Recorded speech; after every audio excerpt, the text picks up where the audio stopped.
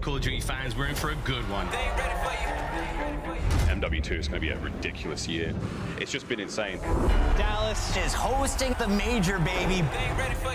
This is bound to be a spicy series. Let's find out, ladies and gents. Oh! Tag just making them pay. Oh my! I do not believe what we are seeing. Here he comes. Oh, it's Shotzzy! Knock it out the park, yeah, show in it. Oh my word! The aBeZy pounces. I know you say you want it. Now you gotta get up on it. Whoa! There is no place to hide. They ain't ready for you. I cannot believe what I am witnessing. And that will be the game. It is over.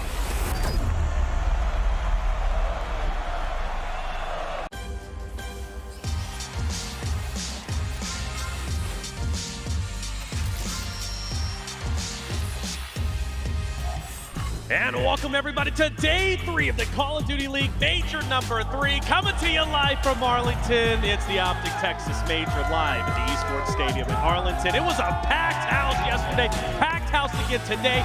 The line was incredible this morning. Nameless people were waiting literally at 4 a.m. Yeah, listen, man, after that scare yesterday, they had to be here today because the Green Wall gets to play on Saturday in front of the crowd, and you can see it is epic in this arena. Make some noise!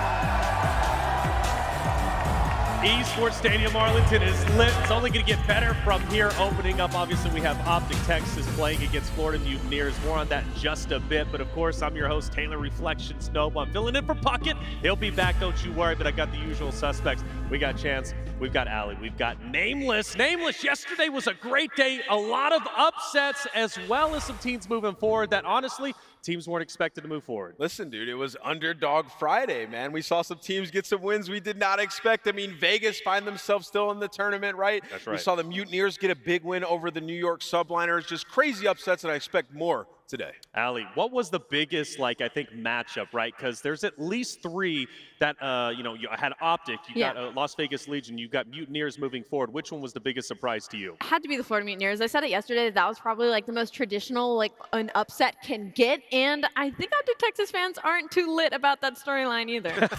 They might not be, but they're going to have to deal with it because it's coming at them quick. Chance, a lot of great series yesterday. I know you were the voice of some of them along with your partner, Miles. But for you, what was the standout, at least, was it the substitution, Marky B coming in? Yes, it is absolutely Marky B. He has a better offensive win rate on aBeZy controlled than the rest of the league. And that dude is a coach. It was absolutely comedy. And to me, the best part was the crowd getting behind him. It's just a moment that, it is tragic for the team because they're fighting for champs. But everybody made it so much fun, made it magical. And honestly, it was just good seeing the old EU legend Fry. Absolutely, and man, OpTic moving forward. I know a lot of people were happy about that. London Royal Ravens, though, put up one heck of a fight. In fact, at one point, I thought they were going to take the dub, but in the end, it was OpTic. I think 4 or 5 straight rounds in a row, and everybody went nuts. But you got to feel bad for London Royal Ravens. They played their hearts out, and Nameless, I know a lot of people wanted them to move forward. It just didn't happen. I mean, I think everybody was holding their breath probably for the entirety of that Game 5 series, right? It was the best, worst series of all time in the way that I describe it. So many undisciplined plays, but in the end, OpTic is able to get that win. You could see in London, man, it's just tough. That's right. It's just tough. It was right there. And New York Subliners, man, tough break for them as well. They were first rounded in Major 2 and first rounded in the Elim bracket. That's the way it goes. Big Clay there, represento. He'll be playing today. Let's take a look at our bracket. Chance, what is shaping up to see, or what are we shaping up to see today? I mean, just a sheer amount of ridiculousness. I don't think anybody can predict anything that's going to happen for the rest of the tournament. For Vegas Legion to lose or to beat LA Thieves when they were down 140 points in the hard point, it was looking chalked, and a team that got second place is gone. New York Subliners, the team that won the first event, is gone. That's right. I don't know. Nothing makes sense anymore. It's been a wild stage 3. It's been a wild stage 3 indeed, and I'm actually going to send it right back to you because we are, at least for one of our series today, at the top of the bracket. 2 teams that played on day 1. They're now going to be making a return back to the stage. It's Seattle Surge playing against Atlanta FaZe. They have history. Dude, it's like a classic matchup at this point, right? The cursing Nikki D, Atlanta FaZe wanted to break that by picking him up on the roster, but they've been going toe-to-toe. Pred, who's been touted as one of the best he is one of the best SMGs in the game, gets to go against aBeZy, test the metal once again. They played a major one 2 different times on LAN. Like, it is always a good series between these two. Let's dive a little bit deeper on that major one, because we have to bring that up, obviously. Now making a return on LAN. This was our box score chance. What did we see? I mean, the craziest stat I think we have on this one is Elisilo, Seattle Surge, who nearly broke the record for a losing streak in that game mode. That's the last team that actually took Atlanta down. So it was absurd stuff that Seattle was bringing to the table. And when they play against Atlanta, that's when we see them at their finest. And it's one of my favorite matchups, I think, for the past 2 years has been the Seattle Surge versus the Atlanta FaZe. And I love to touch on the fact that I think every player in their roles on each team match up the other incredibly well. And that's why we see such exciting matches when these two meet up in. Well, this is a banger. I mean, you look at this series and it's the best search and destroy team in the world versus the best hardpoint team in the world, right? So completely on different spheres, but it just seems like when Seattle goes up against Atlanta, they turn up to a whole new level. But keep in mind, this is also a brand new Seattle that has been winning their search and destroys. I think they're 5-2 in their last 7 search and destroys. Throughout stage 3, they have improved upon that massively. So I expect this one to go the distance. And I think that's like one of the most fun things because like they rise to the occasion. You have guys like Pred who like, aBeZy's the S&D Reaper. His first bloods are on point, but Pred when he plays them gets elevated even further, and the maps we're gonna see are gonna be there time and time again. But even for the head-to-head battles these guys have had in this tournament, those numbers are bonkers. So you have FaZe, whose S&D is ridiculous. Pred's got a 1.8. I think the craziest thing right now is the fact that these two, this will be the first time they match up where aBeZy has been really consistent, right? I remember there was a time where there was a lot of flags being thrown at aBeZy for being inconsistent in search and destroy, and the second that they started calling that out, it was when aBeZy started popping off in that game mode specifically. Atlanta started hitting that stride of going on like 12 consecutive search and destroy wins, and it's Atlanta FaZe, there's 3 respawns in a series. You gotta think they win 1 or 2 of them, and they started out this series, they started out this major number 3 with a hot 3-0. The hot 3-0. That was an absolute beatdown. Atlanta FaZe are looking like the absolute strongest team to make it through the bracket. We'll see if they'll be able to do it. Seattle Surge is not going to go down easy, though. Slasher was absolutely feeling confident. Let's see what he had to say after his win. You guys came out and made that look easy. Yeah, I mean, like I said, we've been saying it online the whole time. Online respawns are different. No sound EQ, we're a way different team, and we just showed it right there. Also, people seem to forget who built that camp. I know how they play. I taught those kids how to play Call of Duty, so don't forget that. All right, like, let's get that straight. Teaching them how to play Nameless, that's confidence. I mean, dude, he is tripping with confidence. He was feeling it. The dopamine was kicked in, and he knows that he has some of the best players of all time alongside him on that stage. So, of course, he's going to be confident. Hey, let's move over to Beantown. Boston Breach. Beans playing incredibly well. We talked about 3 rookies joining in, and, well, Beans was one of them. He wasn't scared to talk trash. He felt confident and comfortable in front of the audience, and that's no small feat, Chance. I mean, not just in front of the audience of like when he's talking, even the gameplay. This dude has been on point, and obviously it wasn't the strongest start for Beans, right? One of his first series in the league, you got a hard point KD of a 0.5. It's not a good look, but I mean, they still got the win, so he's underperforming. He's gotten better as an individual, and now you're getting to the point where he is nearly breaking records in search and destroy. Boston are going to be a force. And Ali, Toronto Ultra making a change after this series. Yeah, I mean, and I kind of understand it. I know a lot of us were caught off guard by that change because they open up Major 3 qualifiers, they play their first matchup, right? And then they get rid of Standing. I mean, I understand because that map number 1 against Boston, I mean, it was basically 3v4, and yet somehow Boston Breach still win that series, right? And if you're Toronto Ultra, that's a little bit embarrassing. So what do? They make the change, they bring in Hixie, and since then, I mean, it hasn't felt like a drastically new team, but the consistency has what really has changed for me when it comes to Toronto Ultra, and they want that revenge, right? It's a little bit embarrassing the last time these 2 teams matched up, and now the biggest question mark is Hixie going to make the difference this time? Hixie is the big talking point. We got Scrap versus Beans. Nameless, they have history. I mean, obviously they have some history. You saw that match. Beans got slapped and they still got the win, and Scrap was obviously mad about that. Rookie of the Year is still very much up for grabs in this match. Could dictate the future of both these guys, right? Looking at this team, looking at both these teams, one of them is going to get brought back down to earth, right, after this series. We're going to figure out who's a contender going throughout the rest of this tournament, so this is a big one. And then at that point, we get to talk about composure and recovery, right? Having that winner's mindset. Beans, though, like I said, wasn't scared to talk that trash, and he did talk that trash. In fact, he had some choice words for Scrap. What did he have to say? Before we let you go, one thing that is going to put Boston Breach in the spot that you guys want to be, if it's a player, if it's a map, a mode, whatever it is, if there's one thing that's going to promote you guys, what is it going to be this tournament? I think everyone knows. Obviously, we play Toronto now. Me versus Scrappy is what everyone's been waiting for. I want to take him down again. Last time I had my feet up a little bit, but I really want to bring it to him this time. Had his feet up a little bit, but Ali today is going to be 10 toes down, ready to bring it. Yeah, I mean, from what we saw from him in the series against OpTic Texas, I mean, it was just a lot of dominance off the back of Beans. And what's crazy is, you know, Scrappy has been kind of that contender for the Rookie of the Year. He's been the front runner when it comes to that conversation.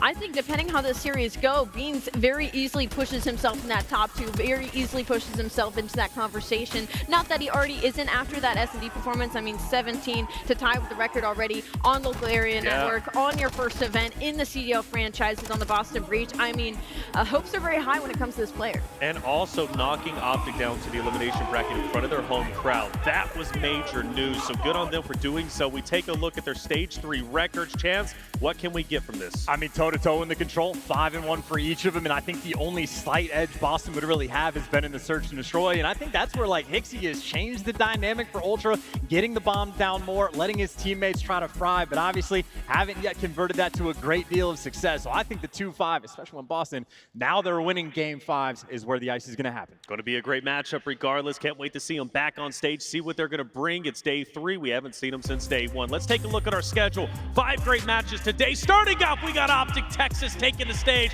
going against Florida Mutineers. Their kryptonite, as some say. Seattle Surge then against Atlanta FaZe. Boston Breach versus Toronto Ultra. And then we get into those scrappy elimination rounds. We know Vegas Legion is waiting for the loser of the Boston as well as Toronto Ultra matchup. We'll see who's going to face off against them. But one thing is for certain, I know it is going to be absolutely lit today. Like I said, OpTic Texas will take the stage against Florida Mutineers. That series coming up after the break.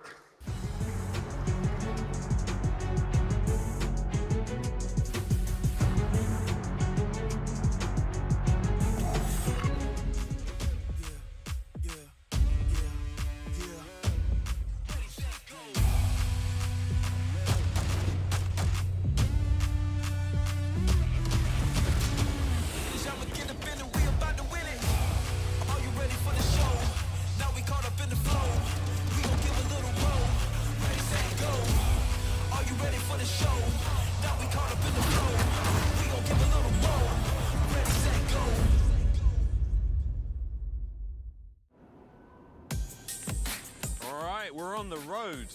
About to go to the Cedar Hill State Park. We're going to touch some grass.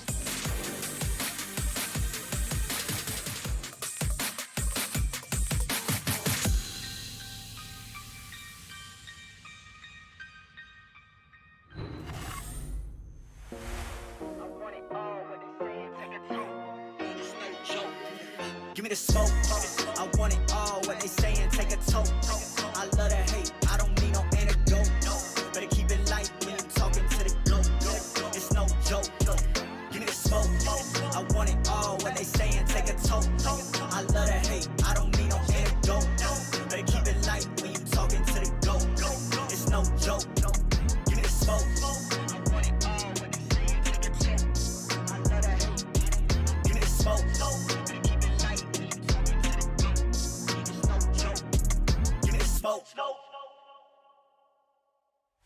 Do you know who you're playing next in the tournament? Oh, I'm playing my son, Daniel Ghosty. Dan, you know what I said to you. You knew this was coming. Good luck tomorrow, kid. Good luck. Bello saying he's playing his son Ghosty. That's the energy they're going to be bringing into this series. And while the history is there, what a way to start day 3 of the OpTic Texas Major. Of course, OpTic Texas going against Florida Mutineers. We have a lot to break down for this one. And, well, the Boogeymen make a return nameless. It seems like Florida Mutineers are looking to knock OpTic Texas out this morning. I mean, Florida Mutineers, they're 4-1 against Texas on land since Vanguard. I know the green wall is sitting there shook right now. Scump is looking at this like, man, I've been up against Florida way too many times. So they have to face them yet again, and it's going to be dicey. All right, well, let's start breaking it down. Let's look at our land stats from their historical, of course, rivalry between the two. Allie, let's take a look at this, right? Because we look at Florida Mutineers and their record, not too bad, at least when it comes against OpTic Texas. I think it's hilarious that this is a rivalry. Like, if you had looked at it on paper or, like, looked at all the other teams in CDL, typically that's where you lean towards, like, oh, the Atlanta FaZe and OpTic rivalry, things like that. But it's the Florida Mutineers, and why? Because they solidified this name that every time they match up on land, it's Florida Mutineers that typically comes out on top. And it doesn't matter the roster, it doesn't matter the players plugged in, if Dave Patty's starting or not, it's the Florida Mutineers that usually gets that win. And just to add to the terror as well, like you saw the hard point record is like a little bit comparable, but S&D is where Florida stood out. No surprise there, but then 4-1 in control. That is the exact struggle point that OpTic has had even just this tournament alone. So the fact that they've had that edge the entire time, I mean, it really sets the scene. And to that point, when you look at the maps there, Florida said, screw it, we're going to play you on your best control. So they're going to be going up against them on hotel. They had the option to pick a CeeLo, but, this new Florida team has not been that good at a CeeLo, right? So it's going to get very interesting. And this was the last time they played. They faced off against each other twice. It was OpTic who won the first time in Major 1, and then come their elimination round, it was Florida Mutineers who knocked them 6-1 on Fortress. So, coming in, OpTic's got to be feeling that heat from that last series. But for Florida Mutineers, they're not the same roster they were before. They made some drastic changes. Chance, what did they do? I've made quite a few changes at this point. Like, there are 4 they've made on this entire year. Basically, almost like a half new roster. Brack's back in the mix. But this can be an interesting one because I know when these guys started off, did not look good. It was an incredibly questionable change, but they have grown and gotten better over time to the point where it's not just the S&D for these guys that's still on point. They're legitimately winning hard points. So they went from the Neslo threat to an all-out threat. And again, they have some teams shook. Yeah, I kind of see like the vision that they were going for. I talked about this yesterday after their series. They had a really tough schedule. If you go back and look at their qualifying split, and they were chasing the respawns. And yesterday, versus New York, by all means, one of the stronger respawn teams, beat them in 2 hard points, right? So it's just a product of the vision. No one saw it besides Florida, and they're doing well. But Allie, we got to talk about 2 members that are about to face off. We saw what one had to say to the other. Let's talk about Fellow and Ghosty. What does this rivalry, or at least friendly rivalry, mean between these two? I mean, it means a lot. They've played together as of recent. They won together, and then both of them got brought up to the CDL. And I think what's so funny is, again, it's just adding more stories into the OpTic Texas versus the Florida Mutineers. And it was really a lot of plays off of Dan Ghosty yesterday during that London series. In round 10, he got that 3-piece and then moved into that 1v2 clutch, which gave them that momentum in that map number 2. So Dan's been looking better as of recent, maybe a little bit more comfortable now on landing in front of the green wall. But again, we all heard what Fellow had to say yesterday. Yeah, so, for those of you who maybe don't follow challengers as hard, these guys teamed with each other, right? And Fellow sort of picked up Dan, and so he calls him his son, saying that he taught him how to play the game. So this is going to be very interesting. And on top of that, they look very similar. They sound exactly the same. When you hear them on stream, you can't tell who's who. So there's a lot of, sort of friendly, brotherly bad blood there. I think Fellow just understands, like, Ghosty, this is your first major. I'm going to make you work for it. Yeah. Okay, I'm going to make you work for it. And if you want to get it, you got to earn it. Hey, it's OpTic Texas. This is their stadium, right? This is their major anyways, and it's their time to show up, and the fans have shown up. It's been absolutely crazy. Sold out. Nameless, I know you almost busted an eardrum when you took off your headset yesterday after they won against London Royal. Like I said, it sounded like somebody just won champs, dude. This crowd is absolutely insane in this arena. It's just so loud, and, OpTic is just giving us these crazy series and these wild moments, man. It's been special so far. It has been special, man, and I know they're going to be pumped up. And the drums when Hitch comes out, too. Like, that pumps me up. I was asking, you going to do it today? He said, maybe. We'll see if he'll be out here doing it, of course, to get everybody going. And it is going to get going, dude. But, hey, let's look at their new roster because things have changed a bit. I know we broke down Ghosty a little bit, obviously replacing that of Ilian. I think Ghosty, for what it's worth, has rose up to the occasion. Is there more to prove for OpTic? Yes. But I firmly believe, Nameless, that victory against London Royal Ravens, I understand it was London Royal Ravens, hey, don't give them your flowers yet. That was the whole conversation. But let's not forget, London Royal Ravens stepped it up in the final week of the qualifiers. That showed me they were, a team not to mess with. I believe that OpTic Texas win yesterday against London Royal Ravens gave them the confidence needed to be victorious today. I think, when you look at it, it's like they got to win, right? So all the outside noise, some of that starts to like seep in if you're continuously losing. But once you get that big victory and that confidence, and you're talking about Ghosty, like he's a guy who made some big plays throughout that series. So he's coming into this one confident, also having had played with Fellow for a long time. It's another match where he can, sort of feel comfortable. So I think it could be huge for OpTic going forward in this tournament. But still, when we look at the series, a lot of mistakes that they have to fix. Well, what broke it down for me and what was so impactful and special to me is just the fact that they were behind. They were down 3-0 in that final map 5, right? And they came back, and I think they reached a tipping point, and things just kind of clicked. We're OpTic. We're here at our arena. We need to win this. And they did. So I think that speaks volumes about what they're going to be bringing in the future of the elimination bracket. Let's take a look at our maps and modes and start breaking them down. Ali, we're going to start with you. What maps are we looking at? There is no fortress control in the series, chat! Everybody rejoice. Everybody rejoice. I had it in my notes yesterday. I wanted to see OpTic Texas play hotel control. We get it here in this series, and I don't know why they haven't played it. They're the second best offensive team on that map and mode during this split, so I know we're all happy to see that map number 3, but a couple of repeats here. OpTic Texas, they want success in this series. I believe they need to do it in 3 or 4 here. They don't want to get to that map number 5, Mercado. Havoc has a 2.18 on that map and mode, respectfully, and last time they played Mercado, it was really close against the London Royal Ravens, and they lost it to Florida. So don't want to make it to the later half of the series. I mean, I think Florida got to take that HyDra. I think teams are starting to not veto that, going up against OpTic, and HyDra could be a really big opportunity for them because OpTic lost that yesterday to the Royal Ravens. So I think it's interesting. We'll see. So Florida Mutineers, new roster. We talked about the Major 1 and kind of how they faced off against each other. They were 1-for-1. Obviously, Florida Mutineers, they knocked OpTic out of that Major 1 bracket. But let's talk about what makes Florida Mutineers so special today and what is so special about that win yesterday that showed you, and chance to actually go to you. Why does Florida Mutineers, why do they still look like the kryptonite to OpTic? Well, I mean, just clean across the board. I think the records that we solved, just like they're still great in control against OpTic specifically, is a massive boon for them. They've always been a 2-3-5 team, but now they're starting to win hard points. So it's kind of just across the board. They're a very creative squad as well. I know Ali pointed out like Havoc's, S&D prowess on a map like Mercado. Sure. It's a well-orchestrated team. They know their jobs, and they've been getting better over time. So it's really about the teamwork for those guys.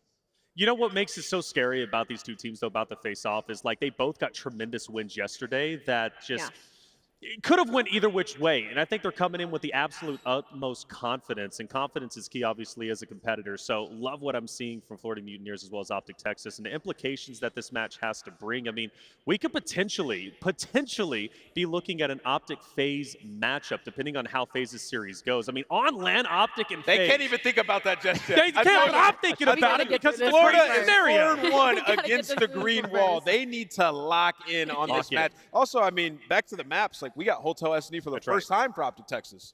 Right, of any of these rosters in this game. So that one could be, they might have something up their sleeve, right? Sure. We see Shotzzy hitting some crazy routes in some of these maps. And we talked about the CDL points as well. Florida Mutineers getting the victory yesterday as they did puts them that much closer to the champs race, which is very impactful because there were teams at the bottom.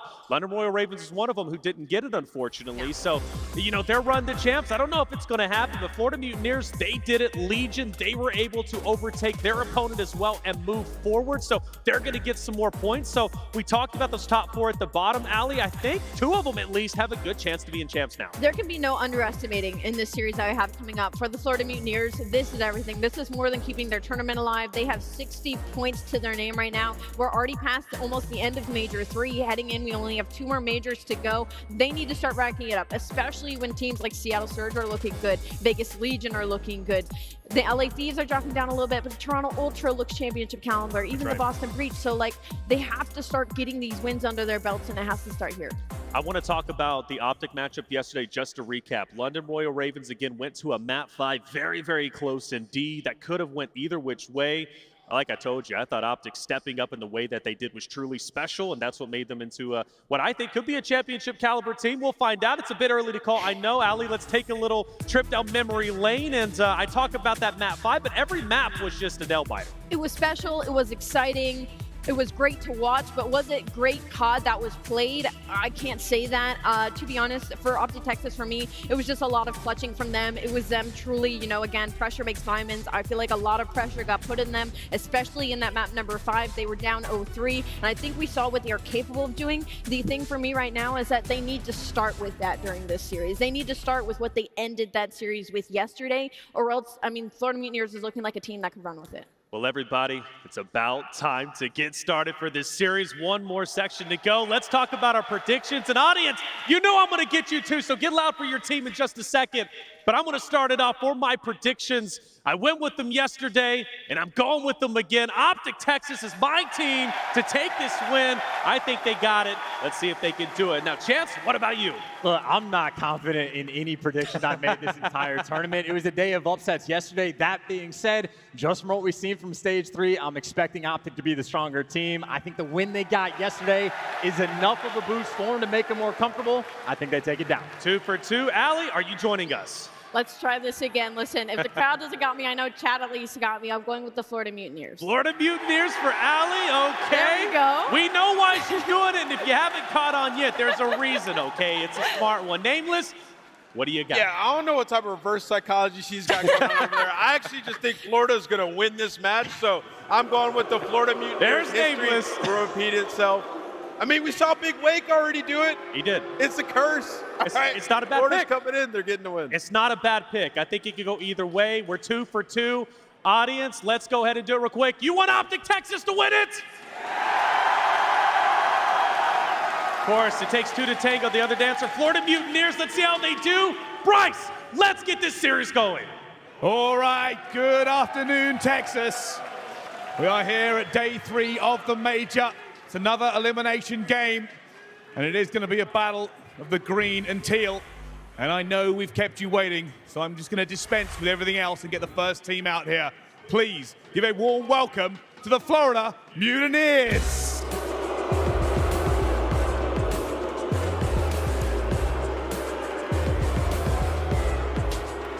Capital, Havoc, Brack, and Fellow, your Florida Mutineers. Man, they just look happy to be here. It's been so many battles this organization has had against OpTic on land. They've gotten the better of them 4 out of those 5 times, and these guys took down the Major 1 champions yesterday in a dominant fashion. We'll see if they can go through the green wall. Let's bring them out.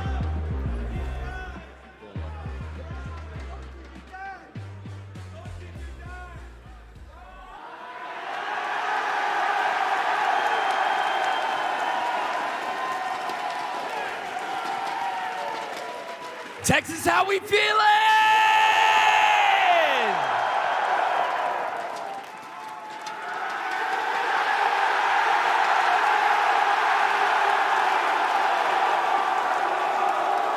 Let them hear you. Green wall. Green wall. Green wall. Green wall. Green wall. Green wall. Let's go.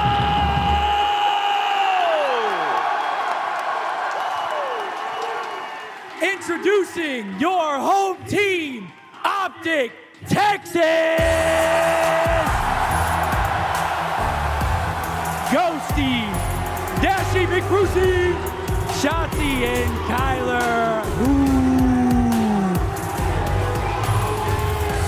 I mean, the vibes could literally not be higher in this stadium right now. They got the king on the drums, and to walk them out, the pressure relieved off the shoulders of Texas, knowing they have the green wall behind them.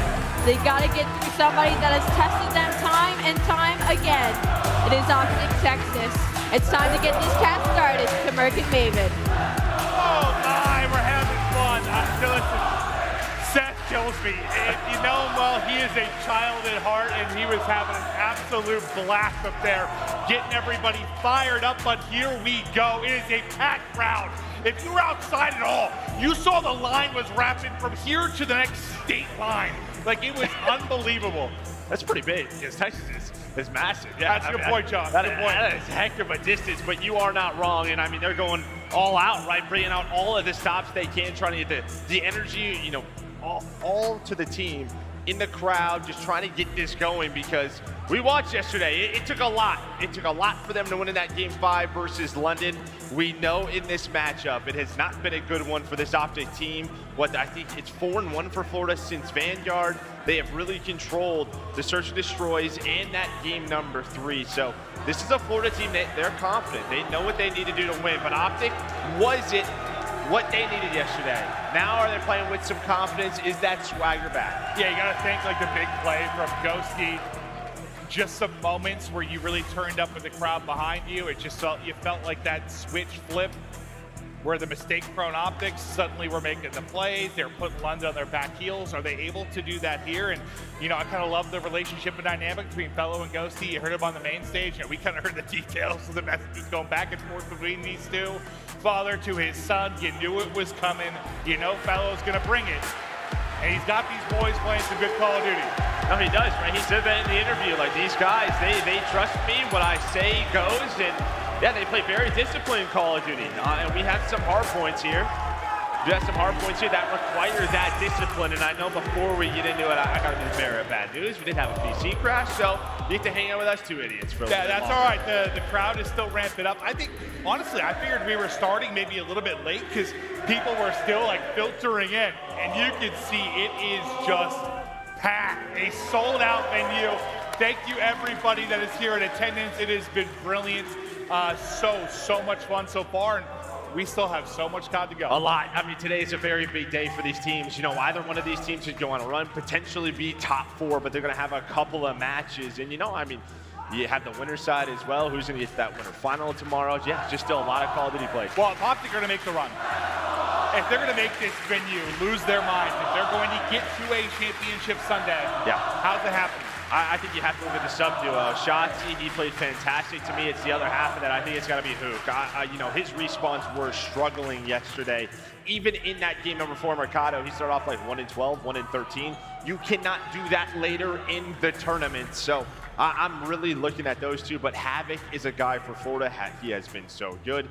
You have Shotzzy as well. And when you talk about HyDra, both of these two are going to be hitting those water routes. Yeah, I mean, I think when Havoc came back to the league, he's obviously been a guy that's been kind of up and down, like just in the league, not in the league, trying to find that spot. And you saw his impact was immediate. He was frying in challengers, and now he's got in the league. You know, the place he can make it search and destroy. He's been more consistent than I think many would have expected him to be in the respawns. And now with Fellow on this team, he said it yesterday, like, I could jump, if I told them to jump into a bowl of fire or whatever he said, like, they would do it. Like, there's some trust there, and I think that is going to be the thing that if you're going to beat OpTic, that's what it's going to be. Trust and making the plays you don't make. 100%. You know, I mean, the last couple of months for Havoc might be some of the best COD we've seen him play. Honestly, in the league, he's had his ups and downs, but he's playing consistent. He's playing confident. And yeah, Shotzzy, I mean, he's the playmaker for this OpTic team, right? When he gets going, he's going to make it look good. And he does it, the best way possible. Yeah, feels like sometimes he's trying to make it look too good. I'm like, oh, you just would have won that if you didn't have to be so flashy. But that's just part of the mystery and the beauty. That is his gameplay. It is certainly something you have to witness. If it's your first time watching, you've never seen Shotzzy's POV, it is something incredible. But thank you for your patience. We're just waiting to get restarted. I think we should be good to go now. And I was just told we may have another restart. I'm so sorry. We do. I'm so sorry. And it looks to be the same player. So hopefully, you know, the comp ops team get on that quickly. Because we want to get wet on HyDra, that is for sure. I'm trying to get moist. On the map, dude. Joe's a naughty girl. You got to watch out for this guy. Unbelievable. Oh. But no, as we wait to get starting, hopefully it's not something we're going to swap out a PC and it's just another restart, we're good to go. If it's going to be a longer issue, we'll try to keep you filled in as quickly as we can. Hopefully everyone's been able to get into the venue at this point. Shotzzy's face is a let me play, bro. Like, I'm ready to get twisted on the map. We're going to talk a bit about this matchup from Challengers. You heard Fellow kind of talking father to son. He's been looking forward to this matchup. It's like big brother, little brother. It really is, right? It feels like Fellow has had the script. He thought this matchup was going to happen. he's looking forward to it. Yeah, 100%. And I mean, for Ghosty, you know, for OpTic fans, maybe it's not what you want to see. That's probably pretty similar to, you know, around what Illy had, but to Search and Destroy, you want to see a little bit more for him. But I feel like at the end of yesterday, you know, in those maps they were clutching up, he was playing a lot better. And again, maybe that's what he needed. I know this is his first LAN on this team. OpTic is always expected to do well, but to do it in front of this crowd as well, I'm sure the nerves were there. Yeah, I'm sure it's just one of those things where you learn over time as a player, it becomes less nerve, and nerves are more like you're harnessing the power of the crowd, right? Like you look to just encapsulate everything that is going on, use that to your benefit.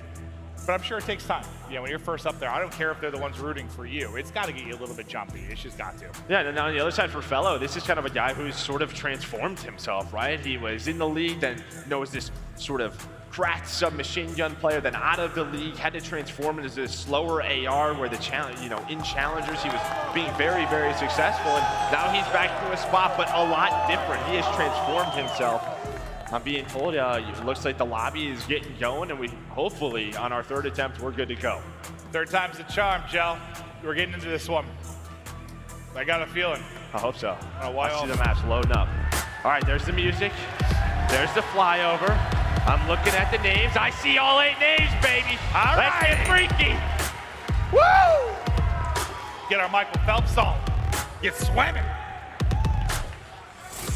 But you see right here, it's just sort of a tale of two different stories. For OpTic, great rotation team, not great at holding. On the other side for Florida, they are very strong at holding down these hard points, but they do not win the rotation very often.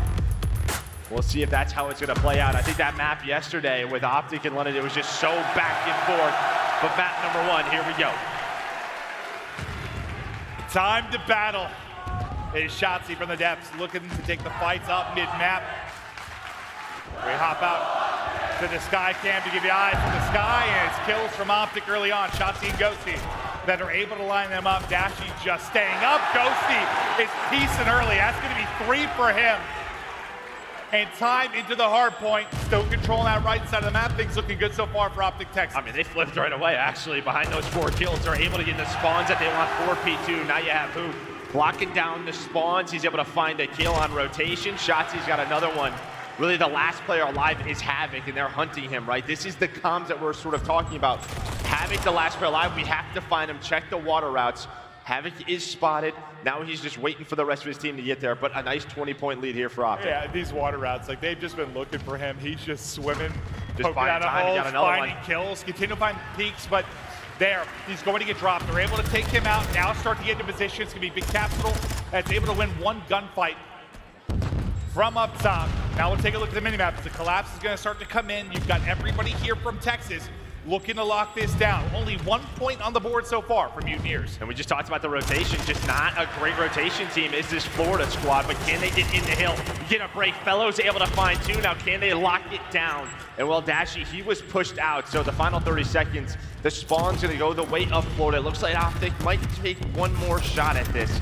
Just get them off the hill time, focus on the rotation. That's what Ghosty's doing over at P3. Yeah, and a pretty solid break. The set's like 30 seconds left. You know, it's not like a super late in the hard point where you're punishing yourself on rotation.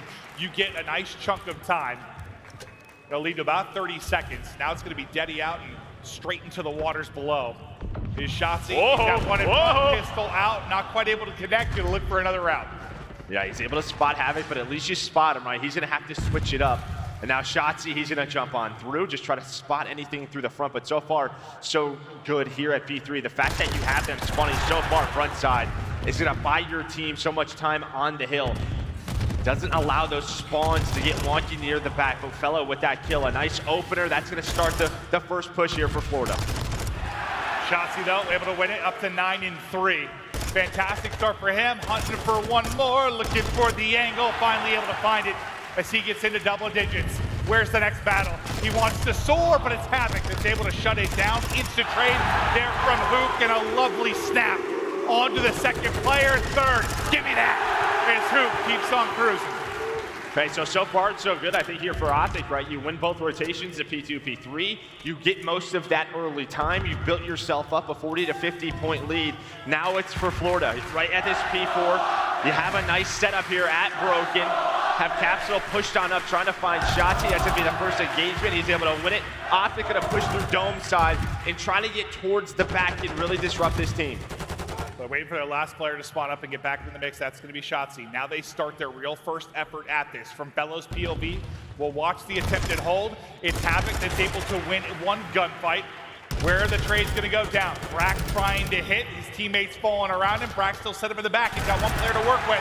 It's going to be Capsule, I believe, inside. With the spawn and the numbers here with 25 seconds left for OpTic. Yeah, nice shots from Ghosty. He's able to find that. He's up to a 3 spree. So similar to kind of what Florida was doing, right? Where, you know, you get the final 20 seconds or so to keep that lead. Double positive is Shotzzy on this P5 rotation. So you go all the way in the back. It looks like Fellows locking this down for now. Well, he's going to get taken down, but he has the help of his duo and Dashy. Inside of the hill will be Huke for now, but Florida, they're just focused on the spawns, trying to deal with him, but Huke, he's just going to get on the hill, win that gunfight, and try to disrupt this setup here from Florida.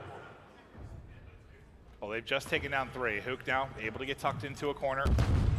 Well, his position now going to be given up. It's the nade comes, the stun comes, and not going to be a safe spot for him whatsoever. Now, what can Havoc find? Out to the top balcony he goes. He finds Shotzzy with the gunning and the movement. Is able to put him to sleep. Still a 20-point advantage in Capsule. Still trying to lock it down inside. Yeah, nice break there for OpTic. Now they have the spawns. 30 seconds left. They're still holding on to that pretty small lead, but well, Florida, they haven't been able to break this setup, and it's really the sub players right now for OpTic leading the way, and that's what you want to see. It just feels like if Huke and Shotzzy get going, they are just so much tougher to beat as a squad. They're going to find the rest of that time, build the lead up all the way to around 50 to 60 points, the largest so far throughout this map, number 1. You take the first hard point out of it, right? Like the 38-1 start or whatever it was. Since then, it's been relatively even. You get this up to 50, but you start to play them tight if you're Mutineers. Now, how long can Capsule survive in this central point? The help is all around him. We go out to the Sky Cam, gonna get picked up as Shotzzy. He was able to win one fight, but traded pretty much instantly. It's a nade from Huke into the point that's going to lock it down. Flurry of kills for OpTic. Nobody in the hard point for now, Joe. Yeah, and right now, I mean, OpTic, again, just doing a good job making sure they have P2 side of the map. Havoc is taking her out all the way through. It looks like Huke, though, is trying to find it. Huke, he's on top of it, not able to win the gunfight, but that allows his team to know, hey, we got to get to the back, while the rest of Florida are going after the scrap time. Huke, he's going to spawn all the way out, so Shotzzy, he's got to deal with Havoc. It was like a one-on-one I thought you were going to have, but now it's going to be Shotzzy with a legion of players in front as they break down the comms and try to get in. Let's get right to a listen-in now with OpTic Texas. Castle, when is Border going castle now? That guy's going castle. Alright, try to break the left here. We can break the left. Yeah, I need a time. I need a time. Nothing stun castle. Here, I'm watching. 2 ticks on trophy. Nothing boulder. He could be in before though. Yo, one guy's pushing. Okay. Alright, chill. One guy's Don't jump. Havoc's gonna cut us. Yeah, he's don't jump up. One guy's back before me. Havoc's gonna cut us. Low dome. I killed the guy before. And Havoc's stun mid. One guy's low dome. Yeah, I hit the water. I hit the ocean. He's out. I don't see him. He could be in the corner. Oh, that. Nice, good Nice. one. I'm stunning. One guy's gonna be P4 I need timing. this time. Yeah, Bryce. He's laying down back door. Yo, no more trophy, I think. He's laying down back door. I don't see him, bro. He's jumping on his P4 own. weak. What's P4? Weak as fuck. He's one shot P4. P4 front.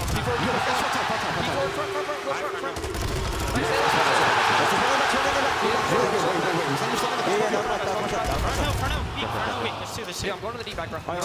They keep me dump on me. I'm on it now. I'm going deep back, bro. I'm not gonna try down. You try to watch my dome. Look at top dome, man. Top dome. I'm not challenging him. You have the back? Yeah, I'm in the deep back, bro. Alright, listen. Yeah, let's just hold. I don't see him. Let's just gonna go to hold here. What do we do? Top dome, 1 HP. I need his ass. I'm on water hop, okay? I have the deep, but I'm like Watch kind out, of in a top timing angle. Yo, he got me front. He's going top. You're pretty critical of some of the comms you heard from OpTic yesterday. Did you hear any Oh my improvements here? God! I mean, Well, okay, yeah. the small talk was there. I don't think we heard Huke at all, but I did hear him right there at the end. I think maybe just to listen in wasn't picking up his audio. So that was like the one thing. I mean, Huke was going on a long route there. We're waiting for him. But for Florida, even during that listening, that was the big hold that they needed. Now only down 15 points, but over at P3 with the opening that Shotzzy found with those shots. You have a lot of that, pressure to deal with now, but OpTic, they are dealing with it, and now all of Florida spawning out P1. Yeah, it's like how many 1v1s are Shotzzy and Havoc going to have in the water? It seems like it's going to enter double digits soon. Huke with the Deddy out. Just trying to stay on the map. get tucked away with his trusty bush here, and he is all the way deep. They're hunting for him. I don't even know if they checked this. Do they check it? They go for it. Huke is there. Is he able to win it onto the second? The tactical is out. The stun is able to hit. Now looking for the angle. It's a great nade. I thought it was going to maybe stick him, but Fellow able to hit the shots, and then the snap right back to the push. Thought he was going to take that as well. But it's the team firing from OpTic that are going to get it done. I mean, that's just a play though, right? Huke's buying time for his teammates to win the rotation across. They get the spawns now, Florida. They are able to get through front broken as OpTic were just trying to get set up inside. But so far, so good here for OpTic. 3 going to go down. Brack now the last player alive, just going to try to disrupt this setup. But with this 50-point lead right back into it, you find these 25 seconds, you are close to winning this map number 1. Just about to get over that 200-point mark. So far, so good. Gunfight after gunfight. It's Huke that continues to line them up. My guys have been making the plays. Spawning out, it's going to be Mutineers on the rotation. The first guy there is going to be Shotzzy, then from OpTic that's looking to find the fight. He's able to take the first, and you can see right on the next hard point, that's about to pop. The OpTic numbers trying to get there. Shots coming into Havoc. Now, who's able to win this little 2v2? So far, Huke and Shotzzy, the ones finding kills on the OpTic side. And this is what happened the first rotation, right? OpTic, they just played from the hill, but that will be 3 dead as Fellow able to find 2. The team nade comes in, but OpTic, they get the close back spawns. And well, behind that 2-piece from Ghosty, that's going to be Røkkr collapsing.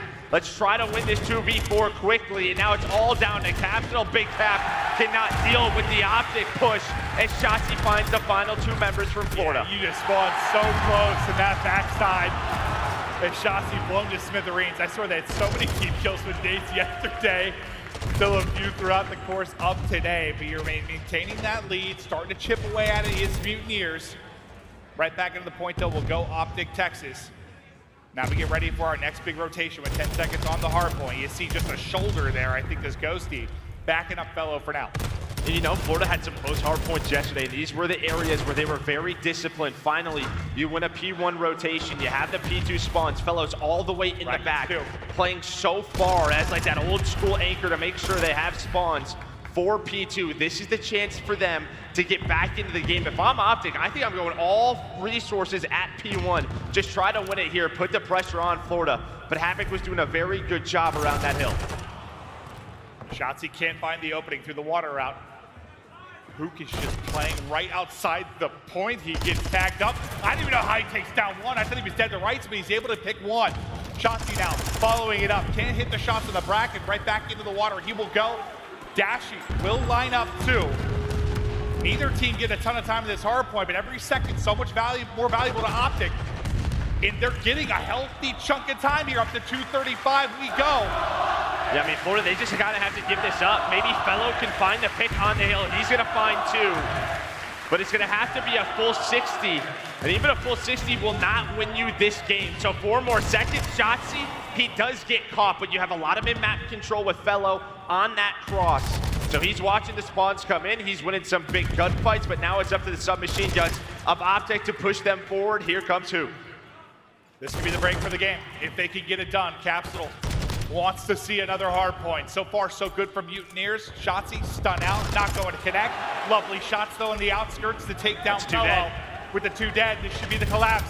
Here comes the push inside. Another one gonna fall. 1 more player here. The trade is through with the final point. OpTic take the map 1.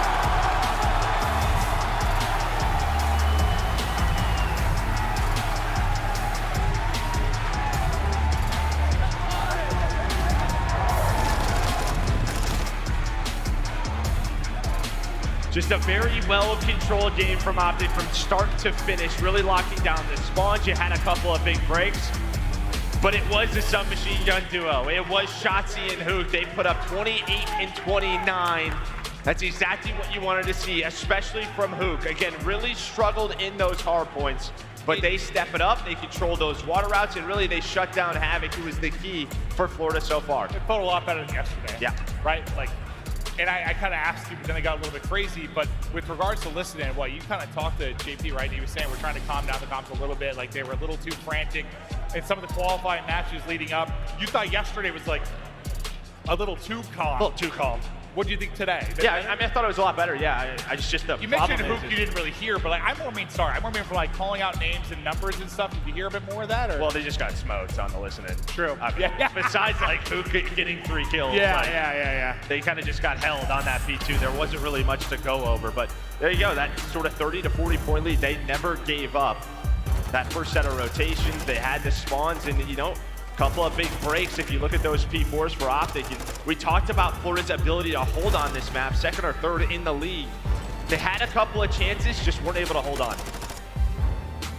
And we'll check out some of the big plays throughout the course of it.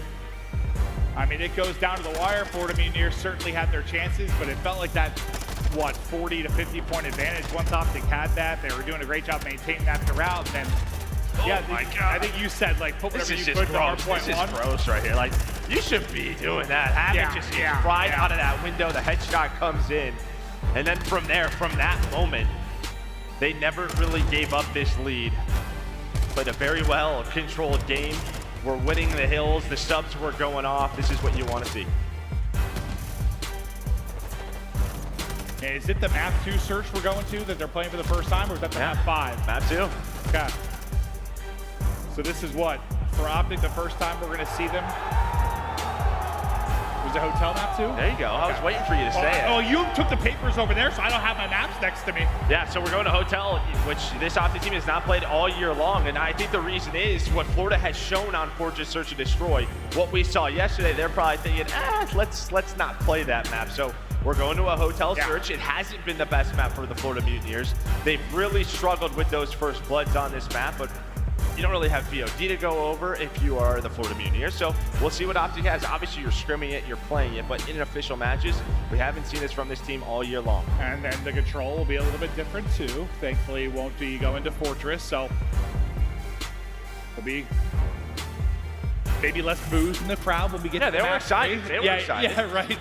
To get the hotel control. But for the Search and Destroy, we'll see what they're going to bring to the table. But an excellent map 1 win. Now, how much can you carry this forward and take the momentum from this crowd? Because they were rowdy. You can see it is just packed in the venue. An awesome sight to see. As OpTic put on an incredible event. It was a blast last year, just trying to upgrade it and improve it every way they can this year. It's been a joy. Yeah, I mean, over here you have the challenger side. Yeah, just so many activities if you are a fan. But the big thing they're here for is to watch this team on this stage. And yeah, it's getting a little toasty. Are you all right? It is warm. Yeah. Yeah, usually when you get too hot, you can't think very No, straight. I'm trying my best. Yeah, it is. No, that's what happens to the packed venue, dude. It is filling up. More and more. I couldn't believe it, dude, when I was walking outside just to get some fresh air and saw how far that line was going. There were a bunch of different videos that were kind of popping up on social media that you saw. It was really special to see. But this matchup with Dashy and Brack, who do you think's at the edge in the Search and Destroy? I mean, it's just sort of in terms of the matchup, right, Florida has kind of owned this Search and Destroy and Control versus OpTic throughout, the last 5 matchups. But between these two teams, it's tough to tell because you don't have a lot of reps. If you are OpTic, you have no reps on this map. But here we go, map number 2 loading up. But I think, the Dets kind of talked about it with HyDra. That was a big map to win if you are OpTic, right? Because that Mercado hardpoint you've looked great on. But it's a map number 5 where I think is really the worrisome. So I'm excited to see what OpTic has on this map. In a map 2 we go. Huke, terrific in that map 1. We'll see what he brings to the table here, but it's Fellow that's able to find the first blood. Shotzzy ripped out of this round. Now what can OpTic do from the 3 versus 4? Defensively, just trying to pick their spots as slowly. Mutineers working this bomb towards B side of the map. Yeah, and this is sort of the, one of those maps where we're so A heavy time and time again, but teams now starting to work the middle of the map, work over towards B. Inside of this kitchen, it can just be tough to retake. But OpTic, they're ready for it. They're ready for it. And I think if you're down in numbers, you'll take this because now it is all just about the snakes. The form on point, they're going to catch them inside of the freezer. The 3 versus 4, now a 3 versus 2 for OpTic. They shut it down, they bring it back. Now Mutineers in the back heel with 30 seconds to go. How do you look to play this? It's Brack that's trying to lock down mid-map. Maybe you can get a pick, get out with your life. At some point they're gonna have to transition across. It'll now be Fellow working to get the bomb down. Deddy popped from Brack. Can you get a kill? Can you get away with your life? Flanking it through the backside, it'll be Dashy, able to drop one. All gonna fall to Brack now. The dead silence just about to run out. It is now gone, as he will be stomping. OpTic players listening for it. Under 30 seconds to go. The push starts to come in. Shot's not gonna hit. Huke with his second in the round, and that's a big 3v4 there from OpTic Texas. Yeah, you saw, I mean, Brack and Fellow right there, they have no info. So Fellow is like worried about the flank. That's why he jumps over to the stairs. He's watching that side of the map, but Dashy already top patio, able to win that first gunfight. For Florida, I think after getting that first blood, you probably want to slow it down right there, but that's a nice job from OpTic to get the info that they were able to find. They got players inside of that B site. They just ran right into them. That's exactly what you want when you're down a man in the round.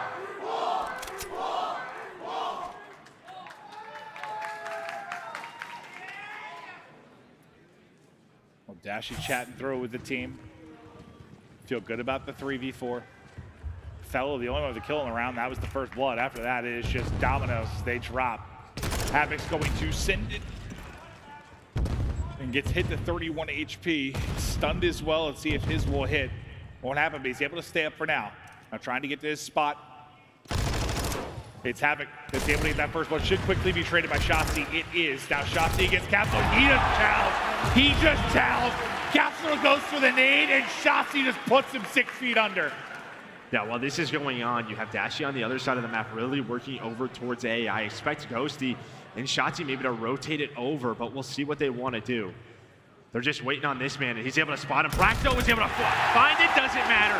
The headshot is there, he reads it. And now Fellow, he's got to fly, He does have the deady. He has the deady, but Shotzzy in a bit of an off corner. I don't know if he is going to read this. Well, somehow checks it, doesn't matter. Does not matter. I mean, there are a couple fights there where it's like, you know, Brack had a chance. Capsule gets, what, a couple bullets into Shotzzy, then goes to throw the nade and gets destroyed.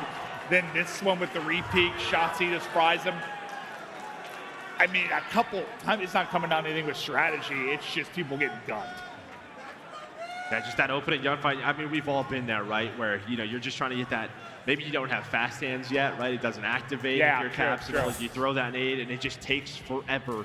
Yeah, it's like you're an actual sloth when you're trying to throw the nades. It's horrific. Yeah, I mean, you know, with Capsule 0-2 and not doing a lot, but yeah, probably doesn't have fast hands yet as well. Shotzzy, oh yeah, the crowd is fired up, but he was hoping to get into that position now, though. The pressure's on him, and that's what we talk about. Sometimes you're trying to look pretty, and well, you get caught, because OpTic are just getting ran over. Oh yeah, the chef was cooking up a meal. Unfortunately, it ends up a little too burnt. I don't know, he just gets caught while he's hopping around. It is fun to watch, but it did not work out for him as he gets dropped. It's now just Ghosty by his lonesome, and he will fall. But yeah, I think that was kind of to a T what we were talking about in the pregame.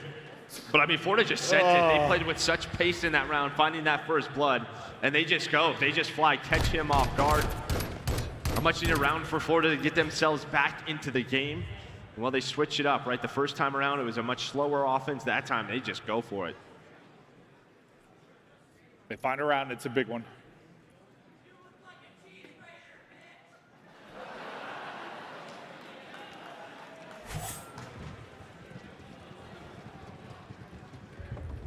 Let's see if they can chain together a second. Just avoid the stun.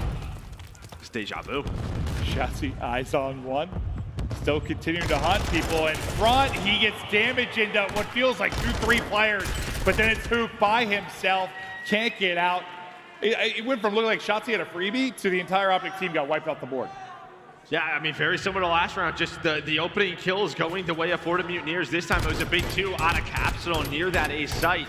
And I think Shotzzy, he wants to find that kill on the Havoc. The grenade is hitting. There's a player weak, but the problem is everyone was A side. So he had no help through that main archway to find that kill. So instead of him hunting him down, well, he gets bad timing. Crowd getting riled up. I'm getting riled up because Asim production team for a fan they brought me one. I'm feeling much better, Joe. Thank God. Some cool air brushing across my legs. That's such a diva. Yeah, I really am. Oh, Ghosty though, he's beaming. Brack now. Still full HP. looking for the fight, trying to get across, takes a bullet or two, but it's Havoc that's able to slice him up. Now it's the Dashy, sniper in hand. Can he clutch up for the 1 versus 2? Ton of time to work with. And this is not the bomb site for a sniper. Is Dashy gonna prove me wrong? He has done it before. Ah, yeah, it doesn't matter, dude. It's Dashy. Yeah, you throw a Big couple old of snakes Bruce in there, anything could really happen. Hit it, kid. Well, you have this 2-man set up for Bracken Havoc. He's just gonna need the door open to open that up. Just try to find the angle, but they're gonna give him nothing right now. What a moment this could be. Oh, I don't even know if he gets eyes on him. Just the snakes inside and just eviscerated. Yeah, that's just that's good form out of Brack right there. Yeah, the door opens. He hits a couple. Dashy just never even spots him. Havoc was up top in that Shotzzy spot, but again, you have sort of this great start from Dashy or Ghosty in the round with 2 kills, and you blinked. The round is pretty much, you know, man advantage to Florida. Like, what the heck happened in those sort of mid-map skirmishes that Florida were able to win? Well, I mean, a lot of these rounds, I feel like it's been somebody getting first blood, and then it's just fried. I mean, you're able to pull off the 3v4. They're playing quick. They're just going. They are just going. It's not this usual A bomb site sort of battle that we are seeing. It's all about middle of the map. It's all about B right now.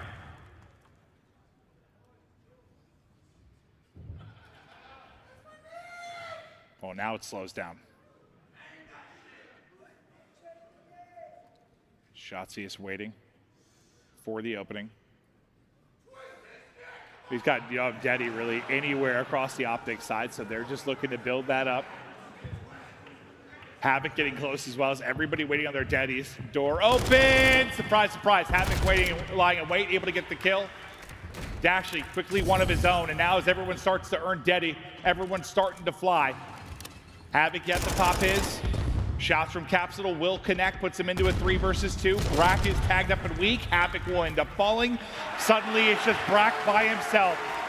That team will have numbers, and then suddenly they don't. Now can Brack make the play? It's on 1, hits the cross on the front. The reshot comes in. The shots are there, and it is a close gunfight. I think that's a round Florida probably wants back. We're going to see right here. Somehow, I don't know who the first player was, but they got a couple of shots into Brack that allows Huke to go for that. Dashy. My guy's vibing on the main stage. Huke, he is chilling. I think Dashy hit him like a bullet. Yeah, and that's all that he needed. But I think Florida, you had Capsule work the pinch. He was able to find the first one. And then they were trying to time the 3 versus 2 inside. But I think Havoc in Brack, somehow that timing went wrong. Capsule ends up getting picked, which leaves Brack by himself.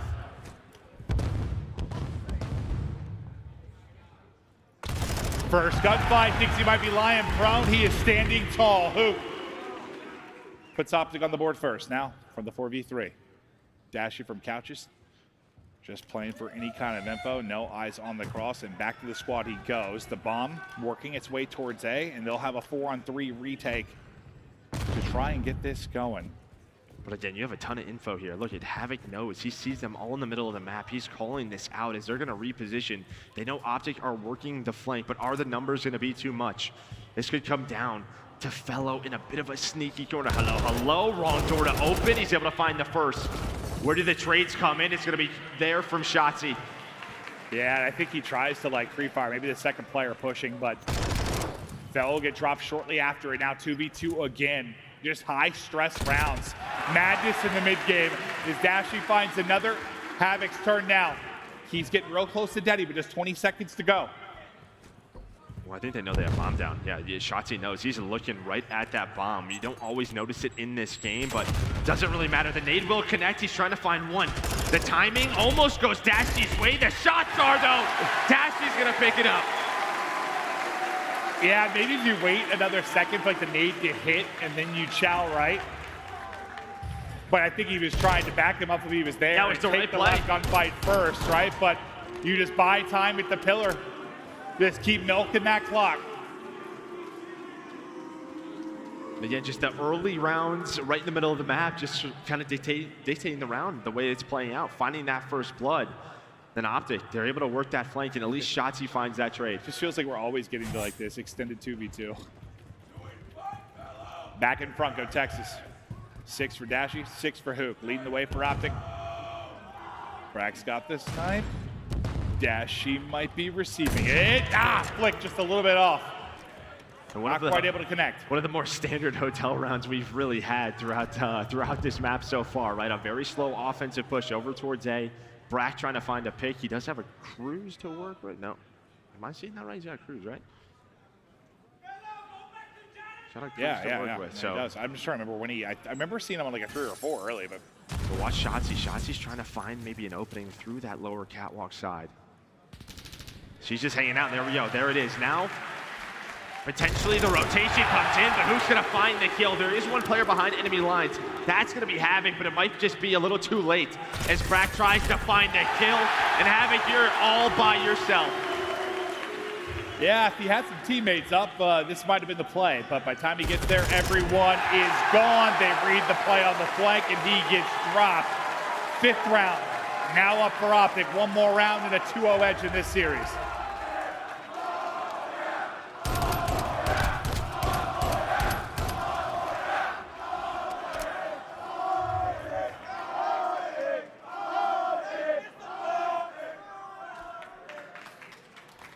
So far, Ghosty's got the edge in the father-son matchup of the millennia.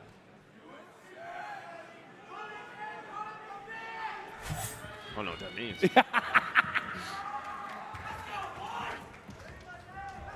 Can they put it away here? Dashy's turn! And unlike Brack, Daddy Dashy hits!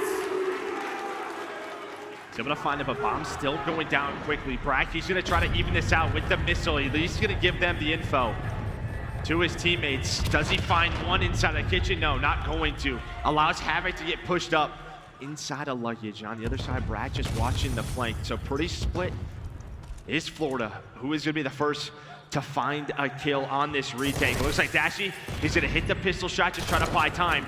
The clock is ticking, 20 seconds, now a 2 versus 4. But do they know where Havoc is? That's really the player again. Where is Havoc? Can he stop the defuse? They have to check it. They have to check it soon. He's on it. He sticks it. OpTic up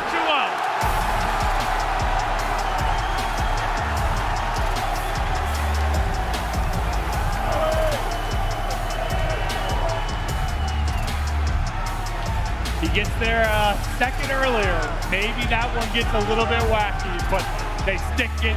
They close it out. OpTic looking good so far. And the boomstick there from Dashy sends the message in the final round early.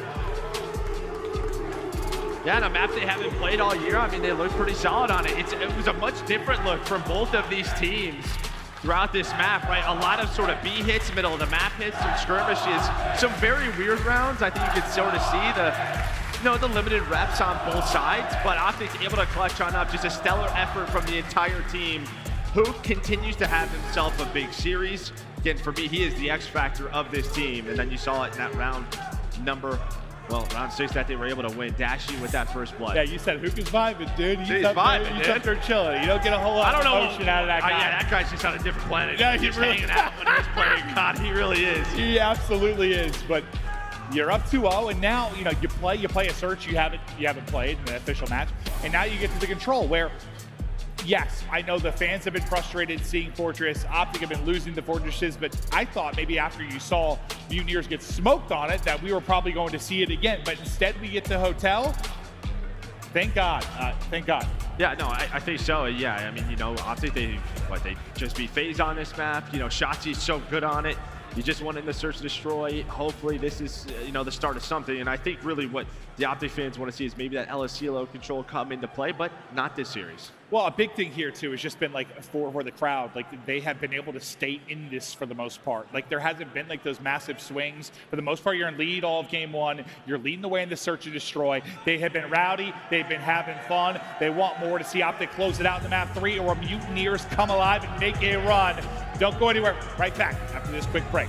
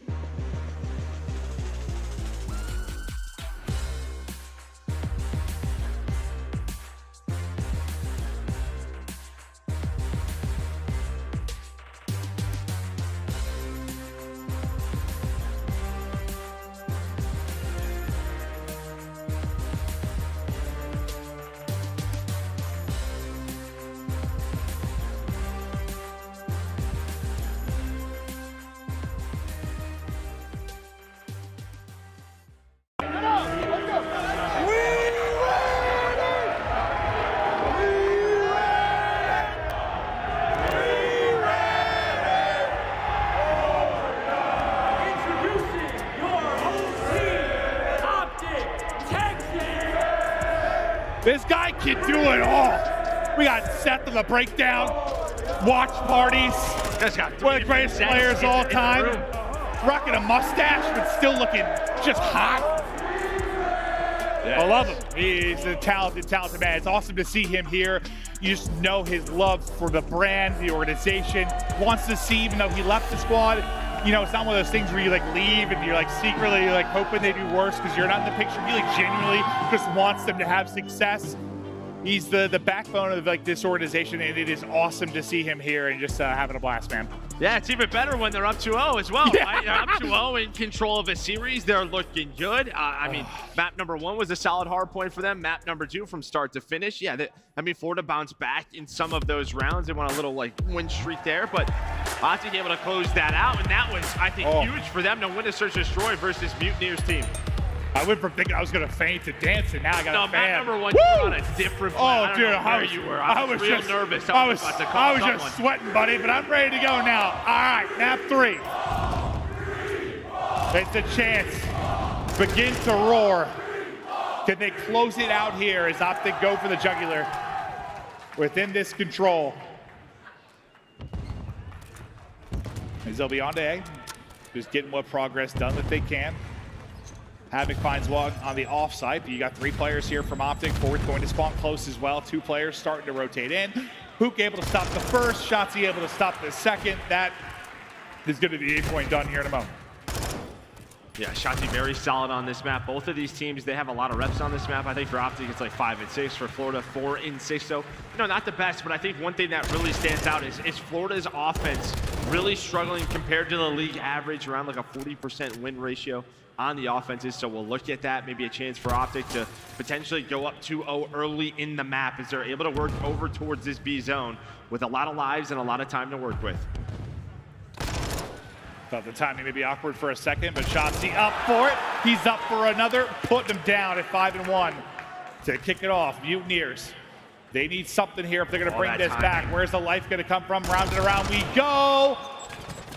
Capsule already got a kill, but I thought the nade maybe going to finish it. Now it's really just going to be Shotzzy. Everyone has dropped around him. He's got to play his life. I mean, that's such an unfortunate scenario, right? Your last 3 players on the B zone, you're trying to bait Brack out. You know that's the player bedroom. You need him to chow. But, well, he just waits for Cap. Capsule finds Itami on the pinch from Shotzzy. And, well, Shotzzy lets him through. Capsule finds that first kill. Someone else probably turns. Then that's when Brack is able to come out and defend that B zone. So a little bit unlucky, but right back to it they go. 3 go down, make that all 4. Having the first player up, already 1 tick done at B. OpTic, they're just going to get on it. It's stack or starve. They're on the zone. The second tick is in. Florida has to go. Round 1 done. Yeah, they don't even send anybody to push out a cut or hold across from mid. Like, they just stack it, and it goes so quick. If you've got that many bodies on the point, then I think Shotzzy gets 1, Huke gets 1 as they go soaring in. But now, a round closer to closing this out in 3-0 fashion and continuing on with this loser's bracket run. I mean, you don't even have a lot of engagements on either side. Dashy with 5. Fellow has 2, 0-2. Like, they hardly fought them. It's not sort of the mix that we normally see. Well, that was pretty much a couple of 4-down scenarios for Florida, and the round was over. That cannot happen. The trades need to be better from the Mutineer side. All of their kills basically come in that first shutdown of B. That's like it. Well, let's see what OpTic send to this on the A side of the map. They get the 2 kills at mid-map. Now they're likely going to collapse. Brack puts a nade in his own pocket, able to finesse away. Trophy just gets out before he drops. Now it's a dance battle. Just Dance 6.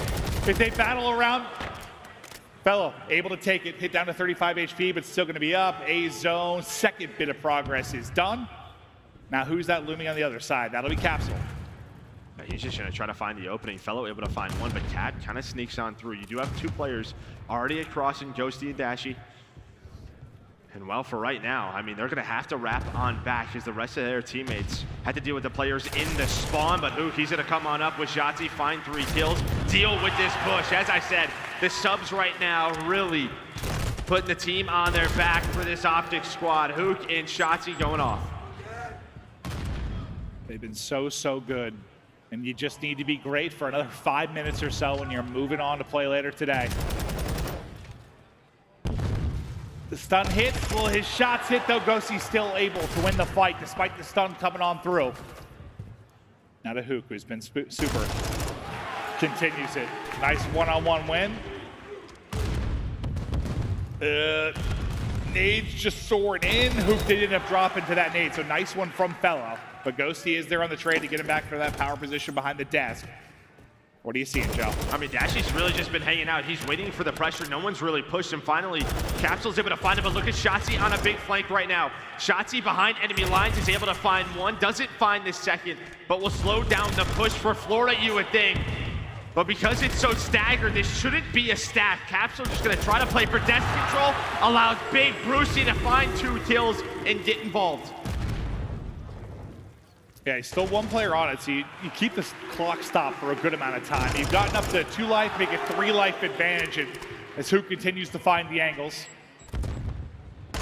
You've just got no bedroom side control. Huke is just ripping you to pieces. Yes, please continue to take these fights, because Huke is putting you in the super, uber, mega blender as he gets 3 or 4 before he drops, and the life advantage continues to build for OpTic. Florida's just playing the wrong game, dude. They're trying to throw dodgeballs at the guy. Just shoot your gun, take him down, just find the trade. You keep trying to stun him and nade him. It's just not gonna work. He holds the pre-aim, able to find another one. Now it's just 6 lives, and this is what we talked about, the struggles for Florida. They are just too staggered in some of these pushes, and just like that, the time is against you, the lives are against you.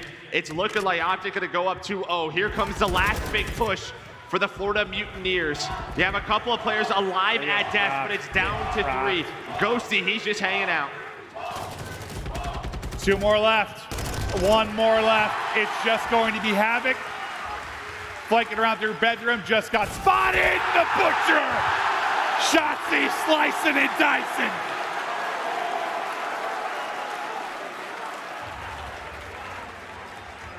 I was really hoping for assassination, I won't lie. But, you know, he finds it, and then he hits a little 360 off of this. Get this guy. This guy's just doing some ridiculous things, as he always does. He's just having too much fun.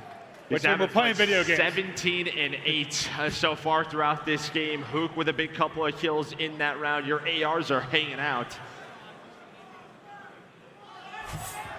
As I think the fans are happy to see them on hotel control. Yeah. I think that's safe to say. Now, can they lock it down, close it out, move on? You get a quick series here, focus up on your next match. 5 in a row for Dash, or sorry, 4 in a row for Dash, 5 in a row for Shotzzy, make it number 6. Crews to work with now at +10. My guy is in his bag right now. Redead again. And Oh, it's all team 4 following it up. dead right from the get-go. You're gonna 3-player stack this B zone.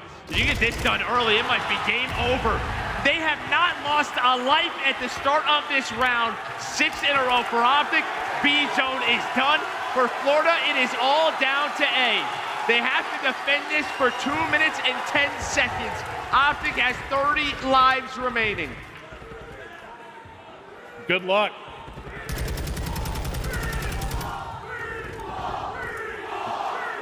In the venue, they can feel it.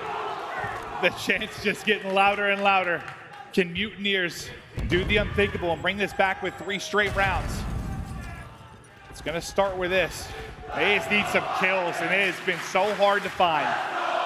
That's really it. They're gonna start with this first set, right? Just find anything to try and make this a little bit of a better round for them. But now that you have the crews to deal with, and I think that's what Shotzzy's thinking. Do I want to invest this now? And why not? We've seen players get better and better at deal with it inside A. There are a couple of trophies on that A point. You have 1 player off his spawn, that's gonna be Havoc, but there is the crews. I think the problem is gonna be Havoc's probably gonna find him here. So yeah, Havoc's gonna take that kill, but what else can the missile find? He does find 1, so it's a 2-on-2 on the map, but Capsule, he's gonna find the 3rd to give Florida the advantage. Yeah, he goes to kill Shotzzy. He's like, all right, fine. Just directs the missile right at him. But you're still up 4 lives just due to the excellent break off. Yeah, 1 minute down. So far, so good. Yeah, I mean, it's gotten better, really, if anything, you know, over time. Just with that 1 clearance, now might have be able to get some space. But yeah, will those 2 kills be enough? They're instantly answered by Mutineers. That was Huke trying to work in, win the fights. Inside kitchen, he's trying to get hunted by Havoc. Havoc just lurking and able to take down that kill. 30 seconds to go now, Joe. Still 4 life advantage, but not gonna matter. It's just gonna be this clock. Yeah, it's just been so well done by Capsule and Havoc, really the sub-stepping up. But here may be a chance for OpTic. 20 seconds left, 2 versus 2. Brack just trying to lock down the angle. The nades are coming in. You can see the 2 players from Florida are all the way across the map. Brack, the last player here. The red dots aren't on the mini-map, and that means he's able to find a couple of kills. There's gonna be the 3rd here, maybe the last chance. They have the time, they have the spawns to do it, but you do have Havoc on the pinch to shut this down. Havoc, what is he gonna find? He gets picked up. He gets picked up. It's Ghosty. It's him. Lock it down. The progress is there on A. The clock is docked at 9.1. 12 lives for OpTic. 7 for Mutineers. Second bit of progress now done. 1 bar left to fill, and the 3-0 is there. The break is bursting through. Will it be enough? The contest is in. They've cleared everybody off the point but Dashy, and that should get it done. They're all spawning out, and Mutineers just enough to continue on. Wow, impressive stuff out of Florida. You have to give them their props, and I mean, honestly. Dude, you said the no red dots incorrectly, because yeah, he does not get 2 from that quarter. He almost gets 3. He almost gets 3, yeah, there's no way. I mean, yeah, that shout out, yeah, that doesn't happen. Sick. That round's over. Oh. It's like you don't notice, like, a ton of plays that are no, I noticed it. Yeah, I noticed that one. Yeah. Sometimes it's like, oh, lordy. a little ping, and that probably goes differently. But you get the 1 round up if you're Mutineers. Can you do it here on offense? I think if you look at that round, really, the big difference, in that round is Capsule and Havoc really got going. But Florida trying to stay alive in this series. Let's go to a listen in with the Mutineers. Cool, get my side right on, please. Got it. He's in Gucci, going satellite side. All right, Shotzzy. Fuck. One you, kind of. He pushed in our side right off. Okay, I'm looking at free, okay. I don't see anything. R1 Huke, he's R2 now. Going around side, Snake right? R2. Right now. Alright, Shotzzy. I spawn for B here. One single. He's on point on me. It's A, R side, right, I spawn B side. Yeah, wait Where's he? Yes. I'm on point here. I know one R1. Shotzzy. Watch out, Shotzzy. We go right. I have an AR. We need to pick him. I'll try to pick him middle. Spawn. Mid. Couch cut me. Dan. Couch cut right now. What's Top cat. One's beacon. One's our kitchen. I killed the guy cat. One's beacon. One's HyDra got it. Behind us, metal steps. Ghosty. He went bottom bed. 2. Dashy's and then Dashy's mid. Bottom bed dead. Nice. And D2. Alright, we need to wrap A. D2's on B. No, we can fight this. One's our couch cut. One's our couch cut. One just low secret. Nice. One was mid. Couch cut. One's mid down. I'm looking over He's your front bed, I D2. think. Okay. I don't see anything on you. He's gonna be behind us bed. You hit me. Couch cut got me. Stay up. D1. Ever D1. Stay down, please. One's D2. I have all mid. One's D1. We're missing I have all mid. Ghosty first guy. I have all of mid. He's spawned done. They have to go right. He's D2. I got hard stun. I'm coming. Stay down. Stay down, Cam. We got B. Ed's right on mid. He went middle steps. He went bed. Ed's bed. Yeah, one's bed on us. First part done, able to get B, 2 more segments to get A, and the comms are a little crazy at the beginning. It was just kind of calling out where they died from because they were kind of in the blender a bit, but it started to mellow out a bit the further they got to that point. Yeah, very calm, kind of who's up first, what do we want to do? Do we want to fight this? Havoc was like, no, we could fight this. They get B. They're trying to find Huke though. He's inside a freezer. The first line of defense. That is a nice catch from Capsule. He's going to get taken down. 12 versus 9. Well, Dashy and Huke going to find 3 kills as they're both on 4 in a row combined. So now Florida has to slow it down. They don't have the lives, but we know with this A zone, you get 1 set of kills, and it's usually round over, but can OpTic hang on? 10-7 in lives. Fellow looking for the opening, able to snap out and win 1, just trying to get set up. Trophy out to the mid part of the zone. Slowly building towards that second tick. Fights going around on outskirts. Both teams just racing to get back in. The help is there from Capsule. He's able to snap. 3 lives remaining for Mutineers. 5 on the other side for OpTic. With the pressure on OpTic to have to flood in, they continue to get dropped. It's Havoc that's able to get another kill. Things slow down for a second, and that's enough time for Mutineers to get the point. Down in lives, they clutch up. Into a final round we go. How the hell does Fellow just run out of freezer? Yeah, that's what I was gonna say. How does he get all the way there and get the trophy down? Like, he's just running to the point. I don't know if OpTic just saw multiple players on the flank were setting up for that. He killed one at first, something like right after his right as he got in. But the other 2 players I thought would like peek him for the trade or slow him down. Like he just gets out. He just gets out. And he plays the bait like perfectly as everyone looks over him. Yeah, when you have kitchen control in that scenario, you're gonna have those close spawns. The reinforcement's gonna be much quicker for Florida. Able to clutch on up now. That's 2 rounds in a row where you have a great advantage if you are OpTic, but not able to close it out. Can they do it in this round number 5? It's going to come down to a defense.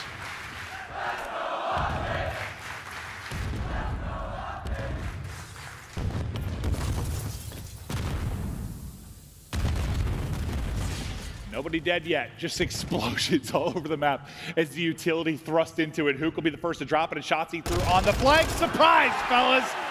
Able to take down 2 and work to clear the point. Looks like he's just gonna keep on rolling behind the Deddy. Yeah, but on the other side of the map, 2 of his teammates go down. So, you know, Florida's just thinking, let's go right over towards B. They have 2 players on the desk, right, on that God Heady. But Shotzzy with the attack, he's got the Vazev, he's got 33 kills, 33 and 19 from this man. So he continues to go off in the series. They deal with the B hit, now right back over towards A as Dashy just playing his life. Just watching his POV, it's just smooth. It's like water flowing in a river, Joseph. Yeah, it reminds me a lot of your movement. Yeah. Certainly does, and just able to dip out of that gunfight streak. Continues the 4 before he drops, ripping 1 off the head will be Big Bruce. But Mutineers getting closer and closer to this first point. Just breakdancing and then neck breaking as Brack as his head popped off like a plum. Fell next one in, Ghosty in from behind, and they continue to delay this cap.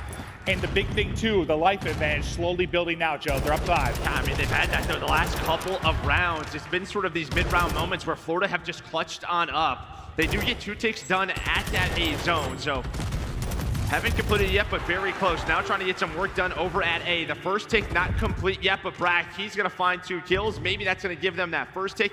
It will. The reinforcements are now in, and now it's staggered here from OpTic. They have to try to slow this round down. They're on the point, all stacked up, close to being done. There is B. And again, the damage you got done on the other side, you just need 1 point of progress. So very similar to what we saw last time. Now you get 3 kills in transition. You're racing across, it's Cap picking up the cutoffs.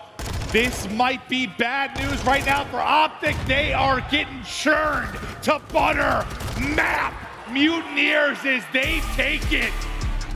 And that's 1 on the board. They're feeling good about that to continue on in this series. Mutineers still alive. Yeah, and you saw it, that's 1, right? And maybe that's all Florida felt like they needed, was 1 map to get on the board, put the pressure on. And honestly, dude, they only needed 1 round. Just clutching up in that round number 3. It felt like the momentum just shifted. There were a few rounds, if you are OpTic, you're gonna go back and rewatch and say, what the hell happened throughout that? Because it felt like, I don't know if they could get frustrated or what, but they had such an advantage in the lives, whether it was the time, they just couldn't clutch on up. Oh, some similarities in the overall series versus just what you saw on that map. Like, you had to bring it 3 rounds straight, round by round. Your Mutineers, you're viewing it the same way in the overall series, just map by map. They got 1. Can they get more? But what looked like we were real close to this, like a 3-0 kind of domination there from OpTic, that is gone. Yeah, the venue was ready to party. They were ready to get going, but that does not happen as the Mutineers stay alive. They go up 2-0, does OpTic. In this round, they have a strong defense. They win that first offensive round. And I mean, I'm watching Shotzzy just like climb around the map and knifing people, 360s out windows, like you're feeling good, and then it just feels like something falls apart. No, it felt like it, right? Like it just felt like Florida were kind of done. They weren't winning a lot of the gunfights. They were starting rounds down 6 or 7 lives. They're like, all right, this is over. And, I mean, just look at the scoreboard, right? You have Havoc very negative, you know, Capsule was negative, but those were the 2 that subs really got going. And this moment right here might have been maybe one of the biggest throughout that map to hold on to that A zone. Well, it's what gives them a shot, right? Yeah, it gives them the shot to defend. You have to win this round if you're going to even continue on. But just filled with some insane moments, and yeah, you got nailed. Like, you have the life advantage several times if you are Texas. Is it just some undisciplined moments where you have to slow things down a bit? Like, usually when you have a nice like 6-7 life advantage, like you can just play behind that. Well, it really just felt like one of those rounds where even right there towards the end of that map, all the pressure was over at B. I know they had 2 ticks at A, but it really just felt like instead of going for B 1 more time, they should have gave it up and set up at A, right? It's just sort of, we saw that yesterday where there was a couple of moments they probably should have rotated the next hill and they did it. It feels like someone in the comms needs to be a little bit more assertive in these moments. Yeah, and those moments are like less straightforward than like a, you know, we just lost a clean A, now we hold on B. Like when there's like a little bit of progress on both, and you kind of have to make a decision if you're a little bit slow on that decision, or just the comms are off and one person runs off and 3 are going to hit here. If anything happens where you screw up at this level of play, you can get punished. There you can see, I mean, Florida, they did it yesterday, getting outslayed, still winning maps, and we're going to one of those maps that they were able to win. This Mercado, a hard point. You heard the Dash talk about it. I think you're feeling good if you can get it done here, but map number 5 is the scary one. What did they say? Havoc has like a 2.14 or something in that. The Mercado Demon Jump. Yeah, this is, you know, now it's just a little bit scary here because Mercado is a strong map for Florida. Yeah, and the hard point, you know, we've seen both these teams play recently, but I mean, yesterday for OpTic, that Mercado felt like just literally how I view this team. Sometimes maybe shit, sometimes maybe good. Like you don't really know what you're gonna get. You know, it's not great at times, but once they hit that gear, once they flip that switch, they were unbelievable. But that's the one where you have Huke. I don't think he's gonna start 1-12 very often. Hope not. Yes, you would think not. And throughout the course of this series, he has been pretty solid. So can he get out to a better start here? Do you not have to give the fans a heart attack with the kind of start you had yesterday? Can they close it out, or will Florida get us to that Game 5 search and destroy? There you can see there is an obvious advantage in this map. A much better map for this OpTic Texas team, but Mutineers able to pick up their first one yesterday. And now Mercado is about these rotations, these money hills. You chain 2 or 3 of these in a row, you're up 100, 120 points. Yep. We get loaded in quickly and off to the races we go. Mutineers desperately trying to get this to a 5th and final map. OpTic Texas looking to close the door on this series and to move on and continue to fight all day. Brack just lurking in wait. Fellows the one's actually able to get the kill, but Brack will get his goodies then shortly after. Just no one really able to retain control of mid-map yet. We'll see if now Mutineers can get some time. And one thing that OpTic's very good at this map is sort of finding a lot of time early on these P1s, right? And you see a lot of teams maybe give it up or have nobody in it. They're so focused on P2. OpTic's like, we'll get this time and then try to flip those spawns or at least control P2. We trust our ARs to lock it down. That's just a gunfight. Looks so absurd. They're up close, but it's win after win currently from OpTic. You see the lock on the bottom of the minimap. Next hard point about to be popping as everyone gets ready here for P2. OpTic will be in first. They're set up. Shotzzy kind of maintaining that left side of the minimap. Watching tunnel is Huke. 2 set up inside. The comms start to come in. Huke able to take his fight from mid-tunnel. And he's already at the 3 and 4, so a better start than we saw yesterday. Yeah, but here comes that first push. It's already 2 dead for OpTic. Florida now they're just going to try to fly and find these kills inside of the hill. Ghosty able to find 2. Just a bit of an off angle there. The pre-fire is going to connect, and well, the rookie, he's going to give them control of this hill. Now with 30 seconds left, you're thinking about scrap time, but it's really that rotation. Shotzzy, he's going to spawn inside a tin. So Shotzi's going to have a big one-on-one on the opposite side of the map. As Havoc, he's going to find the rest of that time. But this is going to allow OpTic to have control of rotation. Now it's just one player up top, one player down low. They're both licking walls. Capsule, maybe he gets hurt, maybe he gets hurt. There we go, he's able to find it. Now behind this table, we know how tough it is to deal with a player behind this position. Especially when it's somebody like Shotzzy. He's like, screw the table, I'm chowing out. Almost in trouble, but Dashy and Huke able to look over him. And due to the one-on-one win, the spawn coming in for your teammates, you're able to pick up some time. But that all starts with the big play from Ghosty at the last hard point. Some big moments there, then to Shotzzy. Yeah, it keeps them that lead, right? If Ghosty goes down, maybe then it's more of an even game. But because of that, Florida then invests another push over at P2. Huke just lying in wait, able to find 2 to deal with this first push. And maybe you go at this one more time if you're Florida, but they're just going to give this up. You now have, what, 10 in a row for the side of OpTic, everyone popping off, but now can they get a break? I know it's not as simple as it, but like it just feels like they're winning gunfights in some of these. Like they just flat out outclassing them from a talent perspective, like that, like that. Well, they were doing that in map number 3, but then Florida came alive. Then Florida came alive. This could be their chance, right? You early rotate, you're down, you know, around 70 or so, but a full 60 here, and that lead is gone. Yeah, when you're peeling people off headies like that, though, you're probably feeling pretty good. One player in Huke does spawn behind enemy lines. They are going to read it. Shotzzy spawns right behind him. And well, there we go. They find all of those kills. So This is what we talked about with Mercado. If you early rotate, you got to cash in.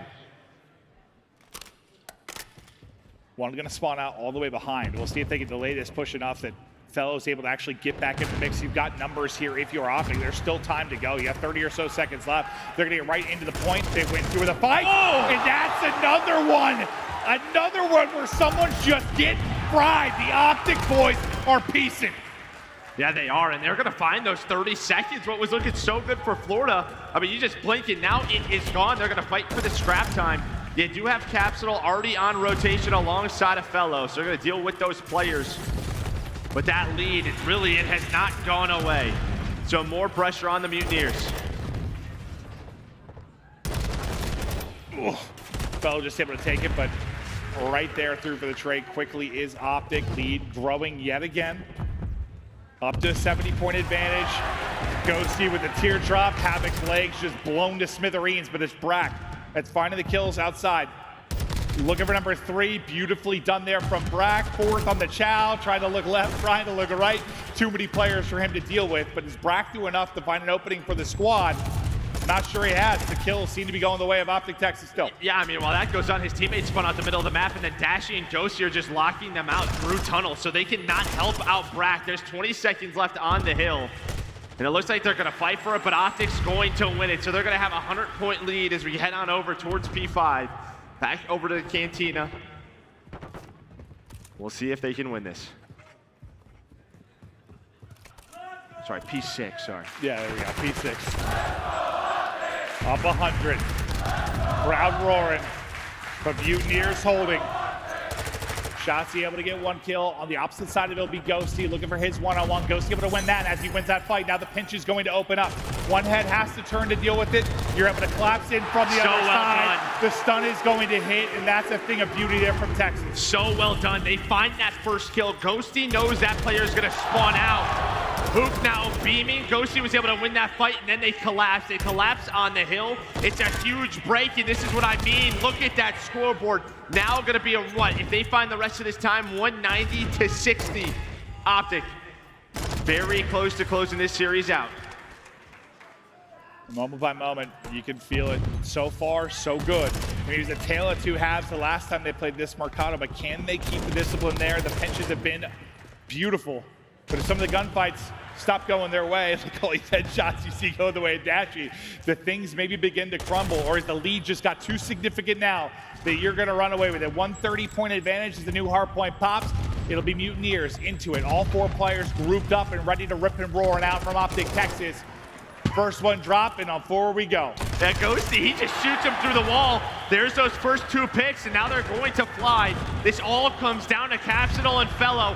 Fellow all the way back quad, trying to stay alive, but Ghosty, his son takes care of business. They're able to find another break. This is what you want to see if you're an OpTic fan. The breaks have been so much better today, finding the opening kills and, well, turning it into a lot of time on their side. I swear, sometimes Shotzzy thinks he can wall run, bro. Like, he's like trying to. It's so fun to watch. Up to 207 now is OpTic. Shotzzy once again.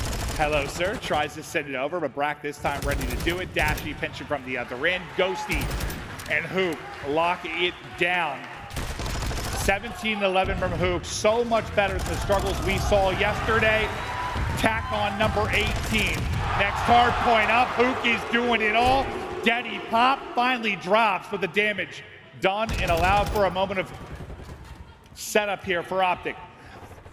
Yeah, I mean, now you just kind of milk this, right? You put the pressure on Florida to overstep. Because Florida are thinking, all right, we have to control P2 to get right back into the game, but if you're OpTic, maybe you're just thinking, find as much time as you can. You know you don't really have spawns. We're so close to putting this one away, but Florida do find, what, 5 kills in a row to give them map control as OpTic start to push on through. It's been these moments where they have control throughout this map. The fights start to go down as they battle for green control. Huke's right back on a 4. Like he died on a 4 or 5. Back to it so quickly at +10. And with Daddy out, wants to just hit this back cut, gets the eyes on one. Nate around the corner has to play it patient. He's like, all right, Brack, you want to continue to back up? I'll continue to find position, but Capsule will shut it down for a moment, but it's OpTic in the point. With 50 seconds left to go, they just need 15 of these points, and Joe, they are here to close it out. Yeah, having Capsule able to get inside, but you still have a couple of players remaining on the side of OpTic. It's a nice read from Brack. Capsule able to find it. Will that be enough? Is the stuns, the nades, everything coming in for the Mutineer side? Yeah, Havik certainly getting his use out of the utility there. Everything hitting. Problem is nobody's on the hill if you're Florida, right? 2 players are up top. You've had no one on it. There we Finally, go. Brack will be there, but there's 20 seconds left. Look at the mini map. What, you have Dashy inside of the hill. Shotzzy, he's garage side locking that down. As the rest of OpTic, they're gonna go for it. I don't know, he doesn't not have the tick yet. But OpTic, they won the rotation while that was going on. I mean, you got one yesterday that I thought was wild. This time, I don't think you're gonna get it, but yeah, right to 249, and they're in the final point. OpTic shutting it down comfortably. And will continue to battle here on Saturday. Green wall not done yet. I do have another matchup later today. Yeah. Against what I believe the loser of FaZe and Seattle Surge. So it should be an absolute banger later on. But I think if you're an OpTic fan, that was, especially the respawn's much better. At least on points, not the control. I mean, I don't walk away from that feeling like as a fan you're as stressed as you were yesterday. I mean, that London series was something. Like, that took it out of you. That was an absolute battle. This, not so much. Like, yeah, you can clean some stuff up in the control. But obviously you went away from Fortress that you've been playing. But otherwise, like, it felt more, just way more comfortable. Like, not those massive swings that you would see all the time. Yeah, and as you said, I mean, they were just winning a lot more gunfights. Outside Florida, a lot here as well. Huke with 26. But is this Ghosty with 20. Is this one of those situations where, like, you got away with the Eagle Shells? Because, you know, the talent's there a little bit more. I don't think so. It just felt like they were winning a lot more on rotation. They were winning rotations. They were making the right team decisions, especially on that map. If they continue to win a pair of hard points, they'll be in a good position to maybe make a run. The question is, can they make it to Sunday? But I think, you know, you were pretty frustrated, I think, yesterday after casting that series, just because you accept players of this caliber on the OpTic side. Not to make some of the blunders that they were yesterday. You were like visibly frustrated at times just with some of the gameplay you saw, but today you got to feel a bit better. Yeah, no, I like watching good Call of Duty. You know, that's just what it is. And yeah, both teams making a lot of mistakes, but yeah, OpTic a lot better here today. Yeah, well, Huke, who turned it around massively. He was fantastic in this series, especially there in the Mercado. He's smiling on the main stage. Let's toss it to Bryson Huke. All right, thank you very much, Maven. Yes, joining me here on the main stage is going to be Huke. So many questions are going to break down from that one, but first of all, congratulations. Let's dive right into it. Let's start with a negative. What happened in the control? You guys were looking really, really confident. The adjustment wasn't there into the end, though. I still felt like, despite that we came back, we played pretty well. Just didn't close out. That's how it be sometimes, but next time, you know, all we could do is try to close it out. No, that's fair. That's entirely fair going forward. Another point that kind of stuck out for me, I got to talk about the S&D. There was a 1v2 occurring, went down to a 1v1. You didn't even hesitate to just scream back out. Yeah, I mean, that was just all like reaction. My teammate gave me a good comm where he was, so just quickly reacted. That's all I could do. That's what it looked like. It looked like a quick reaction. Let's talk about the team in general, because realistically, today seemed more confident, more smooth. You looked like a team that realistically could go much further in this tournament than you did yesterday. What happened overnight? I don't know. I feel like we're here to play the game. I mean, you guys have brought like crazy energy, you know. So you know, we could just focus on ourselves, you know. I'm going to ask probably the last question then about this crowd, about the home support that has been pouring out for you here. How is it to play in front of something like this? Oh, it's great. I mean, all we have to do is shoot our guns, and you guys bring the energy. So, All right, thank you very much. I'll let you get back to backstage and relax with your team. We're going to throw this one over to the desk to break it all down. Hey, thank you, Bryce. OpTic Texas, they get the job done. They move forward. They're now top 6. What a performance that was. I know we got a lot to say about Florida Mutineers, but first and foremost, Nameless, Best performance from OpTic Texas we had seen. Obviously, only one series to take from London Royal Ravens, now this one, but they looked on fire. They absolutely looked on fire, right? I did not expect OpTic to come out and look like that. It just feels like sometimes when the SMGs are shooting diff, they're going to run over teams. You know, I got caught up in the storyline of Florida versus OpTic. That's and then right when that map 1 started, you see Shotzzy in the water. He's popping off, popping 3 pieces. He's challenging across the map with a Vaznev. It's like, okay, OpTic's feeling good today. It might be scary for the competition. And can I just say, I was so impressed with OpTic Texas and their respawns today. Obviously, that map number 3, I mean, they did choke a little bit of that 2-0 lead, but like those maps 1s and 4s, it looked like a much calmer, a much more fundamentally sound OpTic Texas, and that is what we have been missing from them throughout Stage 3. It's what we were missing yesterday. I feel like they won a lot based on the talent, on the pressure, but today I saw them making that early rotation. On that HyDra, they broke back-to-back-to-back P2s. You know what? The priority wasn't there to rotate, but they were able to push in through the front multiple times, and I was very impressed with their gameplay. So this is an OpTic Texas that looks like, to me, that could really make a run. Well, OpTic Texas, they get the job done, and they earn our scuff play of the game. They beat their boogeyman. They beat and overcame their kryptonite. What a performance from them from start to finish. They were absolutely lights out. Shotzzy was so consistent throughout the entire series. Huke was literally challenging everything. That man is scary. I mean, these guys are dancing around the map. A little comfortable as well, like not even really breaking a sweat towards the end. The Mercado was effectively a cakewalk. The chows were on point. It just seemed like they didn't get pressured all too much, like maybe a round or 2 of S&D where they dropped the ball a little bit, but I think for me that series is more Mutineers making a bunch of mistakes, especially so in the respawns, and I think, again, if they're allowed to play comfortable, they are going to look dominant. Absolutely, and that green wall, it makes a bit of an impact. You would know actually from your history playing as a competitor, Nameless, right? That green wall brings that energy. Clearly, it has something to do with this series, and Florida Mutineers may have not brought their A game. Well, hey, OpTic Texas did.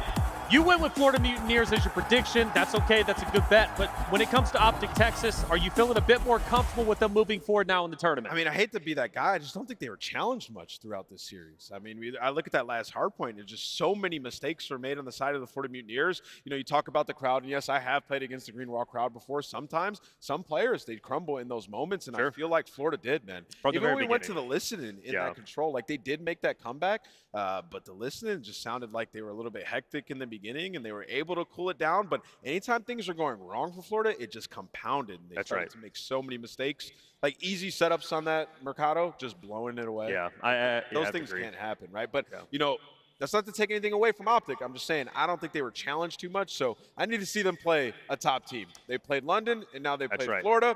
Not to be that guy, but it hasn't been the top competition, so we will see in the next match. They're going to be challenged, I'm They're sure. still in it. Let's take a look at our bracket, because they will have a challenge a little bit later, whoever their opponent is going to be, and naturally, we are going to see if it's going to be Seattle Surge or Atlanta FaZe, right? So the loser of that one will move down to play OpTic Texas. Plus, we also have Beantown coming in, Boston Breach versus Toronto Ultra. That's going to be a great matchup. Can't wait to see how that one's going to unfold and who will play against Vegas Legion. Big Clay looking to hold it down. He's demon mode. All right, we saw him leaving the arena as we were leaving the arena. He's pumped up, he's feeling good, and Clay's at his best when everybody, it seems, is going against him and they don't expect him to move forward. So 90th tournament, he's making a good appearance. Hey, check it out. We got a lot of good things over here at the CDL, and Upper Deck is bringing in the action. Start your digital collection today with the 2021 Call of Duty League trading cards by Upper Deck, the official trading card partner of the CDL. Collect your favorite teams and players on UpperDeckEPAC.com or scan the QR code on the screen. And also, if you want to go ahead and check out the in-game store, the Shinobi bundle is available. It comes with the Shinobi Tracer pack. You get 2 Tracer blueprints, tuned for speed and stealth, and also that Shadowy Operator skin. I've got to pick that up ASAP as soon as I get home, because that thing is just, it's just deadly. Hey, that's one series down. OpTic Texas, they take it home. Now we need to figure out Seattle Surge versus Atlanta FaZe. Who is going to remain victorious? We'll find out after the break.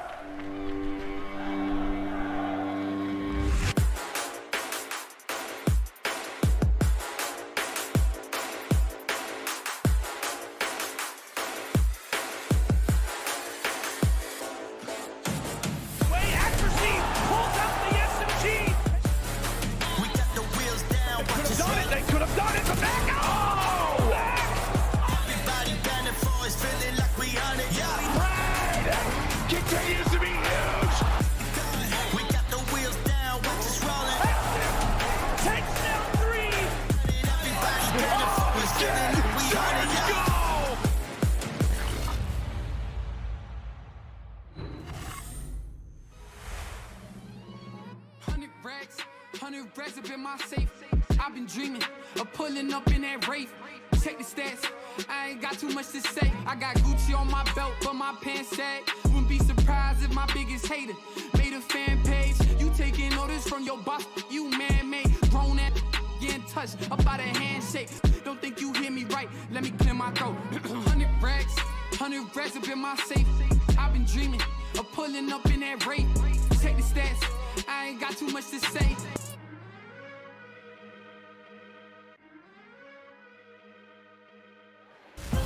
And welcome back, everybody, to the Call of Duty League Major number 3, Day 3. The OpTic Texas Major has not disappointed. The Esports Stadium Arlington has been phenomenal. There's Scump there signing some autographs, whether he's on stage being a professional drummer, we can call him that, doing watch parties, pro player, he does it all. But one thing is for certain, he loves his fans, represents OpTic well. And I think everybody's having just a great experience, right? Learning about OpTic, but also just experiencing the CDL, which has not disappointed. This entire major has been out of this world. And hey, check this out. Speaking of out of this world, for the first time in a long time, I'm going to be joined by Røkkr on the same desk as GM of the Seattle Surge. Røkkr, what's going on, man? Hey, man, it's good to be here. You know, I used to do this stuff, you know, a couple of years ago. In fact, maybe about 11, 12 years ago, we actually used to cast together. That's right. So it's always a blast being on the desk. And, you know, obviously my team is played up next, and it's going to be a great matchup. Got the perfect guy to come on, and he's going to break it down Seattle Surge, of course. And Ali Nameless on the desk, too, as usual. And let's start it off. We got Seattle Surge about to face off against a tough opponent of Atlanta FaZe, who were absolutely lights out at least day one. 3-0ing LA Thieves. It was a violent matchup, it seemed. They were looking out of this world. And hey, look, I got to set the stage right. I want to hop into it. Let's talk about Seattle Surge. And Røkkr, I'm going to have you start us off. Okay, yeah, so this is a squad. Obviously, you know the players we have on our team. We have talent from top to bottom, and really we've rejuvenated the squad. We put a big focus on our search and destroy, and it's turned this team around. Before, the only other team we 3-0'd was LAG Academy when we played them at the program. Now, we could 3-0 any team out there. So talking about that search and destroy, obviously, there was a struggle there for a hot minute, and I wanted to ask kind of about Sib's role, because he's one of the best snipers in the league right now, but he's also one of the best ARs in the league as well when it comes to search and destroy. So what was that conversation like moving forward about his role and when to pull it out? So it really depends on how the game is progressing, and we have strats around him pulling out the sniper, we have strats around him pulling out the AR, but it's up to him and how the flow of the game is going. If he feels that he can keep the sniper out throughout most of the game, he's going to keep it out. We've seen him hit some insane shots and turn the tide of the match. So it's up to him how the game is flowing. One thing I always tell the players is I'm always going to trust your intuition. Whatever you're feeling in the game, like, stick to it. Always trust your gut. Yeah, and our player to watch that was just on the screen, Mack. I mean, personally, I think one of the most underrated players in the league right now. I always try to give him as far as when I can. I mean, some of the most clutches on Seattle Surge are off the back of him. What was it like scouting him for your team? So yeah, when I was on New York, we actually picked him up for his rookie season. You know, obviously our team was going through some struggles, and he was one of the amateur players out there in the challenger scene, just making a name for himself. We actually scouted him through Pro 8s. He was spawning into some Pro 8s lobbies, and he was absolutely frying. So he's kind of taken a bit of a backseat on this team to kind of enable Pred, AG to kind of do his thing on the map, but Mack has that talent behind him. He could be that guy, and he shows up when it's game time. Røkkr, I want to ask you a question about the veto process. Sure. You used to be on one side of it when you were a player. Now you're in the coaching staff, and it can get a bit interesting. We actually have the maps and modes, and I want to go through them with you. Sure. So in this series, I think a lot of people, you know, looking at Surge versus Atlanta FaZe. Atlanta's been on a crazy search and destroy streak, so it's almost pick your poison. Talk to me about the approach here, because we see Fortress Hardpoint, we see Embassy SD at the end. Yeah, I think the hardpoints are pretty straightforward in the series, and just looking at how the maps play throughout, I think both teams after that kind of went back to their teams and were like, wow, we got all our best maps in this series. So I think both teams were kind of happy with how this played out. But of course, we're going to get some flack for letting Embassy Search and Destroy go through. They're looking like the most dominant team on that map. And I think it's a big reason why we picked Team B in the series. We knew that Embassy Search was going to be played, so we'd rather have it played in a Game 5 when all the pressure's on the line. Our guys usually rise to the occasion. They love to play off the energy of the crowd, and when everything's on the line in that Game 5, that's where we want to match up against FaZe on Embassy Search. Yes. Okay. So ideally, you don't even go to the Game 5, right? Yeah, that's right. All the way at the end. So I thought you did pretty well. This is a square-up series. Yeah, that's right. There's no funny business going on in this series. And, you know, we did play against them in the Major 2 qualifiers. Obviously, we didn't do too well, but I think they must have set a world record speed run on us on Mercado Search and Destroy, and we don't want to go through that again. Sure. Yeah.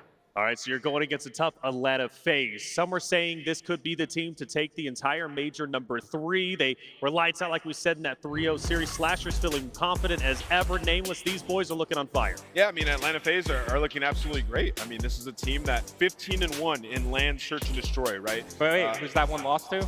That is to you guys. it was on El Asilo, right? And you gave them the opportunity to get their lick back, and they don't decide to do it. But, you know, when you think about Atlanta FaZe, on land, they seem to get better at respawn. And I want to ask you, Revan, why is that?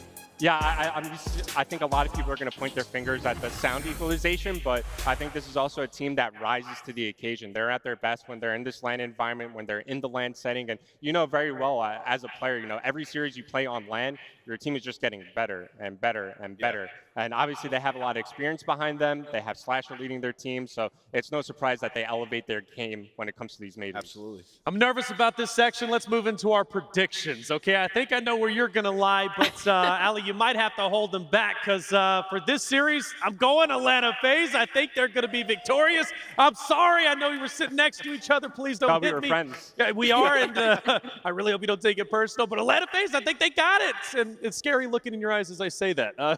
Who are you going for?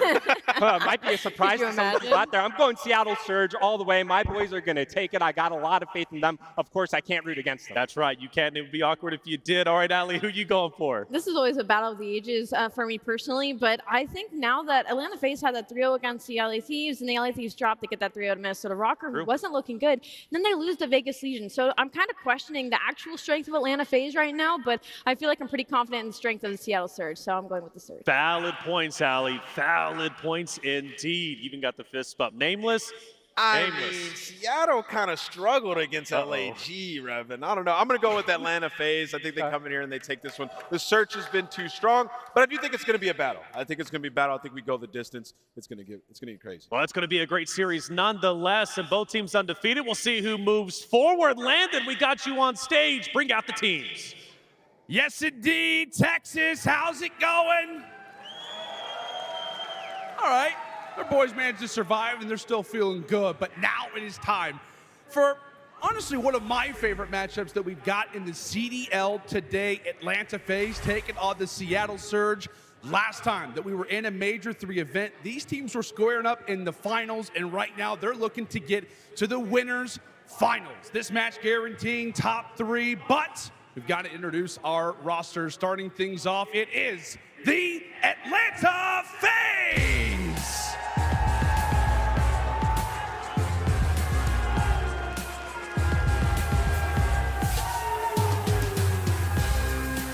Cellium, Simp, aBeZy, and Slasher, Atlanta FaZe.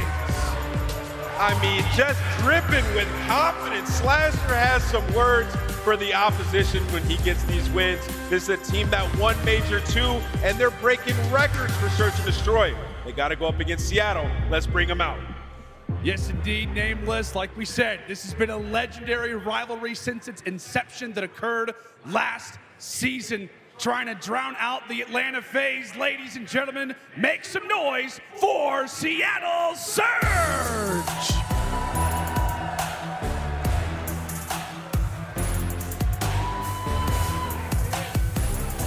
Simp, Accuracy, Mack, and Pred, Seattle Surge. Since this roster has been formed, they have turned around the Seattle franchise and also been one of the only teams to continuously push Atlanta FaZe to their limit. They're here to defend their Major 3 championship from last year, and they're looking good doing it. It's time to get this match started, Lando. It is indeed, Ali. It is going to be a blast. It just feels like every time these teams match up, it is always a banger. Miles and Chance, take it away, guys. Thank you very much, team. Yeah, it's going to be a banger indeed. We're excited. Since Vanguard Chance, these two squads have always put on a good show for us, and hopefully, no doubt, today will be the same. Find out how this one goes down. Playing for top 3, sure to be spicy indeed. Woo! I mean, again, it's going to be a fun, heavy-hitting matchup as well, because these guys love to play each other. It's sort of like a situation where, like, steel sharpens steel. They make each other better, and there's, like, so much on the line as well. Not just for winners. These guys squared up all the way back at Major 1 repeatedly, and have traded blows, and for the fact fact that FaZe is 15-1 on land in Search and Destroy, the only team to give them that loss to Seattle. And I know Seattle are very hungry to break the S&D spree they're currently on. Well, the only team to defeat them on land. We'll see if they can do it again. Seattle Surge, will they have the number of Atlanta FaZe in that Search and Destroy? A lot of talk, a lot of chatter going into this one. He's not a Peaky Blinder, but that is Sam Phoenix on stage there, well dressed indeed. What is it with the coaches coming out dressed to the nines for these winners bracket matchups? I mean, look, Crowder's been on point every single time. The man drifts just like crazy, so I suppose even Seattle are trying to match it blow for blow against this team. Everyone looking fantastic. Hardpoint, though, that's going to be the first mode we play today, and this is how things have looked so far in the stage. Two players we're going to be watching go toe-to-toe, Cellium and Simp.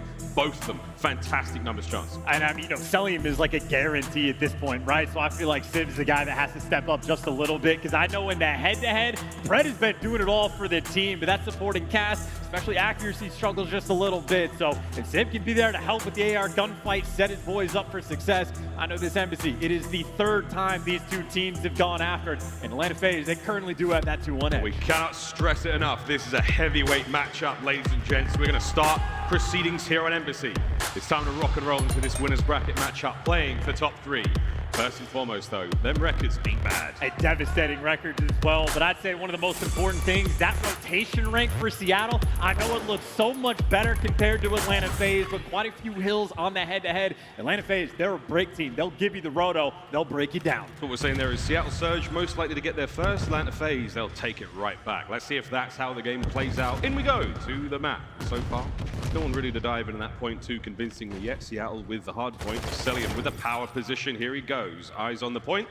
Toe-to-toe with accuracy. Loses the fight, but for now, that's fine. Eyes on P2 as well. Bottom right-hand corner of the minimap. Honestly, comedy, right? Two teams that have played each other so many times. They know the opening break, and they almost play it like a round of Surge, waiting for the gunfights to continue. But as soon as something starts to pop off, Atlanta FaZe snap, and again, trying to stay nice and controlled. Simp 3-1 just to open things up. Wants to focus on that P2 side of the map, but it's a P1. Not a lot of time to be got on this hill. All about the rotation, and Slasher 3-0 heads up gameplay already. Yeah, if that was the search at the start, this is certainly the destroy. Slasher doing it all in his own. 66 so far in the score. Very low scoring hard point to begin things here.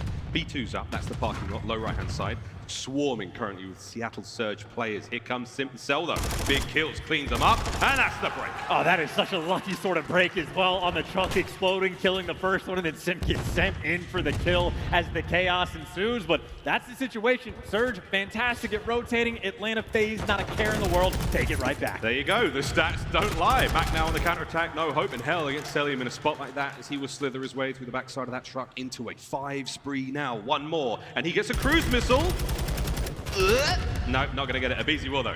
It just doesn't even matter, though, for Cellium, right? You get that man in the right position, and he is just going to live there all day. Still in his spot, and he's got the teammates there for the trade, and he is happy to play nice and slow, collect that little bit of scrap time. But over towards the rotation, the AC hill is where Atlanta FaZe has put Seattle down, and Fred might get the errant kill, but he's on the wrong side of the map. All this pressure towards AC. Simp trying to deliver, but it's still the 50-50 fights. 50-50 fights, and now the odds are certainly in favor of Atlanta FaZe. That's going to be the hard point in their hands. This is an important one. We call this AC. Atop of this side building here, servers in game.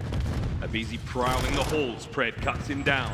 Pressure from the outside now. It's a high ground battle. As Pred will be the pinch. Here it goes. The trades are finished, and it's all Cellium left alive in the point. Here comes Simp on the outside. Will he be able to poke him out? He does. Hard point breaks Seattle. And what a big battle as well for the Simp versus Cell. You think Cell's going to live in that spot all day, but as soon as Seattle stabilized just a little bit, this is the hill that has caused them problems, but now they're here to deliver. Mack 30 seconds in advance is thinking about that rotation, but Atlanta FaZe, they don't want to give up the scrap. Cellium's going to fall, but they're still sending bodies over towards AC. It's a difficult thing to do. You have to balance yourself between the old hard point and the new one, and FaZe, they've opted to try to do the best they can on both. Simp loses the fight to Simp. That's a nice 3 spree from Simp here. Wonderful time now starting to get picked up by Seattle Surge. It's going to be a tight game as we now get inside the embassy. And this pace has just been slowed down to a halt, right? Seattle nice and comfortable inside the point. Mack gets the calm, and well, might have thought where the pressure was going to come through, but Atlanta FaZe, nice little break. They had extra men there for the job, but accuracy already swinging around, applying that pressure on the left side, waiting for his teammates to pinch. Lead change once again. It's a classic Atlanta FaZe break. Accuracy through the back line now, a little slow. aBeZy, whoa, gun. Because we're now going to find a way onto the point now, as it is Seattle Surge back in the driver's seat. Look to see that lead change once again. Here comes the counterattack from FaZe. Yeah, that is just so calm and so clean on that approach to break the hill. And now inside, one direction to look. It's down the hall. The double chow coming through. And Mack gets a couple extra tags, but it looks like aBeZy tear number 1 there for the feed. And Pred, the man that is there to match him. Just a nice little back and forth battle we had here on this last hill. And now it's just about the rotation game. It has been neck and neck between these two teams. It's just a back and forth game towards them. So little separating both of them. Now to the kitchen, a very spicy hard point indeed here on aBeZy. Close range engagements. Look for those submachine gun Vaznevs to start screaming. The man on the moment, though, accuracy, trying to creep his way forward. I think he's gone undetected. That trophy, though, that seals it. And Simp's going to ring him down. That's a good bit of hold now. Here comes Seattle, though. The side pitch through Cafe. They're on there for a few moments. Can Mack get any more kills? No, Cell Splash right back at it. Cellium on the rebreak. And again, it is non-stop back and forth between both teams. Yeah, Pred gets shut down as well as Cell's the man that gets inside the point. A little bit scattered of a push there for Seattle in Atlanta FaZe. Taking full advantage, collecting the time, and playing a very tight setup around the hill as well. Kills getting hand-delivered. It's all about the trades for the battle, and I think Cell worried about the pressure. Nice pinch from Seattle, and a nice 3-piece from Pred. Seattle taking that hill right back. Pred starting to get things going. Of course, it's first to 250 here in hardpoint, so this game feels like it's taken a long time. Simp though, 12 and 10 to start things off, keeping things going now. Pred boys can't get that one, but Pred, he's there to help out. Accuracy stays alive. A couple of seconds go to Surge, and chance by the end of the game, those little seconds, those moments, that could be the difference maker. I mean, yeah, with a 7-point game like this that we have, every little inch is going to turn into everything for the team. Now it's the battle for the power position. Slasher trying to get up top. You see Simp there on the other side, and Simp shuts down both the tears as well to keep that top bathroom control. Now the question is, can your teammates actually get inside the point? Mack goes and finds his home. Such a close hard point. Back over now towards the middle of the map. We find ourselves in the second set. A hard point, Cellium. Somehow pulling that one out of nowhere. Final 30 here on P1, and this is already a much stronger look from FaZe, starting to heat up. And you got Cellium playing the most annoying role on the map. His job is to live and just keep these players outside of the hill. And he is happy to keep a distance and let the Terrors try to run the show on the rotation. But it was sort of the theme we had going into it. We're expecting Seattle to get to these hills first. They will be at P2 as this hill pops. The question is, can they stay above the pressure and hold FaZe back? Trying to hold them down for now, but rotation's complete. Again, still such an unbelievably close game. This is what great COD looks like. And now over towards P2. It's just popped up. Slasher, first man here from FaZe, trying to cover the boys on their approach. aBeZy stunned. And everyone there from Seattle. Guns are up, locking it down. Can Civ stop the bleeding? That trade, though, will help out Cell. He's there in the back line to try to make something happen. Here we go. FaZe through the front. Slow and steady on the approach. Accuracy, he wins a big one. It's 2 for Lamar. He's going to keep the point in hand until aBeZy dives in. And again, back and forth we go. FaZe get the break. I mean, just so annoying. You do everything right, but it's the final player in the mix to pick up the 3. And again, Atlanta FaZe there on the breaks.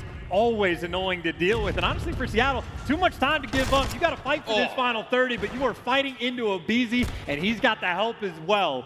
Finally, though, the last man standing, just trying to milk every last second before he falls. And as he does, turn your attention over towards New. And again, Seattle, they'll get there first. The question is, how long can they hold on for? Now, the life expectancy of these players, once they fire their gun, is about 3 seconds. The trades are so fast between both of these teams. 80 hill up. This time round, we're going to see Seattle in there first and foremost. Can FaZe get the break? Pred and Civ downstairs now. Guns will be up from Civ. No one coming in from the top side. We're going to see FaZe have to hit from down low.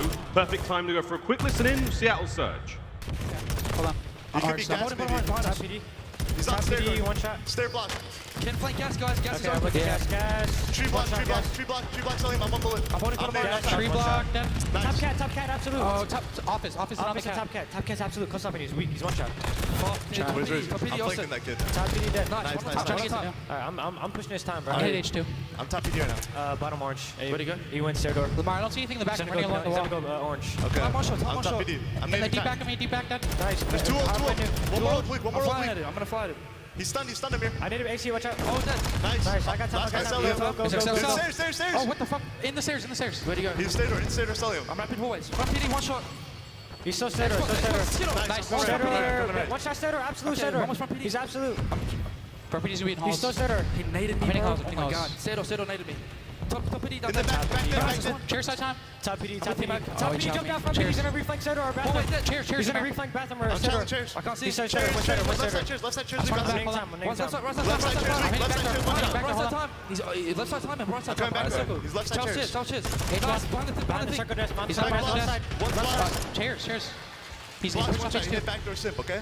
We need to get a wave. I'm holding off. Yep. I'm in Nice. I Simp can can hit you too. In the back. In the back. One shot. It's outstanding communication from one side of the stage, and now slightly developing Atlanta FaZe. Now it's time to hear how they sound. We'll listen in. Orange side. Nice shit. I spawned orange. They're gonna be going through mid. I'll see mid. He's always nice. Missing one. I'm in the back and new in a corner. Only orange, okay? Yeah, great. Okay, I'll be two, heard? Yeah. Should I get to new? I might be doing, I'll be two, okay? Hey, laying down, mid alley, one shot. Mid alley, nice. I'll be two, I'll ult. I'm trying to come towards time. Yo, one's P2 on MC. MC should get killed. I'm behind him. They're orange. The back side. Sign that. Nice. Back alley, Max. Still, chime it out. I'm trying time. I'm taking time, Chris. I'm trying. Close range. Nice. They're gonna be mid alley. One's in laundry, one shot. I spawn your holes. I'm trying to get your mid. Laundry still. Hold back the press, please. I have your back, MC. Laundry weak. I'm trying to Laundry in mid. Heard you. Mid, Columbia still mid. Back gas, Lamar. Stay alive for back door. Look back, I have your mid. Yeah, just stay down. One more. Back door, Lamar. I have your help. Nice. Mid alley. Dead. One more mid alley. This is really good time. I'm needed. Mid alley. Dead. Spawn orange. I have your orange. These are trees done. Nice done. 20 sign, one side. I'm staying alive. This is really good time. I'm gonna play bathroom. He's got shot.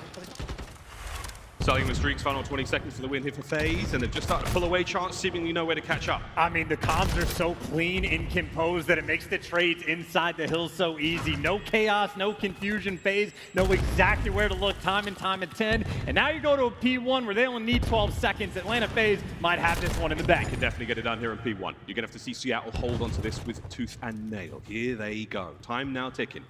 Looking out for FaZe, just keep eyes on mid. Don't let anyone get close for now as the final few moments are here. There we go, final 10. Massive pressure now from Surge. They got to hit the go button, and they got to go now. There's 35 seconds on this one, and for FaZe, it's throw bodies. It's get in there and just find that time, and that's exactly what they're doing. Here comes accuracy, though. Trade it out immediately. Slash is soaking the time. Final 5 for the win. Surge are nowhere to be found, unless Mack can get it. He gets one, but there's more. Where that came from? Atlanta FaZe, squeaky clean start to the series, as they take embassy. Comfortable, clean, and easy.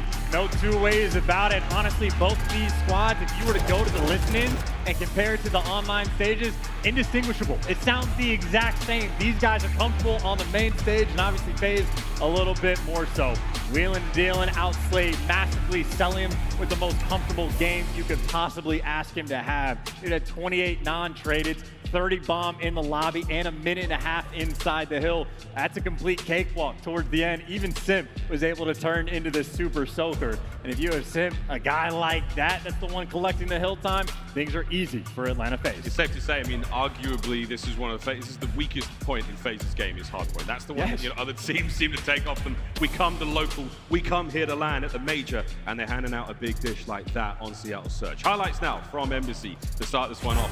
Things get real bad from here on out, though, Mack, because we're going to play Search after this. This is going to be potentially brutal. Atlanta FaZe do look like they've hit their stride, and I know hardpoint's sort of their weakest mode, but even Slasher has commented on the difference between online and LAN. And if your comms are sounding like that, that is as efficient as you could ask the gameplay to be. In ordinary for Seattle, it's guys like Pred that pop off and massively outslayed, but they just got contained. There's no craziness. Anytime there was like a nice rotation coming in from Seattle, FaZe were very on point, taking their time to break it down. And I'd say it was a very much direct back and forth battle up until this hill. And then the lead started to get a little too far out of control. And then Seattle have to play more panic, have to start flooding in. And again, just comfortable from Atlanta FaZe. The comms, it was genuinely, it's just easy. It sounds so easy, it sounds great, but it is not easy to do. That's what makes FaZe so strong. Surge not out of this just yet, though. We'll see how they fare in the Surge. And even from like the opposite side from Seattle, we're hearing their comms were also on point, but the moment they're calling out, hey, like your gas side is open, Sid's turning completely on point, but FaZe are just a little bit too fast. Calling out a player in the stairwell, Cellium's too quick on the chow, and you just hear the frustration of how difficult it is to play Atlanta when they are on point like that. Jesus. Again, Cellium, the standout in the kills department, you get the man in good spots. He'll have KDs like that time and time again. just a comfy game. Everyone there on FaZe having a great time. But, I mean, that's a frightening prospect chance for everyone here in the tournament. We've seen FaZe play like that. They're one of the front runners for a reason, front runner in the league, and now they're looking at that back-to-back. They've got to get through Surge, and they've got to get through the winner of Breach, and of course Toronto later on in the bracket today. But for now, we look to Hotel, Search and Destroy. And as far as Search and Destroy goes, this is probably the map you're looking at for Atlanta FaZe. If you're another team and be like, I want to play them here. You're not excited about it. Still Atlanta FaZe and Search and Destroy, but it seems like your best opportunity. They only have a 4-3 record. All three of those losses, though, were online. When it comes to LAN, they have been absolutely perfect, and I know Atlanta FaZe, they're on the massive spree. They've got one of the best S&D players in the world as their coach, and they already have the record. They're just trying to run it up, but if there was a map to look at for Seattle to try and take them down, it would be on Hotel. This was such, I had conversations with a lot of the guys from Seattle Search, a lot of the coaching staff, and of course Revan, we saw him on the desk. They are incredibly confident that this is the map, this is the time to break that record that FaZe have set. I wonder though, man, I mean, right now it's one thing to be super excited about it and to have the game plan there, but you have to execute now against 4 of the finest to ever do it. Can they get it done? Historic moment for them today, a historic weekend of Call of Duty already. Let's see if we get another moment to the book. And make no mistake for Seattle, they played well in map 1. The teamwork was on point, just got broken down towards the end. So no moment for this team to try to slow down or get in your head. You need to strike back instantly on Hotel. And I know Pred is always a standout player, but I think Mack will be the guy that I'm paying attention to. One, for the OBJ work. Man loves to plant bombs, and he was also the guy that was popping off on this exact map to break that, curse they had in Search and Destroy. But obviously a 13-game win streak, it is impossible not to talk about it. Yeah, it's impossible. It really, really is. Well, here we go into Greenberg Hotel map number 2. FaZe looking to take the lead 2-0 in the series. They need to win 6 Search and Destroy rounds to do so. Seattle Surge, what have you got? Let's get into it. Well, and if there's a first blood battle to be had, aBeZy's going to be in the mix. Him versus Pred might be the square up all day long, and that's who the stun connects with. You already know he's not going to waste too much time, get set up and ready to go, but it is a spread across the board for both of these teams. But Pred being very aggressive. Question is, who's going to pounce first? Way aggressive. In this venue, you can hear a pin drop. You could hear a mouse let one rip. And Pred, he knows it. Waiting for anything to come his way, and it's aBeZy. First blood. Every time, man, it is so perfect, but Mack is there for the trades.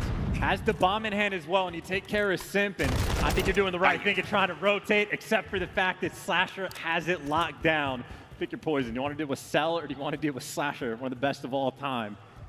Looks like you're trying to go to B, but in a 2v3, not going to be simple. And again, Atlanta FaZe have read the, maybe they're going towards A push, but no one's going to be home. aBeZy will be the lone man to push forward. He will be that force recon, trying to find out what's going on that B bomb site. What can he hear? What can he see? Because no dead silence just yet. He does have access to it, but as soon as that bomb gets planted, Slasher's going to be there with a nade. Oh, this is going to sting. No, Trophy's there to save him. The play is now on though, Simp. Guns are up. There's the fight. Trying to take care of the trophy system. Here comes FaZe. aBeZy through the side door. They've got the bomb down. They've abandoned the site for now. Is that going to pay off Mack? No, he doesn't look the right way. He's not looking. And the gunfights are there. Simp gets brought down as well. FaZe with a round. I mean, like clockwork, clean and easy. Slasher rat backs to one side. aBeZy going back and forth between the bomb and middle of the map. Happy to give up the bomb plant and make sure Cellium gets in the mix for the 3v2 retake. Literally, as clean as that could possibly get. aBeZy gets sent in for the kill. It's literally, everything was just done perfectly. It's 3-0 from aBeZy on that first round. It's a tough one for Mack again. He's watching the players in the flank, but sadly, FaZe were all outdoors.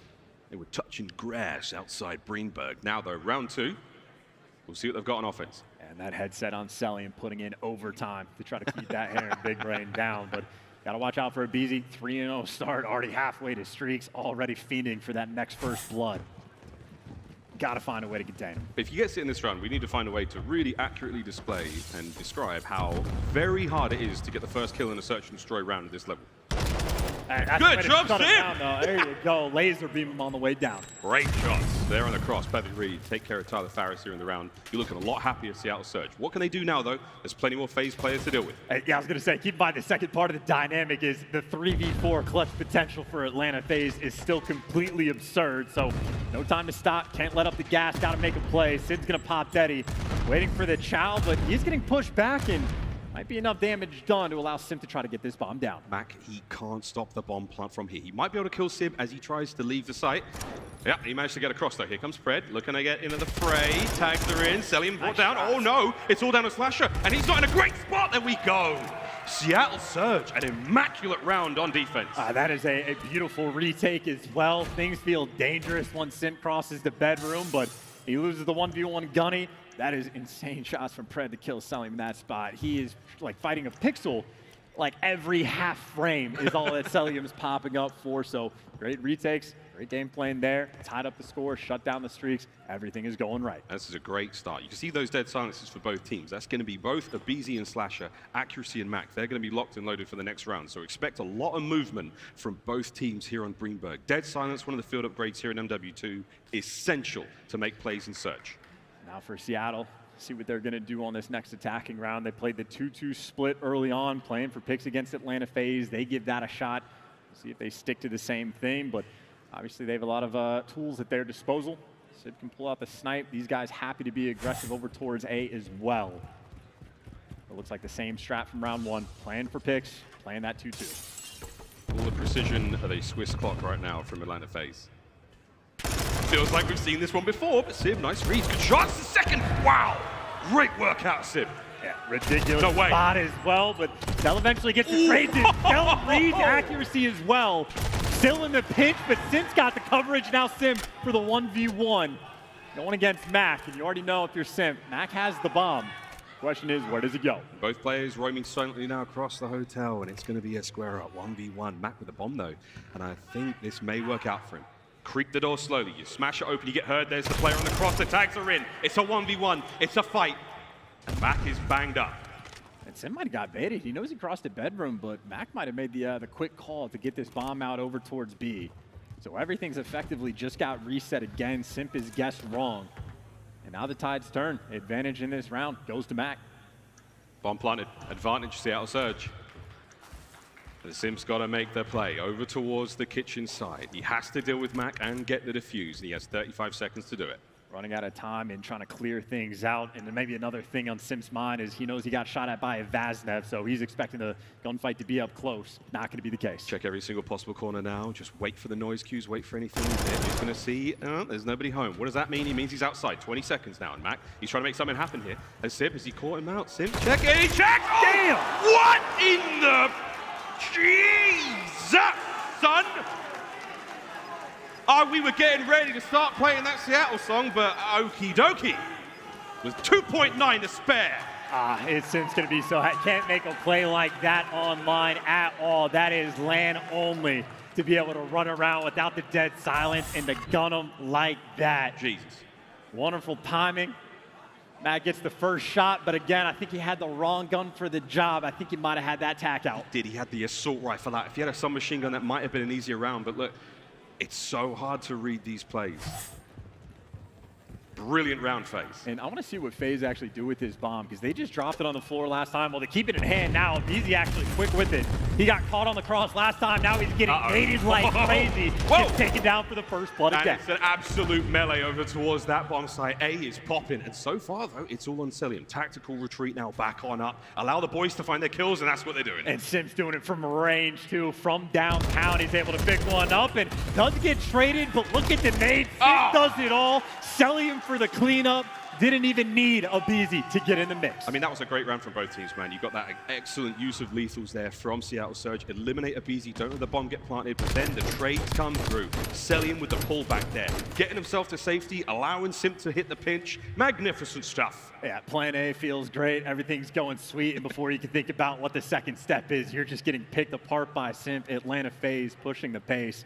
We're only 5 minutes into these games, but as big as this map is, Atlanta FaZe not wasting too much time. Yeah, they're making Hotel feel kind of smaller right now. That's nuts. We're just over 5 minutes into this one. 3-1 is the score. Halfway mark for Atlanta FaZe. Here we go. Nades up. We're going towards A on the defense. That bomb, though, is making its way towards B. This is as aggressive as it gets as well. Slasher with the tag, jumping up the child out towards A. And if you've already stacked this on Fort, you're going to have to fly through. You know where Sim's going to be. Difficult gunfight to win. And you see what they're going to do. Get out of dodge. The bomb is not there. Seattle, it is a wide open B site. And Sib right now trying to control that pace. as he's getting left, potentially. I mean, there's like a corner fight on the bottom side of the map, everything else towards B. We're going to smash the doors of Kitchen wide open in a moment. The bomb has been planted. 40 seconds, it goes bang, and Seattle Surge, they get one more in the round. Can they hold it? Civ there, good work. Take care of one. Mack, here come the nerves. Oh dear, Cellium manages to catch him through the wall. The back line now wide open. Accuracy, can he win the fight? Watch out for the nades. Here comes the pressure. Prez to help him out. Great work. It all comes down to Slasher. He finds one, and he somehow made it into the site, and now it's a 1v1. And all he knows is that Civ was towards the middle of the map. After that, it is pure guesswork, and Civ has cleared the bomb. He's going to be behind him, though. Civ here, just a mile away. And there you go. The sound coming through for him. No 1v3 for Slasher. And Civ is making high IQ plays in that round. The read he had to worry about that late flank that Simp was trying to set up, there to shut him down. Clutches up for his team towards the end. And Civ, by the way, 8-3 so far in this game, making the big plays to keep his team alive. One of the problems with having such a great spree in Search and Destroy is that, you know, yeah, not only are you doing a good job and you're winning, but everyone has so much tape on you. They've got so much footage, and you can tell Seattle Surge, they've put the work in, and they're playing this intelligently, but it's still maybe not enough. We will find out. Another round now, FaZe stopped by one. Yeah, Atlanta FaZe doing the thing again, dropping the bomb and giving themselves options of either player to wrap back so they can move towards either side. So they're getting tricky with it, but it's the trickiness on the trades, and Mack can't get traded. He picks up 2. And now, well, you think you have an advantage. There is action all over the place. It's a 2 versus 2, but that's why you drop the bomb in a weird spot. It's so you have options. You don't want to dive the bomb in a good spot. We're in a bad spot. It's going to be tough to get the recovery. Mack taking the longest of long routes. He's going to come back to the fight in a moment. Accuracy, he'll be in that lobby side. He'll be into the fight a little faster. But Cellium and aBeZy now pick a corner, any corner. Try to identify where the attack's coming from, and here we go. And they just don't know. It's all about the reaction time, or aBeZy squares up, so he heard him jumping around, and you got Cellium to try to slow it down. You got aBeZy set up for the kill. Jumps in for the easy 2. Atlanta FaZe, the adjustments on the fly are on point. They are getting bodied in the first blood battle for the moment. You got Mack picking up the 2. Seattle constantly have been playing with the man advantage. And Atlanta FaZe barely care. They got the 4-2 lead. I mean, it seems so simple from aBeZy. It's like, I'm going to sit in this corner. I'm going to let this guy jump onto the bomb. I'm going to kill him and find his teammate from where the gunfire was coming from, right? You don't have red dots in the minimap. Those headphones are cranked. And right now, FaZe, 4-2. And it almost feels like a long-term thing. If you have a team that's not as well experienced in SMD because they're not taking practice as seriously at the start of the year, Atlanta FaZe, they got the reps in. They are ready for every single situation, but we go again, 2-2 split for the 3rd time we've seen from Seattle. Slasher with the first blood, you shut down Pred. Now we get to test the clutch ability of Surge when they don't get the first blood. We've seen the same round, same way, 3 times now from FaZe, and every single time they've done it a little differently. 4-3 now. Surge, the man down. They're creeping towards that bomb site, but this is Simp. He's got eyes on it. That frag grenade tickles him just enough, though. Cell manages to get a kill out of it. aBeZy finds another one, 4-1 now, all on a Mack. And he's got that bomb in hand, and he is totally surrounded. Here comes Simp. Around the corner, guns are up. Oh, melts him. We take that one. Mack, though, now scrambling to stay alive. He has dead silence. He wants to give it the old college try, but now they know where he is. You got the coverage, you got him trapped, and you gun him down. 13 search and destroys in a row for Atlanta, a 15-1 record on land. With a 5-2 lead right now, just looking to add to the pile.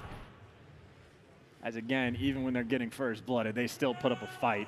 And when they get the first blood, it looks efficient. It is map point Atlanta FaZe. One more round, all they need, and they go up 2 in the series. We throw to a break and we think about control. But right now, you're not thinking about that Seattle. Head back in the game. Let's find some special sauce here, boys. You're the only team in the world to take them on land here in the mode. Can you do it again? And once again, Atlanta FaZe just giving themselves options. Happy to play with any situation they get. And aBeZy, happy to be aggressive to find the first bloods. But the stun clears out couches. A couple players are over by the bedroom. This opening salvo, Seattle's actually stacked up this B site. But no one has made a mistake yet. I mean, FaZe are like water, my friend. They can fit into a cup, they can crash against the waves, and Simp's moving silently again. So Pred has got no idea. Unless he smashes a door open, that's what you're working with right now. And that might have been it. We Could see Pred now spring to life in a second, but at this moment in time, it is Simp with top side of the map control. Things are going to get ugly. He got spotted, though. He did get spotted on the cross. Accuracy stalled, so everybody turns around with the late-term read. Accuracy's there, but you get the first blood. Doesn't make a difference because aBeZy instantly responds. Cell now goes and collects that bomb, and look what FaZe want to do. They've showed the pressure at A. Now they've got a 2-on-1 over towards the B site, at least for the next few moments. We're flying over towards the site. Pred's got to go absolutely huge here. He's going to be the sole man for Surge for a moment. He's got a couple of players of FaZe to deal with, and things are about to get spicy. Less than 20 to go. There's the gunfight, and it's going to be Accuracy helping out. Oh my god, Lamar gets 2. Into the point we now go, and Surge. Love it when a plan comes together. And Accuracy icing up just a little bit in that round. Has great timing to catch Simp on the cross and finds a massive 2 kills after the fact. And Pred just gets hand-delivered the final kill. So that is very patient play from Seattle. Pred found his spot, didn't leave it the entire round. And you had Accuracy just getting to think. Let him sit back, analyze the situation, and try to pick him apart. Seattle still alive. A little bit of fight. Long way to go. Yeah. 5-3. How many rounds can Seattle Surge string together? Is this the making to the comeback? And finally mixing it up as well. No more 2-2 splits, no more playing for picks. Let's be aggressive. Let's just go to the B side. It's a gun up run, and they're going to fly forward. Sib's going to be flying solo here alone, though. He heard plenty. He's playing the same game plan. The rest of the team, they've hit B, and now FaZe know. Here go those red arrows across the map. They're going to now search out Kitchen, try to find something. And it started differently, but we've had this round before where Sib was playing the late flank. But this time for FaZe, it is all 4 players stacked up by the zone. aBeZy still looking for that first blood. He's in on the site. 1, 2. Oh my god, for aBeZy. Pred, though, he's right back in the same spot. Can he find anything here as the life count has dwindled? Seattle Surge are running out of options. And he's just waiting for Sib. He's waiting for the flank to come through, but Slasher's staring at it. He knows what the deal is, and he takes him down. Like clockwork, Atlanta FaZe, pick him apart, drop him down, make the adjustments, and that is now 14 in a row for Atlanta. Well, it's going to take some kind of miracle to force that game 5 for another team to have a shot at them here in Search and Destroy. As I tell you what, friends, nobody does it better, and I don't know if anyone ever will. And Atlanta just make the better adjustments, right? They almost mirrored the round exactly where you had Simp playing on couches, you had Simp there for the late flanks, and they said, you know what, if Simp's gonna play like that, gonna play on the island, let's just leave him. Let's just 4-stack the actual site, go gunny on gunny, and it's not like they needed everybody there because aBeZy just picked up the big 2, but they made the adjustments, had the read on Seattle's game plan, and a 6-3 cakewalk. Again, Atlanta FaZe so comfortable on the main stage. Unbelievable, man. It was a 10-minute game. It was a tense one at times, but 6-3, it is strictly business for Atlanta FaZe. And I mean, hey, you beat them on the first blood battle as well. That was 5-4, so Seattle, at least plan A, was working so well to take aBeZy down, but the adjustments after the fact, absolutely not there. Crazy stuff. Well, that's going to be that for the Search and Destroy. We were looking forward to it indeed, and I know Surge were. I think they'll be thinking about it a little differently after this one. We stay on Hotel, though, for that control coming up in a moment, and man alive, this is where things get spicy. This is a big comeback moment, though, for Surge. Control has been the swing mode all year long. We'll find out if it happens again. I mean, hey, they've played a few times as well on Hotel, but even there, Atlanta FaZe has had the edge. They have them 2-1. Well, let's find out what happens, ladies and gents. We're going to go to a quick commercial break. On the other side of this one, Hotel Control. Is it going to be a 3-0, or does Seattle Surge have that special stuff in the tank? Can we see the reverse sweep? We'll find out after this.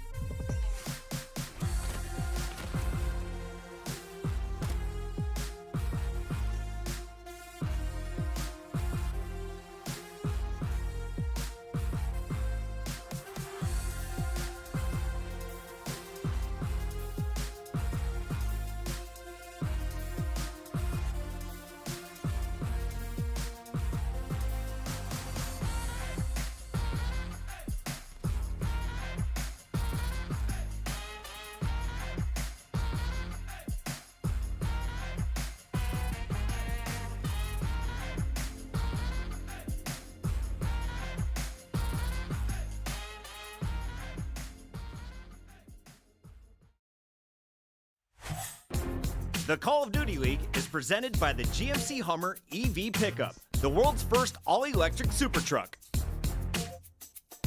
Upgrade your game with the SCUF, the official controller of the Call of Duty League.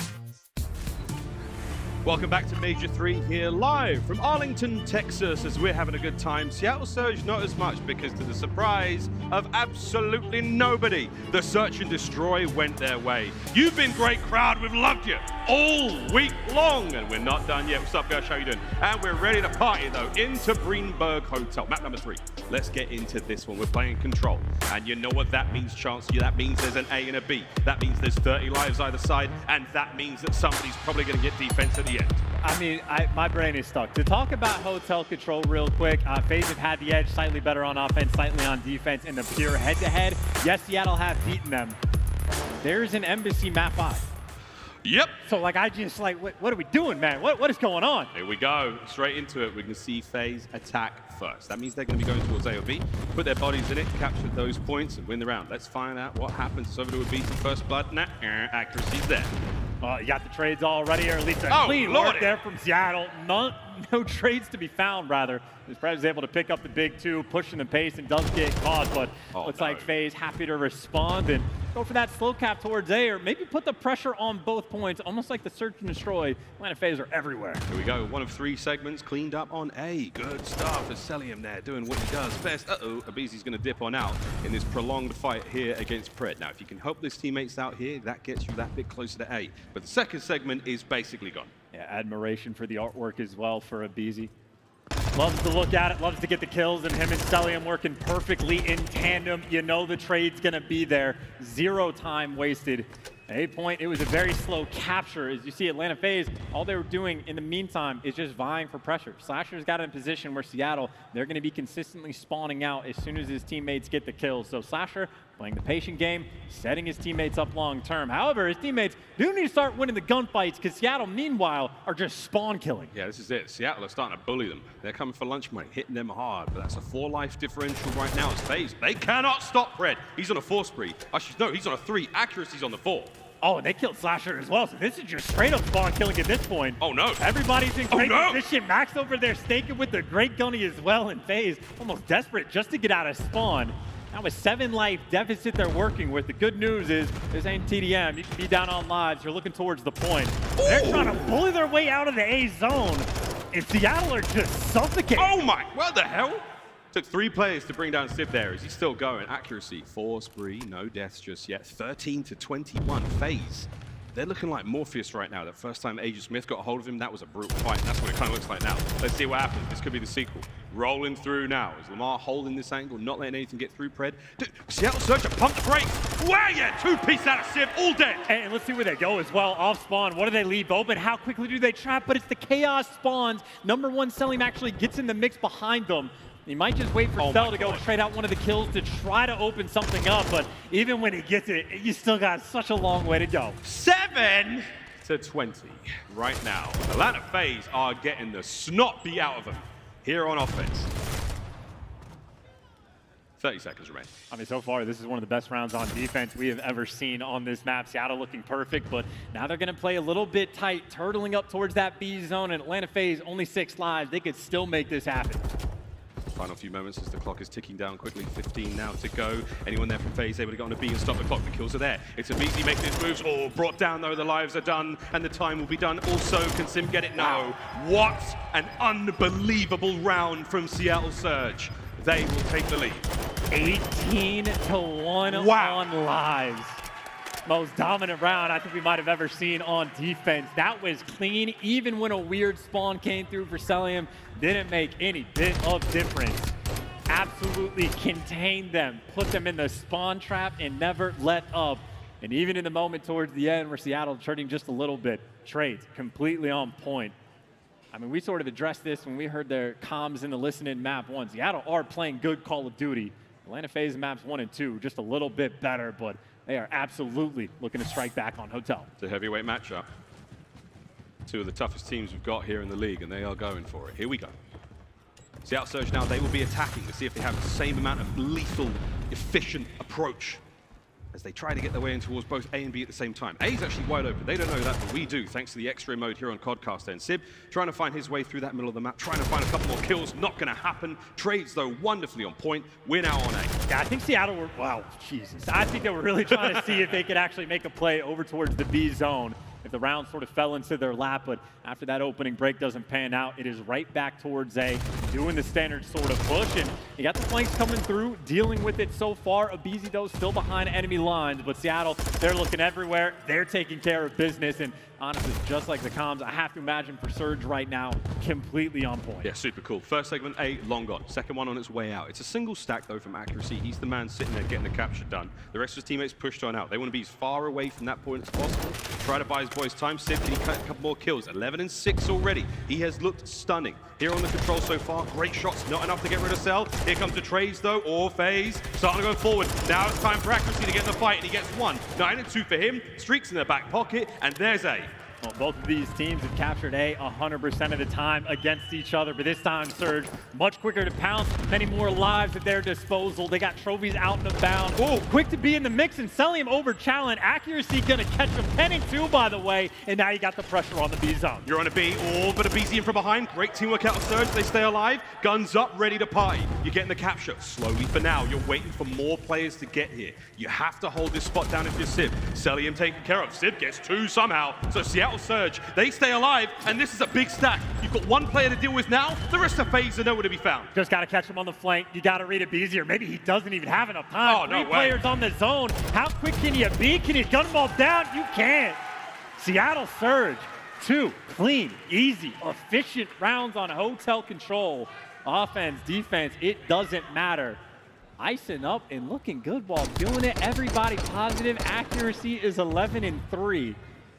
And on the flip side, how often do you see Simp triple negative? How often do you see Slasher? I don't even know what to call that. Quintuplet negative. Man's only done 300 damage in the game. What? That's, okay. We'll deal with that in a moment. But it's map points, Seattle Surge. Those boys are frying. It's like Atlanta FaZe said, hey, we have Embassy map 5. Let's just put the feet up and wait till we get there. I mean, that's obviously not the case, but no. Surge have turned into bullies. Fred's just going to dodge that stun. Nice work. As now we press forwards. Atlanta FaZe now trying to attack. Can they get anything going here? As once again, it is Fred, and he's moving, but Cellium just there too fast, too soon, gets himself onto A. 2-man stack. FaZe are looking to get this done a lot quicker than Surge did last round. See if Atlanta FaZe can sort of snap back into reality and get the gameplay flowing, but Surge, they're sort of setting up the trap again. Accuracy is never going to leave that bottom left corner of the map. That is for spawn manipulation. The rest of his teammates trying to keep him contained over by the A zone, but overcommitting just a little bit. Quite a few players fall, and Atlanta FaZe now have a lot more freedom on the map. So much freedom. When we check that corner, Pred's going to get a couple more. We check this one, though. What in the name? Who hit him? What the frick was that? As Pred gets another. Sib there, back over to Cellium. Can Pred catch this kill also? How is he still rolling here? Oh, there you go. Doing everything, man. He is always in the mix. And now on the flip side, you got Slasher looking for kill number 4. You know the idea, if accuracy is manipulating spawns on one side, Slasher is trying to do the same on the other, but not able to get into position just yet. He's got Cellium to work with as they're pushing the deep flank with both these ARs. FaZe have already managed to find something here in the tank to force what has been a much better attacking round out. 22 lives apiece. You've got a bit of a sneaky play from aBeZy developing over by B. He's waiting for the boys to show up. Pred still a stalwart of defense, a 2-piece on the back line. That is huge. Yeah, Pred is too good right now. 21 in 9, and you would aBeZy maybe the opportunity to make a play, but I think he spent the past few minutes just looking for accuracy, which found an even deeper corner of the map. Finally, he falls, but everybody else from Seattle in position, still getting kills. Ooh. And Mack staying alive is massive in the moment, but where he gets traded, now at least the front spawns are open. Open for now. How long though? Fred on the cross catches another. Here come the streaks though. 12 and 4 out of accuracy. He's going to put this to good work, see what he can find. Push those players inside. Don't let them get anywhere. No kills, but you can see everyone from FaZe now shoulder to shoulder on the bedroom side of the map. Set up for the kill now. Pred sent in to try to find something. Simp though, and aBeZy easy read. Oh, Jesus. They keep getting a kill. And they got the trades. This is the only moment of opportunity for Atlanta FaZe to win a round. They have gotten picked apart and bullied, but now they got the pressure on the zone. It's going to be a 4-man stack once they get it. Maybe aBeZy wants the front line kills because you know he's going to get them. He's finding the kills. Just out 3 in a row. The second segment gone. Looking at the round in a moment. This Pred could go. Can Pred get in there? Accuracy with a kill. What? He was on the point. Somehow. Unable to contest. As FaZe steal the round and stay alive. And if they manage to find a way, all 4 players negative to try to turn things around. Pred, that has been a monster, 24 and 10, to still get the dub. That was just eventually. I mean, aBeZy had to have waited, I don't know, a year and a half before he killed accuracy. But as soon as they cleared out bedroom, you see how quickly that round can collapse. And that is why aBeZy is simply different. He's not waiting for the ego child. He is happy to play slow, play how the map is developed in front of him, and try to make this comeback. Great stuff out of FaZe in that round. A lot of magic left in this game. Here we go. Straight on towards A. Quick check. Lovely stuff out of Sib there. Close range with attack. Unheard of. Yeah, that is a snappy gunfight win from him. That is the flank getting red from accuracy. aBeZy, though, obviously not a care in the world. Applying the pressure on the flank, he is going to be that constant thorn in their side. Everyone from Seattle, this is where your comms have to be on point just to try to deal with all of the funny business. You got aBeZy on one side, Simp on the other, and you know that collapse is happening. Well, there's nothing funny about it. This is going to be horrible. The collapse, though. Yeah, it's coming through the front. Trays are going to be there. aBeZy waiting for that moment to strike. He might give up A. One more hit at it. Cellium somehow found a kill. He's in, causing problems. Accuracy proned up. Can he get it? Oh, it's the wrong player. That was a body. No way. Mack gets the kills trays once again. And it looks good for now. Simp, though, he's keeping the play alive. He snuck in. Can Pred get it? Yes. A is still going right now for Surge. Yeah, one more flank for Slasher, but it's just going to be for the errant kills. That A zone is going to get captured, and Pred looking to be aggressive. Might have found the opening. Him and Simp saw each other, but Simp takes him down. To Surge, who was trying to fight that 2-front war, and it gets slowed down just a little bit. Is now that sort of vie for bedroom control. Simp has an important job. Keep it clear. And so far, so good. A tough moment there, Cellium, just not able to really echolocate exactly where Sib was coming from. And now you got full bedroom control from Seattle. This is an important position. You need it if you're able to get bodies on B. Here we go. Seattle looking to take the map here. Can they get players on? They have to deal with a wave of kills of FaZe. Yeah, they have time to work with. Minute 40 left on the clock, so that's why they're so hyper concerned about the flank. That's the man that we're worried about. The other 2 players in couches, they're looking for the trades, and then you can jump on the zone. So accuracy making the moves towards the objective. Everybody else worried about, well, the spawns in the bedroom players. Got at least one player on towards the B zone. That's going to be accuracy. Slow capture, but no coverage. No one ever there to help. So it's 17 lives apiece. You've still got a little bit of map presence now for Surge, but they are waiting patiently, and they're trying to make something happen. FaZe, though, right back in it. They've got the advantage. The FaZe are just so on point. There's always that extra player to get behind enemy lines and keep that pace nice and slow so no one can stack that zone. So Atlanta have stabilized, but there's the first blood in this engagement coming through from Sib. Obviously, Pred, he's going hunting. You have to clear out bedroom. He's got like a second left of dead silence. There's one. Any more out of this life would be absolutely insane. Less than a minute to go, 14 lives apiece, and he's not going to check that corner as he knows that player slipped out. So Pred now, he's the tip of the spear for Surge. Drive, that trident, deep into the defensive line of Atlanta FaZe. There's one. Gets to get the second. Yeah, no, Cellium, unbelievable play. Oh, FaZe hold the line. And now Surge a little too quick in the moment because Slasher was able to find the opening and go through on the flank, and that battle from bedroom just commences once again. Accuracy waiting for a little bit of help. He's going to have Pred by his side, but it is operation. Keep FaZe away from shooting you in the back. This is going to be tough. Pred still back at it. A absolutely Herculean performance. 32 and 15. 3 dead. Cellium the last man in a tough to read spot. He's still chilling though. Anyone there to help out? Here comes Pred from upstairs. Straight onto the play we go. aBeZy the lone man now. You have to get going. The trophies are in position. Has to bring the FaZe to the fight. One down. Here comes the second. Oh, the cleanup. Gets the ball. Wait a minute. No, Slasher's there for it.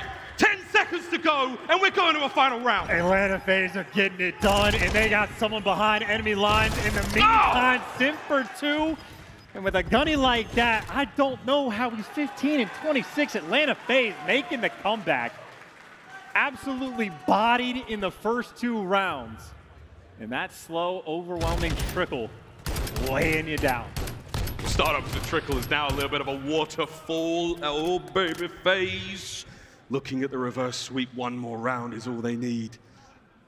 Can they do it? I cannot believe what we are seeing. For the 3-0 in the series, FaZe need one more round. Atlanta FaZe have been striving for perfection in every game mode. They have to drop a map, and they are currently dealing with Pred in his finest form, and they have forced the round 5. It's going to be Atlanta on the attack. And Seattle have been on point on their defenses. They have looked good when they've got it. Atlanta, they are just looking for a moment. In an opening break, exactly like Search and Destroy as well. aBeZy, though, is the first blood Reaper. He'll get another to the list. Another day in the office. Mack, though, head up out. Could have been the nade. Couldn't really tell for him. He killed himself. Flash of pressure on. Yeah, Cell now keeping help. Towards that A zone we once again go. It's been captured in every single round without fail, and this one probably no different. Can Surge try to stop the wheel, try to break it, and change their fate? And Atlanta FaZe also doing extra, right? aBeZy getting in position, trying to clear out that bedroom side of the map, all the slow captures coming through. So they're trying to keep track of all these Surge players. But Surge are going for the flanks. Accuracy swinging all the way around. And this A zone not quite captured yet. And Simp didn't see him for the moment, and Accuracy, again, just here to slow him down. Well, this is it, a big change here. A hasn't been captured. There's a lot of pressure towards the back line, an unfortunate team kill, so now you're on towards B. 2 players there, make it 1. This is a different look here in the defensive round. Cellium playing as slow as he wants, and Surge, the question is, do you leave him, do you try to hunt him down, or do you swarm back towards this A zone? So maybe Atlanta FaZe making a bit of a mistake, trying to make up for the mixiness. And now just right back towards that A zone. Cellium flanking to get back in the picture, but Surge are taking the fight to him. Mack picks up 2. Cellium finally back though, and it looks like the A zone eventually going to be secured. One of the slower rounds of control we've seen. It's cost a lot of time for FaZe. We're 42 seconds on the clock. That's going to become 1 minute 42 once that A zone gets complete. And don't forget Cellium 6 spree. Right now, he has streaks. Yeah, it does have the cruise missile. Could be nice for the intel. You got Slasher trying to have a little battle against Accuracy on the bottom left of the map. So contained fights, nice and slow all over the place. And it looks like Accuracy wins the one. FaZe are going to be spawning out, and they just got put in the blender. Simp gets hunted down as well. So well contained. Seattle Surge still clean on D. Speaking of contained, this is what you're looking for right now. Pred finds 1, the second, and there's a 3rd around the corner, but the perfect flank from Cellium stays alive and keeps that pressure open. Now, you can run across the map FaZe, but no, wait, Sib is here. Can Sib get 2? Nearly tagged up aBeZy, making moves forward as Seattle Surge starting to tighten the grip. And here's another flank coming through. I mean, talk about how annoying this is to deal with, to try to get out of your spawn, but now it's about the timing. Mack able to get 1, drag a little bit of pressure back, and doing such a good job of staying alive and keeping the pace slow. He's drawing that aggression. FaZe though, they read it perfectly. Oh my god, 2 clean kills. They're making their way forward. Pred's gotta go big. No, Cellium does it again. Now it's all down to Accuracy. The last hope right now for Seattle. He's going to take on this entire onslaught from Atlanta FaZe, and they have gone straight for the jugular. They're in. FaZe now on the point. There's the stack. It's going to be all 3, and Slasher continues to flank as well. He took care of business. Guns all forward. Atlanta FaZe looking to get this done. FaZe goes straight for the kill. This is it. No one from Surge is close. Waiting for the fight. Anyone there? No, wait back. Make something happen. The kill the last second. Contest. It's not over yet. I can't believe it. Slasher gotta go in. I mean, still, it is 30 seconds. It is time for FaZe to work with, but Pred shutting him down. But now you got the cruise, you got the intel, and you got the flank as well. Here we go. Streaks land. No kills. aBeZy on the flank. We all got a little lightheaded there. Wow. The hip fire, no. Accuracy's in. 10 seconds remain. And it's the funnel through mid. I think Seattle might have done it by the hair of their chin, picking them apart through mid. The last-ditch effort, the door gets closed, and Seattle has done it. It took all of that just to get a map. All that for a map in the series. 40 kills out of Pred. An unbelievable amount of damage between he and Sib, and they know that cost them a lot. We'll see, though, if the momentum pays off in the next hardpoint. And that is bar none, without question, the best map of control we have seen all year from both of these teams. We have been watching some ridiculous Call of Duty this week. The crowd maybe getting in like teams' heads and like making them have mistakes. No ego challenge in that. Is crazy plays, but it is efficient. It is the comms on point. It is both teams playing the map the way it was meant to be played. And just those engagements when you are like slowing the pace down, waiting for the first bloods to come through. It was beautiful to watch, and obviously tippable from Seattle. Wow. That's got padded in the first 2 rounds, but Pred never slowed down. Clean 40 bomb coming out of the superstar. Him and Sid getting things done. Outstanding. Here's the replay. The last few moments of that game. We're going to see how this went. And this is textbook chance. 3 players on point. That should be a capture. No questions asked. The round should be over. In comes accuracy. In comes Mack. Look at that last-minute contest. Once again from Fred. Sensation. I mean, that's also accuracy, finding the perfect moment to be aggressive, right? I know he's the slowest player in the league, but when he's got a dive bomb towards the hill to set his boys up, he knows when he has to make that kind of play. So massive gunfight wins. They dealt with the cruise missile towards the end. Even the heads-up awareness from accuracy at the end. Him and Mack to worry about the flank. aBeZy obviously gets caught popping the dead silence, but the awareness was there. The setup was clean. And no matter how difficult it got, Seattle Surge able to deliver. I mean, that's why even the listenings we were talking about in the hard point were so clean. Heads-up gameplay, one of the best maps of the year. And these two teams looking like some absolute juggernauts. But hey, just another 40 bomb for Pred, added to the collection. Ain't nothing but a bang for Pred there. What a run that was. Well, a brilliant Greenberg Hotel control comes to a close. It buys Seattle Surge a lifeline in this series. I'm not sure if it'll be enough. We will find out in the next hardpoint, but until then. And also, here's the tough part. Like, Fortress hardpoint is one thing. Embassy Surge I want to see the game 5, man. If you let Embassy through, you got to have a game plan. I wanted so bad to see what Seattle have cooked up, because Hotel, couple ideas were there. Atlanta FaZe ended up picking them apart, but even for the map one, the score doesn't look great, but Seattle did still play a pretty clean game. They just got beat. It happens. We go to aBeZy. The pop-off potential is always going to be there. And if you remember the last 2 times these guys played it, Seattle Surge went up by 100+ points. And then Atlanta FaZe just went on a tear and made the comeback. So you're expecting it's heavy hitters right now, arguably the 2 best teams in the game at this point in time. They're going to be getting after it on aBeZy. We're talking about an unbelievable level of confidence and performance out of FaZe. And right now for Seattle, you bought the lifeline, you've got a bit of momentum. Can you keep riding it through onto Fortress? That's what is, I mean, yeah, you can. It's totally possible, completely doable. But now it is strictly business. Coach Crowder there going to get off the stage, finish things up. We're going to see Sam Phoenix on the other side of the stage for Seattle Surge, pass on the last moments of wisdom for the boys, and then let them rip on this Fortress. And I suppose we also very much get to test what Revan was talking about on the desk of like how his team rises to the occasion. When the pressure is on the most, how can they handle it? You just got smacked around for the first 2 maps, right? Like, it was just such a tough one, round after round. Even when the game plan's working and you're getting the first bloods, you're getting picked apart after the fact. Completely iced up into control. Had 2 beautiful first rounds, and even when the pressure is getting applied, the round 5 as icy as ever. So the pressure's been getting higher. Seattle's gameplay looking even cleaner. See if they can carry it into map 4. Speaking of map 4, this is the last time they played all the way back in Major 4. They had exactly the same map 4, and that is what Chance is talking about. 250 to 234. Atlanta FaZe walked away with the victory there, and that was the massive comeback. Now this looks so different. I mean, LSCLO search through that final map with that, who knows, man. I mean, Embassy's a different beast altogether. We'll see how that one goes, because 6-2 all many months ago, back in December. These teams have changed so much since then. The game has changed. The way we play has changed. Will it change the result of what many think will be a FaZe victory here today? Let's get it, ladies and gents. We're going to aBeZy, playing hardpoint. We have also talked about how clean the gameplay has been for these 2 teams. If either squad makes a mistake and gets put in the spawn trap blender, I know aBeZy hardpoint's not as bad as control, but you can go on massive runs. And obviously when you're looking at the stats right there, much cleaner overall for Seattle. The only win Atlanta has, though, is against Surge. Whoa, here we go. Man, this is going to be a big one. Game 5 will be something. But for now, Fortress.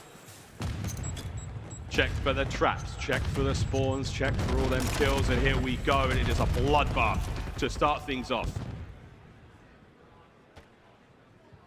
Pred playing a particular corner here. His game plan right now is not only to find these kills, but to get himself inside that Fortress, and that is one step closer to it. I mean, that is literally the only opening plan, is to get Pred out of the spawn trap to set him up to get a couple kills so we can open things up for you after the fact. So even though they got bodied on the opening break, Pred got into his spot, but now you get cleared out. This is where the danger is going to lie. Accuracy needs to find at least one. Oh! Maybe Mack with the spawn. Damn. I guess he didn't end up at the trap, so I guess he spawned up at P2, trying to take full advantage. He was close enough to Blacksmith to get out. Will he be able to check this corner? Oh, timing is sweet. Mack, he's on a bit of a run right now. These are important kills. Simp's up next, managed to get a little bit of revenge. Payback, ching, as he's in the feed. Time, though, still very much in the hands of Atlanta FaZe. Spawns for P2, though, are very squirrely. FaZe will be on the right-hand side of the map, and now you've got Seattle on the point. Yeah, he dodged the spawn trap for the moment, so Surge with a little bit of life, and now pressure towards the back. Cellium's still alive, or Slasher, meanwhile, actually in his home, but he's last man standing. He gets spotted, he gets taken down, and Surge with a clean little wipe on P2. That's all four. Flip the map on its head, and now the opportunity to add a lot of points to this. Damn, son, lead change. Pred with 2. And now the eyes are up, the guns are going. He's starting to find himself here on aBeZy.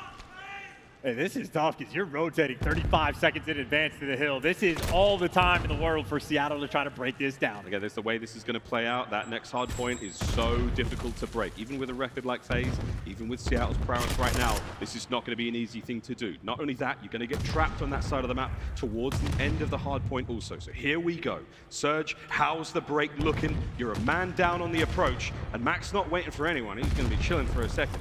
Here comes the hit. His teammates are taking the fight on the other side of the map, and it is not looking good so far. I take it all back. 3 down. Last man, Simp.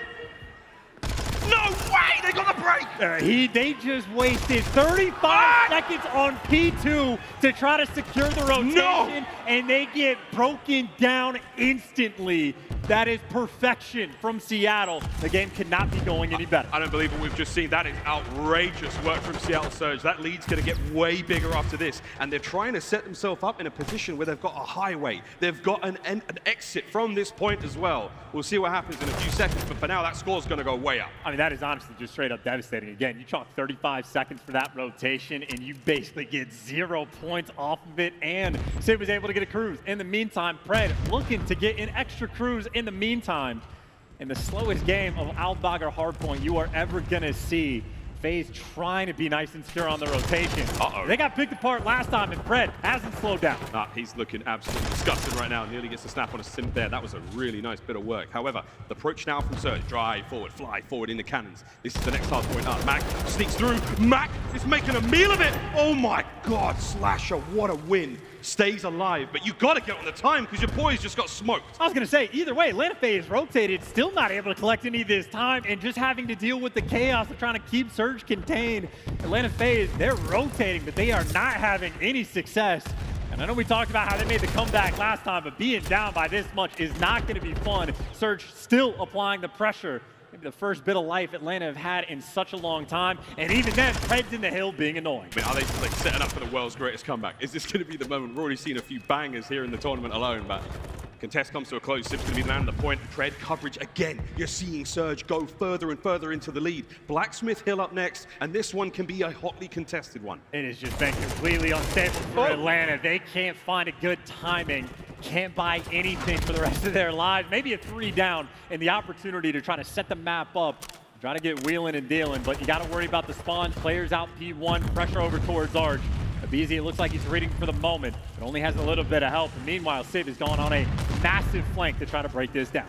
Break it down, try to play for the next. Sib, here comes the streaks. This will take care of the player in the hard point if you need to. No, you can now change course, deviate for another player, no problem. Top map's cleaned up. Flashbacks there of the previous major. Slasher now, he's going to be taken care of by Pred. Lovely work again from Seattle. They are burning hot right now. And even the route that Sid just took to go on the full flank to call on the cruise is just to force out those spawns for Atlanta, who ended up spawning over by P1. So Surge playing the clean, comfortable game right now. They got the spawns they want. They got the gunner they want. Another 4 spree for Pred, who is trying to turn this into his playground. He is absolutely unbelievable. It's a 5 spree from Cellium comes to a close. Done. Accuracy in the hill. As his stats are bizarre right now. It was 4 and 9, over a minute 30 in the hill. He's killing it. 4 kills and you got an 80-point lead. That is literally Seattle Surge doing what they do best. Playing the game for the win. Can Mack get another out here? Yeah, map's all secure. 50 seconds up, back to P1, and now we reset things. We're in the second set of hard points, and FaZe, is this a new look already? This could be it again. If you make one mistake, you get put in the blender. This is when you have the opportunity to make a run, and you have Atlanta FaZe this time blocking those P2 spawns, trying not to let anybody out and about. Okay. Surge, this is where you start to feel the heat. Oh, you might have pissed them off, man. FaZe now, they've got their hands on the wheel and they're running the shit. Accuracy, that 4 and 11 doesn't look so hot anymore, as now he's trying to find his way out. Over 100 points FaZe have gone, and they have not slowed down whatsoever. Anything Pred can do, Simp wants to do better. In 8 spree for him, the gunny right now against Pred, and Pred just getting back down. Seattle, they've been stuck in the spawn for the longest of time. Simp playing with a little bit of freedom. Finally, though, he gets caught right as that new hill pops. New hill pops. Full control and at FaZe, they're looking right back at it. And I tell you what, ladies and gents, I was joking about that comeback, and now this joke is a reality. You've got streaks for Simp as well. aBeZy now on the wraps, looking to find anything and everything he can. Spawns in the far left, and look at that, Simp isn't on the point. Can he get one more? No, he can't. aBeZy, 8-13, slow as ever, but he's going to do what he can to get back into this as Simp. He finds another. Yeah, you get the spawn, but it just turns into trades, and now you got the heads up on the flank, but a nice angle from Accuracy takes the deep route, and you got Seattle looking to pounce on this time. They get the kills, they get the clearance, but can you get the collection? Accuracy back to where he wants to go. And he wins the gunfight as well. This is where Atlanta FaZe made the biggest mistake. It was on this rotation. And now this is where the pressure's up once again, because Seattle will end up spawning towards the back. Atlanta FaZe keeping things much more controlled. Big wins out of FaZe, 10 seconds. Yeah. Looking towards that bottom side of the minimap now. Will you see another clean break? Will lightning strike twice in this series for Seattle Surge? Pressure now one. FaZe with a deeper defense. They're not letting anything get away with it. Slasher on top side of the statue. Guns are up, and they are smoking still. Nades are there. Can FaZe get onto it? Into the push we now go, and it's good clean kills from both teams. Anyone there? No! Slasher and Cell. They hold it down. FaZe remain in control. Surge don't get through instantly this time, but Mack just got the closest spawn. They just spawned right at Gate as soon as he got the kill, and it doesn't make a difference. Atlanta FaZe just closed the door and continue to collect his time in what was a ridiculous score line originally. Atlanta FaZe now have the lead. Now we've got a game on our hands. FaZe back in it. They've taken the lead. Can we see something from Surge? A last-ditch attempt. Trades are still there on point. Mack for the last few moments. Mack wins 3! That's the break. That's the hard point for Seattle. You ask him to attack, he delivers. Picks up the 3, and well, Seattle take the lead right back. Cellium trying to rotate over towards New, but his teammates are getting picked apart. And look at where the spawns for Atlanta are going to come through. One dead center of the map, another guy in Mapson. They'll take the closeness towards this new hill. They'll take the clearance for the rotation. Much more secure, but a 20-point deficit.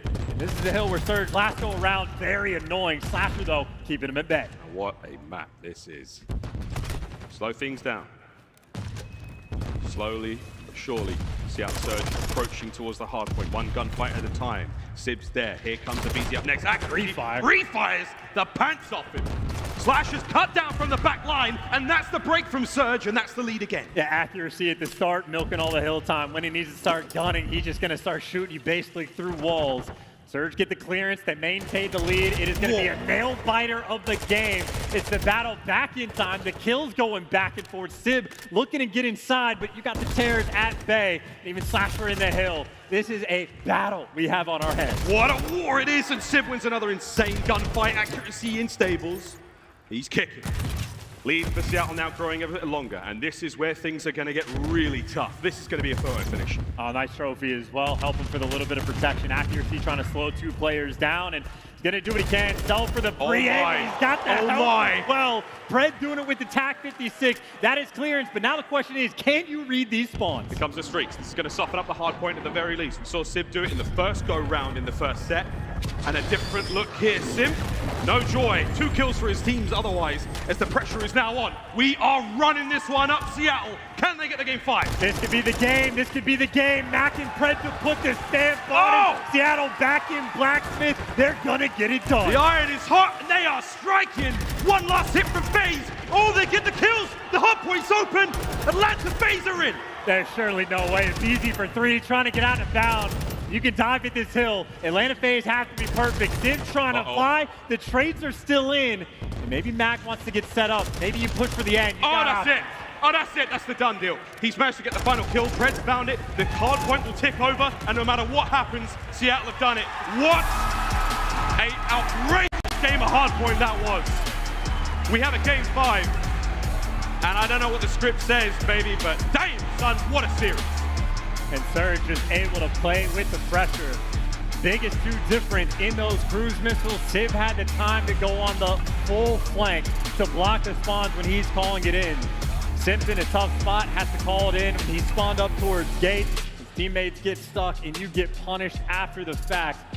a clean game, honestly. I know there's a few moments Seattle might want to have back, but that is wonderful work there on aBeZy. And from being down 2-0, from being nearly reverse swept into control, looking to complete a reverse sweep of their run. Well, I was joking, and again, I didn't think it'd be possible to get another shot trying to crack the Search and Destroy record. Well, they've got it. aBeZy is going to be the final playground. It is not a good sign for Surge statistically, but we'll see how this goes, because this has been one hell of a series. Anything can happen now. It's just the perfect setup, man. Seattle Surge looking to end the S&D spree. They're the only team that has beaten Atlanta FaZe on LAN in the game mode. It was a game 5 last time. They beat them on El Asilo, obviously one of FaZe's best maps. Well, now it is their best map on aBeZy. They knew they let it through. They have a game plan for it. And even what Revan said on the desk, we like our team. We like when the pressure's on. That's where they perform. That is the true test of a game 5. You're in the heart of a dying star right now as far as pressure goes. This is going to be it.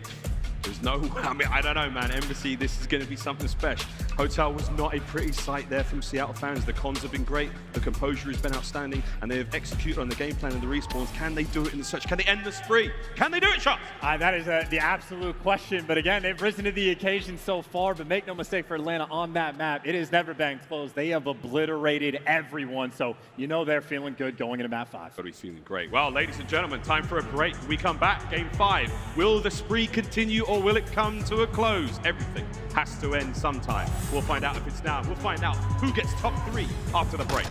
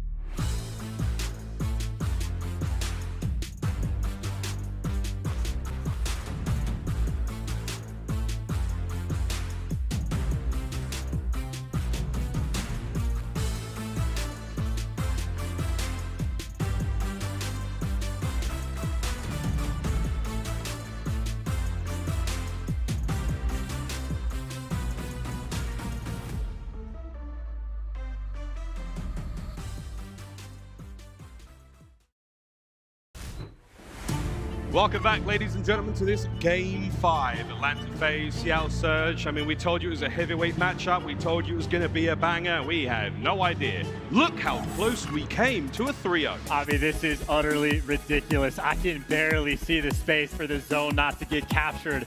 But that's it. That is the difference between being 3-0'd and potentially winning a reverse sweep Game 5 series. And I know for Seattle, they were talking about it on the desk. They knew what the game plan was. They purposely picked Team B to let aBeZy be the map 5. They've calculated this the whole way through. They wrote it down. They know what to expect. Now the question is, can they get it done? Because if you want to be the best, you got to beat the best. And it does not get better than Atlanta FaZe on aBeZy. This really will be something special, not only to secure top 3 in the tournament, also to break the record that FaZe have set in Search and Destroy. I mean, for Pred, you said it a moment ago, to go from MVP last season, or sorry, from Rookie of the Year last season to potentially MVP this season, this is the kind of series that will certainly make it. Wow, what a massive contest this has been. We will find out what happens in this aBeZy Search and Destroy. Statistically, incredibly strong advantage for Atlanta FaZe right now. But all bets are off. The script, I mean, let's face it, there's about 19 chimpanzees right in this one, and it's a bang. They get Shakespeare eventually. The first good Shakespearean series we have had of the day, but those, again, look, they have utterly destroyed every single team that they have played on this map. All of them. 6-0, 6-1, 6-2s. I think their closest one, they might have had a 6-3 in the mix some point somewhere. Perfection on this map. Seattle, what do you have to say? We'll find out if it's destiny calling. Ooh. And what have you done? You've taken care of the first Blood Reap. And what did we learn on the hotel? They have the strats to take care of aBeZy for the first Bloods. That is not a guarantee to win the 4v3. Still a lot of time in this round. Lenny. Stun check lands. Those members of FaZe ears are ringing for a few more moments. Sib. Lovely work. Dodges the nade.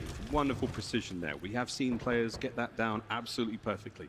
As FaZe now will cascade their way across the top side of the embassy under great covering fire. Mack, oh, he picks out one. Doesn't manage to get anything away from it. 3v3. And you got the double chow coming through from Cell and Slasher to take care of Sibs. You got the power position taken care of. You got the bomb down. And you got players like Cellium in the clutch spot. But you got to help him up top. Pred looking at Pounce. You got a massive flank coming in through Search. And this is an incredible moment now. Cellium, he's setting himself up to avoid the fight from Pred and maybe take care of accuracy as well. But accuracy, he's crept through. You sneaky devil. He might be able to win the round right here. And it's all about this accuracy for the timing. Wants to get up top. You got to take care of the clutch spots, and Slasher wins one. You got to kill them both. It's Cell, last man standing, and Pred takes care of them. They make the read. They clutch the 3v3, and both those ARs get rooted out. That position that Cellium is in, belly down, he knows someone's behind him. He knows the full flank is through, trying to give him nothing, but perfectly calculated towards the end. We're talking about Pred for good reason. You got 3 in that round. That kind of mistake won't happen again in this matchup. 3 from Pred, 1 from accuracy there. That was incredibly important. FaZe, though, they managed to get that bomb plant. And that could have changed everything. Very, very different look here. 2-2 split here on offense from Seattle Surge. And they're able to get straight out towards that B zone, or B side rather. No nades coming through for the first Bloods, and well, there's the nades after the fact, so Mack a little bit of pressure, only 40 HP, but takes him down, gets the first Blood, aBeZy drops it again. 2 for 2, from being taken out in first. Atlanta FaZe, when it works out for him, it sure does, but this time around, very different. Cellium, he is here. Again, watching as much as he can. The bomb does get planted, and Slasher takes care of Mack for that. He will pay the iron price. It is now a 3v3. Well, it's also Simp by himself on the flank, and he just shot in the feed, so Surge know where he's at, but they're waiting on Simp to make the play. He almost has to do this by himself, waiting for the shots to come through for his ARs, but he hasn't been given anything just yet. He has the read for the first, but you are running out of time, and Pred is behind enemy lines. 20 seconds to go, and Pred has tucked himself away, so is Sib. Sib's taken care of. Final 15 seconds. You know Pred is going to be in a spot to try to challenge this out. Will the timing work out? Will the coverage be there from FaZe? Final 10 now is the moment as the player is on the bomb. Perfect is here's it out. Deals it. And Simp is nowhere to be found. No hope on the defuse. And Seattle Surge go up by 2. And without question, the best Call of Duty we have seen all year long. Every single play down to perfection from both of these teams. As good as it gets for the opening break. You get the ARs helping each other out. It's the teamwork from Cell and Slasher. Cell's got him covered, so Slasher can jump over and kill the bomb planter. He's got the help to get Simp in position up top, but that is the difference a bullet makes. Pred just a little too quick. 2 rounds for Surge. It's close enough to that player where you can certainly hear him dive onto the bomb or make noise. Positional advantage played perfectly. Simp, the coverage was there, not enough to get it done. What an unbelievable search and destroy we have so far. Here we go though, FaZe. Slight misstep here on the attack. We'll see if this slows him down at all. Well, here's the difference maker. aBeZy is free. Finally doesn't get first blood, at least not initially. And you know he's got an ego. He is not scared of it. Chow, he's got vision, and finally the Reaper has come to collect. Not only that, with the first blood, you're immediately going to get the plant down as well. Will Seattle Surge be able to at least rebound here? aBeZy guns up, ready for this one. His teammate Simp. Perfect spot to be in. Mack manages to get one out of this, so it's a 3v2. Surge not out of this yet, but FaZe, what a spot to be in. And aBeZy doesn't have to overchow. As long as he is alive, he is in position to make the play. Wants to go see if that bomb is still clear. He's going to take care of that. Pred takes care of up top, but as soon as Mack falls, Pred, almost impossible to lose. Too many clutch spots to check in Atlanta FaZe. Looks like they're finally going to get their first round. One may be enough. As FaZe are back on the board. This game 5 was never going to be an easy one for either team. Are you the more? 5-1 out of, or 5-2 now out of Pred, by the way. So far, this has been the square up. Get first blood, win the round. Not easy to execute for either team. And aBeZy, all the pressure on him, or at least all eyes and attention. You know he's going to be involved. The expectations for FaZe are so high. Search and destroy has been the, I mean, bread and butter. It's almost been the whole diet. Here comes aBeZy, different looks. He spotted him. Oh, the sniper, there you go. Sid found an opening.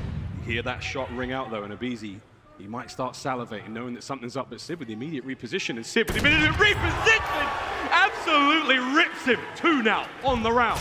He is feeling it indeed. And Mack, even with 2 HP, gets out and alive. He's got the help, and all of a sudden, Slasher, last man standing for the 1v4. But Surge keeping it mixy. Sid gets the stun as well. Sid has just won his team this round. Here they come. And Sib, what an outstanding pair of snipes. Here it was, aBeZy, right place, bang! Sorry if that made you jump. I'm actually not sorry, headphone users. Lock it. The score is 3-1, Seattle Surge. They do love this map. Sib does love to snipe, and honestly, that could be the last round he uses it, even when he got the 2 kills. This man is going to be playing with confidence. Whatever he's feeling, they're going to rock with. Revan spoke about that as well. We're back to the first blood battle. aBeZy loves to fly out towards the B site. And those nades, we'll see if they connect. I think aBeZy barely going to make it through. He does get tagged up, so he's going to be a little bit slower this time around. Tried to save him, that concussion doesn't help. Cellium with the first blood. Pred, though, he knows aBeZy's on the bomb site. Will he check it? Will he fly out? Will he add another kill to the pile? Slasher gets his as well, so that's a 2v. What? Oh, God, what a gunfight from Pred. Over to Sib. And this would be a 2v4, 2 Rookie of the Year candidates, and one that got it, trying to clutch up against FaZe. Already with the advantage and out with 16 HP, and they are reading this push towards A. That is an unbelievable win. Slasher now checking over towards the A side of the map. Here comes the play, and here's kill number 9. 1 HP remaining for Pred, finally taken care of. It's a 1v2 from Sib. Wow, Slasher's got the angle covered, trying to back him down, and Cellium going to be able to go for that plant. And unfortunate for Sib in this moment, it's a trophy system. It's a bloody trophy. Here comes the fight. And this time, finally, FaZe can deal with Sib. The score is 3-2. And again, Pred, by the way, 9 kills in 5 rounds so far. Stepping up to the plate. That first blood battle, though, it has been consistent for both teams. Get the first blood, win the round. Cellium this time is able to deliver. Him and Slasher able to play for picks. The teamwork has been on point. And Atlanta FaZe down for the moment. Desperate to maintain that spree.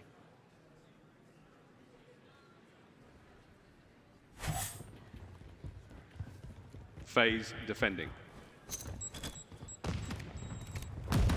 Throw the nade a little wide, try to catch the player on the cross. As Mack has already made it to the bomb site, you know that they know it's there, but wait a minute, accuracy somehow finds it. Cellium now trying to get over towards that B-bomb, trying to help out on the defense, but he's going to snake all he can. There's a lot of guns up looking at him. There's Simp, backs on up, the flank though, not a safe place, Simp's here. Slasher gets taken care of though, so now it's about the clutch spots, Mack 1 HP. Cellium's gonna get sent in for the kill. The drop's down low. Now the question is, can Simp get up top? He's popped dead silence to try to make the play, but this is 2 players to root out. Oh, Cellium's been spotted on the bomb, and here comes the hit. No, accuracy's trying to keep him off of it. You have to now watch out for the player upstairs. Big tags, not enough, 20 seconds. Pred with immediate reposition. Here we go, as Cellium They saw him. Oh, they saw him, they're waiting for it. Here comes the kill, and they can't get it done. FaZe have found the equalizer. And they have bumped up the pressure just a little bit more, even with the bomb down, even without a player even up top for Atlanta. Surge feeling the pressure, trying to go for those routes, but getting caught the whole way through. A beautiful retake.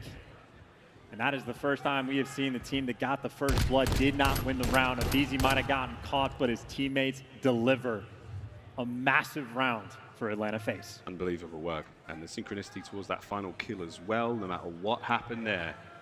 Pred was dead and the round was won. The score is 3-3.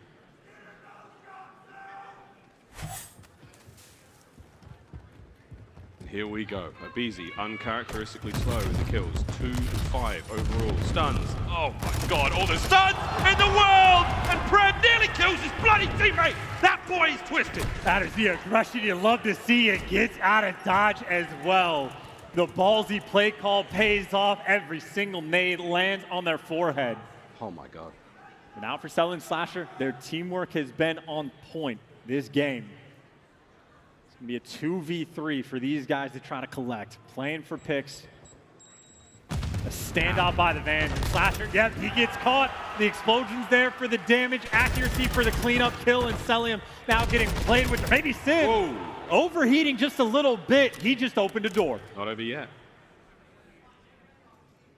It's a 4 spree from Cellium. If he can get a couple more kills, that might help out a lot. But right now, Seattle Surge have put themselves in a great spot to get this round. If you check the stairs, son, there's a booty on the other end of it. Now, will Cellium check this or will he play for the streaks? I don't think so, son. I think Pred might have another.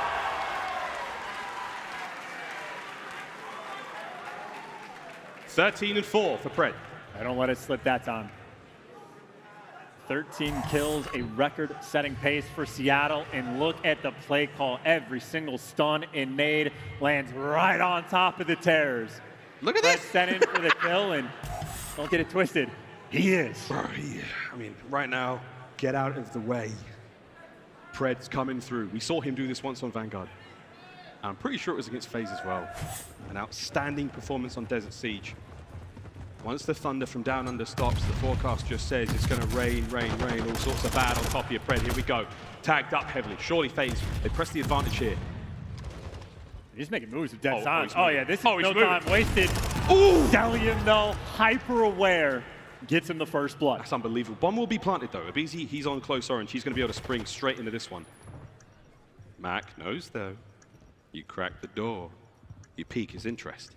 He's got a trophy as well. Cellium didn't hear that, and Cellium hears that from a mile away. Wait. And Simp gets spotted. Cellium, even with the perfect shoulder, Simp gets overwhelmed. An accuracy to Iceman for the 1v3. Time is on his side, just not the man advantage. I mean, Iceman ever to live up to the moniker. Now is the time! But Cellium with an outstanding round. Back and forth we go. The score will be 4-4. And a Swiss watchmaker would be so proud of Atlanta for the teamwork and coordination. Cellium perfect on the shoulders. As soon as they get the intel, everybody jumps into position.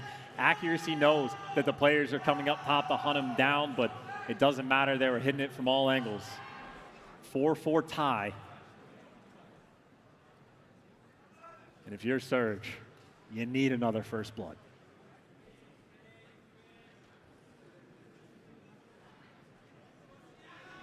What a search, man. History in the making. Here we go. Just a reminder, in case you forgot, it's 14 search and destroys in a row.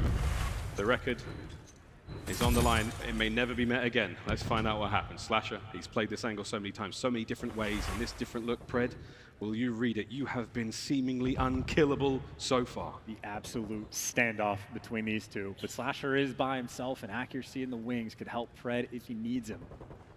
But aBeZy's also doing his dance. aBeZy's got the dead silence popped, and aBeZy gets the first blood. Advantage Atlanta. Wait, in Atlanta, that advantage, will they push it? And I mean, Pred and Slasher, they're still doing it at the other side of the map, man. They're still chilling. Bomb down a B. Here we go. Plant. And the post plant now from FaZe. They've got all bases covered. Pred, oh, he's got ants in his pants and he's jiggling. Slasher, will he make the move? He does. What a run. FaZe, massive advantage now, 4v2. I mean, what can you do in this situation? Accuracy finds a pick. Simp getting back down, and yet there is nothing on the map available. Perfection again out of Atlanta. This is without question the most they have ever been tested on this map. But with an 8-0 record, they are 1 round away from just continuing the streak. And it goes back to that first blood battle. When you have shut down aBeZy, when you have found success, when he gets that freedom, he has picked you apart.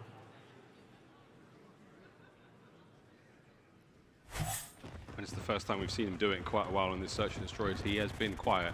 The team have not. Here we go. Snipes up from Simp. Different look once again. Will we read it? Close. No cigar. The second attempt, nigh. Will it be the third time to shine? As again, Cell. Perfect moves from him. Immediately reads the ladder. Well, Pred might just be able to jump on this. You get the bomb down. You still have everybody alive, but Simp's up popped. How good is your shot going to be, Simp? Not quite good enough. The trades are coming through. Trades are through. Pred gets another one out of it. Oh my, ladies and gents. It's not over yet. 2v3. Surge with a man advantage. And you got accuracy in the back as well. He is just a guarantee at the end of the round that you don't even need. Simp, no time to make this happen unless, for the first time in a long time, maybe we get to see the snipe, but Pred playing it too safe. Here we go. Round 11. Pred could break the kill record in this round. In Seattle Surge could snap the streak. The final round here in the series, Seattle to break the streak. Pressure is on. And for how close they were in that control to getting 3-0'd, they made it all the way to the end. What a rivalry these two teams have with each other. Outstanding matches.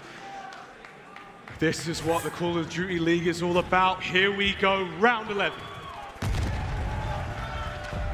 And they're taking it slow as well. Simp, the most aggressive one on the map. aBeZy challenge with the attack for the first blood. You gotta get this trade. Gotta get the trade. Nathan there, 4 HP. Somebody's off on him. Simp, get 2! He found at least 2 of it at Simp. Now in trouble. Pred looking to apply the pressure. It's a 2v3. Simp and Slasher. Poles apart. Slasher trying to keep that bomb well out of the hands of Surge. The bomb down in tennis court for the moment. Simp is repositioning with Slasher. Siv's got the intel. And that's going to keep Slasher's head down for a long time. Siv will reposition eventually, but until then, oh, he's going to try the patience of the Mad Titan. Surge moving now into effect. Is this it? The second shot. Slasher rechowls. He's holding the line. Nerves of steel. Here comes Simp. Strikes. Somehow stays alive. On the flank, it's Pred. Simp's done it. He finds another outrageous kill, and now it's all down to Simp. Dead silence activated, 20 seconds. He has to recover the bomb. Can he do it? That's it, dude. Simp, you want to beat the best, you got to be the best. And he just gets gunned to bed, tagged up, 1 shot, no time on the clock, and he's in a pinch. Here he comes. Good luck with this. Here he comes! Shuts him down. Nice try, Seattle Surge. But it simply was not enough. All of that, Miles, for a drop of blood. Atlanta FaZe take game 5. As you all forgot, Priestahh Simp. One of the greatest to ever do it. An immaculate round out of him, 10 and 8. Not only did he body Pred, he clotheslined him in bottom orange. We saw it all, man. The 2-piece from Simp to start the round. It was just an unbelievable contest. The players can't believe it. It is unbelievable. What a series that was. Make no mistake, that's the best series we have seen all year, bar none, without question. Best Call of Duty that has been played. Typical out of Seattle. Ballsy from Simp to pull out the snipe in the round 11 and to connect with it. But in the end, You know players like Simp, if they're alive, the round is never over. Gets the 2-piece to win and secure his team the game. And make no mistake, this could very well be the rematch in the grand finals. And they squared up on aBeZy. Seattle Surge knew how it was gonna go, pushed them to the absolute limit. Just a hell of a game from both of these teams. There you go. The record remains intact, and Atlanta FaZe secure top 3 here at Major 3. Tell you what, ladies and gents, what a series that was. We'll be going back over that one with a fine-tooth comb. We'll be the watch parties, we'll be salivating. As I certainly know we were here. Look at that series. Unbelievable stuff. That Fortress hardpoint, outstanding hotel control. That's where the series really began. That close. I mean, how close? Couldn't have been close. Could not have been close. And, you know, honestly, one of the interesting things about this, I'd be very curious the next time they play. Like, Mercado's Search and Destroy was banned by Seattle, so Atlanta had options. A match that close, I don't know if they pick aBeZy again or if they go to a CeeLo, but I think a long-term game might get played. Well, that is that for what was one of the most fantastic series we've seen in a long time. Over now to the stage, Lano's talking to the man, the myth, legend, is talking to aBeZy. That is exactly right, Miles. I'm here with aBeZy from the Atlanta FaZe, buddy. That was absurd. That was one of the best series that we've seen of this season, bar none. I want to get to it. Game 5, round 11. What are the comms like? What's the confidence level at right there with the team in that moment? Well, it's a 2v3, and I feel like our situationals this year have been so good. So, I mean, like, Chris literally shotgunned the guy bottom orange. Like, he just insta-killed him. It was mid-deady pop. So I was like, dude, that is insane. But, I mean, glad we could clutch up. Absolutely, especially versus the Seattle Surge team who, you know, have had your guys' numbers from time to time. At least last time on land, they were able to do that. Yeah. How good does it feel to get those guys out of the winner's bracket? Oh, it feels good. I mean, last time, obviously, at Major 1, we lost to them, and it felt good to get the revenge, for sure. Absolutely. Now, we got to talk about it, dude. SD win streak, now up to, what is it, 15, I want to say, on land. You guys have lost, I think, like 1 Search Destroy so far throughout this season. You've talked about it, whether it's situationals. I've tried to get it out of Slasher. Maybe you can give it to me. What's the secret sauce behind your guys' success, continued success, unbelievable success in this mode? Listen, I can't give away the secret sauce, but I mean, okay. Like I said, our situationals are very good. Like, mid-round adjustments were just really good. Like in those moments, and I mean it shows in the games we win. Absolutely, man. Well, you know, we're doing our best. We're all trying from a rank play POV. We're trying to figure out what exactly we can do to improve our Search Destroy game. But now you guys have guaranteed top 3, right? You're moving into Championship Sunday for the 3rd time. Yep. You're looking to go back-to-back. What gets this team over the finish line and to a 2nd championship? I mean, we got to keep up what we're doing. I mean, obviously, they almost came back after those first 2 maps. We looked really strong those first 2 maps. The control, it was like so close at the end. It was so close. But I mean, we're playing really good COD right now. We just got to keep up what we're doing. Definitely, man. Well, any words to the Texas fans, the Atlanta FaZe fans out there? You guys are amazing. And I appreciate all the, the loudness and everything. You guys are unreal. Deadass. Absolutely, man. Absolutely. Well, that's going to do it for myself and aBeZy here on the main stage. Des, take it away, guys. Unreal series, map 5, round 11. I mean, an incredible comeback first and foremost for Seattle Surge, who, went the distance going into a map 5. We were talking about the prospects of Seattle Surge beating FaZe Nameless. That hadn't happened since when?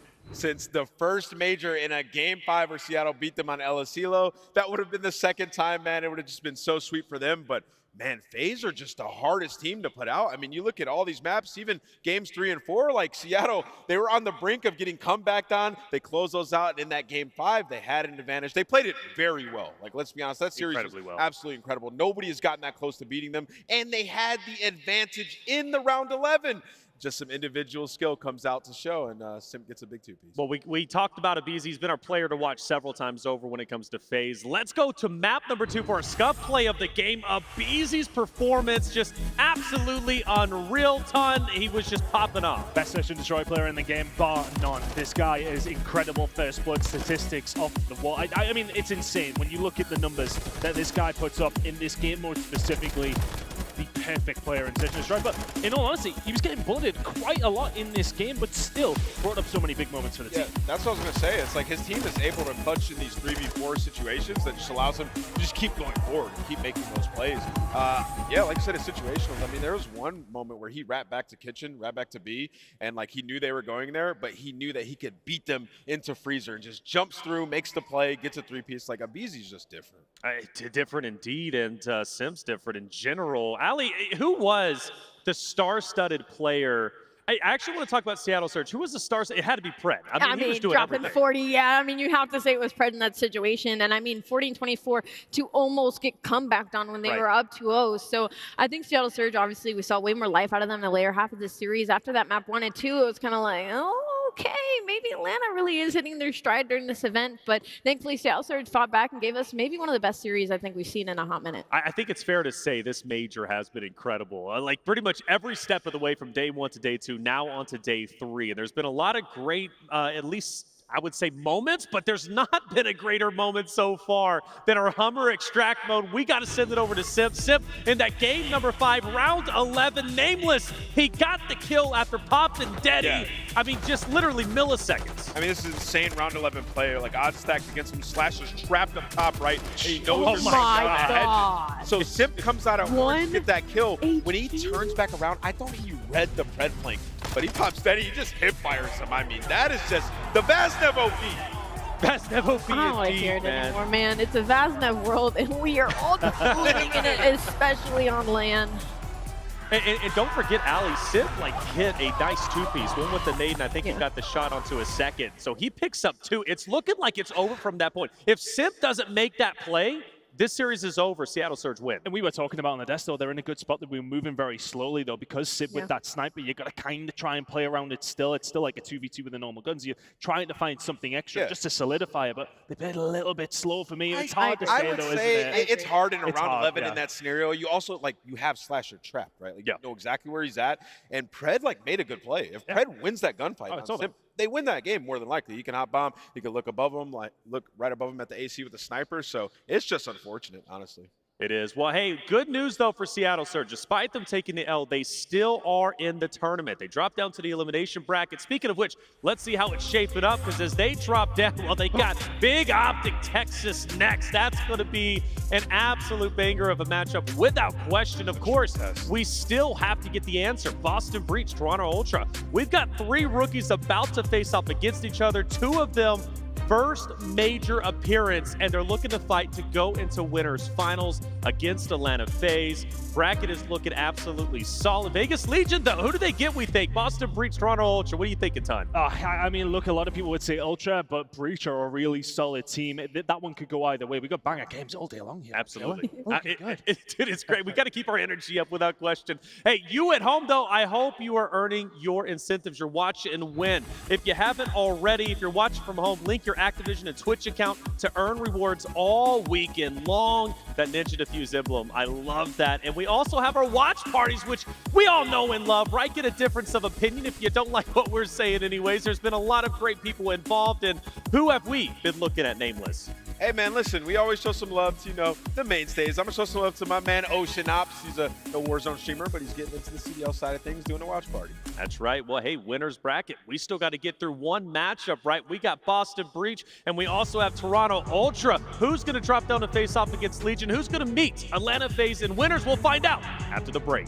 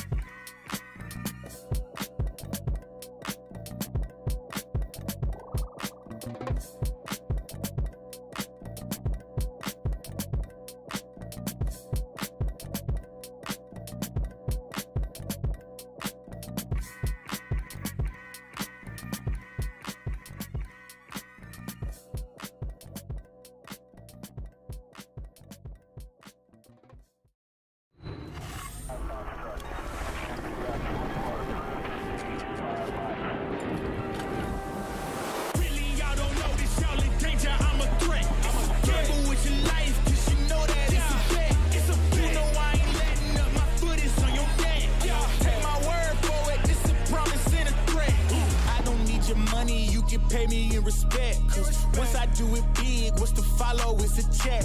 I need 100 days, nothing more, nothing less. And the ops feel away, cause I'm next, I'm a threat. Oh yeah, really, y'all don't know this, y'all in danger, I'm a threat. It's a gamble with your life, cause you know that it's a bet. Gotta run up the next, point to the sky with the run up, I'm blessed. I'm young, rich and black, so you know I'm a threat.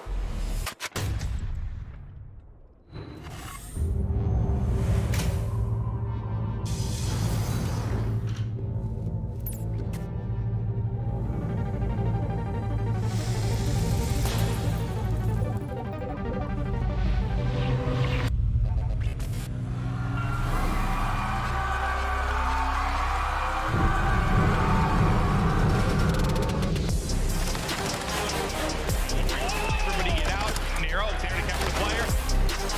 Owakening is trying to put in absolute work. Slash is up next. He gets it all. It's all on Vivid. 1v2. 1v1.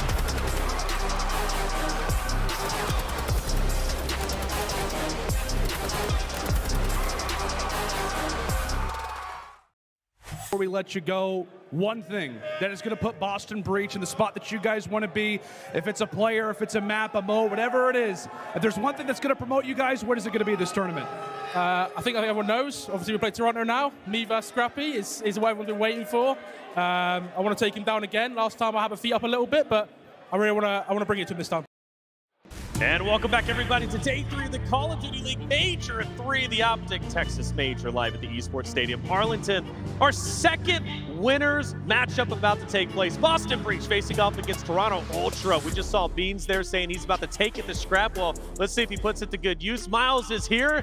Hopefully he's caught his breath. That series was nutty. It was about as nutty as it gets. I mean, I hope you don't have a peanut allergy, otherwise it might be game over right here, right now. Wait, What? What?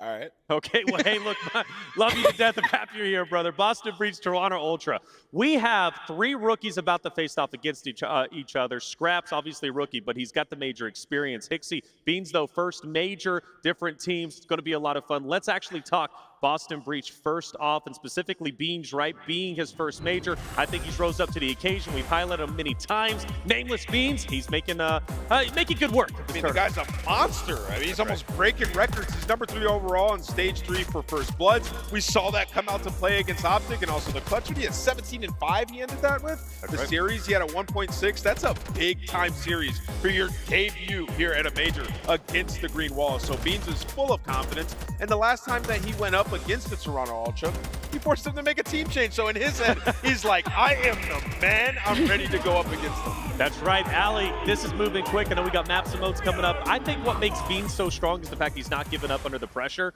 That's hard, or that's a hard thing to do because, I mean, you had OpTic Texas for your first series. So he's getting that pressure, he's processing it, and he's moving forward. Let's look at our maps and modes. Ali, what do we got? I mean, to be honest, to me, this is just a complete square up across the board, except maybe that game number 5 leans a little bit more into the Boston Breach's favor. But the last time these two teams matched up, it was a Fortress hardpoint to open it up, but Toronto won it by 30. But friendly reminder, Beans dropped a .54 on that map. So he wasn't really there, and hopefully he'll be here today. All right, we're moving quick. All right, want to get this series underway. Plus, you got to catch your breath. So for me, let's get into our predictions. Hey, I'm sticking true. I'm going Boston Breach. I've been pumping them up all weekend long. It's one of my favorite teams out there. I think they're taking this series, and they want to play against Atlanta FaZe. Miles. Reflections, I think that Toronto take this one. I believe that they've got a very strong camp. They've got the right fire in their belly to roll through this one. It's going to be a hard-fought battle, but I'm going north, baby. There you go. Ali, what about you? I think these two teams mirror each other very well. I think they play very, very similarly, but I'm going to go with Toronto Ultra. No shot. No Boston Breach. Okay, I mean, both these teams are unreal, right? I feel like Ali said, they do mirror each other, especially in some of these game modes. I'm going to go with the Toronto Ultra, man. Scrapz going to come in here and have himself a good series. That's okay. I'll stay here by myself. Hey, Beantown all the way. Bryce, let's get the teams on stage. All right, thank you very much, Tess. Yes, let's get this next game underway. The winner's side of the bracket is exciting and brilliant. We've got rookies, though, on both sides of this stage. But who's better today? That is going to be the question. Please allow me to introduce our first team to the stage, Texas. Make some noise for Boston Breach!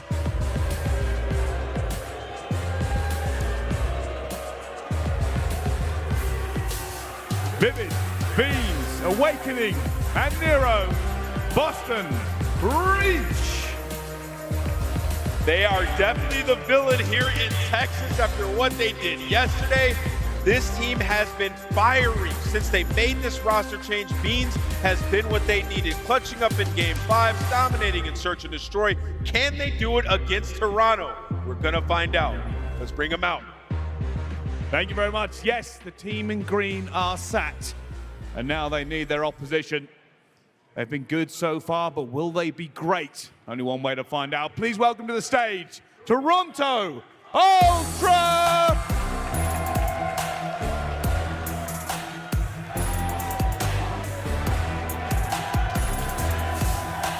Scrapz, Pixie, Insight, CleanX, your Toronto Ultra! Toronto Ultra looking to change the tune about their performances at major events, and they're almost all the way there. They do have to get their revenge against the Boston Breach. I know I saw Scrappy get on that stage with some serious energy, Bryce, and he's gonna need it. Let's get this match started. Energy everywhere, Ali. Thank you very much. Well, the game is ready, the maps are set, the players are in their seats. Time to get this game underway, handing over to two beings forged by the gods. The cast Call of Duty, it's Merc and Maven. Wow. Well, Bryce, I don't even know how to respond to that. You're beautiful and delicious, man. And yes, we are ready to get going here. This is what we're hoping is a battle. We knew the last one was going to be.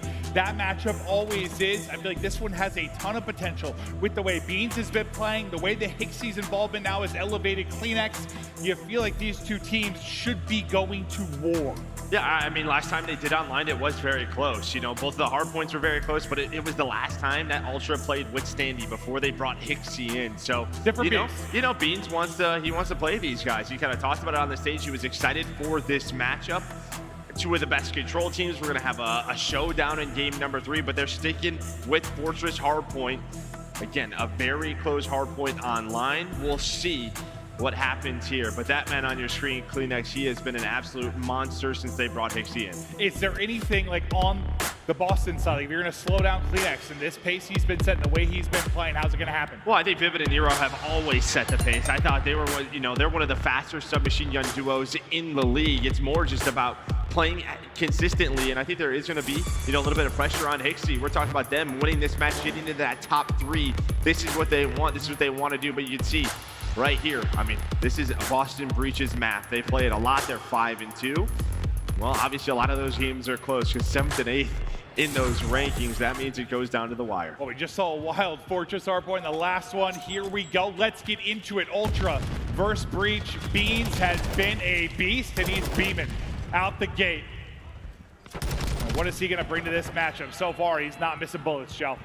Yeah, nice little start there. Awakening, I believe he finds 2. Beans as well. Awakening, by the way, the last time these two teams played, just absolutely fried, as we know he can be. Wake had like a 1.4 around there, I want to say, versus Toronto Ultra team. Can he get going? But there's HyDra immediately with the response. He hit some P1 control. Insight working the spawns for P2 alongside a Scrap, but there he is, Awakening with the 2. You try to double chow that. I think one's going to get the trade, but not going to happen. Awakening refuses to be traded. Now back to Beans we go, off the 4-1 start. Looking for number 5. Good luck back there, just tucked away. It's a vicious heady. It is Scrap. That's all 4 dead. And now a moment to breathe and get set up. If you are Ultra, you got to be liking this. You've got 2 able to push out mid-map. 1 just soaking up time. Yeah, and they are trapped back P. you know, behind maps. You do have one player spawn up P1. That's going to be Beans. Maybe start to work the pinch. He's going to find one as alongside Vivid. But the way Ultra could play this now is playing from the front, right? We've seen it in the last series. That P3 is so crucial for both of our teams on the stage. So I think that's what they're going to try to do with the way that Inside is playing towards the front. But Vivid and Nero there to find the openers. That's going to be 3 dead for Toronto Ultra.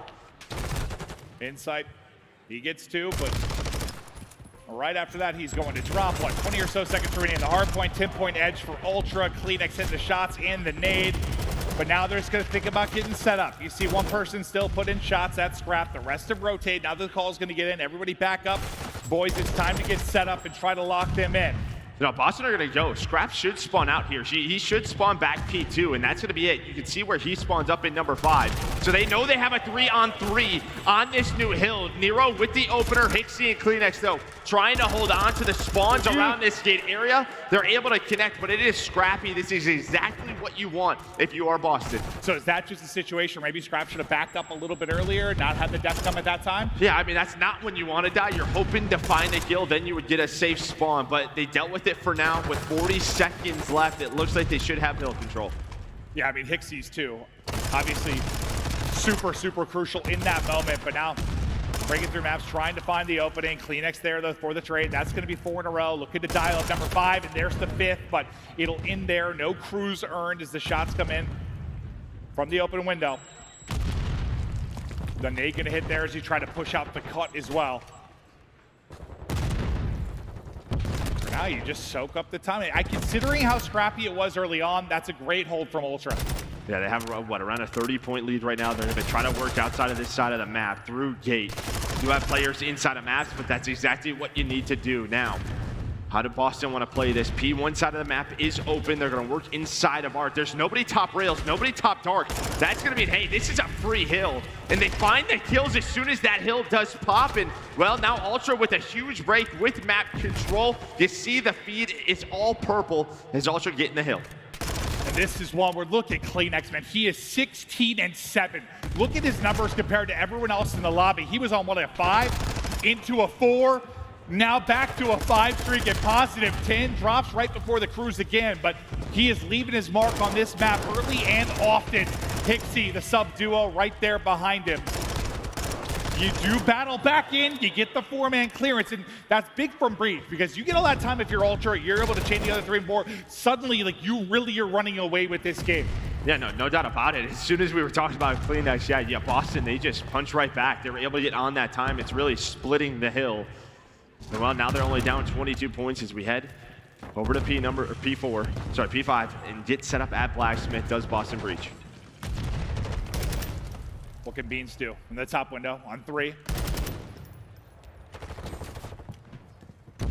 Worried about the flank through, and well, that's going to be the case. His stun is in, but Vivid there to help him out. Now peeking for the angle, a D player in Stables is going to drop. So far, so clean for Breach. They're looking for a lead change, and they are getting close. You chained these together beautifully, but now you're going to be 2 down. Going to be on Nero to try and step it up. Able to take down 1. Beans through on the feed as well. They're getting enough kills, and Beans 5 in a row, make it 6. Beans popping off. There's the cruise where CleanX has fallen short on a couple of chances. You get it here. Now, this is a map where we've seen some interesting result from cruise missiles, though. Yeah, you can have big swings as well on this map, but so far throughout that first set of rotations, just very back and forth. No one really able to find those clean holds that you are looking for on this map. So props to both of the teams. It's a 6-point lead for Toronto Ultra right now. It's CleanX on one side, Beans going off on the other, but they're with 3 dead at P1. Some map control for Ultra. Boston, they're going to have to try to push on through. Now let's see who can improve here in the second set. Pixie, oh, it's awkward. The melee comes forward, but the shotgun hits. 3 down. 4th is looming. There you go. Vivid gets 1 before he drops. So CleanX again, man, a 5 spree. Can he get the cruise this time? His 3rd 5 spree of the game. That's on 25 already. Yeah, we're only halfway through the game. 27. CleanX is an issue right now. 8 in a row from CleanX, and now the biggest lead of the game for Toronto Ultra. I mean, from the get-go, the man was setting the pace in the stat line, and it is just continued. Spots another, and the Vaz is hitting, shooting rockets out of his Vaz currently, but up 40 points, still very much in this is Breach, but I gotta hear the comms from Ultra. CleanX is lighting up the scoreboard. Let's hop to the listening. He's on top of week. He's top now. He might go back. He's on yourself, Scrapz.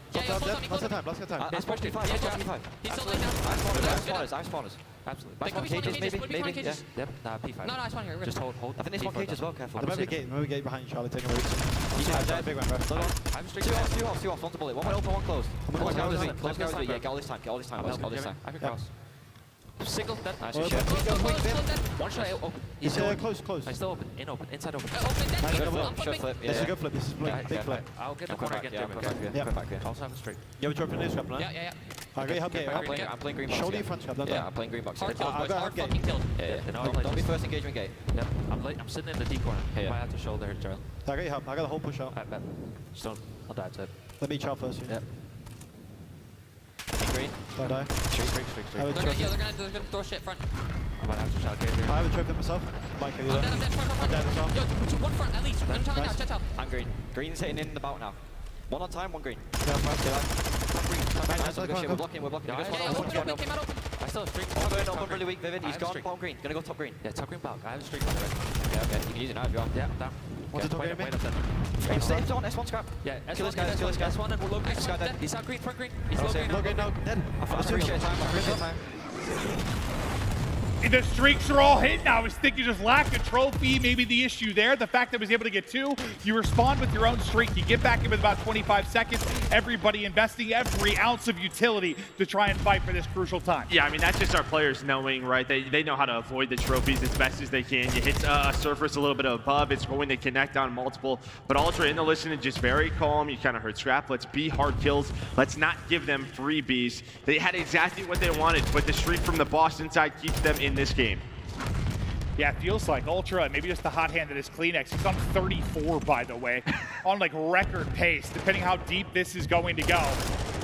But Nero, Beans, they're able to open it up with 3. Into the point they go, Insight just waiting on the reinforcements to rally in. They're spawning out Narnia and trying to rally over from Old. Just playing his life for now. And now this will become the big break opportunity. CleanX has been the hot hand. We got to swap to his POV to see what he can do, but gonna get gunned to sleep. So far, so good. They are holding inside. Breach has been unable to kind of get that lead change. Go out in front, maybe rack up some time. Their opportunity is now tied up. Lead changed. Boston Breach go out in front. I mean, a hell of a job here by Boston Breach to give them the lead. I mean, you're looking at the scoreboard, you're thinking Ultra is destroying, but I mean, they have stayed alive in the key moments. They had the great streak out of them, and it feels like Vivid and Nero are winning some clutch gunfights, you know, to break some setups for Toronto Ultra. Ultra do get the lead once again, but Breach keeping it close. Yeah, I mean, you invest a lot with not a whole lot of time left in the hard points. You give an opportunity here for Breach to now get set up. As the key gunfights go down, you see mostly purple. It's 3 kills through from Ultra, but the difference maker might be Vivid. Keeps his team in the fight. Feels like so few like 4-down scenarios where a team's really been able to get set up. It has just been battles around the objective throughout the course of this game. Beans just sitting at +1, but looking to turn up here down the stretch. They're just trying to stay alive. This is a good time here for Boston Breach. Now they're going to try and get pushed up behind those 2 kills. They might just do that. They want to try to flip these spawns for P1 and P2. Vivid, he's got Deddy popped. He knows where the spawns are coming, trying to play his life.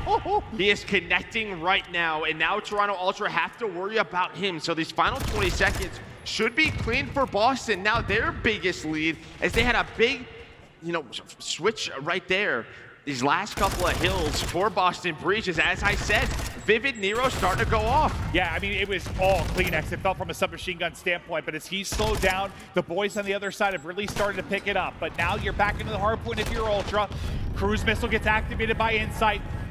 Comms coming in, looking to line it up. Player will drop, will actually take out 1. That'll then be 3 down. Some quality time here. Well, nobody in the point for now. Sorry, someone's got to rally into it. Now Ultra will get back into the point, but it's like every time somebody gets in, they're cleared out of it near instantaneously. They can't keep somebody on the objective, so the streak doesn't lead to much. No, I mean, that's just a grenade by Awakening. There's no trophy on the hill, but the kills this time going the way of Ultra, but it looks like Vivid, he spawns behind. He's able to push on through near this forklift. Does get taken down, but again, just so scrappy. right? Yeah, Boston making sure that Ultra do not have a clean setup to get trapped, back maps, and now winning gunfights in the middle of the map. Nero 32 and 31, leading the way in kills and engagements. They have slowed down CleanX, and now Boston Breach somehow 19 points away from winning this map. Yeah, CleanX has slowed down massively. Don't get me wrong, he's got 38 on the board, but there was a moment where he was double positive, and now just 10 seconds needed. Can Boston just shut it down right here? Scrapz trying to find the opener. The lovely little snap on the one. The trade comes through on the second as well, but Beans is still here. That should be it. Laid it on thick. Nobody close enough to get there. I don't think they can touch. There's a contest for a moment, but that'll end it. And Beast is roaring on the main stage. Beans feeling it.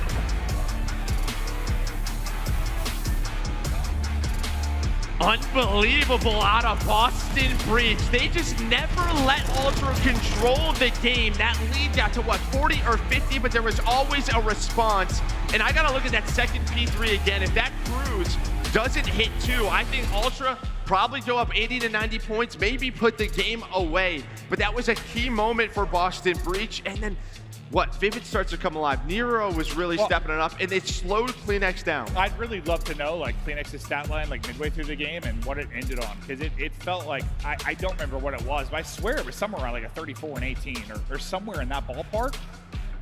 From there on, I mean, they just take over, and you felt it just seeing the plays from Vivid and Nero. Like, just from a spectating POV sometimes, right? Like, you're watching the hot hand, the observers do a great job of just seeing who it is. You're watching CleanX over against. He was 5-3, but then who was it? It was Vivid getting through on a flank. It was Nero winning big one-on-ones. They just turned it around massively. No, they certainly did. I mean, right from the get-go, just a hot start from CleanX in Toronto Ultra. But you just watch the scoreboard. It never gets out of hand. They made sure when the big breaks needed to come through, they absolutely did. Beans was fantastic from the get-go, just staying consistent for this team. And you're thinking right around here, okay, maybe now, right? The trap is in, 40-point lead, you chain P1 and P2 together, but that doesn't happen. It does not happen. And right around this moment, right before here, you had the cruise missile connect. It was 34 and 19, I think is what it was. So from that point forward, he went 4 and 12. 5 and 12, somewhere in there. Yeah, I mean, they definitely started handling that much better. As you said, there was just always one more player or one more kill that didn't allow sort of the trap to be set up for Ultra. Well, we talk about various modes, control and hardpoint mostly, but like when your team gets pieced and you've got one guy left, when that player is able to get 2 and stay alive, like that is the difference that might keep it scrappy for the next 30 seconds where it maybe wasn't going to be. And so many times, man, it felt like they were able to do that. Because you said it during the midway point of the game, like when you're looking at the game CleanX is putting on, just like the scoreboard overall, you feel like Toronto would be up a lot, but they just weren't. They couldn't pull away. They could not pull away, and it's Breach that are able to do it late. But really, I mean, yeah, you're what? Right around even, negative a couple kills. It definitely comes a whole lot closer, but it's really like the earlier in the game. They're probably getting outplayed by, I don't know, 10 to 15, somewhere in there. I mean, Awakening, I mean, we've talked about just sort of how talented he's been, especially in respawns and hardpoint for this team. He's thinking, if I got a .84, I got the least amount of kills on the team, and we're winning hardpoints. All right, lock me in. Let's get it. 100%. What a heroic effort it is there from Breach. So now you take control of this series. We're going to stay on Fortress now for Search and Destroy. And all that momentum, you start to feel rally. I mean, I'm loving Beans. Has become instantly one of my favorite players just with how, I mean, his interviews have been incredible considering these are some of his first time on the main stage, first interviews. See how well-spoken he has been, how fired up he's been, like a lightning bolt for the league. And he is feeling it now. Whereas on the Ultra side, you got to bring it back. And yeah, he's all smiles, just joking with the guys. Awakening is like, thanks for the heart, Gary. Well, we kind of, heard that, some of these guys were just very mellow, very chill, and maybe they needed someone like him to bring out their confidence, to get fired up on the map. And yeah, he seems to be that engine for them. Yeah, it probably just depends on the player sometimes. Like, some people probably like to play with that, some people don't. I mean, but it feels like, yeah, his energy has just been electric for this Breach side. But now can you take it further to Ultra? If they bring it back and take this Search and Destroy.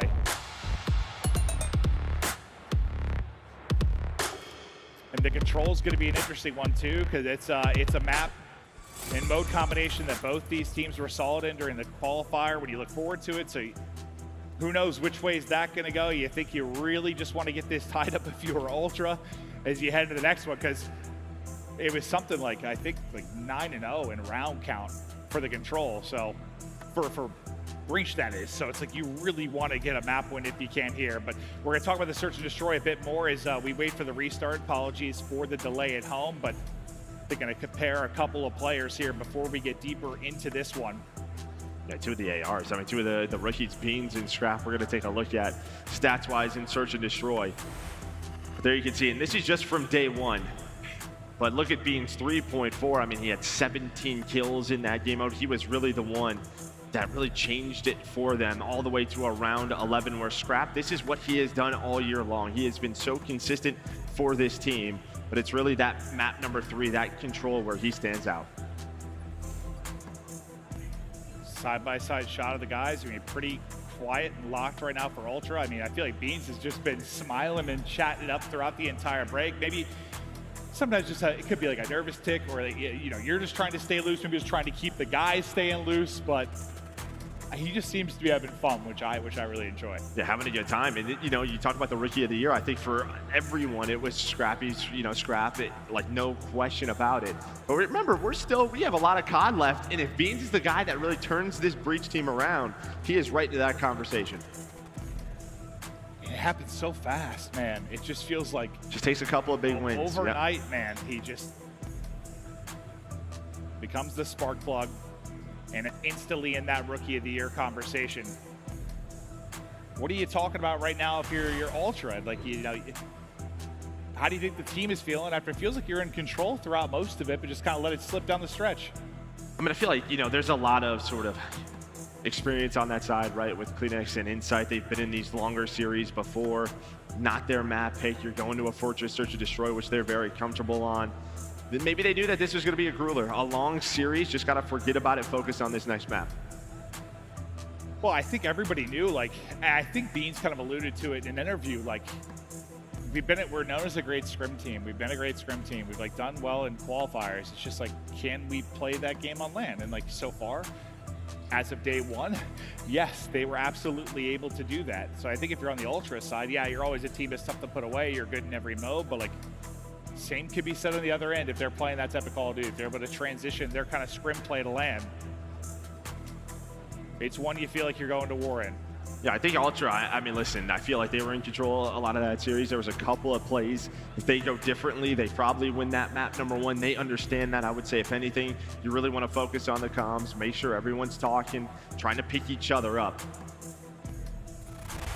But we're going to take a look at Boston Breach, what they have done so well so far. Again, they've only played 1 match. Or sorry, this is stage 3. Okay, so all of stage 3. And again, Awakening, what we just talked about, he had that 1.2. You didn't see that in map number 1, but it's the rest of the team in search of destroying control. Yeah, it just feels like it probably speaks to the fact that they're going to be a team that's tough to beat across the modes. Like, yes, somebody spikes in one, falls off in another, but there's somebody to pick it up. Like, somebody's thriving in every mode. I mean, Vivid's probably the guy that, you know, stat line isn't the prettiest across the board, but I don't know, hot and cold at times, but like I think you saw in that map 1, man, when he really started getting the rhythm late, like when the pressure was on. I mean, if you have a 0.5 the rest of the map, but you're making a play down the stretch and you're keeping it close, that's all it takes. I think you probably want that a little bit better, right? Yeah. Like, you know, we can always say those fast objective type entry players you usually want like around a 0.9. Well, it's the same with like Hixie and CleanX on the other side. You saw the stats from Boston. Is, you know, again, apologies, we're preparing to hop into this as quick as we can, but Joe, this is a look at the Ultra side. Yeah, hardpoint, you know, pretty back and forth, similar to what we just talked about. You know, maybe the one surprising thing so far is maybe Insight and Search and Destroy, and you can see down the line, Search and Destroy is where they have struggled throughout stage 3 with that sort of team change coming in. Maybe they need a little bit more time. But Hixie's like literally, it's almost identical to like what you saw from Vivid, but it feels like the guys that are getting the most benefit for it, like it's very clearly CleanX on one side. On the other, it feels like it's your ARs pretty often that are kind of carrying the way in the Awakening and Beans conversation. I mean, it's a tough role, bro, being a Vivid or a Hixie. It's a tough role. Yeah, gotta run first. Yep. Gotta run first, but there you can see Fortress this season, very good for Toronto Ultra. One player to look at is always CleanX. It feels like he is always involved early in those first bloods. He was just having a great map number 1. We'll see if he can do it again here in map number 2. Right back into it we go. Bit of a pause, guys. Chance to kind of talk through things. Now we get into the swing of this map too. It's Nero soaring on in with that first pick. Man advantage. They get a 2-man advantage to breach as Beans pops off the skull of Scrap. aBeZy though, spotting one in the corner, slowly bringing it back down for Ultra. Yeah, always tough in this early rounds, right? Get into a spot, you don't have Deddy, you gotta wait for it, and they know that he did not leave that position. But do they know Vivid is here? Yes, they do, but he wins the gunfight. The Vaz has the advantage. aBeZy going for the trade, able to make this a 1-on-2. So you can pull off the 1-on-2, this would be for the ace. He was able to get the first pick to give them a chance in this round to begin with. He's got a trophy though. 40 seconds to go. See if he can bait one up close. He might be able to catch one. He couldn't finish the kill. Now you got to get out of there. Not quite able to do it. That's a clean pick and he gets out. A real chance to win that round, but Boston Breach able to get it done. Yeah, I mean, Awakening somehow stays alive. I think it's one more bullet that is needed, as you said. Beans there for the trade. And I think what he's hoping is that they're watching that cross. Maybe he can bait one of them into close to have an earlier 1-on-1. But a heck of an effort there out of aBeZy. Maybe next time just go for that bomb plant, but still, just such a tough situation. He's the trophy guy, won't have Deddy to really finesse around the map. Yeah, but he gets like what? Another bullet in. Not sure how weak he got Awakening, but good job by Awakening staying alive in that situation. Trying to get shots in through the gate. Nade's gonna hit as well. And you're just clumped up now, kind of playing this retake type defense. Maybe get some wall bangs through the doors. Showing our form, looking good. His Awakening is, he's got the bomb.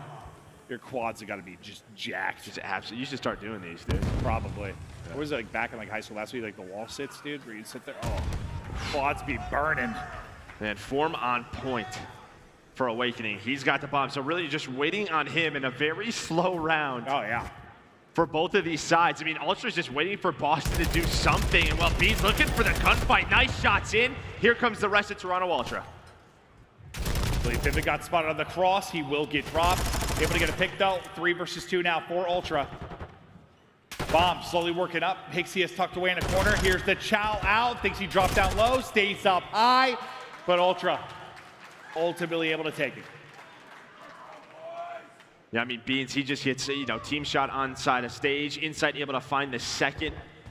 That's what he stayed alive with 1 HP there on that trade. And then he's just got so much work to do.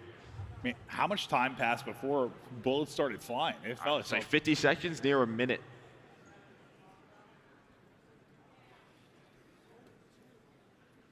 Both sides just waiting for maybe a moment of impatience, or. Well, I mean, you got to think a lot of the times, right? Yeah, defensive players, you're trying to jump up into those windows, make a Deddy play. The offense is just waiting. It's not a very big map. You can get to a bomb pretty quick. Yeah, true. Well, Nero's got a long ways to go towards Deddy. All the utilities still to use. He's just tucked away in the corner. For now is good. Now working up for the plant. Scrap is getting just fried. I don't know if it was just a bit of awkward movement. Oh, he's trying to figure out where he's getting shot from. He's going for it. He's going to stick it through. He's got 2 HP. 2 HP and gets it done. I think it was like a stun hit him from 4 to 2. He somehow stayed up, but it's inside, left alone. Boston Breach able to swarm. Somebody already going to be on it. Looks like he is just going to hold his Deddy for now. Rips 1 off it to get to 5 in a row, but another there quickly for the trade and the defuse.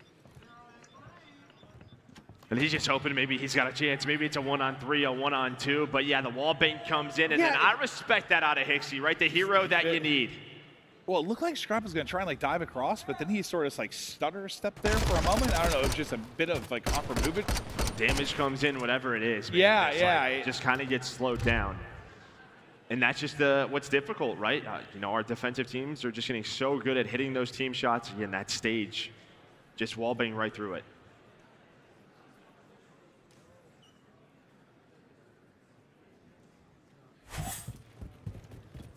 2-1 now for Breach.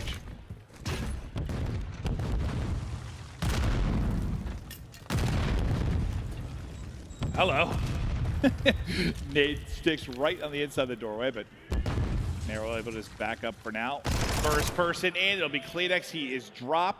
Hits him to 65 HP. Hixie waits on the chow and then gets smoked as well. Nero just taking over in this round. Yeah, and that's why you see patience from our offensive teams, right? That's what they were waiting for last time around. Insight does make this doable, though. 2 versus 3. Scrap now trying to find his first kill of the map versus Vivid. While that's going on, bomb being planted on A, so he's trying to team up with Insight. Maybe they could push this out in a 2 versus 2 because Vivid, he is all the way across the map. Nero, though, for the ace! Different doorways, same result.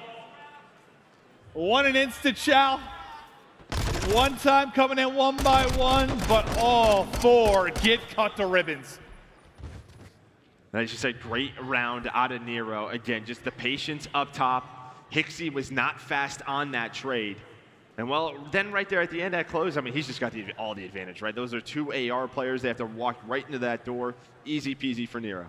Yeah, you think if he was able to deal with the 2 Vazes, probably able to deal with the 2 tacks jumping at him.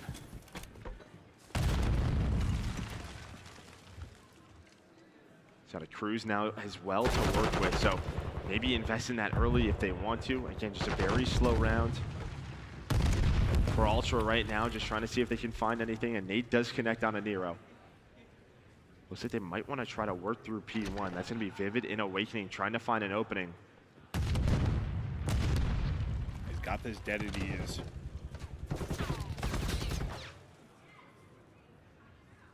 Just walking it up with Vivid for now. Insight wants to go ahead and pop. Able to get the first pick. Right through the window, goes inside, takes down 2. Puts him in the 3 versus 2. The window tried to get out, I thought, but just got across for now. Yeah, he meant to go for the window, but he's going to go for the chow. That's a 3rd in the round. We had 1 ace in a round. Are we going to have back-to-back? No.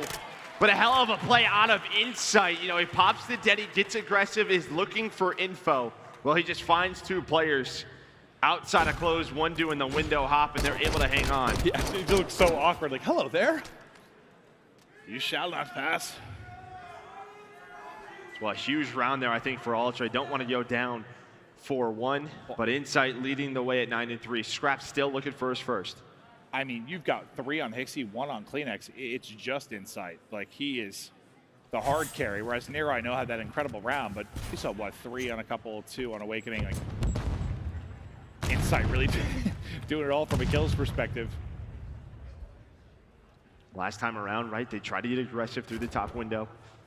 Did both of the SMGs, maybe a little bit differently here. Gonna try to wait out Boston Breach. And you still have this cruise on Nero. Bomb starting to work over towards A. We'll see when that streak comes into play. For now, just holding. Here we go. Cruise missile in. Well, they all back up. They're all inside a map, so bomb going to be planted. He might not find a kill, but he at least is going to buy time for the bomb to get down into a 4 versus 4. Now all of Ultra right through open and close. Are they going to be ready for this? Beans, he's got to give them the comms. He's going to need some help. They just instantly send it. Beans not going to be easy to deal with. The trophy just gets down. Is it going to protect him there in the wood stack? His teammates all step up. They fry everybody. Scrapz still looking for his first. There's going to be some lovely shots. The 180 snapback to try and hit it as well. But there's only 20 seconds on the clock. They get that fast plant behind the streak, and he will get cut down. Breach another round to get the 4-2. Yeah, I thought that maybe that cruise was going to get inside of maps and maybe find a couple of kills, but it at least allows them to get that bomb down, cross, and able to get out with their life. But Ultra, they were fast on that. That was a very quick response out of them, but Boston, they were ready for it.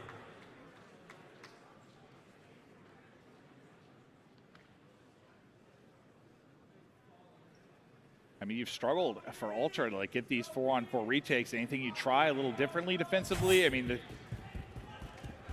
it's Fortress now. Yeah, Get aggressive if you want. True. It looks like Beans is going to pull out a sniper, and they're going to try to play aggressive, but this is the problem. Scrap and Insight, they're ready for that. Now as the sniper in a 4 versus 2, you are going to get smoked.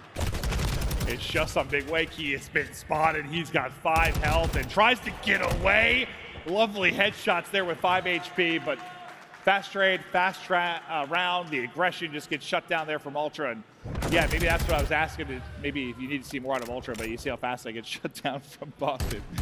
This reminds me a little bit of map number 1, right? I mean, just a way, but it's kind of the opposite, where Boston are in the lead, but Ultra just sticking around, winning some of these crucial rounds to keep this alive. So Boston just cannot create any more separation. It's true. Like, they, regardless which team, just hanging around, like, cannot put them away. Cannot find that big margin in the lead. Scrap this time with the big stick. Oh, Beans right ear nearly gets ripped off. Sorry, left ear. But he'll keep his ear for now. 3 in a row though for Scrap, who has stepped it up with that 0-4 start. Xyz's got too close, tries to challenge the one, but the help is going to be there. Well, I think the nades just connect on Awakening, so he thinks he's got a freebie with a couple of shots, at least to get a first blood. But one player was looking over him at Cannon, so nice teamwork there for Boston. Now Beans, he's thinking about the bomb plant. He's thinking about the kill. It's a 4-on-2. Vivid with multiple in the round. And maybe now there's that round, that moment that Boston needed. 1 round away from a 2-0 edge. So far, so good for Breach. Yeah, they kind of baited Ultra into that push, right? Awakening, he's all the way in that back corner. They're thinking, you know, even if we can make this into a 3-on-3, we'll find the first blood, start the trade, start that domino, but that doesn't happen. They overpeak. There's a player at Cannon. They're able to take him down. Well, and the longer the round goes and the less players you have, the more of a liability that snipe becomes like, just becomes more and more difficult for you to try and make a play. When it's just 2 people left and one's got a snipe, insight, taking off the head of one. And slowly starting to work up this bomb. Plant should be going in here shortly. Now with that first blood, going to be able to cross towards A. How do they want to take this? Scrapz going to find Nero, so now a 4-on-2 for Awakening. And Beans, the ARs on the side. Inside, yeah, he pulled out a sniper on offense. He's able to find the first one. Cannot connect onto the second. Beans got it on the other end. He will fall. I think Scrap gets both. And yeah, I was wondering, Insight's kill came so quick. It was a snipe. So you saw what Scrapz had in the previous round. This time Insight able to connect. Nice little snap. Great centering there from Scrap. Now what, he was 0-4? Yeah, no, he has bounced back massively, up to 7-6 now, and honestly, second on the team in damage. Insight the only one ahead of him. So yeah, no, he is really starting to get hot. Yeah, and I mean, just props to Boston Breach. They haven't allowed CleanX to really do anything on the map, sitting at 1-8. This is the guy, the playmaker for Toronto Ultra, but just the pace, the way they're playing this map, this Breach, they're not allowing him to do anything. Yeah, and obviously he slowed down a lot towards the end of the map 1 as well. Can he muster up something here to get them to around 11? As this is where they have struggled in these defensive retake positions. Will it be a wall bang? Will it be a retake? How are they going to get the edge? And Boston just playing this patient game, waiting to see if anyone just gets a little antsy on the Ultra side. As Vivid starting to work his way up towards this closed door. Just kind of hanging out, but it's Beans with the bomb. He's the one that has to get over towards A, starting to work his way over. He's going to get spotted. You see Scrapping CleanX now. They're going to start this push. Here we go. Deddy's popped. They're going to go for it. They're going to go for it. They're not going to allow him to get the bomb planted. Nice teamwork on Ultra. That time, the timing worked out beautifully. You just know you got an extra man when that bomb is getting planted. In fact, you're able to get the kill, a thing of beauty as well, but Awakening gonna work to get this down. Bomb will get planted, put 45 in the clock. Can they play the defense in the 2 versus 4? Awakening with the read on the wide side pull. What? Able to get the headshots, the time to kill just absurd. Now Scrap in trouble, a fast trade though, 2 versus 1. Awakening still has Deddy pop, 30 to go. He's got Deddy popped, and he makes this read. He's not going to spot. He's going to spot one. No, no! Now it's a one-on-one, able to back away. Oh my God, big wakey, baby. He's going to hop right on the bomb. Now he's going to get right on it. Is he going to check in time? Did he get it? Did he get it? Oh, the defuse came in. He got it. He got the defuse. Oh my goodness, it was so close. He doesn't have a lot of kills, but he keeps their map alive, does CleanX. Oh my lordy, this one is close. Woo! Honestly, it's not even as close as I thought, really. Like, Some of those shots looked real good. I don't know. Yeah, like it's like they were wall bang bullets, No, I'm right? getting old, but all right, here we go. Round 11. It's offense for Ultra. It is a wild round 10. What sort of magic did we get here in the final one? First blood, Insight. It's a nade that's able to hit. Do they go back-to-back rounds and tie us up in this nutty search and destroy? Insight on 14. Absolute hoss. Now CleanX gets his third, picking them apart. Nero last alive. It's looking like a 1-1 scoreline as Ultra clutch up.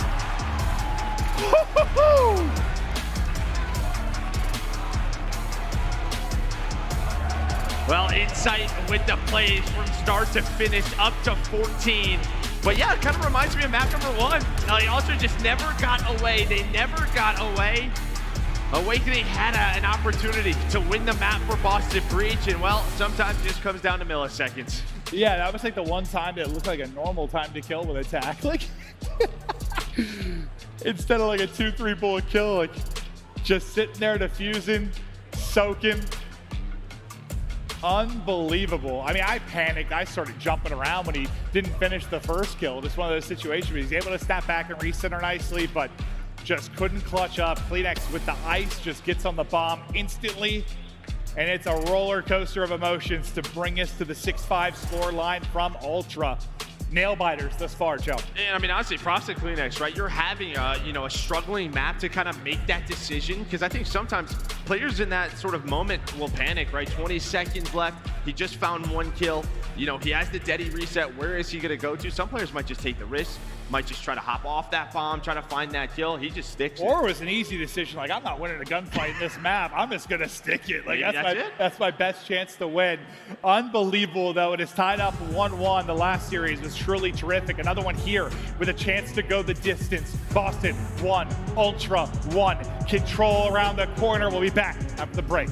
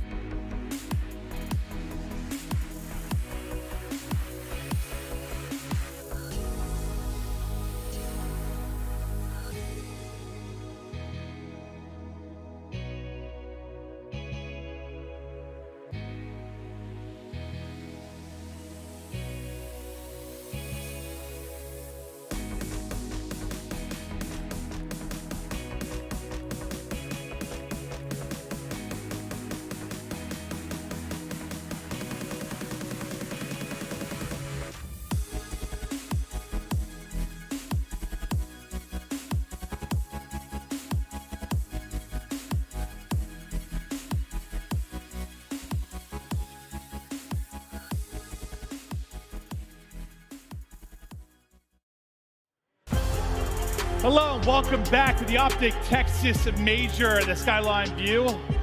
We got all sorts of stuff going on here at the Skyline. It's a roller coaster. The roller coaster view. I don't know, but look at the Flank Boys, dude. We got Ben, maybe the sexiest bald man in esports now. He's not even fully bald. Yeah, that's true. He didn't really commit to it, did he? You can literally brush your teeth in your bald head when it's super shiny, dude. All the reflections that come in. Oh, I just like pictured that. That is disgusting. Just saying, dude. That's bald right there. That's bald. That is. That is. I thought he was going to go the whole way, but he didn't. That's all right. I think he did. I think he just grew back. Yeah. Was it the whole way down the first time you showed? Okay, man. I'm sorry then. I called you out and I was wrong. But where we are sitting at 1-1, getting ready for the control, and the control is one that was interesting just because during this qualifier, I believe it's the one when you talk about Boston Breach, they were 3-0 in LSCLO control. They were 9-0 in a round count, so they were just dominating there. Keep going, Joe, stats guy. You're Come on. for Toronto though. Yeah, they call me the stats man. Yeah, you're the wizard. Yeah. Dude, when I was playing Harry Potter, you saw my wizard hat, dude. I was twisted. I was, bro. I was riding around on a broomstick. There you can see right there, both these teams got to reel it back in. Both these teams, 6-1 for Boston, 5-2 for Ultra. Very strong on this map. So while Nero having himself a series, not able to close out that search and destroy in that round 11. Ultra tie things up, but here we go. LSCLO control map number 3. Let's see if CleanX can get back to it. Yeah, okay. He was on his way to get back to it. He'll try again next time. I was about to say, like, you know, the second half of the hard point slowed down a bit, struggling search and destroy, but before I got 3 words out, he was dead. Okay, but look, he's right back up and into the kill feed. He's right back doing nice shots from Hicksy there with the Vaz, able to connect onto Nero. So get some of this progress done over towards A. Well, you got to deal with that player top tower. That's just going to be Insight hanging out, and it can just be so tough for the defensive team to retake this zone. When you have tower control, you really have to do it from the lower sides. That's what they're trying to do, but all the kills go in the way of Ultra. Yeah, I mean, you're up 5 lives. You're about done with this A zone. It's been a thing of beauty, but now the transition across, how will that fare? Whoa. Awakening is just cutting people up. He takes down 2, the trade through for Nero as well. So pretty good in transition. From Boston Breach, you bring it back like 1 in the lives department, but you at least just make sure it's not clean for them to get on the point and have you scrambling right away. But now it's just pick after pick here for Ultra. Bean's gonna likely have to back down. He does. Him and Insight going toe-to-toe. 3-0 start from Insight. Yeah, looks like Hicksy and CleanX trying to work top party over here, trying to work Røkkr side of the map. If you get a couple of subs in your face, it'd be so tough to deal with on this map. And there we go, Hicksy able to find the time. He has the flank, connects onto 2. That should open up the B zone, and it will. They're gonna get on the point for now. The best thing for the Boston Breach is they do not have all 4 players here, so it's only gonna be a 3-man stack, but the trophies are in. You can see Vivid 0-5 struggling right now. The second tick about to be done, but there we go. There is the retake. It's so close, that second tick, but you don't quite get it. So considering the situation you're in, hell of a retake there from Breach, but still a ton of time to go, and you only got 13 lives. So you've got to be efficient here. Speaking of efficiency, there's a nice gunfight win from Beans, but it's Deddy out now from Hicksy, not able to catch one. Nero ready and waiting. It's really this next set of kills, right, that Toronto are trying to keep going their way, because when you are that defensive team, you want to get bottom pool, you want to get the spawn kills on. They're not able to find it. That's going to be all 4 dead again. You at least have some close cliffside spawns. Trophies are down. Awakening is snapping. But there's that second ticket. Now only 8 lives remaining for Boston. And it never got fully cleared. Like half the progress was still there. So they get the 7 points so fast. Third, shortly behind it, and Ultra able to get it done on offense. And it's tough. I mean, to clear the point, usually in the midst of all the craziness going on, especially when it's that close. You definitely want someone to do it, though. But like that was still about halfway. So like it got to the second point of progress so quick. Like in that situation, it's like absolutely, yeah, you get a 3 or 4 down. That's probably going to be the round, and it was. Well, what do you? You just you know, cast your curse Boston. You talked about their 9-0, and well, they lose the first round. You're welcome. I apologize to the Boston fans, but I put my blame on maybe Vivid, who was 1-8. It's fair. Nah, just a tough round for him. We'll see if he and that can happen on this map. I mean, absolutely. You know, you're playing raids, you're a sub, you just can't get to certain positions. It can be so difficult. Or you can have a blast and they can find all 4. The spawn trap is now here. Can Boston get out of this cleanly? Scrap already set up towards green. Vivid hop in the wall. He gets taken down. Welcome to the blender. Boston Breach. This is why I thought it was going to be interesting, because as good as the stats were for Breach, this is a solid map for Ultra as well. But like, so far it has been clinical. 5 in a row now for Scrap. When all the gunfights are happening like towards white and your field spawn, it's not going to go well. Like when you're dying there, it's not good. It's not good. It's not. You've taken 5 steps and just lined up. Maybe Nero and Vivid will help get him out though. Yeah, finally, just some map control going their way. Inside the last player alive, and you get onto the A point. I guess you're only down 5 lives. That's pretty good considering what it looks like. Yeah, the problem is though, you only have 18 remaining, right? So still a lot of work to do. Ultra can send, you know, a couple of pushes over at A if they find some opening kills. Well, Vivid, he was just trying to lurk, but Hixie was ready for it. Honestly, I thought it was going to be worse in the lives department, but it's kind of getting worse moment by moment. As Ultra trying to retake onto A, second point of progress, getting there, paused at just under 30 seconds remaining on the clock.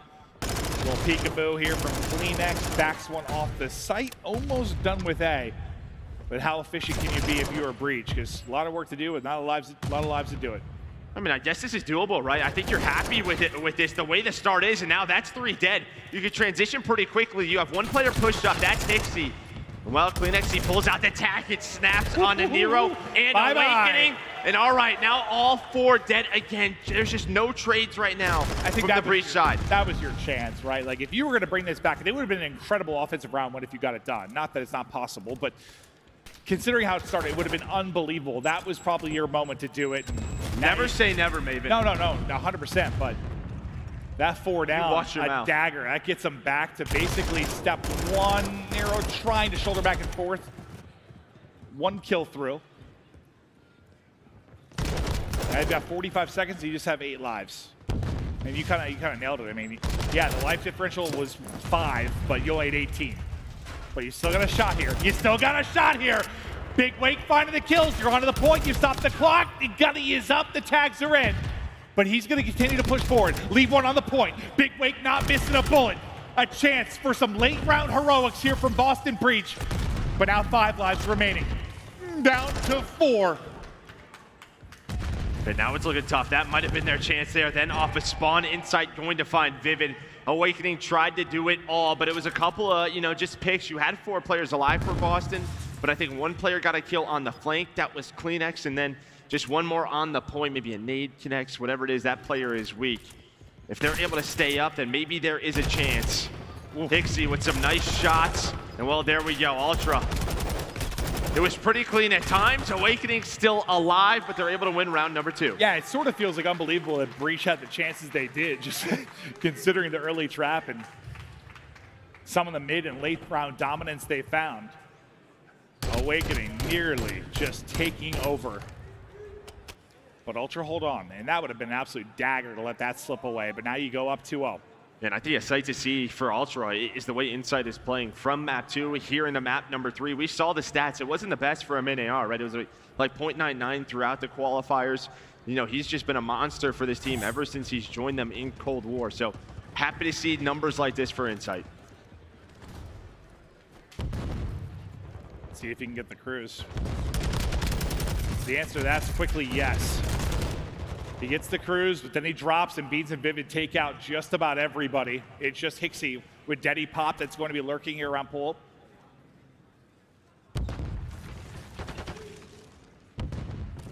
Trying to stay alive, but while that's going on, Awakening continues. He's locked in. He is in his zone right now as Awakening. We saw the way he was shooting near the end of that round. He's just going to need some help. Try to take it 1 round at a time, but up to 17 kills is Awakening leading the lobby.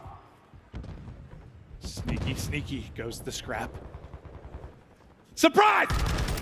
Able to pounce as he takes him out, just crawls the whole way up to get to his spot.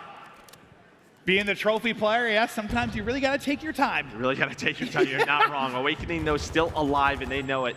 Inside of that money room, just trying to play his life, wait for his teammate off a spawn. But they got to deal with Scrap, who's still there. CleanX is finding 2. It's looking like A is going to be done, and it is. Ultra. This control, they have looked so darn good. Up alive. 90 seconds to go.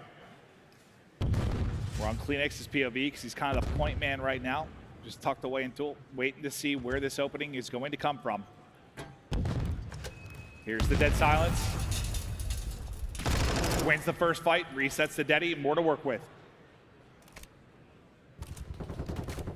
And they got done with A, but there's only a minute remaining here, so a very slow round. Whoa, and that's what it looks like when aBeZy says bye-bye. Yeah, right through the rails, and somehow Nero wins that, but you still have presence. His insight. He's on another 5 spree. Him and Scrapz able to take down the rest of Boston Breach. He's climbing trees. He has the spawn kills available. 1 tick done. The rest of Toronto Ultra off a spawn. Insight is beaming. Throw your knife at him. Oh, you can't do that, but that would be awesome. I was in the moment, Joe. I'm sorry, I got a little too excited. The guy is just not missing. Ultra, cook him in the control. Get it done quickly. Woo-hoo-hoo-hoo!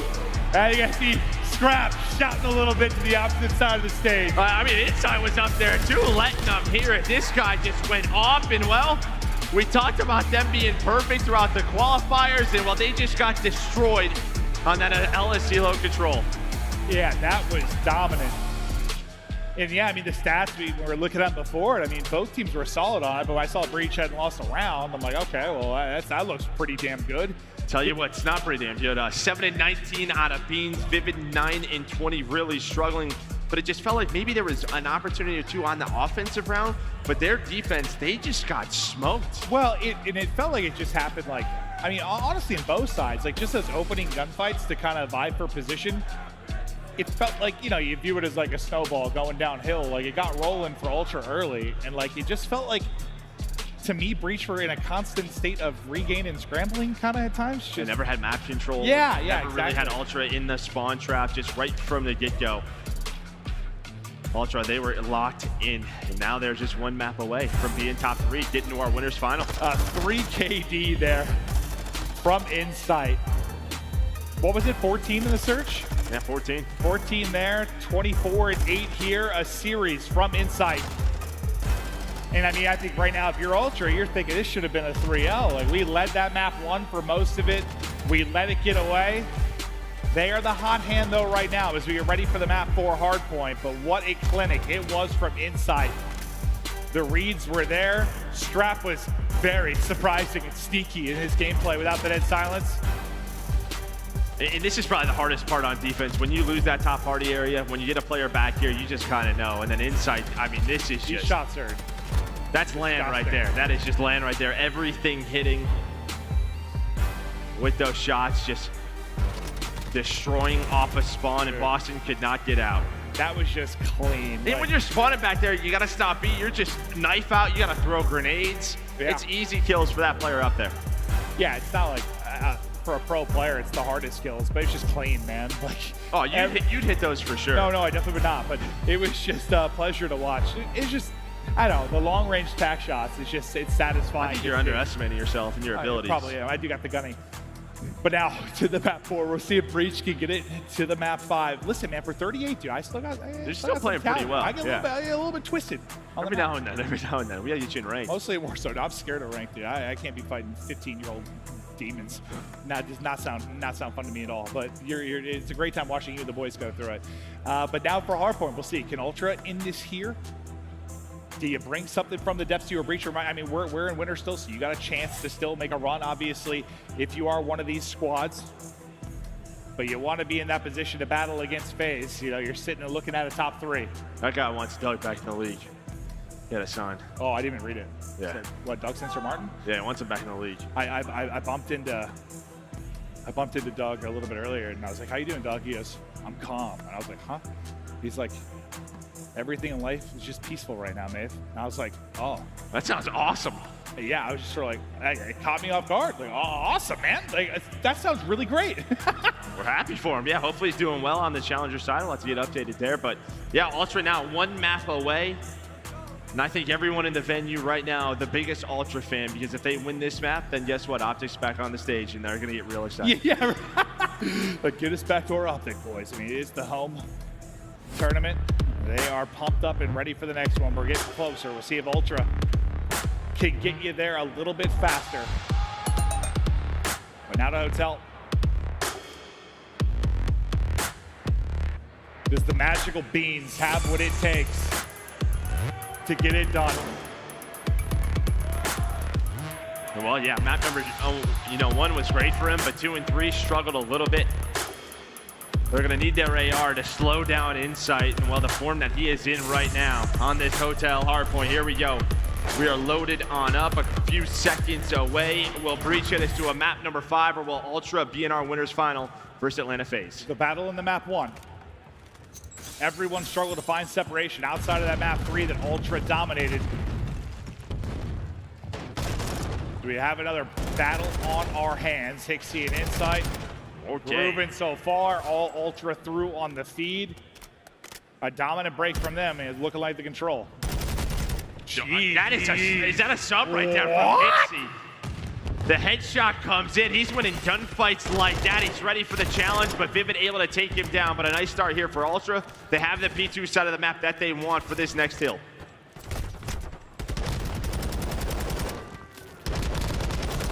They continue to dance, but Awakening does eventually get dropped. Some lovely headshots there out of Scrapz to take him down. 19-10 the advantage after the first hard point. Now we look to get set up. It's going to be Insight who is playing deep, and he has been the hot hand after the last couple of maps.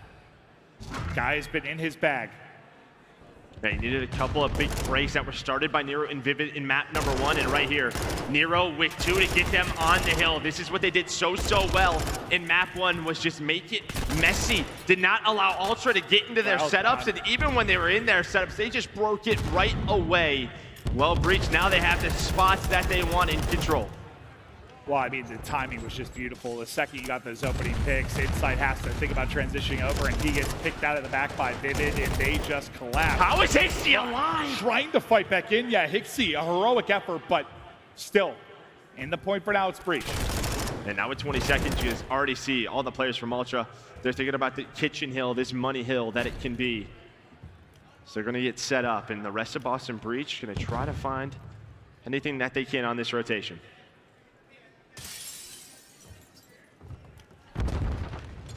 Beans will come stomping across, and oh, I was about to say good luck with that gunfight, but he nearly is able to snap. Big Wake tries to finesse after the kill. Gets dropped.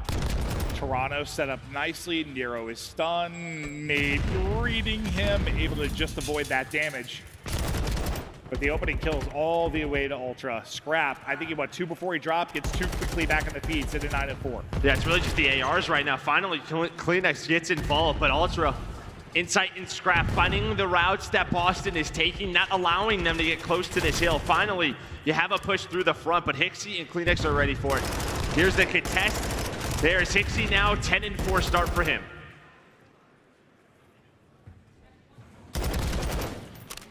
Continuing to dance, continuing to find the kills. As he soaks up the remaining couple of seconds, we'll look at the rotation on the other side of this, and CleanX just trying to get away, able to do it. Once again, they light up the feed. 5 in a row now for Scrapz as he's looking to work towards the streak.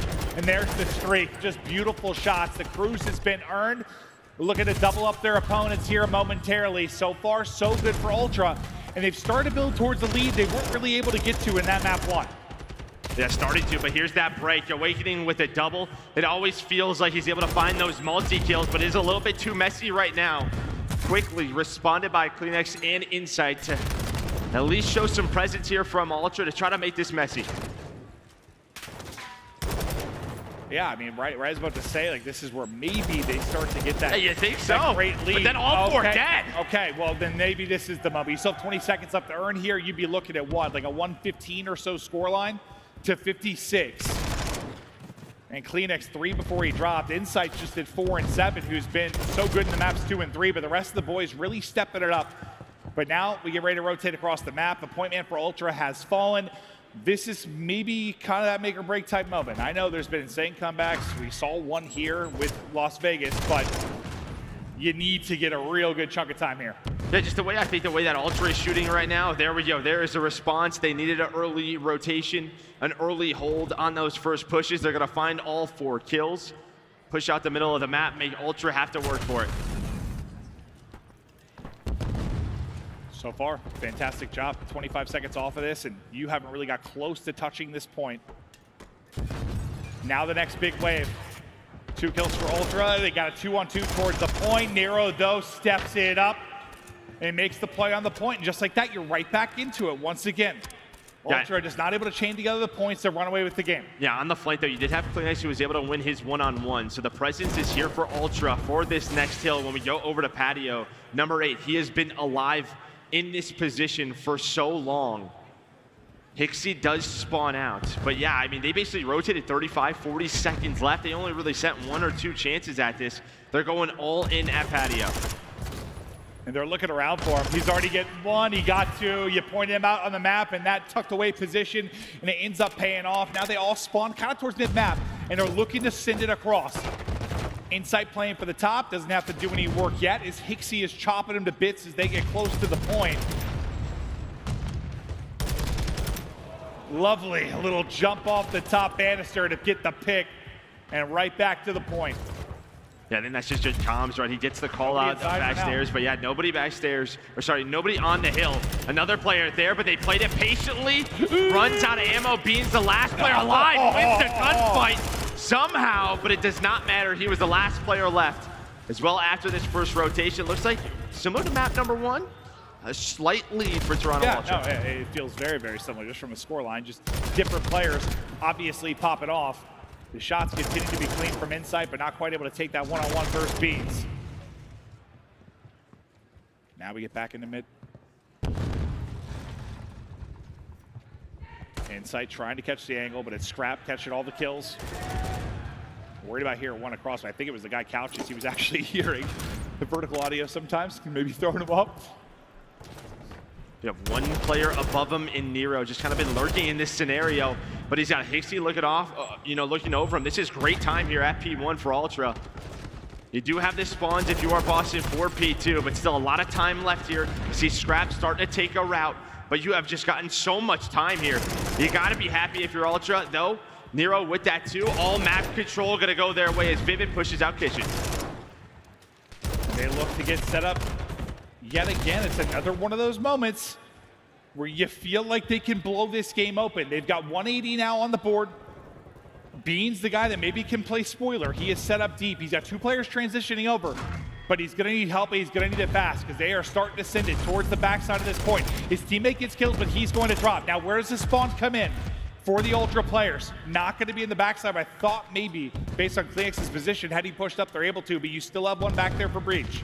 Yeah, Vivid blocking that spawn, but it's all through P4, all through these deaths. I mean, the stuns, the nades, the trophies going down, the headies on both sides. Who's going to win the gunfight? Who is going to play their life? The test is in, and it's Insight who has found so many double kills throughout this map, but Awakening responds with 2 of his own. It always just feels like these ARs are cleaning on up. I mean, we're going to be right back to what? Around a 20-point game. With the rotation as well, Vivid already on that side of the map. He's going to have Nero with him. So it's going to be what? Yeah, 30 points that'll be separating them. They're able to deal with Vivid in the back. Can they get Nero out of his spot? They can. So you're able to get set up now if you are Ultra. 1 player wrapping in late will be CleanX, and he's going to try to distract players best he can and not put a nade on his own forehead. He's got to reposition. He's going to get caught by Beans. And now for a moment, you've got numbers. They start to pounce. They start to collapse. It'll be a spawn out now from CleanX based on his death. Nero just pieces of 4 HP left, but he's able to get 3 and into the point. Go Boston Breach, and that is a massive, massive break. Yeah, they needed 1. They needed that. Weren't able to do that on that first rotation. This time, though, it was all Scrapz and Insight last time through, finding the initial kills. This time, it was the Vaznevs of Boston Breach. As Nero now on 4 in a row. Soak it up this time. We will have a tie game. And on rotation, you already have Vivid in a really good spot at P4. Is Nero able to win another one-on-one versus HyDra? New hard point about to pop. Big gunfights around the point. It's Vivid, who you pointed out, tucked away in a good spot. Not the easiest gunfight against attack at range there. So Insight able to win that. For now, has stayed alive. The trophy's going to keep them covered from the stun. Nero's going to go ahead and beast his way on through towards the point. I believe Insight has still just sat back in this position the entire time. He should at least get eyes on one of the cross, but Vivid just going to send it on through. Going to put the pressure on Insight to challenge, and then puts him to bed. And this is just like map number 1, even on rotation, it was the subs for Boston Breach disrupting the setup by Toronto Ultra, but CleanX just flies on through like a ballerina, able to snap onto 2, trying to stay alive. Is Beans versus CleanX, and while CleanX with the fast step gets aggressive, it's Ultra just trying to get some control. Yeah, I was starting to turn to Beans versus everybody the longer he stayed alive, but you can test for a couple of seconds from that position. 10 remaining on the hard point. About to be a 20-point advantage for Ultra. Now Scrapz gonna call in the streak he earned earlier in the game.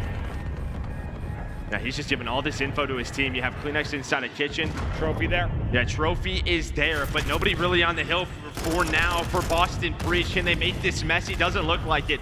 So even avoiding that cruise. HyDra, though, gonna try to find that opening. The rest of his teammates working through kitchen side. You've got a good setup here. You found the first wave of kills. Vivid sending it on forward. Down 8. Lead change Lumen. Vivid now on 5 They in a can row. win here. They can win it here as well. Ultra has to commit to this. They cannot rotate early. Boston, they're only 20 points away. Yeah, this is one of those tough spots where it feels like you got to do so many things. 7 in a row now for Vivid. Somehow been staying alive through all this. Now going to be 2 for Scrapz. Instant trade on through. Nero trying to pick it up. There is the break on in. So now you've got 12 seconds left. Ultra can't win it here. So they had to keep them off the point. Now neither Boston can win it. They're just going to worry about the rotation. Streak going to be coming in for Vivid as well, Joe. Yeah, I mean, the spawns, just because they had to go for that, go the way of Boston Breach. They spawn up back kitchen. 5 more seconds. They got to go. HyDra inside. CleanX gets on the hill. Here we go. We've had these moments before. Beans got to wait for his teammates, trying to get a nade on the hill onto CleanX. It does connect. Vivid somehow a 2 through kitchen. They clear them all off the point, and now you're racing over. You got the closer run. Right now, if you were Boston Breach, they're cutting him down on the cross, finally getting in the point. 3 more seconds needed. Can Ultra get there? No!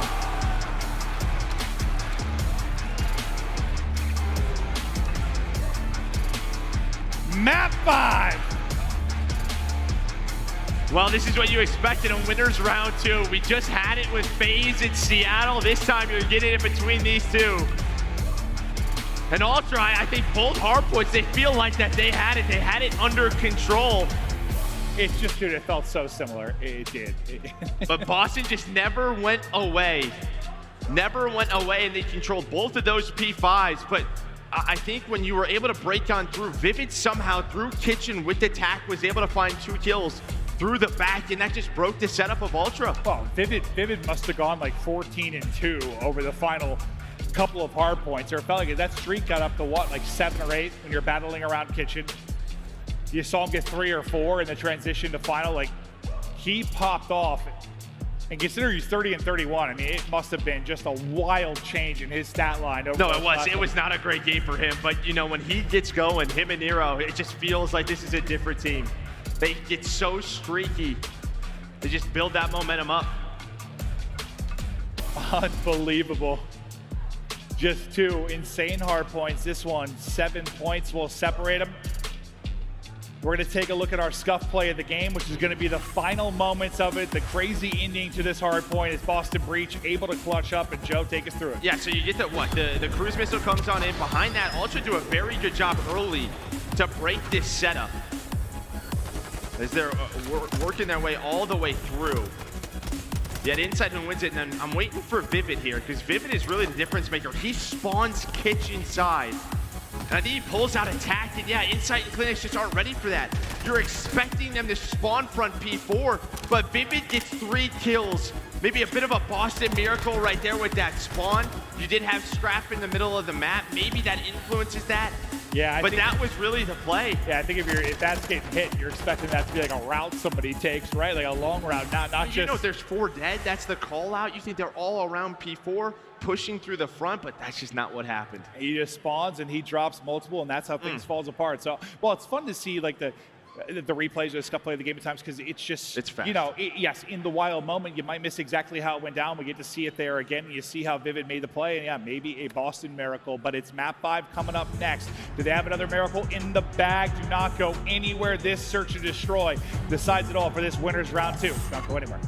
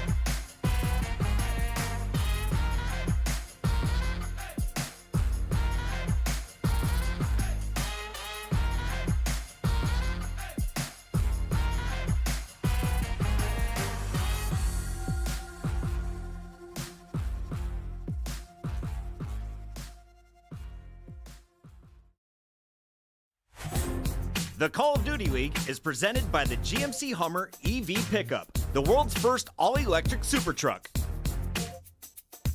Upgrade your game with the Scuff, the official controller of the Call of Duty League. It is time. Here we go. Map 5 between Boston and Toronto. Been a doozy of a series. It all comes down to this search. Winner's got a date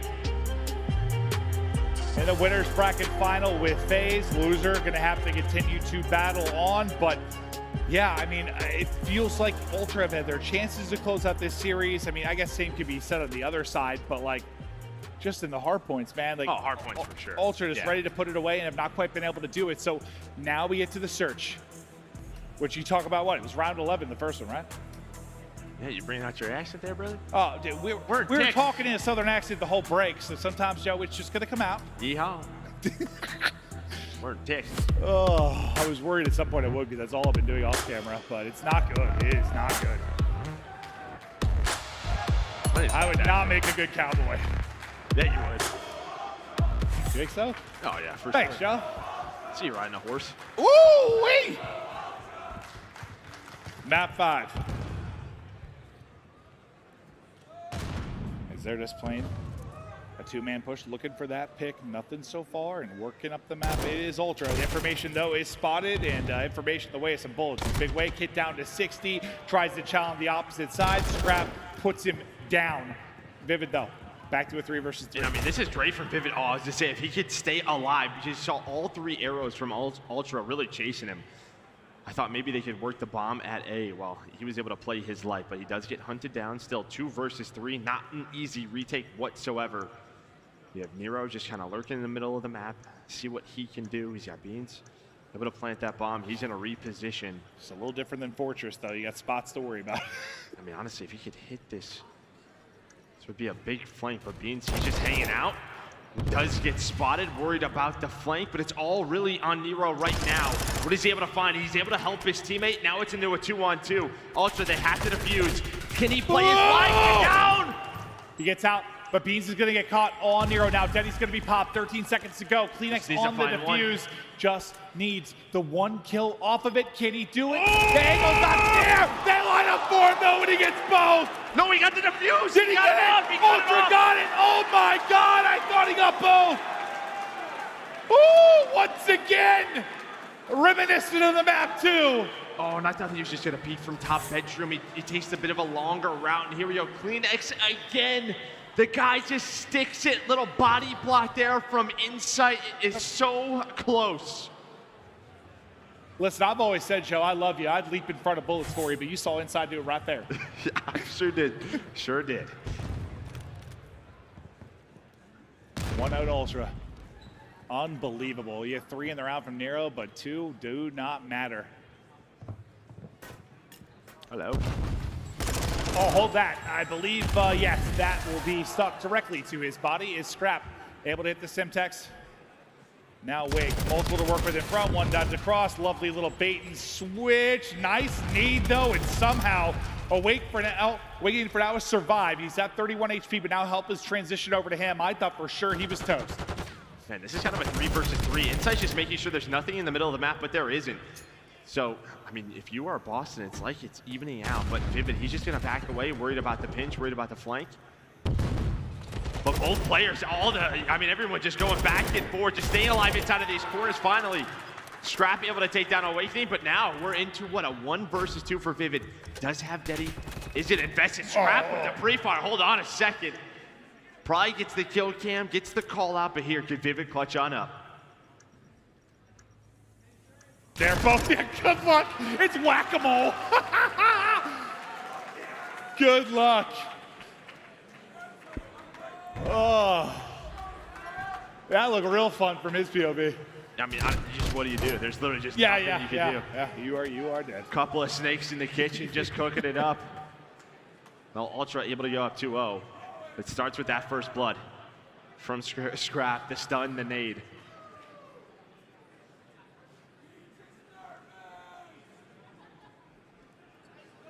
Ultra take the 2-round edge. Offense back now over to Breach. Break off towards A. CleanX with the first. Insight and Scrap combined for the second. Oh, when we're out in the kitchen, but there's some Boston Breed soup being made. They have just been blended up. Oh. And I think Scrapz locked in. I mean, he is 7-1. He is winning fights like that. The headshots connecting. And what? They just fly out. They get the first blood from CleanX, and they just fly. They take it right to him. Clam chowder, but instead it's just filled with beans. Get it? That's funny. I am an idiot. It's all right. We love you. Hixie's hanging out. He's got 1 damage. 0-1. Just chilling. They're up 3-0. 1 damage. 1, probably stun. Yeah, probably. It was a key stun, though. I'm sure it was. Led to a triple. Whoop! This time, Vivid gets the jump. Him and Nero, the sub duo, able to give them the edge. They need a round, and they need one badly right now in the 0-3 hole. You cannot allow Scrap and Hixie to pull this off.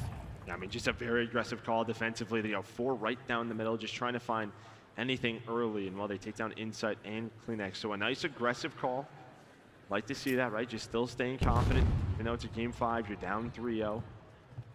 Some time to work with for both of these players, but they're very separated. You have Scrap at A. Hixie just trying to find anything near this wine. Well, he found the whole team's on the other side of the wall, but ooh, nearly a pick from Scrap. Jack Daddy. Maybe they're just thinking Joe B's gonna find one, but Awakening just plays his life. Backs on down. Yeah, I mean, that's gonna be the difference here right now. You just haven't allowed either Scrap or Hixie to finish a kill.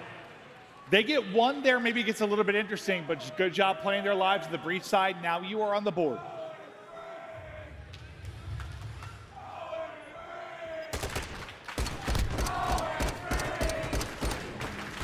Basically lands on his head.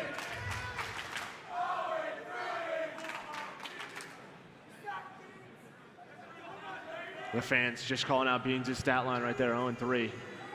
That's because he dropped 17 on them. Oh.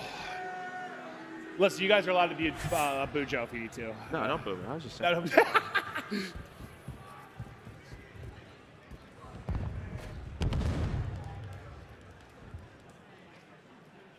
See if Beans can start to get it going. Get something within this search and destroy. It's a slow round. Is everyone vying for position now? Vivid just kind of holding. Well, and this is a different map, but this is exactly what they did on Fortress, right? They found ultra picks. Like, they found first bloods time and time again, just kind of playing this way. Spreading the map on offense, taking their time. Will it work out, though, on Hotel? A little bit different on Fortress. Nero. So to get this bomb planted, or at least try to. One day, he's just going to eat it. Just going to eat it, get the bomb down, and, well, set up his teammates. Yeah, you almost finish him off before the plant gets through. Oh! He's just able to get it done, and yeah, usually you don't want to auto-mantle towards the top. There's a trophy there, a nade over the top. Everything blows up, including Beans' body as he just gets dropped. And yeah, a lot of Beans fans in the crowd, I think currently, is what it sounds like, is Ultra able to take out everybody. Now work to defuse. But yeah, Beans to 0-4, now struggling, and Hixie does finally get one going. Yeah, Beans didn't have a great map number 2 either. I mean, really, it was Insight. Now it's Scrap, who's at 8-2. So you're up 4-1 now. It is Ultra, but again, this has just been a match of either side. They just can't get away from one another. Last time through on defense, Boston very aggressive. What adjustments are Toronto Ultra gonna make? And just another one of those do or die rounds for Breach.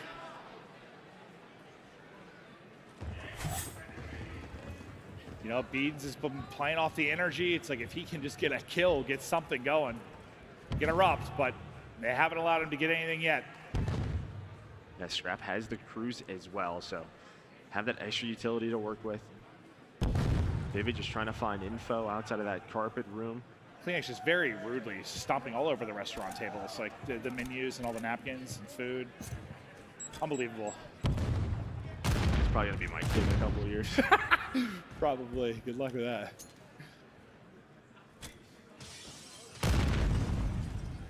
Now working it up.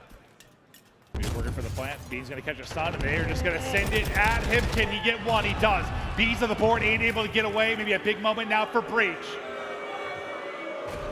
They love him. Well, this is going on. You have Vivid working the pinch. I mean, also we're thinking about rotating out. They're going to chow this. This is not an easy fight. Well, he's at least able to find one. Give them that man advantage inside. He just stays at A. But it looks like Hickson, he's flying to B. But Boston already here. They're already ready for this. But he does have Daddy. He's able to catch it. Resets it. He's got to plant, though. He has to plant an Awakening, just chilling, just hanging out. And, well, he's going to find the kill. That should be the round done as Boston stay alive. But what a play by Beans. Yeah, the fact that he is basically just coming out of the stun, the fact that he gets one and he is able to get out of there, a big moment for him. He ends up getting 2 in the round. And I don't know, their booing might be giving him energy. It might be counterintuitive. Nah, dude, he's just hanging out. Yeah. I just don't like Beans here in Texas. Beans on toast. Yeah. It's America. Probably not. Good point, Joe. Just meat. Oh, that barbecue we went to was good, though. Ooh, I'm still feeling it.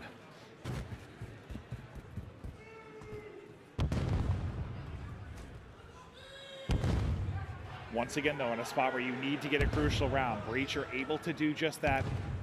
Now, can you chain some together? The spot nade bottom bedroom won't hit. Trophy out onto the point. They're going to start to work up this plan. Now, last time, Ultra were able to pick Nero. I don't even know if he saw him, honestly, though. I don't know if he saw him. Vivid, though, was working kind of that late B hit. But it looks like the objective is going to be working towards A. So he's going to open these doors up, and well, that's going to give him an angle and Beans. He's going to have to back on down. So that buys time for Ultra to rotate on over. Now, Nero, he's got to get aggressive. That's his play call. Daddy's up. How is he going to work? Oh, I think he gets behind them. There's 2 players. Daddy's still up. It's real close to running out. Resets it. The timing could not have been better. Nero keeps the Daddy rolling, and now you're just worried about his position. Still haven't been able to get the bomb plant. Under 30 seconds to go. Through the door, then down low, alive still. The nade has to challenge Scrapz, able to take him out. 3 versus 2 now for Ultra. Well, Beans, though, he has not been able to get away from this box. They're going to push it. They know he's still there. There's a kill. Awakening now in a 1-on-3. Finds the first. Almost did it in map 2, and there we go. Ultra with the retake. One more round for Ultra. And some scary moments there for the Ultra side as Nero got in behind enemy lines, but you're able to kind of corner him there and scrap a lovely nade to flush him out. Get the kill. Now 11 now on this map number 5. It's Scrapz. Still has the crews to work with, but a couple of rounds where he's found 2 or 3 in them, leading the way for this team. It's 1,200 damage right now for Scrapz. He's quiet now, but he's going to be chirping here soon.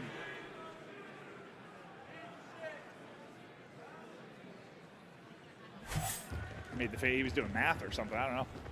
I was just thinking, dude, I see he's got the snipe out, so Bean's able to pull out that sniper, but again, just kind of this mid to B slow start here for Ultra. Maybe they want to use the crews here. We just to give them that info, and that's gonna, I think, be it. Here we go. I just like that corner. Here we go. Whoa, we're going for a ride. Oh, tries to wrap it the entire way around, but door is closed. Not going to connect, but Six Flags close by. We just went for a little bit of a roller coaster there. Yeah, those doors are open. Maybe that's a kill, maybe 2. But it gives them the info. No, it's a 2-2 split. Now, just what does Ultra want to do? Just taking their time. Beans is going to spot one over towards A, and maybe, again, it's just this back and forth call, but it looks like A is going to be it for Ultra. Here they go. Hit a shot. It might just take one. He is good stunned. luck. Good luck with that. Just going to get fried. CleanX tucked away. 4 versus 2. Vivid. A kill to give them a chance in this. Nero, another to bring it to a 2 versus 2. Ultra not out of it yet. 30 seconds on the clock. Pressure on Breach to now make the play. Yeah, they're trying to hunt down. They're trying to hunt him down. Vivid and Nero both with Deady Pop, trying to find this kill, but inside he's just gonna pop out, backs away. Now 18 seconds left, Vivid, so much to do, so little time. It's looking like Ultra, they're gonna be top 3. He just has to stay alive, play the time. No time. Inside is gonna get him there, and well, Ultra get to the winner's final.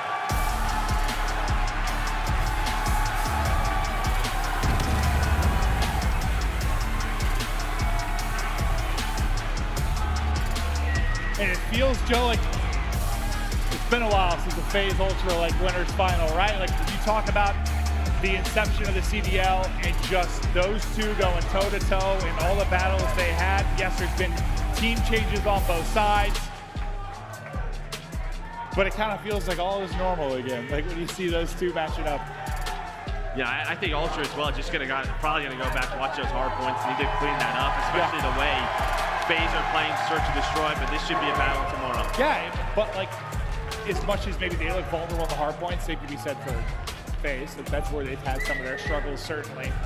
Search, yes, it's very hard to count out this FaZe squad, but Ultra, tomorrow we'll see what they can muster up against that squad. But for Boston, I mean, you play them tough. Feels like everybody had their spots and their big moments, but you just come up a little bit short. You know, those come from behind wins you had at the hard point, always keeping it close, just not able to really do it here. They got into a hole they couldn't dig themselves out of. I think the fact that you got to a map 5 was impressive out of Boston. Yeah. And you're seeing this team, I mean, yeah, they're playing with the best, very competitive from start to finish. I think you just have to kind of find, some of that streakiness from this team. But I think Bean's probably going to be a little bit frustrated with himself that series. He was so good in Search and Destroy, and he really struggled versus this Ultra team. Yeah, considering the map 5 he just had a couple days ago, you think he's just primed and ready for that moment, ready to absolutely dominate from that position, but not going to be the case. Scrapz kind of ends up being the guy within that map 5. And yeah, outside of the map 3 and the map 5, I mean, it was a hard fought battle, but in the end, Ultra just proved to be too strong. Now, how far can they go? I guess time will only tell, but a guy that was absolute beast over the course of this series, it was insight from Ultra. We've got him on stage with Bryce. All right, thank you very much. Yes, joining me here, Insight on the stage. Incredible game. We've had an incredible series today. That was another one coming out here, but before we go to the positives, let's talk the negatives. The hard points, hard-fought battles. What happened? Yeah, in the intense moments at the end of the game, we didn't really call out spawns. We kind of got a bit hectic. We got a bit ahead of ourselves, probably thinking about the win. But, a couple small mistakes that cost us. We'll go back and look at it, and we'll come back stronger. Oh, I love that. I love that. Always going to be the VOD review. Yeah. Going forward, then, obviously, kind of Neslo'd them essentially in the 2-3-5 going forward. But is that part of your game plan? Were you more prepared for those maps, or is it something you thought that might happen going forward? Start this year, the past 2 years, we've been a Neslo team, Ultra's been a Neslo team. I remember. And the start of this game, we really haven't shown any prowess in S&D. Control's been a bit control's been good, and Hardpoint's been hit and miss. We've really knuckled down on the S&D, and I feel like it's really showing in our gameplay. We went out there, we were just go for it. Let's just play it, leave everything on the pitch, so to say, and that was that. Yeah, 100% was all left out there from the end. I've got to ask you, a couple of rookies on your team this year. It wasn't that long ago that you were the rookie, if I'm honest, but a couple of rookies. How's it been adjusting to maybe new temperaments, new ways of playing, and new attitudes? Yeah, the good thing about young people is they're hungry. You look at Scrapz, he's so passionate. Yeah. He doesn't care what people think about him. He just goes for it. He's him. Charlie, he's been league ready for a while now. People call him a rookie, but I mean, when he plays, he feels like a vet. Oh, awesome. That's great. Any last thing you want to say to the fans looking at home? We love the fans watching, love the crowd, great energy, and just keep up all weekend, guys. All right, thank you very much. Let's hand this back over to the desk to break down the 5 maps we've just seen. Another great series, another map 5, not a round 11, but still a map 5 nonetheless. Toronto Ultra, I think, coming in were the favorites for sure, and they came out as the favorites. They moved forward. They're guaranteed top 3 for the first time.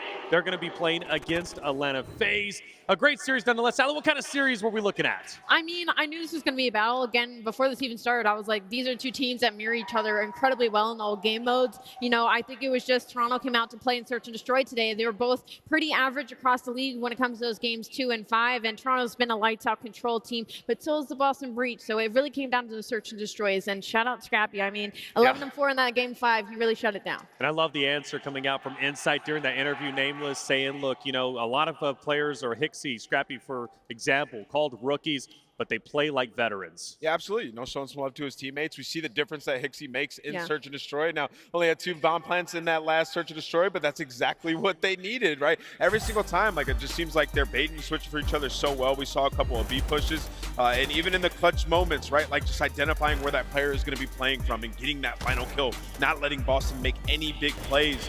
And then, you know, I also really like what Insight said when he talked about the spawns there, because on that game 4, they did give up a kitchen spawn, which was super unfortunate. They got come back down, but you know what a championship caliber team does is they clutch up when they need to. In that game 5 search to get it done. Hey, that game 5 search was a really good indicator of like what is it going to be like when we see these guys play Atlanta FaZe. You want to see a strong Search and Destroy team. These look like one of the higher end echelon plays. I'm excited to see how they score up, man. If someone's got to break their record, it may as well be Toronto. And to that point, I feel like CleanX was having an uncharacteristic game 2 and 5, right? I feel like he was a bit missing when it came to those Search and Destroys. So the fact that Toronto Ultra was still able to win both those games and the fact that they did, especially that game number 5 with them still struggling, I think they have a pretty good shot against Atlanta FaZe, because I doubt he gets into that groove again. Yes.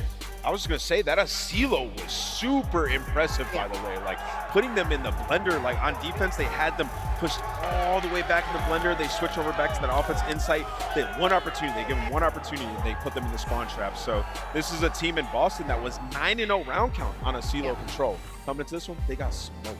And I want to ask you, Miles, because those diffuses just literally a hair away from either going, you know, the way of Toronto Ultra or going the opposite way. I think those diffuses absolutely helped Toronto Ultra, but Boston Breach, did it break their mental? No, it didn't. I mean, the one that always springs to mind, I mean, CleanX just hopping bomb in the 1v2 situation, man, that was a crazy moment. I mean, super vet play out of CleanX. Like, he's a fast-paced player. He's really aggressive. I think Toronto Ultra have done so much, you know, in the interim between the previous majors. I think they've added a performance coach to the team who's helped getting the boys, you know, way more level-headed. It's easy to get ahead of yourself in these high-octane moments. It's easier to make a mistake. If you're staying cool in game, you're staying cool all the time, baby, and that is what brings the dubs. That's right, and they go against Atlanta FaZe. That's going to be such a big matchup for them. Like I said, first time top 3 as an org, at least when it comes to MW2, and the first major for Hixie.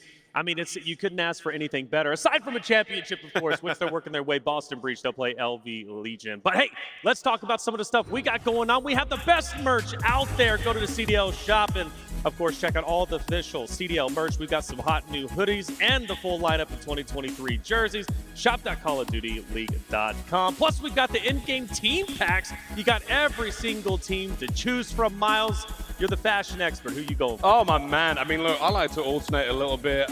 One that's not shown here, we love the team packs, but hey, I also like to rock our team, you know? The old default CDL skin operator. Yeah, that one's available also. That's right. Hey, look, I've got them anyways. I spent a lot of money. The Shinobi pack is also out there, too. Hey, look, we got another great series coming out. The home team making a return. OpTic Texas facing off against Seattle Surge. Hey, that's coming up after the break. Don't go anywhere. We'll be right back.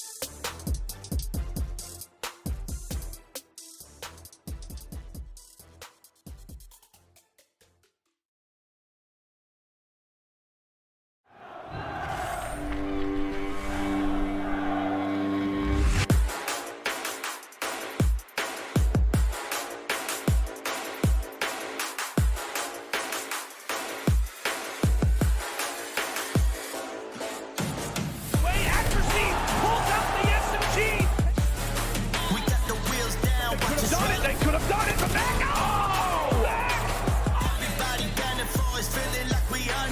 Pride continues to be huge. We got the wheels down, watch us rolling.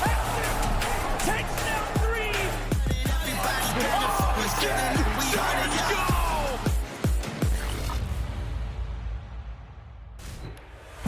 And welcome back, everybody, to the Call of Duty League Major 3 here, the OpTic Texas Major at the Esports Stadium, Arlington. It's day 3. We've had 3 great series, and we're about to enter into a 4th. The crowd's getting ready because the home team is about to take the stage. OpTic Texas versus Seattle Surge. Seattle Surge off a very narrow loss. Map 5, round 11. It went the distance. Nameless, you've been a competitor. I got to ask you, because I personally don't know, so I'm looking for insight. Does a narrow loss like that hurt more than a blowout? No, I think you feel pretty good about that, especially at the end there, because you can look at it and be like, dude, Pred literally got hip fired. Yeah. And we win this game. So for Seattle, you know, you're down in losers bracket. You fix your search and destroy. You push Atlanta FaZe to a round 11 where you potentially could have won. They're feeling nice going up against the Green Wall. Well, they're trying to make their way back in. We'll see if they'll be able to do so. This is an elimination round after all. Winner will be done for. So we look at it. Boston Breach, Las Vegas Legion. That's going to be coming up after this. We've just seen Boston Breach take a bit of a loss. Toronto Ultra, that map 5. But we focus our attention down below. Seattle Surge, OpTic Texas facing off to see if they can reach tomorrow gameplay. Of course, winners finals looking spicy. Atlanta FaZe, Toronto Ultra. Toronto Ultra, the first time top 3, at least when it comes to this season or Modern Warfare 2 in general. So congratulations to them. We'll see what they can do. But let's hone in on the home team. We've got OpTic Texas. Let's talk about Shotzzy, because Shotzzy has been crazy consistent, Alec. Yeah, I mean, honestly, talking about OpTic Texas as a whole, they impressed me in the Florida series simply because what they needed to change was their fundamentals. They needed to go back to the basics, and I saw that in that map number 4, Mercado, 250 to 117 against the Florida Mutineers, give or take, but regardless, they were doing it. They were rotating early. They set themselves early with that lead from that P1 into P2 and into P3. And then we talk about that search and destroy that we saw from them. They were down 0-3 to make the clutch, to make the run. It's Shotzzy that finds that 3-piece in the back of the other players, and then the momentum kind of makes that change, right? Then they go 4 or 5 rounds in a row. Then they come up with the win. The OpTic Texas team, if they can start out hot in a series, as all we are asking from them, they can ride that wave to the end. Yeah, I mean, when I look at this OpTic team, when things are going well for them, they can just keep steamrolling teams. And when I say things going well, the subs are winning their chows, right? Because when I look at Shotzzy and when I look at Huke, they tend to chow more often than some of the other teams, right? The problem is, like, when they're going up against a team like Seattle Surge, you really have to respect your opponent. You can't come in here and just walk around and gun them left and right. And we saw that when they played FaZe in the online portion. They really respect their opponent, playing discipline, weren't over-challenging, and it works out. In this tournament so far, the only match where they really had a ton of success was versus Florida, and they were running, gunning. Can they play discipline? We'll see. Sometimes aggression, right? There's a fine balance. Aggression can quickly turn into recklessness. If you're not careful, you have to respect your opponent. I like that. Huke is going to be one of those. He's challenging everything. Will he get away with that in this series? Let's talk Seattle Surge, though, the opponent to OpTic Texas in this series. Seattle Surge, again, showing great promise in that series versus Atlanta FaZe. Yes, they dropped down, but Pred was insane. Simp, he almost made the heroic play with the 2-piece with the nade and the gunny. Unfortunately, it didn't work out, Allie. Yeah, I might take the other side of this. Of course, I've never been, you know, a player on this sort of stage, but I feel like a loss like that definitely would hurt sometimes more than a blowout, simply because, you know, you were right there. You were round 11, right there, and make it to the winners finals to beat the Atlanta FaZe, who has been steamrolling teams thus far. And I mean, Fred, I mean, dropped 40 just so they didn't get reverse swept on that hotel. And then they go into the embassy, search and destroy. He goes 16-7. You got to think he keeps that going. And you got to think, I have to look at Mack. He had an unfavorable game in the first couple of that series against Atlanta FaZe, that he comes out here swinging. With that guy playing like that, you got to be able to help him. He had a 1.3 overall at this major, and even in that last series, he's the only player over a 1.0 KD. Pred is like LeBron out there. Just got to get him some help, man. Let it be known, Sib had the same amount of damage as Pred throughout that series, and even in that game 3 that we saw Pred drop 40, Sib had 29 kills, but he had more damage at 4-3K. So Sib, he is getting some help. You ain't going game 5, round 11 against Atlanta FaZe. One guy just. No, you're not. So Pred is playing great. but the whole team is as well. Yeah, the whole team has to be doing well. Great point. Let's take a look at our maps and modes and start deciphering this a bit more, dissecting, I should say. Anyways, Allie, what are we looking at? I mean, to be honest, when I look at this layout, I'm thinking Seattle's trying to end this in 3 or 4, where OpTic's playing the long game to end it in 5. I mean, it's a square up across the board. Usually that HyDra is going to be Seattle's auto veto, but technically they're #1 in hold and break percentage on it, so it's not that they don't want to play it, and it seems they're deciding to box it up with OpTic Texas. And the only thing that scares me when you take a look at these maps and mode is that map number 2. We just saw OpTic Texas take down Florida Mutineers on that game to search and destroy, but that is the first time that they played it. This is a map where we saw Seattle Surge break that record for that losing streak in S&D, and throughout this stage, they were like 2-0, 3-0 when it came to this map by just playing with confidence. So that map number 2 is a big one for me. Yeah, you can see OpTic got rid of Embassy S&D. Like what they saw there. Also, the hotel control, like there was the option for Seattle to pick a CeeLo, and they're decent at it, 2-2, right? So they're comfortable there. They decide to square up on a hotel, feel comfortable in their gameplay there. Could get interesting. Well, it's time to move into our predictions, and for this one, it was a tough one without question. No disrespect to the opponents of OpTic Texas throughout the bracket. London Royal Ravens, of course, and Florida Mutineers. I don't think they were on par with what Seattle Surge is about to bring. This will be the first true test in this tournament when it comes to OpTic Texas. For me, I think their momentum is going to carry them through. I'm going OpTic Texas. But let it be known, I think Seattle Surge is definitely going to be a tough opponent, harder than anything they faced yet. They're going to have to work hard. What about you? Oh, yeah, I completely agree. This is going to be their toughest match. If we're talking about their 2 matches that they have played the 12th team and the 11th team, and they've gotten pushed all the way to the very end. So I think if OpTic don't come out swinging, Seattle Surge are going to take it. So you're Seattle Surge. Yeah, then. I'm going Seattle. Seattle Surge. Allie. OpTic Texas. Okay. Mixed reviews, Oh, you're throwing the people off. OpTic Texas sounds good. Wait, but you normally don't go OpTic Texas. In fact, production hasn't even put it up there yet. So what? Why are you asking questions? Why are you asking you guys now? Are you going OpTic Texas? I'm going OpTic Texas. All right, OpTic Texas for Allie then. I guess it's going to be Nameless. What about you? I think that this is about to be from the top.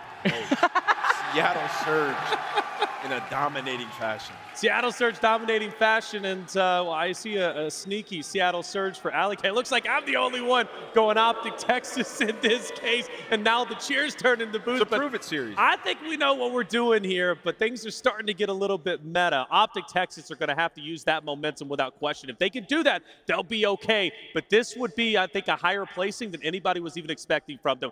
Lando, he's on stage. Let's bring out the teams. All righty, Texas, let's go. Let's get on our feet.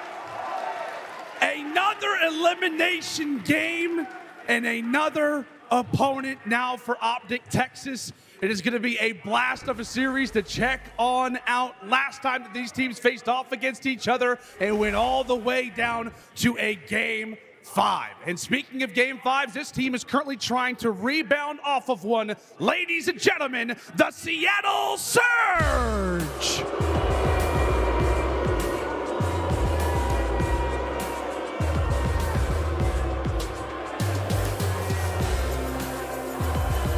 Simp, Accuracy, Mack, and Pred, Seattle Surge. I mean, how can they lose with LeBron on their team? Pred is going crazy in these series. We saw them push our Major 2 champions to a Game 5, round 11. It was almost theirs.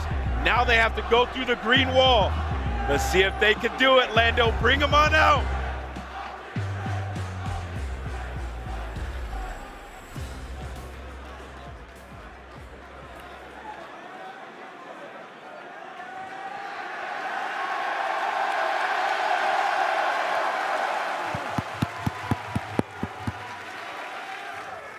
We got someone special today.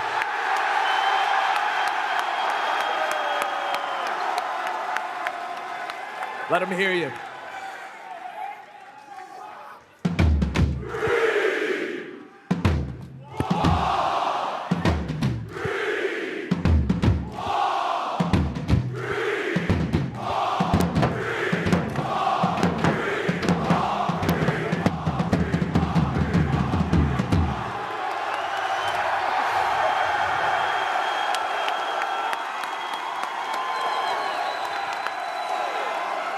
Ladies and gentlemen, without further ado, your very own OpTic Texas. Ghosty, Dashy, Shotzzy, and Huke. I mean, the vibe could not be any better. We thought we got a treat earlier. We were treated a second time, but I don't know if I'm a player on that stage. I might be shaking a little bit with my owner coming to bang the drum. Again, another elimination match faces the OpTic Texas at their home stand. They have the chance, they have the fire, and they have the green wall on their feet. Let's see if they can get through Seattle. Straight to Bryson time, let's get it started. All right, thank you very much, Ali. We are ready for this game. It's one been long in the making. Seattle Surge, OpTic Texas on the main stage. The loser goes home. The winner stays around for a little bit longer. Oh, tell me how you feel. I don't know, man. I don't know. It's a hard one to call. Seattle Surge look phenomenal against Atlanta FaZe. They shoved them all the way. One gunfight is pretty much what it came down to. Yeah. Simp doesn't find that gunfight and Pred does. We are not talking about a Seattle Surge going up against OpTic Texas. We're talking OpTic FaZe. However, it goes the other way. But OpTic, yes, they have found the victories. They have ground those victories out as well. The resolution is very much there. But this crowd is going to have to carry them through this one. Seattle Surge are a serious, serious squad. And that's not to discredit the previous opponents OpTic have had. But Seattle are a step above the opponents we've already seen. Exactly what I was thinking. It is a big challenge for Seattle to go against the home crowd, to rebound. The green wall is in attendance. You may have missed it, they're quite subtle with it. As you can see right now, every single kill, every single chow, roars will erupt from the crowd. But will it be enough? OpTic haven't made it clean in their series so far. Are Seattle better at being dirty? We'll have to find out. This map is almost ready, Ton. Here we go, HyDra coming up to kick this series off. An interesting one. We've seen OpTic today, not looking too bad. On in Seattle, it is usually their auto veto, but they are getting better. The holding rank percentage looks fantastic for Surge, but their problem is rotations. They're at the low end of things. OpTic Texas, a good opportunity to take back number one here, I think. All right, here we go. Texas versus Surge. Seattle versus OpTic. Let's find out who gets better technically. At the moment, we're going to see OpTic on the slightly less preferred side. Most teams want to stay, battle for P1 and hold those P2 spawns, but Shotzzy loves a bit of water play. And Shotzzy typically on this map dropping over about a 1.15. He's always the guy looking for those routes for this team. Did a good job at that up against Florida beforehand. Seattle Surge resolute so far.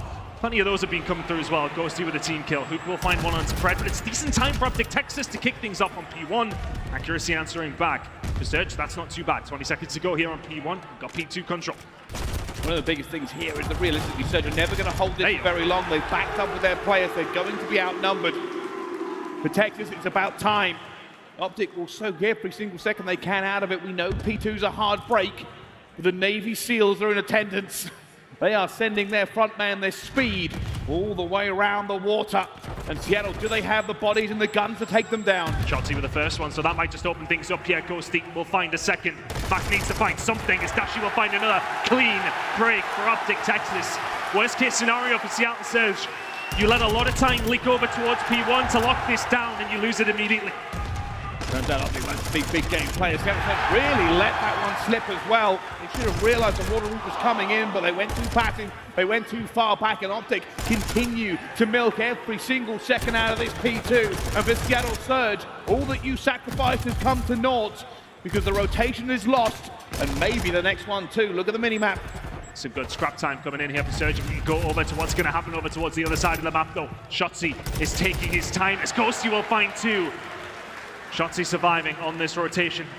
I feel like he had the opportunity for a gunfight, but he's just waiting for the rest of the team to get over. Spawn out there for Surge as well. It's a healthy lead for OpTic Texas. Here he goes. OpTic speed demon himself. The master of movement. The maestro are finding the gap, and he finds the first and gets straight back out of it. Again, movement all the way around. And Shotzzy just causes problems everywhere he goes. OpTic kicking this one into high gear already today. And I was going to mention before we got over here, OpTic Texas not having a lot of luck when it does come down to breaking P3, but immediately the doors are bust wide open. OpTic Texas now in a prime position to get some good time here. You've got Surge towards the back, the kills just about going the way of Surge though. Mack and Pred holding tight. At this point, CDL Surge are going to have to either up the tempo or try to stop OpTics. You can see them still battling around this point. The spawn will go to OpTic, but obviously it's bad spawn for this next rotation. Exactly, I was just about to mention Surge flipped that quite nicely. Yes, okay, some time starting to go over towards the side of OpTic Texas. They will take every single second they can possibly get. And it's one spawn out for Surge. But crucially, the rotation does belong to the Seattle side. Look towards the scoreboard so far. Accuracy with a nice start for the AR. He's going to have to lock down some good time for his team here. Here he goes. Shotzzy the seal. The man in the water. Again, he keeps finding the roots. He's staying alive. And this time, CDL Surge cannot afford to let it slip. Last time they had win too, but Huke has joined him. Erupting from the water again with his teammates in OpTic. They find the break again. CDL Surge hold nothing against them. They have broken through. They have won the gunfight. They will take the time as their prize. And the same old story, CDL Surge are going to have to put some pressure on and hit the rotation again. And that whole percentage for Surge is just suffering massively now. OpTic Texas, that's 3 breaks in a row. CDL Surge need to lock themselves in here. That's been free time for the side of OpTic Texas. Surge though, for all that they have been broken multiple times, you're not that far away considering how dominant OpTic have been in terms of finding these breaks. Shotzzy's been massively influential. We were talking about in the green room today. He looks like he's on fire as we head into the later stages of this tournament. Shotzzy now trying to find another break. Eventually gets shut down, but you can see OpTic keep putting the pressure through. Dashy and Huke are going to be here as well. Mack gets gunned down, but the trades eventually go to Seattle. They don't have the bodies. The spawns are towards the back. OpTic try to reinforce. And they just keep playing through the water. It's very, very good at here on HyDra. Whoa, whoa, whoa, whoa, whoa! Almost got a little bit too naughty, but Pred converts. Ball spraying out for Pred. Starting to heat up just a little bit, and this is crucial time for Surge now. Because the manner of how they've lost a lot of these hills has not really been working out in their favor. Beautiful breaks coming in for OpTic Texas, but sloppy play from Surge. Gonna be broken again, but only for 20 seconds or so. Last time around, when we were over towards P1 for the first time, CDL Surge locked down this P2 rotation. They locked in some decent time if you're OpTic Texas at P1, but already these fights that are going to go down towards P2 are going to start ongoing. Keep an eye on Shotzzy and what he's been doing. He's been doing every single hill, and that's getting behind Surge. But surely, Surge have got to recognize this at some point. Hey, we haven't seen Shotzzy now. Eventually, Simp will see him. This man is entering his flow state. First set of rotations, he's only died 5 times. They still can't catch him. He's slippery. He's here. He's gone eventually, though. But OpTic won't get the spawn off the back of it. What they have done is got the time. They've pushed Seattle back once again, and it keeps getting further away. And if you can't get P2 spawns, well, let's just try and get as much time as we can on P1. Seattle have just about rebuffed that idea for the side of OpTic Texas. Dashy with one onto the point, looking to try and scrap in the middle of the map. Gunfight's going to go on towards Ruins. Pred with an important gunfight his way. Shotzzy already on the routes, but it's not too bad for OpTic. Yeah, okay, you don't have P2 rotation. Seattle had this last time around, but remember what happened. Every single time OpTic Texas have broke Seattle. Can they do it again? This time they call it swimming. Shotzzy eventually figured out here. They'll probably commit to it again. But this is everything now for Surge. Last time around, they set up a P2. They lost it so fast. OpTic have a dominant lead at this point in the game. Seattle must hold the door. They must hold the fortress. Let's find if they can do it for the Seattle Surge. Listen in. Top glow, big, top glow, big. Top glow, back, one shot. He's back there. He's sitting right on top. Close time. Fuck. Close time. One shot. No trophy on top, guys. Nate. I'm rotating. That's all you guys. One shot front. I spawned you. They're all over you. Yeah, one's gonna be on new though. One gonna P3 spawn. He's top new. Top new on the plant. Kyler's going around the back. Okay. I don't know with one shot, Ghosty. He pushed backstairs, Kyler, one shot. Back gen. He's on the gen, one bullet in green. He went in green, okay? I'll go to go forward. Alright. I spawned here. One's green still. One more. Kyler's the guy green. Yeah, he's inside green. Front door. He's front cubby, Ghosty. I'm flanking guy green. Front cubby, watching pawn cross. Where'd he go? Front time. Front door time weak. Front door time weak. Front tools on me. I spawned at the back. We're good. Okay. I stunned him. One pause. He could be in the water. Out of the back, guys. He went swimming then. Yeah, one top of cages. Swimming. P1 check, Mack, P1 check. One more cages, one more hot Cages at P1 check. Back green, back green. Yes. In green, copy. In green, Kyler. Backdoor hill, Kyler. I'm flanking the P1. Okay. Kyler's backdoor hill. P1, one shot, top P1. He's hopping up front door now. Going bottom front door. Pipes, bro. Call up pipes. Thunder, one shot dead. Nice, 2-2. I don't see Mansama hitting pipes. I'll stay back. He's got the water on the right. He's lost the time. He's front line to one pipe. And Seattle Surge just cannot get that genie back into the bottle. They are being broken every single time they try. They cannot win the gunfights. They cannot hold the rotations. The spawns are there, then they're not. They have to find a different gear. OpTic Texas in lethal range. And that's the crazy thing. We talked about Surge. Their hold and break percentage has been phenomenal when it has come down to HyDra. Rotations have been great this time, but they've been able to get no holds so far. They've not kept it within touching distance. OpTic Texas have been phenomenal. Huke and Shotzzy having phenomenal games has been a big reason for that. Looking like some decent time being held by Surge. OpTic Texas not far away. Seattle's going to have to start winning some gunfights. You are correct there, the SMGs. Good play. OpTic Texas have been burning, but Seattle Surge, a breath, a relief here for just a few seconds.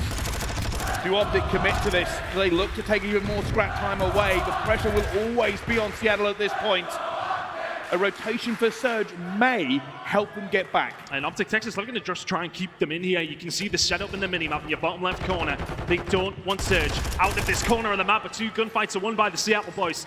Dashy can find one, but Pred on the relocation over towards the next hill.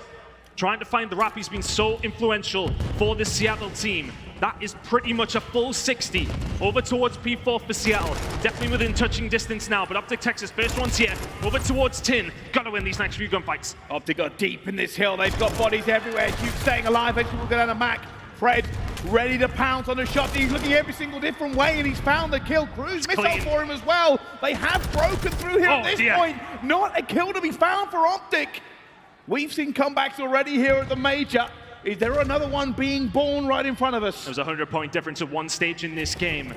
It is still 50, but Seattle Surge have picked up the majority of the time the last two hills. Huke now just trying to find her out, but surprise, surprise, accuracy is behind you, holding the spawn down. That's two big kills for Lamar. Shotzzy trying to find a break himself, but he's the only one from OpTic who can answer. 15 seconds to go here on the second rotation of hills. It's all about this transition to P1 and holding down the spawns for P2 if you need it. Seattle Surge are breaking 200. It is going to be a 15-point game by the time we head over towards this third rotation. P1 and P2 is where OpTic has made so many points in this game already. They have the position for it as well. They have a Huke. They have a Ghosty. This man is gunning and still moving forward. Not quite getting the time away yet. 3 down for it. The spawns may have flipped. It's trouble here for OpTic. They have to dig this out now as well. Huke will find the first. Ghosty will find the second and third going forward. They can now bleed P1 for all it's worth. They can just about win here at P1 as well. Continuing to lock this time in, and the more they get, the harder it gets to Surge to win this game. Shotzzy will find 2 of his own though, continuing to lock this time down. OpTic Texas, 15 seconds away from the win. Pred has to call this in. He's called it. He's trying to get that player on the flank as well. There's going to be no trophy there for them. You cannot win it now here if you're OpTic, but you have the spawns, the possibility, the chance to end this game on P2. The opportunity is there. Can Surge find the routes? P2 popping. OpTic in control. OpTic time on the board. Can Pred find anything? Dashy, Shotzzy, they're opening it up. OpTic Texas are 10 away from blow one up. And here we go. The guns are banging. The crowd is screaming. It's 5 seconds. It's a mile away from Surge. The first map is falling with accuracy. Tries to jump in, but he can't. And the first blood in this series will go to OpTic Texas. They allowed a little bit of a comeback. They allowed the dreams of Seattle Surge to blossom in this game and then brutally put it down. P1, P2 again. Rotations for Surge, so good the entire game, but couldn't hold a goddamn thing. Shotzzy and Huke, every single time we're on those rotations for the first 3 quarters of that game, we're finding kill after kill. They were hiding in corners you wouldn't expect and disrupting Surge at every single given opportunity. And I just want to point out one thing here. Objective kills for Huke sitting at 13. Nearly drops 30 himself as well. Finding the kills in the important places if you're Huke is a massively important job to do. And he does that job to the highest of levels, 250 to 209. And that's a map that OpTic Texas needed. We look at these maps and the games that we have coming up, we feel like that was a crucial one they needed to find. It really is. If you were watching that game the way through, I think Seattle Surge was probably better getting those rotations, but great. Holding them was a catastrophe. We saw Shotzzy and Huke hit the water. We saw them hit the flank. We saw them continue to make problems. And Seattle Surge, it took them an entire set of rotations to finally start getting a lid on those two players, but it was too little, too late. And we talked about how this is a massive veto that's coming in for Surge. I feel like it's the most vetoed map in terms of any of the game modes has been HyDra. And I think I could honestly see the reasons as to why. So many times those back routes were found by Huke, Shotzzy, by anybody. Typically those two guys, of course, will be the ones who are making that play. But every single time they were offered an opportunity to get round behind Seattle Surge, they took it with both hands. A really good way to open up the series for OpTic Texas, and Seattle Surge may well be reeling here after that defeat to the side of FaZe, of course, in the winner's bracket side of things. You are in danger of this crowd getting on top of you, with OpTic Texas now taking the lead in this series against one of the best, if not the best hardpoint team in the game. It's a massive, massive map one for OpTic. It is. Seattle are already hurt, they're already bleeding. They have suffered a defeat today as well. They needed a win on the board. Yeah, the big issue is going to be, obviously, I mean, a 1.53 from Huke. Dashy didn't even have to do much realistically. Wandered around, watched his teammates kill everything before he could get there.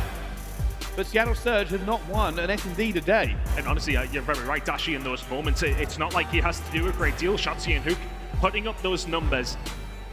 We said we were watching that first game this morning. Shotzzy looks on it. And that form has continued here into the night in Texas. HyDra hardpoint will go over towards OpTic. Hotel Search and Destroy coming up next as well, which is an interesting one. We'll delve into some of the stats in a little while. Hotel Control will be map number 3. And if we need them, Fortress hardpoint, Fortress Search and Destroy. This has got so much potential to go all of the way. Map number 2 now coming up. Huke has got to be feeling confident. That's a big performance from him. He's a guy who will often find the important kills for you. We've seen that in the stats. 13 objective kills coming in from Huke. But for him to put up that amount, it's a dangerous prospect for the side of Surge to try and deal with. Fully locked in. On the other side of the stage, Seattle Surge. Said it before, came in a little bit cold, came off a defeat as well as the hands of Atlanta FaZe. If anything, OpTic have actually been looking better as this tournament goes on. It's almost like they're escalating to the level of their competition. There have been not a lot of people that have thought they're going to win most of their games coming through. After their defeat to Boston early on, they took down London, they took down Florida. They're now 1-0 up over Seattle Surge. It could be the home crowd buff, I don't know. You would think that might be a slight thing in their favor as we head into Greenberg Hotel. It's an interesting one on the stats perspective. Looking over towards it, Texas winning this one today, 6-3. Seattle losing it 6-3 himself. It's an interesting one. In terms of first bloods, etc., we'll delve into it, but both these two teams very well versed when it comes down to this map. Which way it goes, I haven't a clue, but Dashy, his hotel map this morning, 8 kills, 4 deaths. Big one from him. OpTic Texas, can you find yourself 2-0 up, or will Seattle tie the game? Well, one more time into the breach, my dear friend. Let's find out how this goes. Dashy on the cross and almost catches Pred already. The wallbang from Simp is not going to get him. It does force Dashy a little bit further back, and this might be perfect play. Easy peasy, lemon squeezy. Dashy finds the first blood. Does his job to absolute perfection.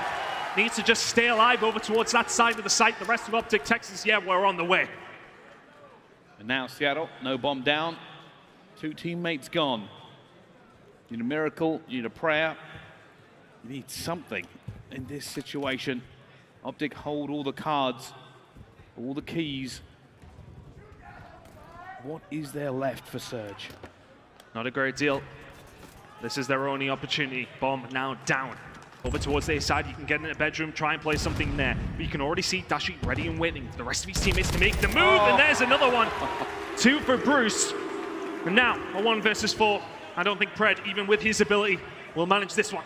I think he's got called out as well. Dashy knows exactly where it's going to be. Has to get away from it. Bomb going to be the Fuji, trying to find the Pred, not going to get it. OpTic lock it down, every single gun barrel aimed at bedroom. You've got to give some credit there to Dashy. Straight off the rip. Not a beat missed.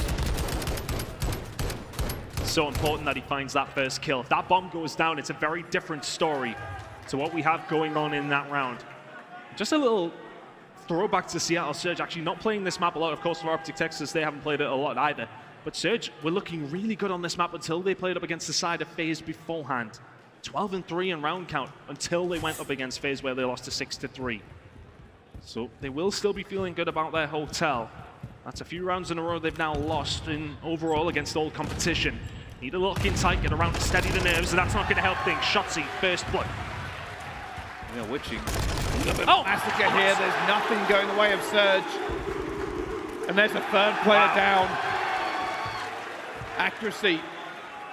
Last alive. It's another 1v4 for Seattle. He finds the first and the second. What was that? Gets tagged up, 20 health in a dream. Running, gunning, down.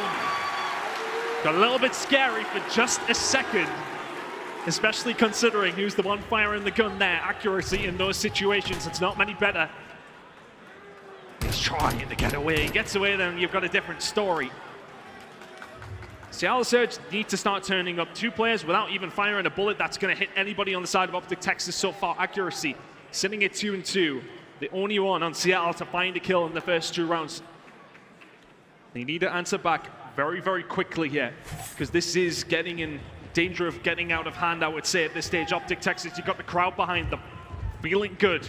1-0 up in the series, 2-0 up in the Search and Destroy. Stun check now coming out. Surge, what's the play? You got to change it up. Another first blood for Shotzzy. Seattle Surge now have another one go down. How is he getting away with this? Accuracy eventually gets the trade they so desperately need. Seattle Surge, 2 versus 3. Another clutch situation for them. 1 versus 3. 1 versus 2. Maybe a bit easier for Accuracy this time around. He's got Dashy with a sniper to contend with, as well as Huke. Bomb now down for Accuracy. Found a good position to find himself in. Has dead silence as well. This is so doable for the Iceman himself. Now, patience is a virtue, and it may be the benefit in this round. Can he find the 1v1s?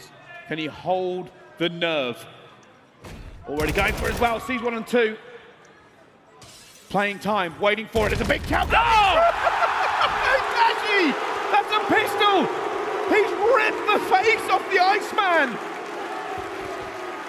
OpTic Texas are delusional confident right now. 1v2, and Dashy's like, yeah, I've got a pistol. I'm flying at him. That's 4 kills in the game now for Dashy. This is domination from the side of OpTic Texas so far in the Search and Destroy. Accuracy, it's always backs against the wall in that situation. But Dashy in that scenario to make that call, and it to work out as well. OpTic. Is this the same team we've been seeing over this stage? I don't know, because right now they are looking pretty much unstoppable. The team that could have fallen earlier in this tournament has found a new lease of life. That shout was outrageous. I hope our replay operator's got it. I want to see it from the other point of view.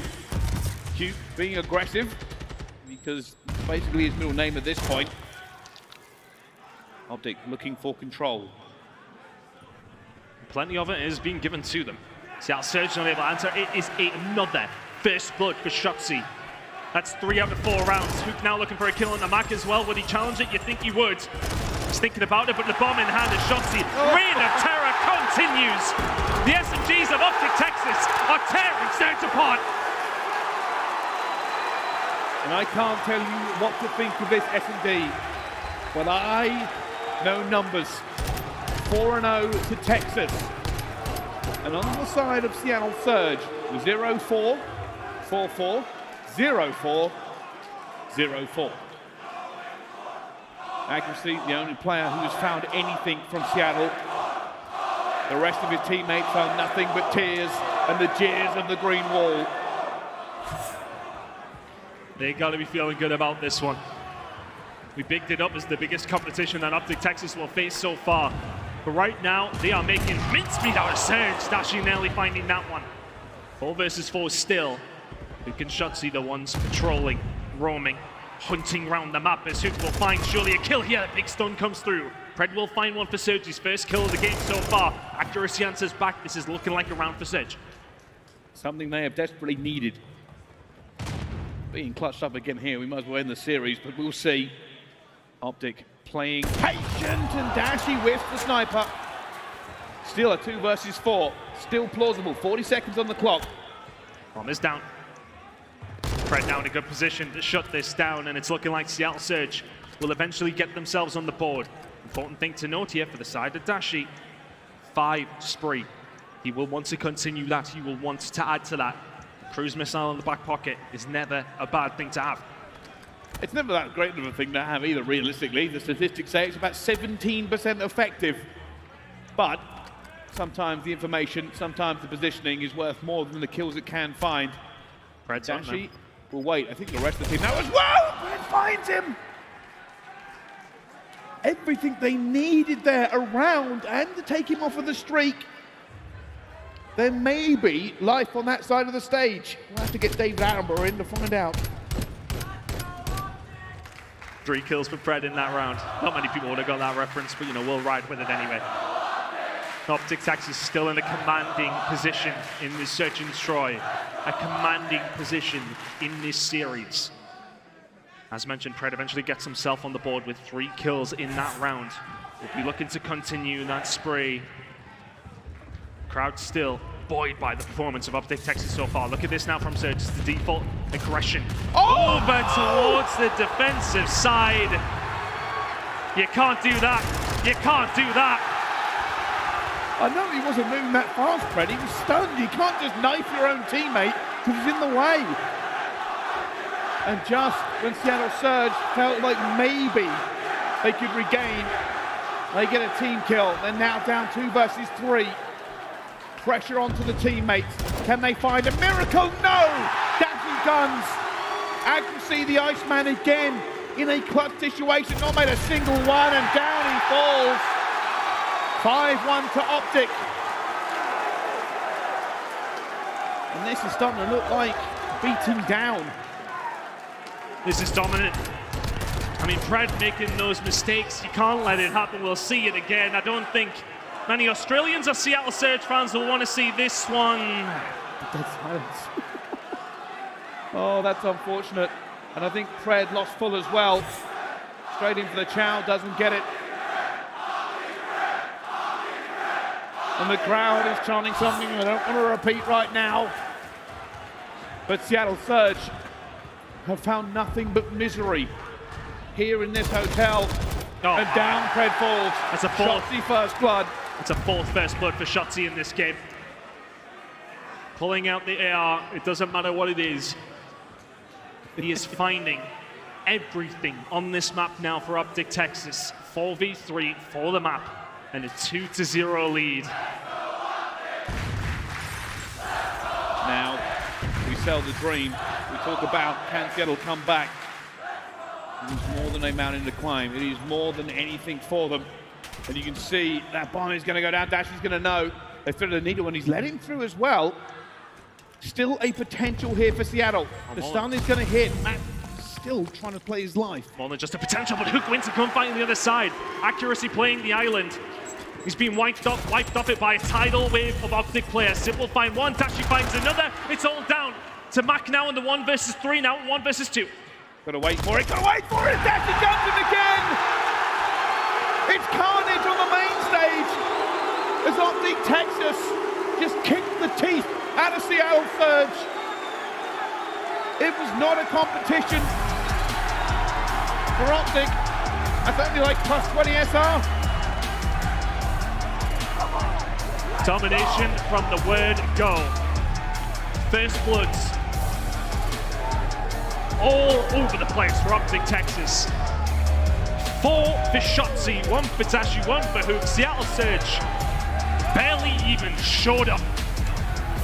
That is dominant from the side of OpTic, who are now in prime position to see themselves on Sunday at their own major.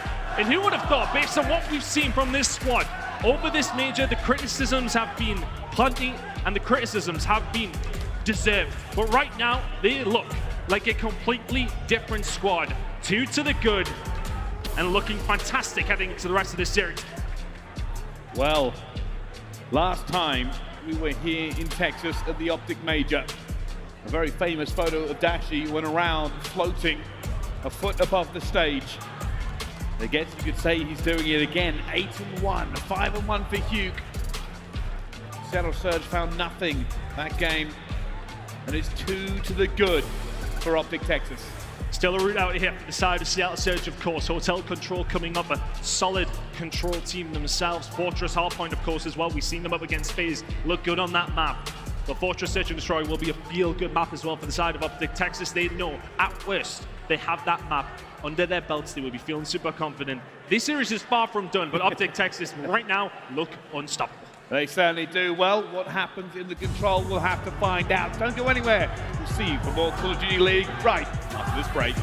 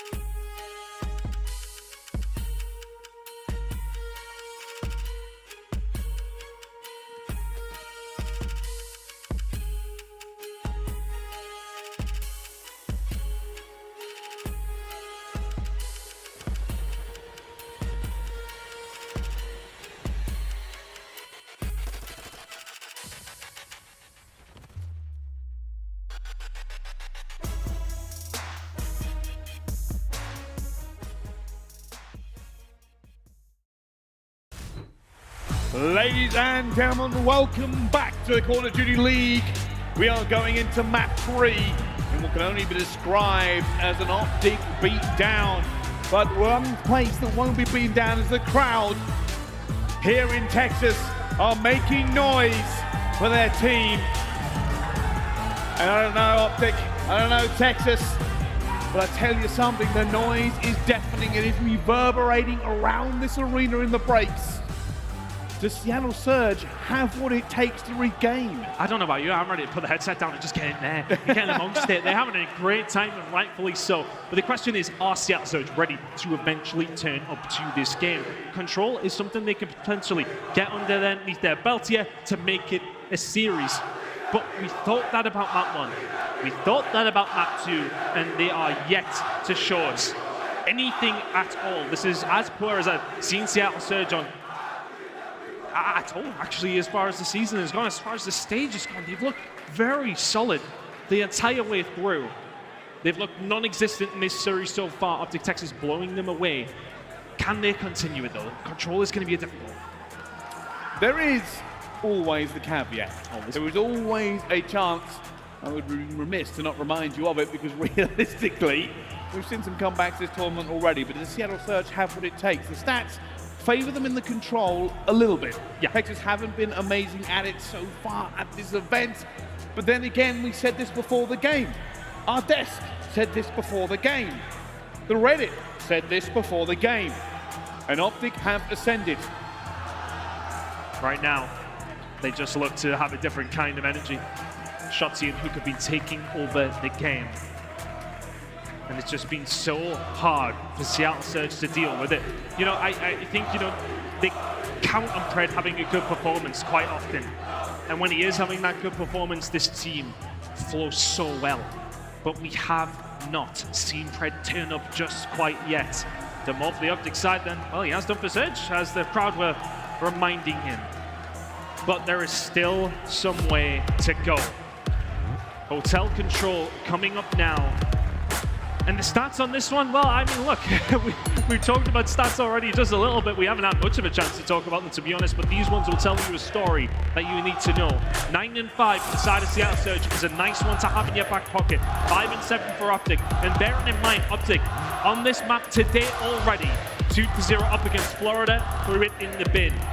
Can't do it here. If you're OpTic Texas, close it out now. You cannot allow Seattle Surge to see that fortress hardpoint. All right, let's find out. We've had a little bit of a break, a little bit of a breather. We'll see how these teams fly into this one already. There go the gruesome twosome. Huke and Shotzzy flying into this one. Shotzzy will get down, but Huke remains alive. And at the moment, OpTic looking for a push, but they have got players onto A. Are they going to reinforce Huke B? Really nice setup from Surge. Accuracy will find the 3 kills to slow everything down. And Surge don't panic, they don't go for Huke, they know he's back there. Yeah, okay, whatever, deal with it. They find the kills in the mid map.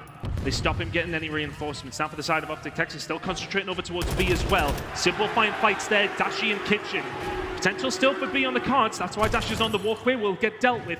It's a little bit mixy, to be honest with you. Neither team with map control, but now eventually OpTic Texas control of B. Nobody in veteran for Surge. Dangerous proposition. And they've got 3 down again. Seattle Surge rebuffing all the pressure and aggression from OpTic. And playing their own game, they will not buckle yet. And I like that from Huke there. Stays alive in veteran because he knows Surge want to extend out that way. Surge right now only have presence over towards that A side. OpTic have got things going on both sides of the map, and things going on over towards A are looking very, very nice. Ghosty will find one, his first kill of the game, but OpTic Texas looking to extend that time. Surge are actually having to answer what's going on over towards B. Dashy's locking that down on his own, will eventually get dealt with, but A, looking like it is going to go over to OpTic. We will be extending that time. They will. I don't think Seattle are going to do much. Look at the synchronization. It's not a very good restaurant. It only really serves steaks, and I don't think they're that appetizing, but I could be wrong. Now comes the difficult part, though. With A gone, can OpTic find a way forward into B? Ghosty and Simp, it's a horrible gunfight for both sides. Neither able to get the pick first, but Huke will find one onto accuracy on the other side. Pred will get back on the Dashy, and the kills start to flow. Very turtle setup here from the side of Surge. You've got nobody in the flank whatsoever. Now you're going to be pushed back into your spawn. Mack needs to go huge in the middle of the map because Ghosty's found 3 in a row. Big offense here from the side of OpTic Texas is as good of a chance as they're likely going to get. And they've got players on it, they've got bodies ready. Simp trying to find one, he gets it. The trades keep on rolling through. The third tick is increasing. Seattle Surge are trying to get a huge fight on. Pet gets one. Mack dives in as well, but it's done. OpTic find the first attack here on Greenberg Hotel. And Seattle Surge, this is not what they want, it is not what they need. And Seattle never really had control of Bedroom. It was very readable on every single occasion. They find a few kills, let's push Bedroom. Every single time. For the most part, it seemed like Huke was waiting there for them to push that advantageous position you want on the defensive side. They never had control. And that is always such a hard thing to try and get back from. You're fighting out from your back spawn. But for the side of Seattle Surge, as far as attacking rounds go, one of the best teams in the game when it comes down to hotel control. 60% of the time they're finding these attacks, they need one here. Seattle, yeah, I can't even speak. For Seattle, going from bad from worse, but the game's not over. I don't want to pretend it is, because it certainly is not. They can find their own attack, they can find the defense as well. And everybody who's a Seattle Surge fan right now is praying that this man goes to work. Well, let's see if Fred can get something going here. Nobody alive over towards the bedroom side. Ghosty finding 2 towards the back. But here comes Fred. Ghosty with another, and another as well. That's all 4 dead. Ghosty screaming in the comms right now, you best believe it. Seattle Surge retreat over towards A. OpTic are on the way. Fred trying to find 2 but can't. And while that first tick will go through, OpTic are not letting Sleeping Dogs lie, and they'll get another kill as well. Shotzzy finds it, actually gets that trade back. The second tick will come in now for them. And OpTic will slow down. Oh my goodness! Huke is locked in. It's looking like A is going to go over towards the side of Seattle Surge. I was about to say it was the side of OpTic Texas. It's felt like everything has been going their way. Fred alive over towards the bedroom side is going to potentially be a catalyst for Surge to get something going here. You can already see the extension from Shotzzy. Are they going to call them out? They're going to find them indeed. Accuracy with that kill. Now Surge posturing themselves over towards B, spawning up close to it as well. A good opportunity here for Surge if they can find the kills. They're looking for OpTic. You've got to be careful. Oh my God! You're great instead, and they find everything there. Seattle Surge will have to reset. They still have time. All is not lost. Lives very even. This one is far from done. Mack will find one, and look at the flank that potentially could be coming through. Accuracy will be looking to be slow and steady. Sib just kind of playing it like a defensive player here towards the bedroom side, waiting for OpTic to make their moves as the rest of his team makes the move over towards the backside. Next few kills are massive for the side of Surge. It's a big win for Sib. And down he goes to Ghosty. OpTic not relinquishing control here Big for kill. a second. Pren finds the kill. They're onto the Huge point. kills. Actually finds another one. They've cleaned out bedroom. It's going to have to be Dashy to find something here as well. They're going to know where he's located into it, but he is going to get the gunfight. But Pren finds one as well. The first pick is now in for Seattle Surge. They have the body. Shotzzy flying, diving, trying to play his life. Huke finds one with a nade. Shotzzy spraying with all the teammates, and he continues to dive in and be the hero they need. But is he stopping? Of course he is. And Simp will fall as well. Seattle Surge cannot weather the storm. 7v7 in the lives department. It is a huge defensive hold from OpTic. Shotzy's just running around the map and maybe overheating just a little bit. Simp will find him. Good shots from Dashy, but the chow will surely come in. Mack with the grenade. The shot's not good enough. Bruce locking down the back. Give him a second. Not quite. Does get it with a grenade. 5v5. This basically turns now into a 30-second game of S&D. But they're on 2 ticks away. That's huge. Through versus 5. Dashy has to go huge. He has Ghosty with him. But time is ticking. It's gone. And Seattle Surge find that first taste of victory that they have needed in so long. It comes down to the wire. And OpTic threw a hurricane at them. But they prevailed. We have a game in our hands, and that should make you smile. Accuracy speaking to his team. Calm and collected. Still at this stage. One apiece. Really nice attacking round from Surge. It was a little bit more frantic, of course, than OpTic's, which was a lot more clean. But they will more than happily take that round. Now onto the defensive side. OpTic, what's the play? It's looking like a big hit through mid. Surge got the positioning to deal with this. Can they find the gunfights? Can they find a defensive round?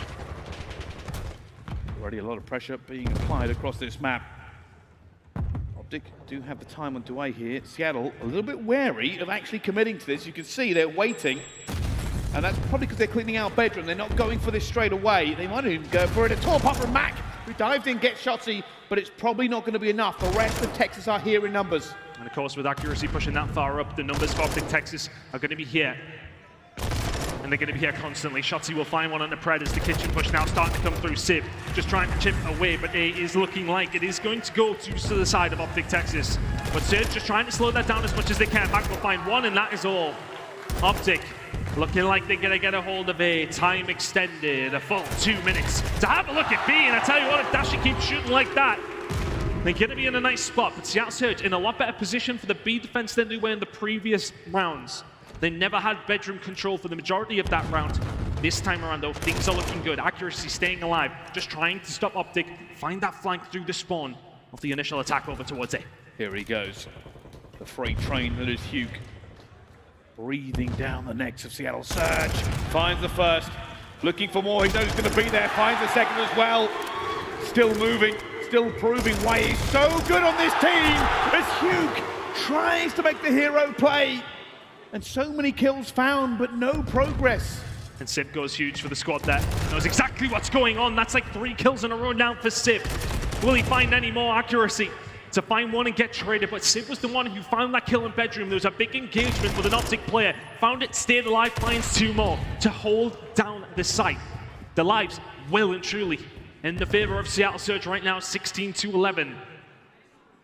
And the setup here from Surge looks a lot more comfortable than it has done for quite some time. Dashy going to go for the challenge. It's a big hit here for OpTic. And actually he's running scared. He knows there's bodies there everywhere, and he's trying to stay alive. Finds the first one on the Huke. Slowing down the terrible flood of green wall that's coming for him. Preds are arriving, reinforcements for them as well. And it's got chaotic here towards the back of the spawn. They're trying to find everybody. Ghosty finds another kill. This now bounces on a knife edge. Whoever finds it will shut this one down with time ticking away. But OpTic have bodies ready for it. Simp has to play his life in bedroom. It is their ball walking. It is their chance to stay alive. OpTic are onto the point. It's still Simp though. He has to be the hero for them. And he will not fall yet. Still somebody on the point here for the side of OpTic Texas now. Dashy, this will be a big kill. It's a find, can't get it. Simp still cooking. Gets a little bit overzealous with that one, but he'll take it all day long. 4 lives now for the side of OpTic Texas, 20 seconds remaining. This will take something quite special as Pred will find one at the Ghosty, and this should be Surge for what feels like the very first time in this series, somewhat in the lead. They were calling out for a hero, and Sib arrived. Played bedroom like a maestro, refused to buckle under the pressure. And they held, Seattle Surge have held. I believe that's 4 ticks that time. OpTic have got, keep an eye on that. It's imperative now for Seattle Surge if they cannot win this next round to get more ticks. And OpTic will be doing everything they can to stop them. But to be honest, attack is really, for the most part, the better side you want to be on. We're going to have a very quick timeout, guys. We'll be back into the game in a second. The game has been paused. We'll be back imminently. Small technical issue, but Seattle Surge 2-1 to the good. And I can't overstate how big that first gunfight that Simp finds over towards bedroom side. He had Mack alongside of him. Mack does die immediately. Simp finds 1, 2, 3, 4, 5, 6 kills in that entire sequence, which is what wins Seattle the round. It is a lead for Seattle at 2-1. OpTic up in the series, of course. You guys at home will know that one. 2-0. They've been looking phenomenal so far. And well, a little bit of an anticlimax as we wait for this game to get going again, but can't be overstated. Sib was the man with the plan. And we have got back into the game. Just a small adjustment of some headphones, I've been told. Nothing too major. Players back at it once again. No, an attack here for Surge. Pred finds 2 as well, straight onto A, stopping the clock. Starting to heat up in this game is Pred. Can't find that kill on Dashy though, as OpTic now come back over towards A in numbers to try and slow down what is somewhat inevitable on these attacking rounds. Seattle looking good over towards the A side, but Ghosty in his prime position to potentially do something about it. My God! That is not an easy gunfight to make, and he made it look easy. Accuracy staying alive here towards A. OpTic maybe applying a little bit of pressure. They found the first kill here on the Simp. It's going to give them confidence to maybe push his tempo. As Shotzzy flies across, he does go down. The rest of them not really being too aggressive. They might just let Seattle Surge have this. Dashy and Huke have found it. Mack will get 2 back. It's all saved. It's all good here at the Major. But still a little bit further to go. They've got 3 ticks. I was going to say they've got 3 ticks. It's almost in. But 1 more tick here will tie it up. It'll go down to lives. 2 more ticks, defense for Seattle. 3 more ticks, game to Seattle. Mack now on the pinch position.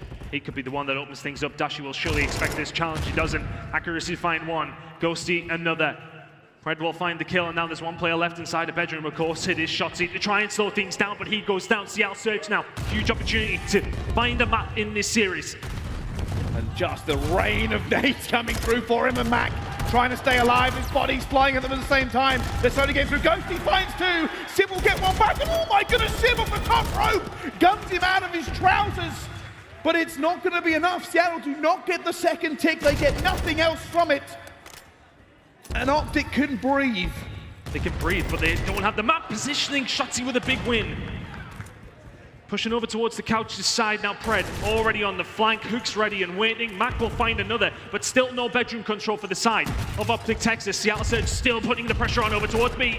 2nd tick, it has come through as well, but they're not looking for the 2nd tick. They're looking for the win, but Shotzzy arrives. Accuracy will find 1 more. Shotzzy gets out with 2 health. Goes to the gunfight as well. Down he goes. Seattle Surge, they're now in here at the same time. Huke will fall. Pred has arrived, and that is going to be Seattle Surge taking the control away from OpTic.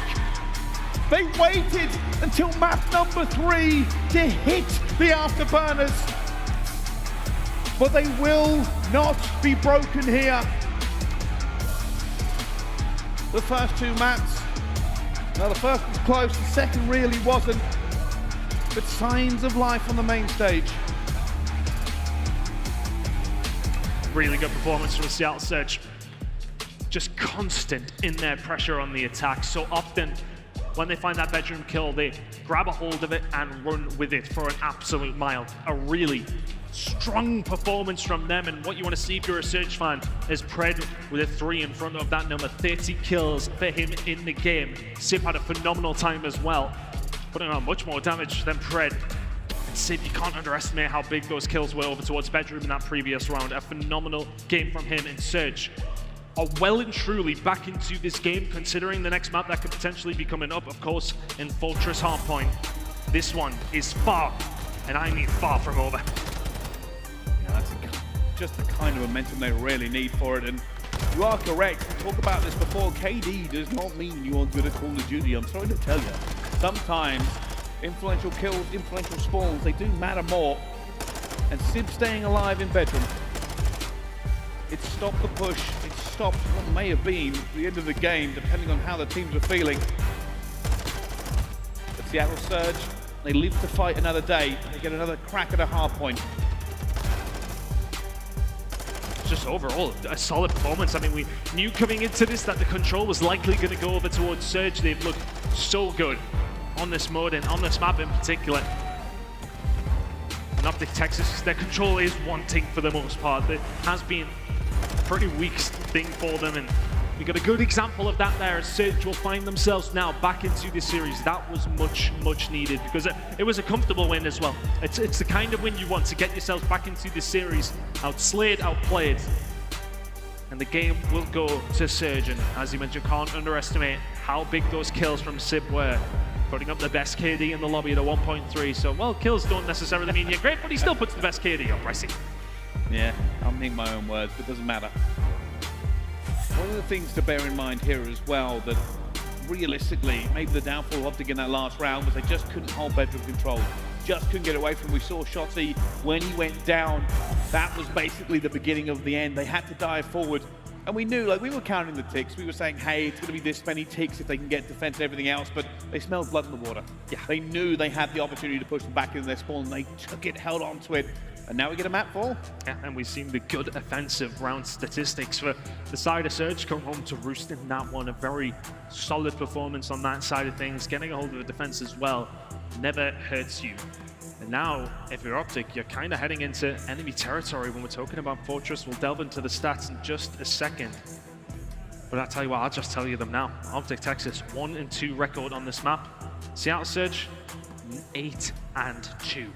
It is their best hardpoint map. They are probably the best hardpoint team on the game on average. They will be feeling confident to send this to a map number 5. But OpTic Texas, the trump card, Fortress Search and Destroy coming up the final map. If we do need it, they enjoy that map. We've already seen some good performances from them over that this weekend. But if I'm honest, I don't think they want to see it. They'd happily close this out in 4. I think there may be another headset adjustment going on. Waiting for this game to start, I can tell you, everybody is getting into the lobby, everybody is readying up. For OpTic, business as usual, keep moving forward. You lost the control, it doesn't matter. If we have Seattle Surge, it does matter. You've got the win, use the momentum and carry on. Statistically, it is better here for Seattle Surge. But I'm kind of sick of saying it, I'm not going to lie to you. We have talked about statistics at length here throughout the broadcast, and it doesn't always tell the story. Not just throughout the broadcast and throughout the season. Yeah. To be honest, it's kind of felt like, it's like, oh, well, this team should win this based on our numbers, and it always goes the opposite way. So you never really know when it does come down to land, when you do factor in everything else for the side of OpTic Texas here. Stats can't account for this crowd getting behind them. It's helping them out in these series. They've pulled them over the line a few times already. They're going to need to do it again here against Surge, who will be feeling super confident heading into map number 4. The fist bumps coming through. Ghosty still fiddling with his headset there. And you don't want that. You want to be as comfortable as you possibly can be heading into such a big map like this. We're about to load into Fortress. And for the side of OpTic, it is not must do, but you would like to close it out here. And there we go, almost like a starting pistol. The fist bumps are in for both teams. That usually means we are getting ready. There we go, fist bumps on the other side of the stage as well. Seattle Surge ready to load in. The map fly through is appearing. The game is loading. Don't jinx me now, servers. Let's get into this one. Let's find out. I'm looking, it's ready. Here we go.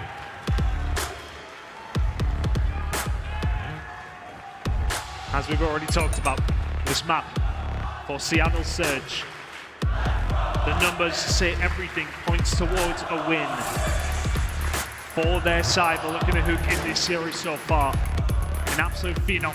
A 1.28 from Huke is something you want to see continue as we head into Fortress. Seattle Surge, their favorite map.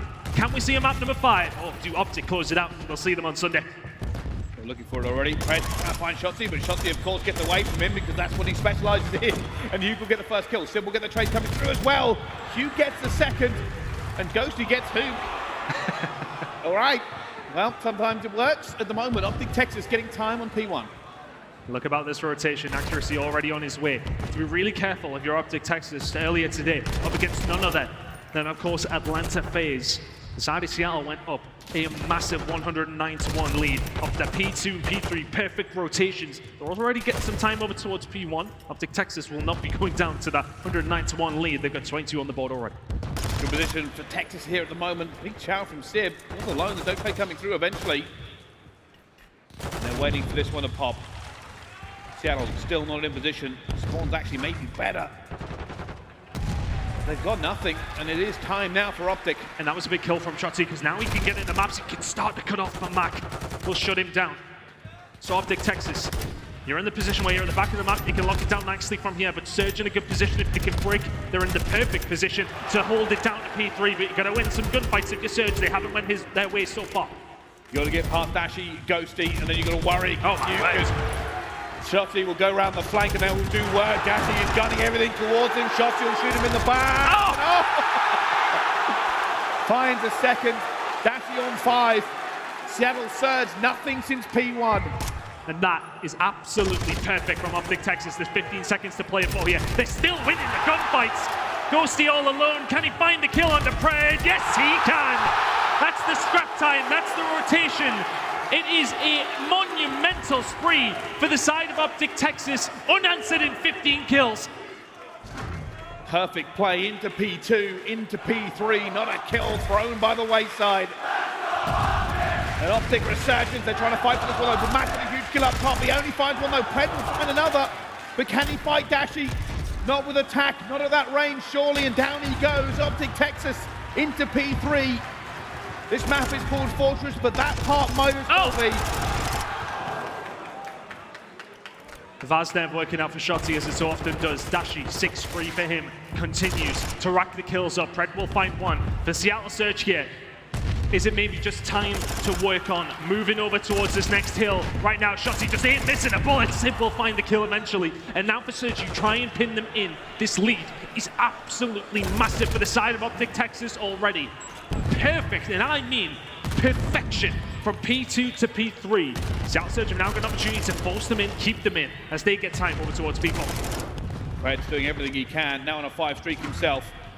The spawn out will come. You can see Huke has managed to hit the back, and they're going to know this as soon as he finds that first kill. No, actually gets it. Ghosty gets Pred. Sim will find Huke, but they're losing the time that they worked so hard for. And Shotzzy guns him. There's nothing here for Seattle Surge. OpTic Texas are running amok on this map. And Surge getting really unfortunate with that spawn, I'm not going to lie. And then they start spawning back towards P3. Everything's coming up OpTic Texas right now. It is a 120-point lead against Seattle. Huke is trying his best to make this one nice and quick. Pred is just trying to hold on himself at 10 and 10. But this has been perfect hard points so far from OpTic Texas. The spawns have helped them out, of course. But Pred now just trying to limit this damage. 15 seconds to go. It's already getting to the stage where Seattle have to fight for every single second. But time and time again, they are getting gunned.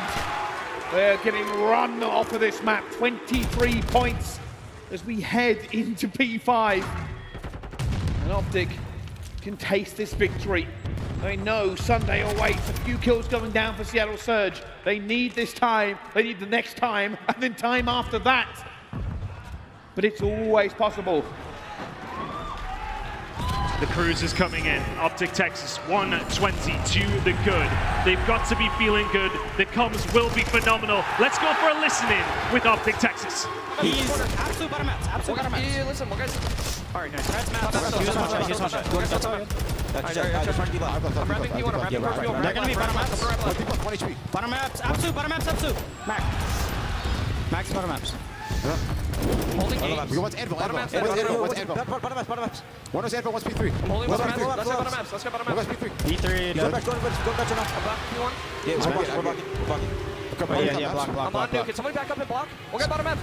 I'm blocking. Can somebody get an intro? I can block. Okay, so you block? Okay. Yeah, we're trying to get out left, brother. We're good. All right, we're risking Pred. He's absolute bottom maps. I'm blocking. No. I'm blocking here, trust me. Not get out left. I'm watching left. I'm watching left. Block. I'm watching left. We're gonna be coming gate on me, guys. I have left. Go down. I need it over you. Nothing. Wait, pillars. You want to try to cross the time? Stay alive. Tyler. Another one is on time. Yo, I'm not blocking. Gate dead. I'm starting gate. I'm on gate. Nothing's on gate. I need a gate. I'm watching. Open going. He's going to hit me. Get close, I think.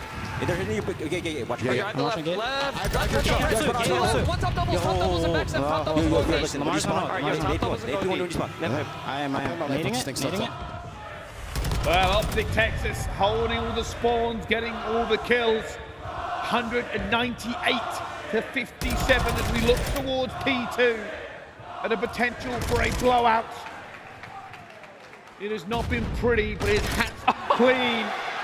Shotzzy is dancing, Dashy is destroying. And while this will come down and then gets hit as well, they have cleaned them out of P2. It is a massacre. It is miserable for Seattle Surge. OpTic Texas, the team that people did not think were good enough to keep pushing forward in the tournaments are sending a statement. Still time. Seattle Surge should maybe bring this one back, but we've seen some incredible comebacks already this weekend. This would be phenomenal. Huke will find the gunfight on the rotation to P3. That scrap time will go over towards Seattle Surge. OpTic Texas say, hey, you can bloody have it. The rotation is in. They can win it at P3. Seattle Surge have not shown up yet. Pred's 21-17 right now, and they've got 90 points to 214. Kills starting to come through. Can you find a break if you Surge? You must. They absolutely have to get through. The nade rain comes in. Sybil find two. Shotzzy though, looking for the answer. He is going to be killed. Now Huke goes for the attack, and he will get one. Tries to stay alive, falls to Pred as well. Pred going hunting at 23 and 18. The man is bleeding for help on this map, and nobody is able to match him. And at the moment, Seattle Surge have the time, but they need this, and they need even more. Accuracy just trying to stay alive. He's got Huke alongside of him though to try and kill him, and then it will be Simp to find two more. Spawn towards the back for Dashy though. There's 20 seconds to play for here, and it's still going to be hotly contested. Accuracy just trying to survive. They need to survive. The points going over towards OpTic Texas. Rotation ongoing. Oh my goodness, Huke! This one might be done. OpTic Texas 25 away. Scrap time rotation belonging to them. The wind in the sails. Is there a way back for Surge? You need to be pretty much perfect every single second that remains on this hard point. OpTic Texas 10 seconds away. 10 seconds till destiny. And Seattle Surge pulls the clock, but Ghosty continues to rock it up as well. And 7 seconds, Seattle Surge are not there. They are too far away. And Seattle Surge, we will see you later.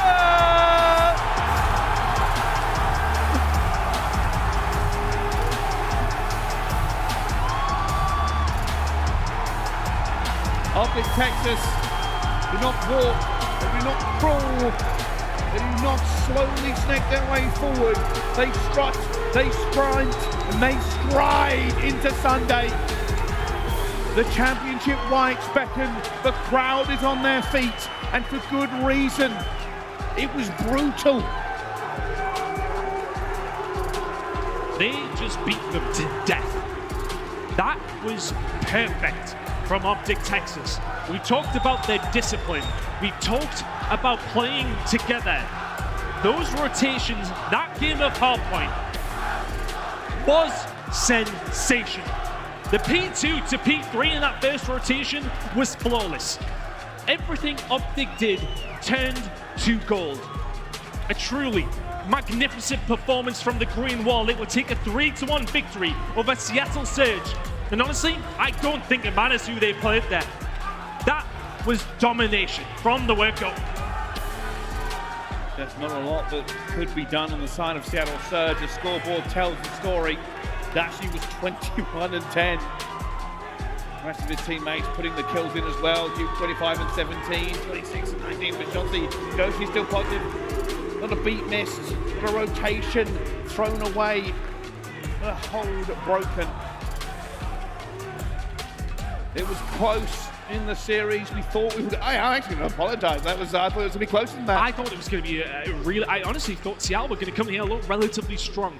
They did against FaZe earlier today, but OpTic Texas turning up in a different kind of way there. Yeah. That's a scary performance for everybody else. With this crowd behind them, they keep playing like that. They have as much of a chance as anybody when we go into Championship Sunday. Absolutely anything. They really do. It has been something that I think a lot of people are now going to be re-evaluating this team. That is the question we were asking. You can beat some of the teams in this tournament and your stock doesn't rise. But you beat Seattle like you just did, and it changes. But let's find out from our main stage. We've got Lando with Dashy. If you can even hear me, Bryce, I'll tell you what, this crowd is absolutely electric after a W like that, Bruce. Green wall is different. The green wall is different. They are indeed, my friend. I got to ask you, man, how does that feel? These guys are the best. I don't know. You guys are different. MVP chance. And I tell you what, man, that game for a hardpoint performance was absurd. What, you put up 21 and 10. The entire team was frying. Yeah. That's 5 hardpoint victories in a row for you guys. Is that really the mode that it feels like is progressing you guys, or is it another one? I feel like we're just translating our practices to our matches now, and I'm just really glad it's playing off. Job's not finished, though. Job is not finished. The elimination bracket run continues. What? That's London, that's Florida, now it's Seattle. What's the mentality like of the team moving into Championship Sunday? We're not content with this top 4 placing. I mean, we got our last event, so I mean, we're just trying to improve and trying to do better. What would you say as you guys go, maybe watch some VOD, get ready for tomorrow? What's the #1 focus for you guys moving into whoever it is that you play? Probably cleaning up our control. I mean, we won every other game mode today, so if we clean up our control, I think we're going to be good. Absolutely, man. They love you, Bruce. They love you, man. That guy's the GOAT right there. He absolutely is. You got some MVP shirts out here. What's it going to take? What's it going to take for you guys to hoist the trophy in front of the Texas fans to do it? And really back-to-back events that you've been in front of the home crowd. I mean, we're going to have to give it everything we got. Just obviously play some good COD. I mean, go have some fun. I mean, the green wall is here. I mean, every game's lit. I mean, you know what I'm saying? I'll give you your moment. Address the fans. What can they expect tomorrow? Yo, shout out to the green wall. Love you guys. You guys are family to me, so appreciate you guys. That's going to do it from us here on the main stage. Dashy and OpTic Texas, they get the job done. Desk, take it away, guys. Going into this series, I said OpTic Texas, they're going to have that bit of a buff right from the green wall, the fans out there, and that buff pushed them forward. They are playing like they have not played before this entire Major 3 qualifiers. They're absolutely incredible, and my lord, Shotzzy, Huke, I mean, they're just insane. I mean, I thought they were going to get slammed in that match for Seattle, I'll be honest. I may have underestimated OpTic's ability to learn from their mistakes and play the top-tier competition in our league. Like, what we saw right out the gates in the HyDra, it was beautiful, man. Like, applying pressure on the rotations, still hitting old, but, like, playing your life when you need to, winning that HyDra, then going into that search and destroy, just playing ultra confident the entire time. Sound decisions, like, so confident Dashy's charging people with a pistol. OpTic ran through Seattle just now. That was terrifying, the ability these guys have when they're clicking. And you can see it from the very start. Like you said, they're literally flying at their competition, and they were doing the same thing. You actually, Nameless, you said it. Like, dude, can they continue to do that against Seattle Surge, or will Seattle Surge punish them? Allie, Seattle Surge took a very tough loss, Map 5, round 11 against FaZe. Yeah. I raised the question, is that going to hurt them mentally? I got to be honest with you, coming into this series, they did not look like the same Seattle Surge that played against FaZe. I also said it, in the sense of I feel like losing that close, I feel like has much bigger of an impact than getting blown out. When you're blown out, to that point, you're like, what could we have possibly have done? But when you go to a game 5 against a team like the Atlanta FaZe, round 11, and it slips out of your fingers when you had the advantage, obviously that's going to have a mental impact. And OpTic Texas just gave them no groom. They gave them no growing pains at all. That first HyDra, some of the Seattle players came out slow. They didn't give any rotations to Seattle. They barely gave them a handful of breaks, and they clutched up in the end with the P2 back-to-backs. And then you move into that search and destroy. They were just running at the likes of Seattle. Relentless, absolutely relentless. You have to be at this stage in the game. They're now top 4. Let's talk about our scuff play of the game. It was Hardpoint on Fortress Study.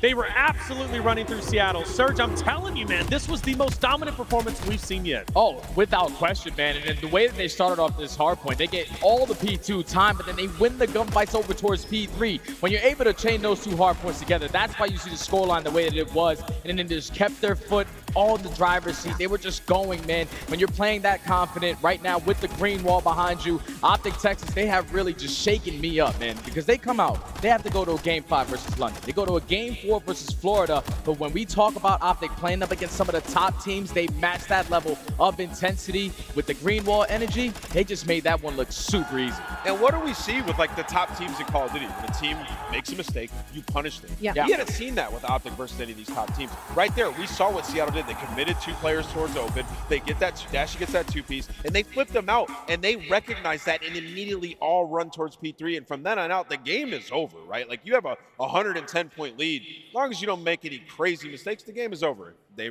ran that all the way up to the end. And Ali, I want to ask you specifically for OpTic, do you think like we've seen an improvement in a certain game mode? Or are they still kind of, which game modes would you say? Honestly, across the board, when we saw them day number 1 and they took that loss, it was like the talent is always going to be there for OpTic Texas. The mechanics, the movement. I mean, you have Shotzzy and Huke on your team, but the fundamentals weren't there. Nobody was rotating. We saw it on that aBeZy hardpoint. They weren't getting streak control. Nobody was pushing the back. It was just 4 talented players spawned in on a map, and that's why they lost. And now we see them come into today. They're prioritizing rotation. They're prioritizing Money Hill. They're prioritizing these power positions. They look like a completely different team, and all they had to change was a basic fundamental. That's right, and the confidence is there. The green wall is louder than ever. Top 4 secured. It helps a lot. You know it from being in the past, right? Being a competitor, especially with the OpTic green wall behind you. I mean, we talked about it as well. Like the further you get in a tournament, right? There's going to be these crazy moments in these series. OpTic series maybe a little crazier than others, but they're getting better as the tournament's going on, and Ghosty's getting way more comfortable with this squad, and they're starting to trust each other and trust that process that, yo, this team change did work, right? Now they find themselves in the same situation they were last event, sitting at top 4, and it's probably starting to feel like this is a justified move that we made. Let's keep doing our thing. And the only thing that scares me for OpTic, going into Championship Sunday, you heard Dashy talk about it in his interview, the main thing they have to focus on is control. The teams that are currently left in the tournament, like Toronto, like Atlanta FaZe, they are stellar in that mode. That's right. So if you want to go home with that championship, you got to be able to fix that bottom up. Job's not finished. That's the big key takeaway, right? You got to stay focused, and I bet you OpTic Texas will be bringing the heat tomorrow where they will be competing. The team of the major is back. The CDL experts will select the top 8 players. You, the fans, will then vote for your favorites, and the 4 players with the most votes will become the Scuff team of the major. You can scan the QR code if you would like to vote. We want your opinions. Hey, look, the collective mind sometimes is smarter than the few minds we have here. Not saying anything about you guys. Now, for me, I'm dumb. It is what it is. And also, if you want to get into the action and show that you're one of the best out there, ranked play is back. So, hey, look, I'm not saying it's easy, but if you think you're good enough, hop into it. Don't get left behind in the rise to the top 250 leaderboard. You might even run into some pros. Who knows who's going to be out there once this major is done. Hey, we have one more series of the day. It's going to be another elimination bracket matchup. So that means the loser, of course, is going to be done. The winner will move forward to play against OpTic Texas tomorrow. It's Las Vegas Legion going against Boston Breach when we come back.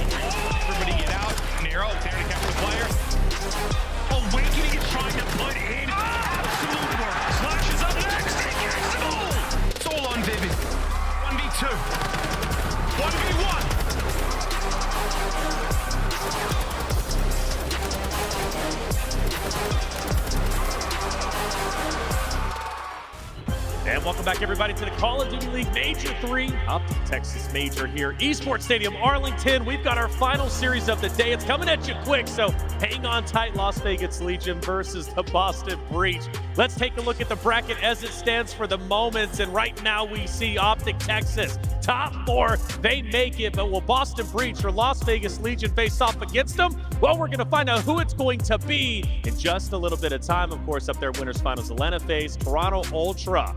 Who's going to win that one? That one's going to be a spicy one for sure, Nameless. Yeah, I mean, this is an absolute banger that we have coming up, though, man. Vegas have been waiting all day long to go up against the Boston Breach, and we're going to take a look at the maps and modes right now, and it's going to get a little interesting because that Game 2 Fortress S&D, 8-0. Vegas Legion, so they definitely have the advantage there. That's right. Also looking at these hard points, Ali, I know you got something written down. What you want to say?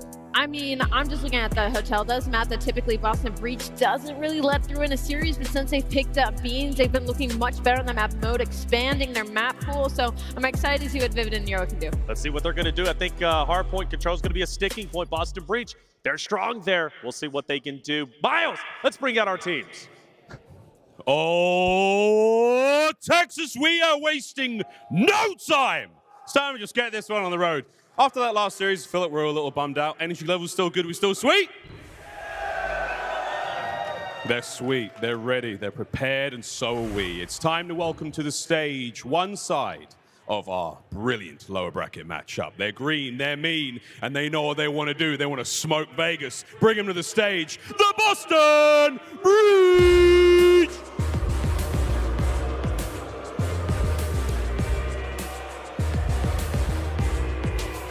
We got Vivid, Beans, Awakening, and Nero. In that last series, Beans got brought back down to earth. Now he's trying to bounce back and make the losers bracket run. Boston Breach all year long have been looking for that big run in the bracket at a major. This is their opportunity against Vegas. Beans needs that bounce back. We'll see if he can do it. Now let's bring out the old man and the Vegas boys, Miles. Old man and the Vegas boys. We'll find out if Boston are ready to respect their elder. Ladies and gentlemen, they're looking to put it all in on the table right here, right now in Arlington, Texas. Please make some noise for the Las Vegas Legion!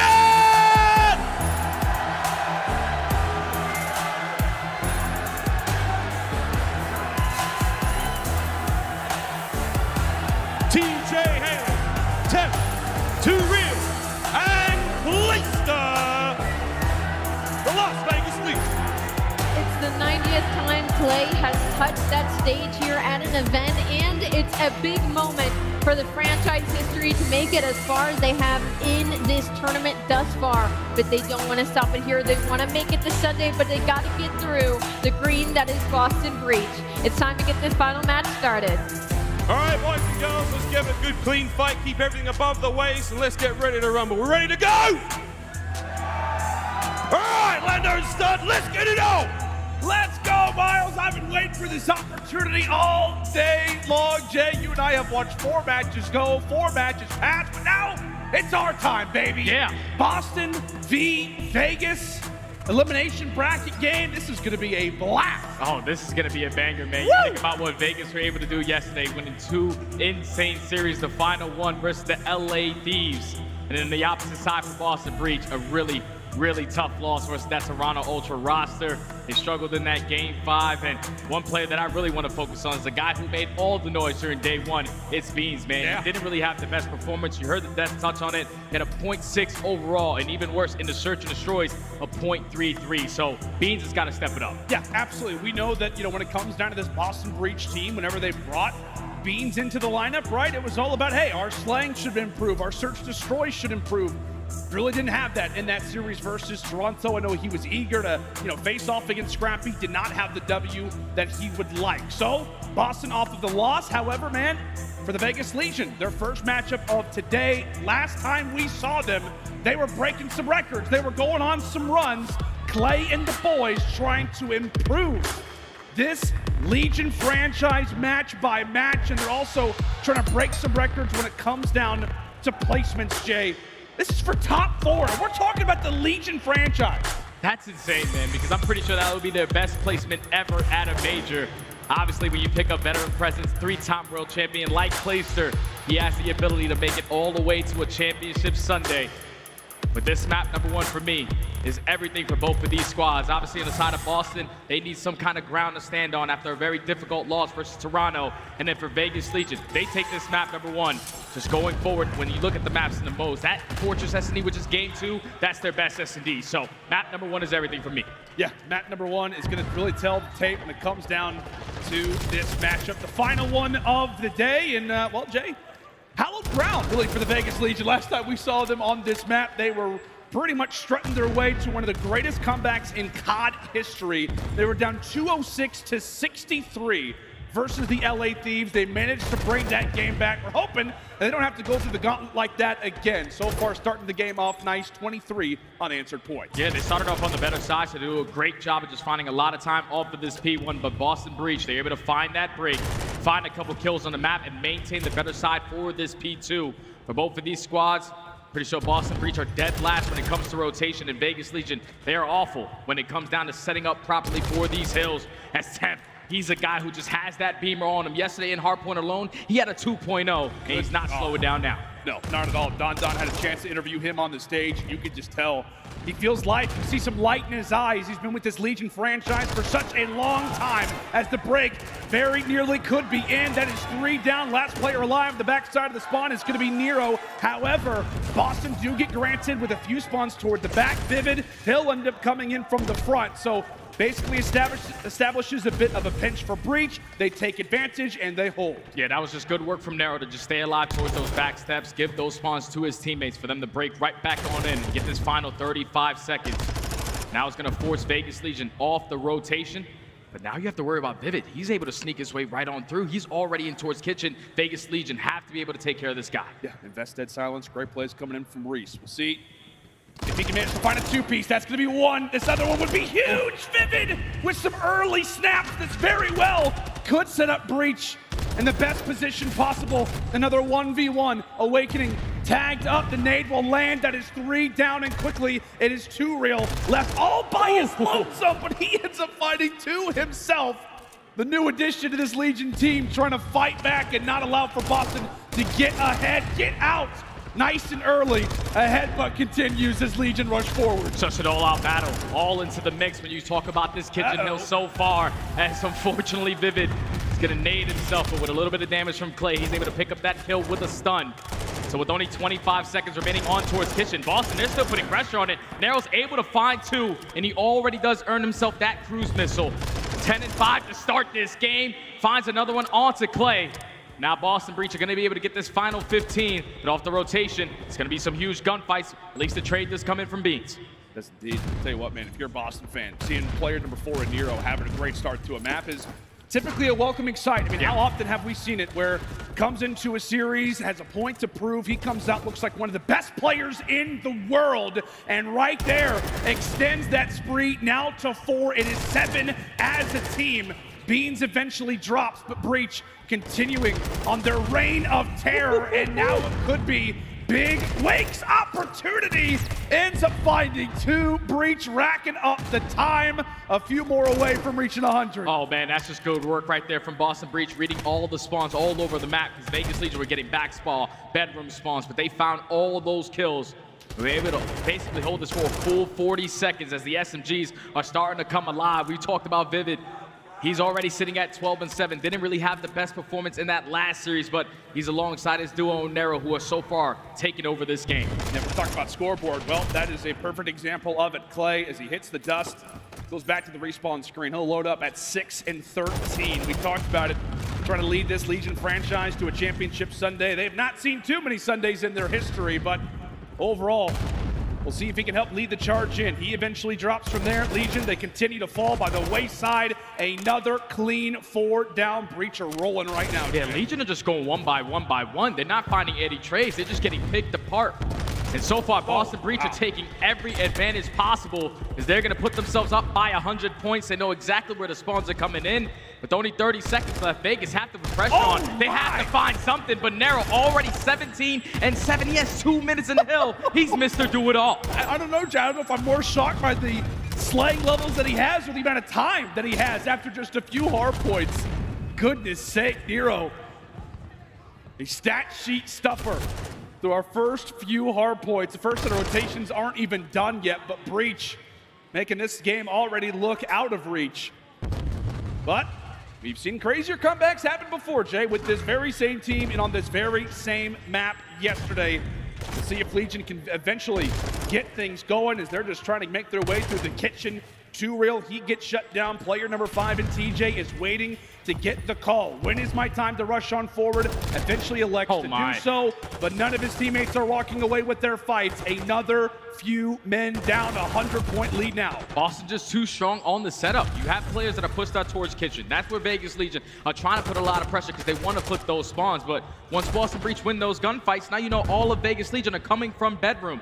Just have to win a couple of these fights. They can't find any openings. Boston have been playing some perfect hard point in our first rotation of these HPs. With only 15 seconds left, Vegas Legion, they have to cut their losses. They have to basically do the same exact comeback like they did yesterday versus Thieves. I mean, can lightning strike twice? We'll have to see. Tell you what, man, I feel like for Boston Breach, they're eager to get Cinderella out of this ball nice and early. 200 points before Vegas have even fully reached 70. Excellent work so far from pretty much everybody on the team. 23 and 14 for Vivid. But as we said, the star so far in this game 1 has been King Nero. 20 and 11. 2 minutes inside of the hard point. So many issues arising early for the Vegas Legion. We talked about it, how this opening hard point was probably going to tell the tape of how this series would go. And I tell you what, Jay, if it goes anything like this series very well could be over soon. All right, well, Vegas Legion, it did a good job, though, finding a lot of time off of this P1. They're maintaining spawns for P2. Just had to hold the push through from Shandy's side as Vivid already finds himself in a great position. The trade is there for 2Real. But now 2Real's the only guy. He has to try to make big plays, but Beans with the beamer is able to take him down. So Boston Breach, again, are going to win that rotation over towards P2. And now this break feels, I mean, absolutely necessary. Yeah. It feels like it has got to be here, and it's got to be now. Every kill is crucial as TJ strolling on forward, trying to lead the charge at the backside of the spawns. 203 to 106. Snapshotted it very well. Could be something that we reference again. TJ eventually drops from the back, and now it is all on to Clay. Can he win the fight versus Big Wake? Not going to happen. Head taken clean off there of the veteran. Vegas were looking for the break, and they've still yet to see it. They have yet to find anything. It's always constant trades from the Boston Breach. They're getting those close spawns towards double deaths. Have a lot more bodies in this situation. But Vegas Legion know they cannot give up this time. Boston cannot win off this P2. If you give up this time, the game is basically chalked up. So Vegas Legion gonna fight this to the very end with only 20 seconds left. Now you have to think about that rotation. It's all gonna be on 2Real. The guy who gets crucial kill after crucial kill, he has to do it again. They have stunned, they've got the information. Big 2. 2Real, good heavens, able to drop 2, 1v1 to the point. This is gonna be huge.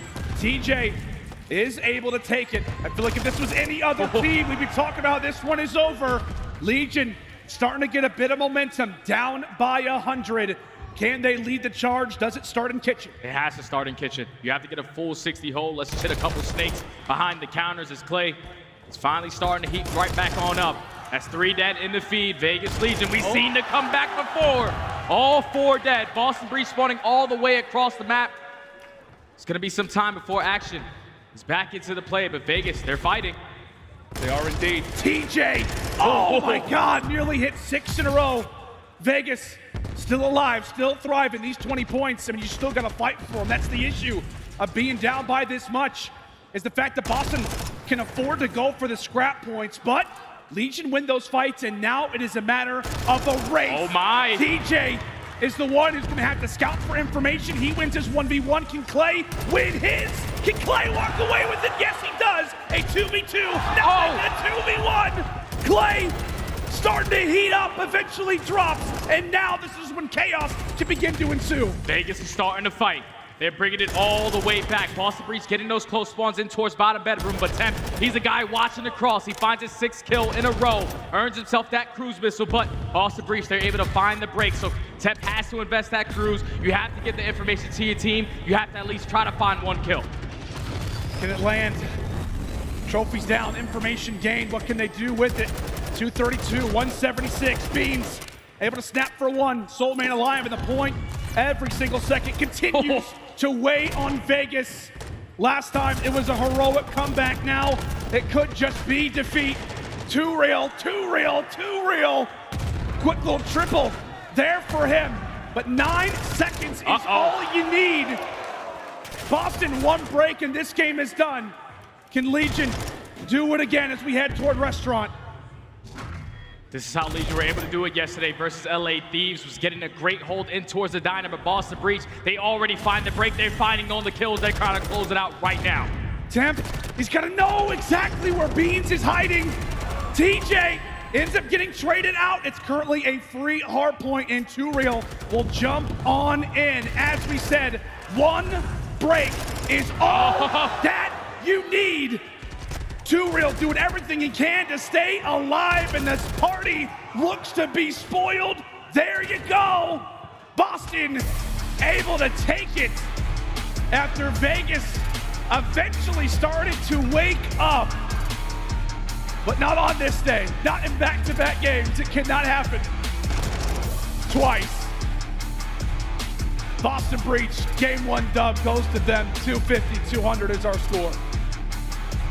Boston Breach just came out swinging early into this hard point, man. They were winning rotation after rotation. Vegas just couldn't get a hold, man. They couldn't get a hold on our first rotation of hard points, and Boston Breach put themselves up by 100. So all it came down to was winning a couple key gunfights, keeping the trades efficient, and eventually closing out the game all the way at Diner. Vegas, they started the fight though, man. They started the fight. They started to bring themselves right back into this game. And that's crucial because you don't ever want a scoreline in a map number 1 in a losers bracket series to be 250 to less than 100 points. So at least showing some fight, you will have some momentum going into that game number 2. But Boston Breach, they completely forgot about that loss. They were doing everything they needed to do right, winning their rotation, setting up properly. And when your SMGs came out to play the way that they did, Nero had such a great start to this game. He slowed down toward the very end, but you grow that lead the way that they did. Only a couple moments that have to go your way to close out the game. Boston Breach, take the first. It's so funny, Jay. I feel like the first set of rotations and the second set of rotations were like 2 totally different hardpoint maps. Like we were giving all the love to Boston. We were hyping up Vivid. We were talking about Nero. And then it's almost like, oh yeah, like that is what they did at the start of the game. Vegas started to make the charge back, but like we said, not able to do it twice, not able to come away with, I guess, back-to-back legendary hardpoint performances. Breach answer early, and well, Jay, that's big for Boston, right? Considering that they've got that game 3 circled, so you do now have a little bit to focus on. Considering that next Search Destroy that we're going to have up next, we definitely favor Legion when it comes to record. So for Breach, not in a bad spot, right? This game 2 doesn't feel like you have to take it, considering that game 3, of course, you want to, but this game 1 definitely gives them a padding, if you will. Oh yeah, without question, man, because if you're Boston Breach, you just played this Fortress Search and Destroy versus Toronto Ultra. You lost all the way in round 11, and the biggest thing that caused them problem was their defensive rounds. They just gonna clutch up on that end, but like you said, man, circling that map number 3, that control map, where Vegas Legion have not been able to find a win in quite some time in that mode. 0-6 in the last 6 times that they have played it. So if you are Boston Breach, taking that first respawn was big. If you can come out and take this Search and Destroy, then you definitely have the opportunity to close this one out in 3. Yeah, definitely do. We'll go and take a look at all of our maps and modes here presented by GMC Hunter EV. We're taking a look at Fortress Search Destroy. We're also talking about that Fortress listed for game number 3. I know the crowd's not super excited to see it, but who knows? Maybe we can see an attacking victory. Then we've got Embassy Hardpoint there for the game number 4. And who knows? Maybe we could have ourselves a good old game 5. Hi, crowd. You guys are nice and small. You look like ants out there. But tell you what, Jay, I'm excited, man. Fortress Search Destroy, it feels like lately when we've casted it, it is chaos. Yeah, it's an more absolute chaos mix. than normal. It's a mix, man. When you think about how fast these rounds have to go, especially in early round number 1s, no trophy systems to work with, so you're trying to fight for all-out art control. So I'm super excited to see the battle between the SMGs, Too Real and TJ versus Vivid and Nero. Just all about those early fights, man. If they can find multiple first bloods, that's gonna be the key. But I think for Boston Breach, in order to take down this Vegas Legion squad, it has to all start with TJ. TJ is the playmaker that makes his way into art. He makes it happen for the Vegas Legion. Even if they get first blooded on this map, they have a 47% win rate in 3v4, so it's never easy. But Boston Breach have to make sure that they're maintaining arc control, finding those first bloods, and getting those bombs down. Yeah, to kind of put that in perspective, I think, you know, for new fans out there, like 3v4 win percentage is normally like, what, like 20%? Yeah, so it's not good. The fact that, really, the fact that Vegas, when it comes down to this map, are so well cultured, so well strategized when it comes down to being in these man-down situations. It feels like they're prepared for almost anything. But Fortress Search and Destroy, a map that they love, a map that they have yet to lose. Can it continue to be a beacon of hope for them? We look through the eyes of Donnie Timp, giving out those final call-outs, giving out some final words as they load in now for some good old Fortress Search and Destroy, and there are the records, the stats that we have been referencing. Good God, Jay. Oh yeah, those stats are pretty damn good. Vegas Legion undefeated on this map, and they're gonna be the team on the attacking side to start this one off. They know Boston Breach have no trophies, so they're not going to get aggressive on towards A. They're going to put the pressure onto them, but Clayster, he tries to jump up towards the top P1 trucks. He gets picked off by Vivid, 3v4. Yeah, little did we know. We thought the SMGs, the crackheads were going to get involved. Nope, just turns out old man Clay wants to have himself a first blood engagement. Doesn't go his way, and from there, well, the team has to rebound. As we said, they're typically good in 3v4s. All right, 2v4. How about that? TJ Timp, longtime teammates, back-to-back. What can they do? Doesn't look like a whole lot. Yeah, now it's all up to TJ in the 1v4. He is going to get spotted, but the Beamer able to take down Vivid. Now 40 seconds to work with. Dead Silence is about to be earned. If you are Boston Breach, you just want to make sure you put yourself in a trade scenario. Because now he is going to get heard. They get the information. Snipe the air a little bit. He's probably not going to invest his Dead Silence in this 1v3. Yeah, that's his version of punching the air out of frustration. 1v3, 20 seconds to go. Put some nice shots into Beans. However, not able to walk away with our first. Clay try to go for the early engagement, and from there, nobody really able to walk away with anything. TJ, the only man who walks away with a kill in that opening round. Boston off to a nice start. That round falls into the hands of Vivid, because once he finds that first blow into Clay, he doesn't hesitate with the aggression up through the street side. He finds himself all the way towards back 18. He's able to take down the second. And then once he finds that second kill, you see all of Boston Breach is starting to be aggressive. They're able to find the final kill onto TJ to make that round number one look easy. But this is where they have to focus up, because Vegas Legion, they are stellar on their defensive rounds, even in the 3v4. Got to try to get this bomb down quick. How about Timp bringing out the big guns? Vivid able to answer early. Timp does bring out that sniper, so Beans as well. Also wiped away here in round number 2. And it looks like with all that nade pressure, Legion are going to go ahead and back on up. Oh, Timp, where did that bullet go? Okay. Felt like that one was good, Jay. I don't know. Yeah, I definitely thought that that sniper was going to hit, but I think you did too. But him not getting that kill, this is now going to allow Boston Breach to get this bomb down over towards A. So in the 3v3 retake, Donnie Timp with that sniper pistol, he probably wants to be the player to go in front of all his teammates. He's just trying to get the information, but Boston Breach, they're stalling out that clock. They are making Legion come to them. Timp, is he ready for the fights? Vivid knows the spot. That one's able to land. Punches the bomb and says, oh yeah, that bullet eventually is able to connect. Currently with numbers, but time continues to tick. Can Timp win that fight? Yes, he can. Give me the defuse as Clay is there on Overwatch. Legion there for the retake, and Timp makes good on an early ghost bullet, 1-1. Yeah, and that was a 3v4 round right there from Vegas. Great snipes coming in out of Timp to clutch that round on up.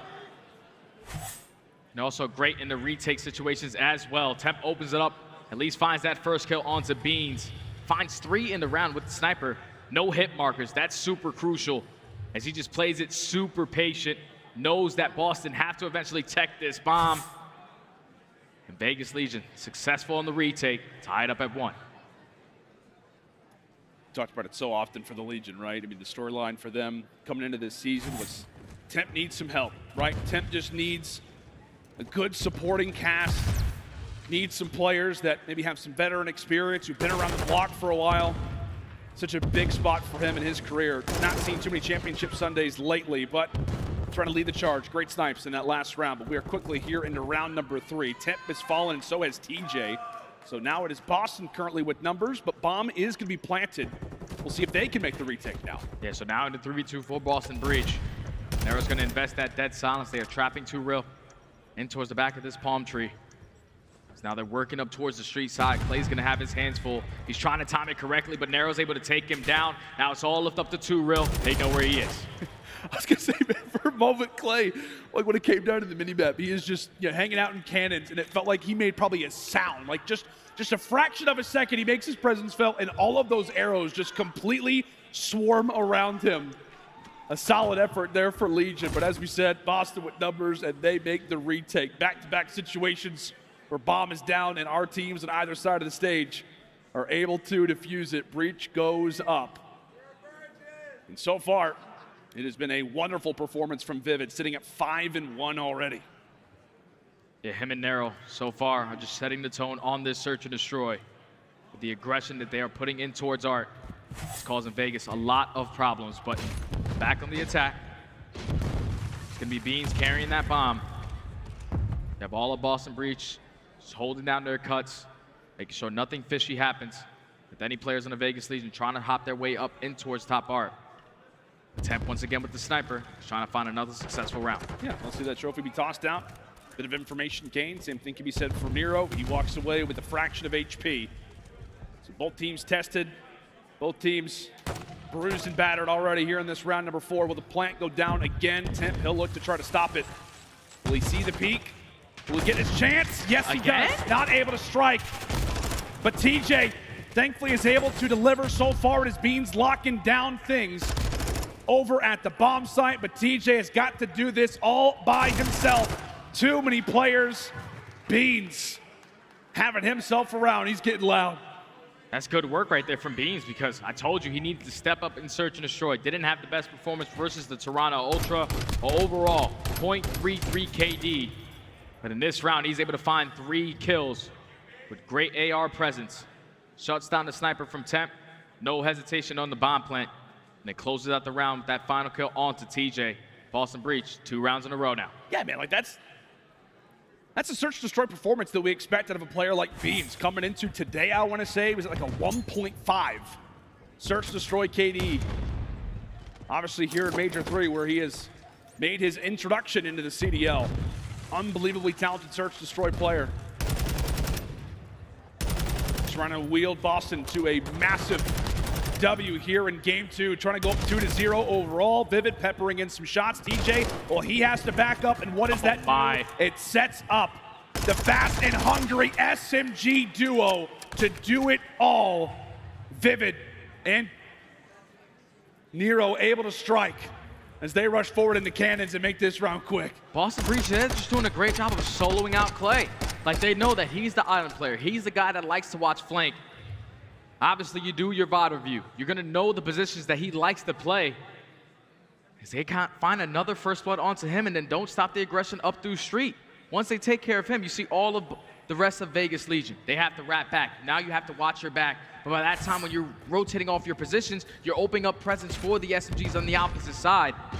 As Nero takes them all down. That was a very quick round from Boston Breach. Don't forget, Vegas need to win this map because they're so bad at control. They need to come back. Yeah, they do indeed. I mean, they lost Marky B on it just a few days ago. In major need of a wake-up call.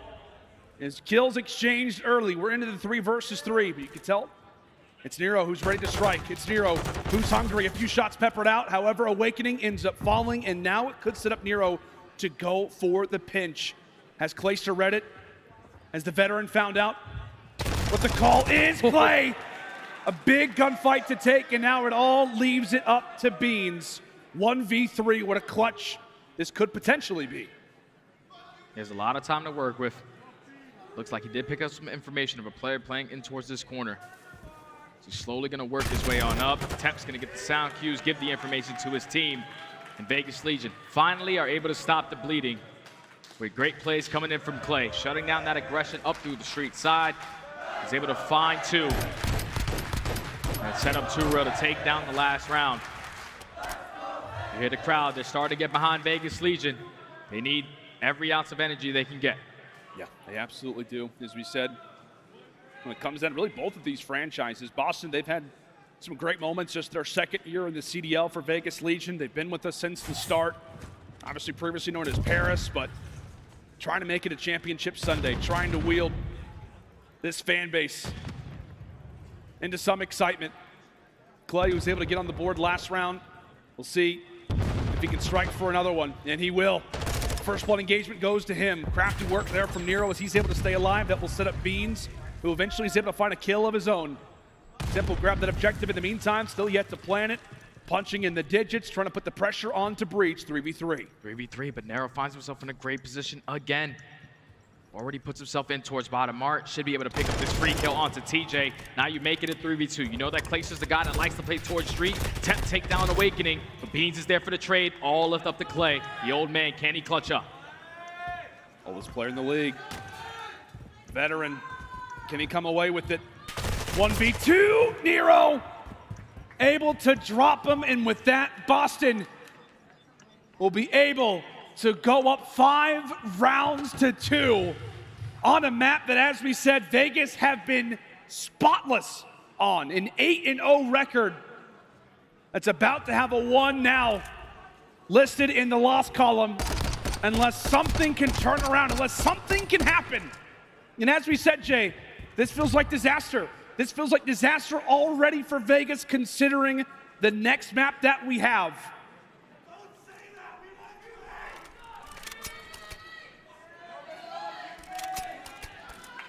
They need to find something, man. Down 5-2, Vegas Legion. This game is far from over. We've seen some insane comebacks. Being down 5-2. Have to string something together. Temp's gonna put down a couple bullets. Able to get Beans weak and take down Nero. They take the first blood, but look at Vivid. Oh! Vivid able to strike for 2. Clay instantly left it a 1v3. Not able to clutch up last time. Can he go big this time? The team on his back. And it looks like he'll crumble. Boston Breach answer again. And Beans is wanting to know when they're gonna show up. A 2-0 start here. Breach by no means a fan favorite, but they are putting on one heck of a performance. And how about that turnaround from Beans, Jay? 8-2 after a slow performance there versus Toronto. You could tell, man, as they walked off the stage, those boys are feeling good. They got some swag, it feels like now. Oh yeah, they definitely just shook off the loss versus Toronto. That map number 1 told us everything, but beating a team like Vegas Legion on their best search and destroy map and making them look easy. Boston Breach are not trying to go home today. They're trying to make it to that championship Sunday. Just really think between Beans and Nero, those guys are just taking over the game. Early into the couple rounds, it was Vivid, finding the multiple first blood, non-stop aggression. But then once he started to slow down, that's when Nero started to step up. He had 6 non-traded kills, ends the map 10-4, all-out chaos when he was in towards the arc. Just making play after play, and then when you needed your AR to hold down a certain position, that's where Beans stepped up and got the job done. Tall task ahead for the Vegas Legion boys to try to bring this one back. And it all starts with a Fortress Control, the mode where they are the worst in. Yeah, absolutely. I mean, for I think what I interviewed Temp yesterday, he was like, if we can win a Control, anything is possible. Yeah. Maybe with like the KG line that, I mean, hey, maybe we can even win a championship if we can walk away with a Control. Does Vegas Legion, does their elimination bracket run, does the reverse sweep start here, or will Boston make quick work of the Legion boys? We will have to find on out. When we come back after the break, we are headed to some Fortress Control. Make sure and stay with us.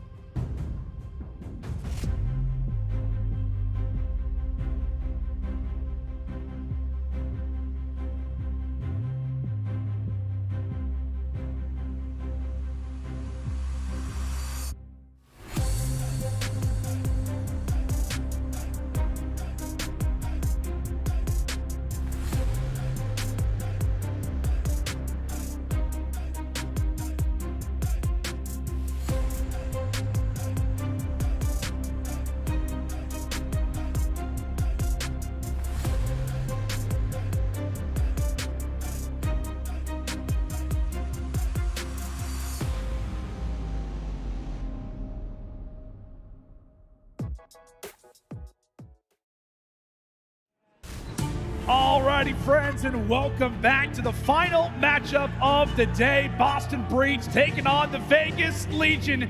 It's been a long day for our folks and our friends here in the Texas crowd. Some of them have even been here since like 4 a.m. It's been a long day, Jay. And right now, I don't know if it's necessarily respecting our time because I would love to go to a game 5, but right now, Boston trying to get this series done as quick as possible. 4 a.m., man. Like, those guys are dedicated. They wanted to come out and see their hometown crowd, their hometown team put on an absolute show, and OpTic did just that. But into this series, we go back again, man. Vegas Legion, they gotta pray to the COD gods, brother, because they're playing Fortress Control where they lost this map to a coach. Like, that's super difficult when you take a look at our Stage 3 control stats for both of these squads. Obviously, for Vegas Legion, it's not pretty. 18% win rate on their attacking rounds, 42% on their defenses, but the overall team KD of that 0.8, we have to be able to slay, man, because everything is on the line right here. You lose this, you're going home top 6 again. Jay, you know Clayster very, very well. I mean, he's one of your closest friends. Yeah. Obviously, he's typically the guy to really get the team going, get that momentum flowing. If you could mimic maybe what he's probably saying to the team right now, what do you think it would be? It's not over till it's over, man. It's not over until that score says 3-0 for the other team. So you got to just keep on fighting. A 3-time world champ. I'm not a world champ, so I know his speech is going to be a lot different. But Clayster, the veteran presence on that Vegas Legion squad, you have to be able to rally the troops. You do indeed. And for Vegas, they will start things off on attacks. So, I mean, if they can come out and get a few segments, that would be huge for them. Get some momentum flowing, trying to make Boston have to work a bit. But we know it, Fortress Control, very difficult for the attacking side. Often that right side of the map can quickly become a spawn trap if you're not careful. And Breach right now trying to set that up nice and early. So far for Vegas, it's only been 1 kill. We'll see if they can eventually get things going. And from there, the cutoffs seem to be found. Nero put himself in a spot to hopefully earn some streaks. Vegas run, Vegas fall, kills continue to rack up. Oh man, that's another 3 dead in the feed. Vegas have not been able to breathe outside of their base. It's all out pressure in towards maps. Great stun though to at least slow down Vivid, but great teamwork coming in from Nero and Awakening, combining 4-3. So with only 30 seconds left, Vegas only found 2 kills on the round. You have to try to do something. It's looking like it's going to be a 4-man push right through the double doors, and it's on Nero. See if they can make a last-second sprint. An opportunity, a 1v1 that's going to have to go their way, at least in terms of taking down Vivid, the first line of defense. But he backs up and allows the beads to do the rest of the damage. 5 more seconds before round 1 comes to a close, and it's a nightmare. No segments for Legion. Boston, a commanding 1-0 lead. And they only got 4 kills in that round number 1, so we're talking about Vegas Legion trying to find something. That's not the way you want to start it. But at least you don't give up any streaks on the opposite side to the Boston Breach. Now, if you are Vegas Legion, you just have to repeat exactly what Boston just did to you. Not allow any segments to go in favor of Boston. Try to tie this game up. All out slaying on this defense. Try to earn some cruise missiles. Oh, I was taking a look at that scoreboard. If your name's not TJ, you're combining for like 1 in 12. So for Vegas, that slang has got to improve, and it should when you're on the defensive side. But we know it for Breach, right? Really no pressure when it comes down to this round. All you got to do is walk away with 1 segment. That 3-man down spree should have left for them to get incredibly close to it. Simp going to try to get a little bit of work done. He's hunting for information, searching for where Boston elects to go, but they're right on that point. Everybody's falling except for Temp. Information is fine, but you're not giving that to anybody. That is 1 segment. Now make it 2. A cruise missile that gets earned. Jay, this is just not looking good. This is getting worse and worse and worse. Full segment captured, another minute on the clock, and Beans could earn the 2nd streak. And now Vivid finds himself in Tar. He's going to set up the flank, but at least Clay is there for the trade. I would like to see Vegas Legion put on a lot of pressure over towards it because you know how crucial that is. And also, too, Real, to get 1 kill on the map, he finally is able to do so by taking down Beans. You still have to worry about the rest of Boston Breach who is still roaming around your base. They find a couple kills. It's now 3 dead, but Vivid is still trying to roam. He's trying to make the play for Boston. And we know it, right? When it comes down to really Fortress respawns in general, but specifically on Control, and SMG hanging out to the top side of cannons can do a lot of work, can do a lot of problems for the defensive side as they're finding kills effortlessly. That lane is open, and from there, Breach flow on in. 3 members stacking the point, trying to get another segment on the board. Last man alive is going to be Beans. He eventually drops, but the damage has been done. The dent has been created. 4 segments and still 1:30 to go. And now if you are Vegas Legion, you got to at least put them in this trap. You allowed 4 ticks to go in favor of Boston already, so that's not the best case scenario. But Clayster, he's starting to heat up. Finds himself on a 3 spree. Let's get the trophy down. Don't allow any tax to damage you. And Temp's still holding down this top double window. So far they're keeping Boston Breach in that trap. But it's all about maintaining this because 11 to 10 in lives remaining. If Boston are able to chain a couple kills together, that can cause problems for Vegas. Yep, it absolutely could. Too real, trying to get something going, right? Rather just get that gun hot. Eventually falls. Thankfully, done a few in a row. Same thing can be said for TJ. 45 seconds to go, but as we said for Breach, they've done a solid job. And for Vegas, maybe this could be the chance where they start to get things going. It could be a defense here on Fortress that brings them back. Clay is going to be sitting on the spree, and with that, Boston now left to no respawns remaining. Final 4 lives for them. Awakening will drop. Same thing for Vivid. All up to Beans and Nero, and in the meantime, well, they at least do find a few kills. Clay finding himself on an 8 spree as we close up round 2. Not the cleanest work right there from Vegas, but they get the job done and secure the defensive round. And Clayster also does earn himself that cruise missile. But now in the back of your mind, you're thinking about how the hell are we gonna get these segments? It all starts with the initial gunfights. You can't go 2 to 3 dead right off the rip because that's when Boston Breach are gonna be able to set up the trap, put their ARs in towards the top double windows. And then your SMG is roaming all around map, so this break off is big. Vegas Legion need to find a way out.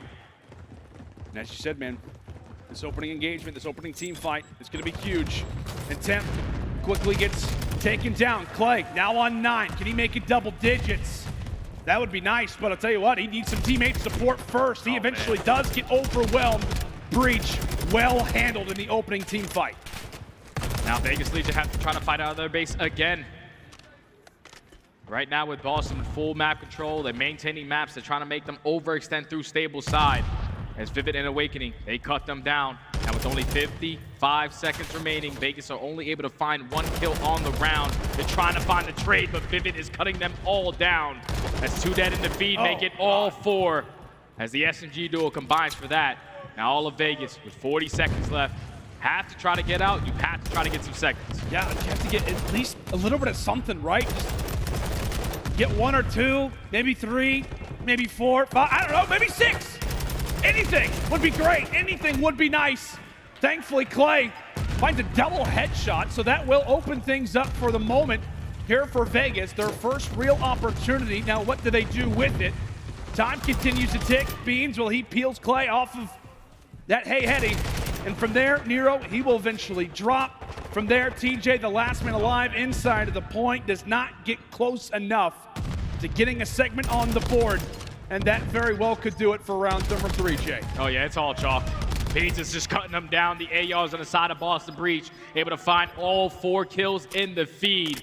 Vegas Legion couldn't do it in the slaying, couldn't find any segments on their second attacking round. So now, they are put in a situation where they have to clutch up on the defense to at least force round number 5. They have to win that attack because Boston Breach, with those 4 segments, have guaranteed themselves that defense in round 5. Yeah, that's the scary part here if you're Vegas, because you got to do it.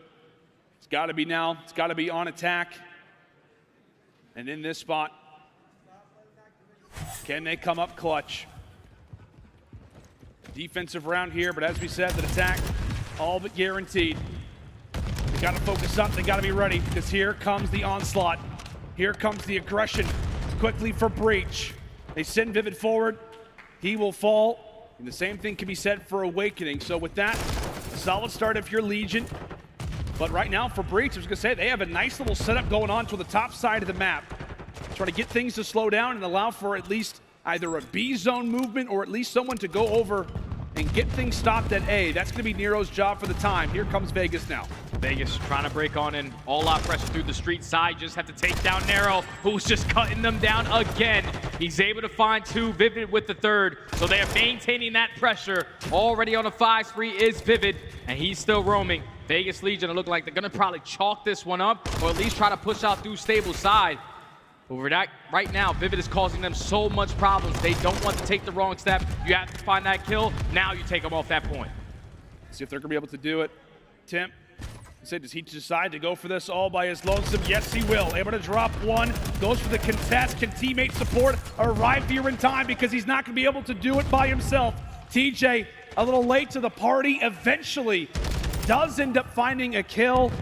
But by the time that he did, Boston had already grabbed all 3 of those segments. As we said, guaranteed already there in that round number 5. But they do a great job of at least adding another minute on the clock, giving themselves a chance to end it out here in round number 4. Vegas prepare, and the same thing can be said for Boston. What can they find as they drop 2 picks early? Oh, those are big kills from Boston Priest. They find an opening. Now they're able to stop that clock by pushing right through the front. You have Vivid still roaming around in towards Art. He's able to take down TJ. And now this is where you got to hit the panic button. If you are Vegas, you have to put pressure on. You have to be able to take them off this point. That's another 2 dead in the feed. Second segment already done. Oh, no. It might be done all right now. It might be, and that's going to do it. Boston clean this one up nice and early.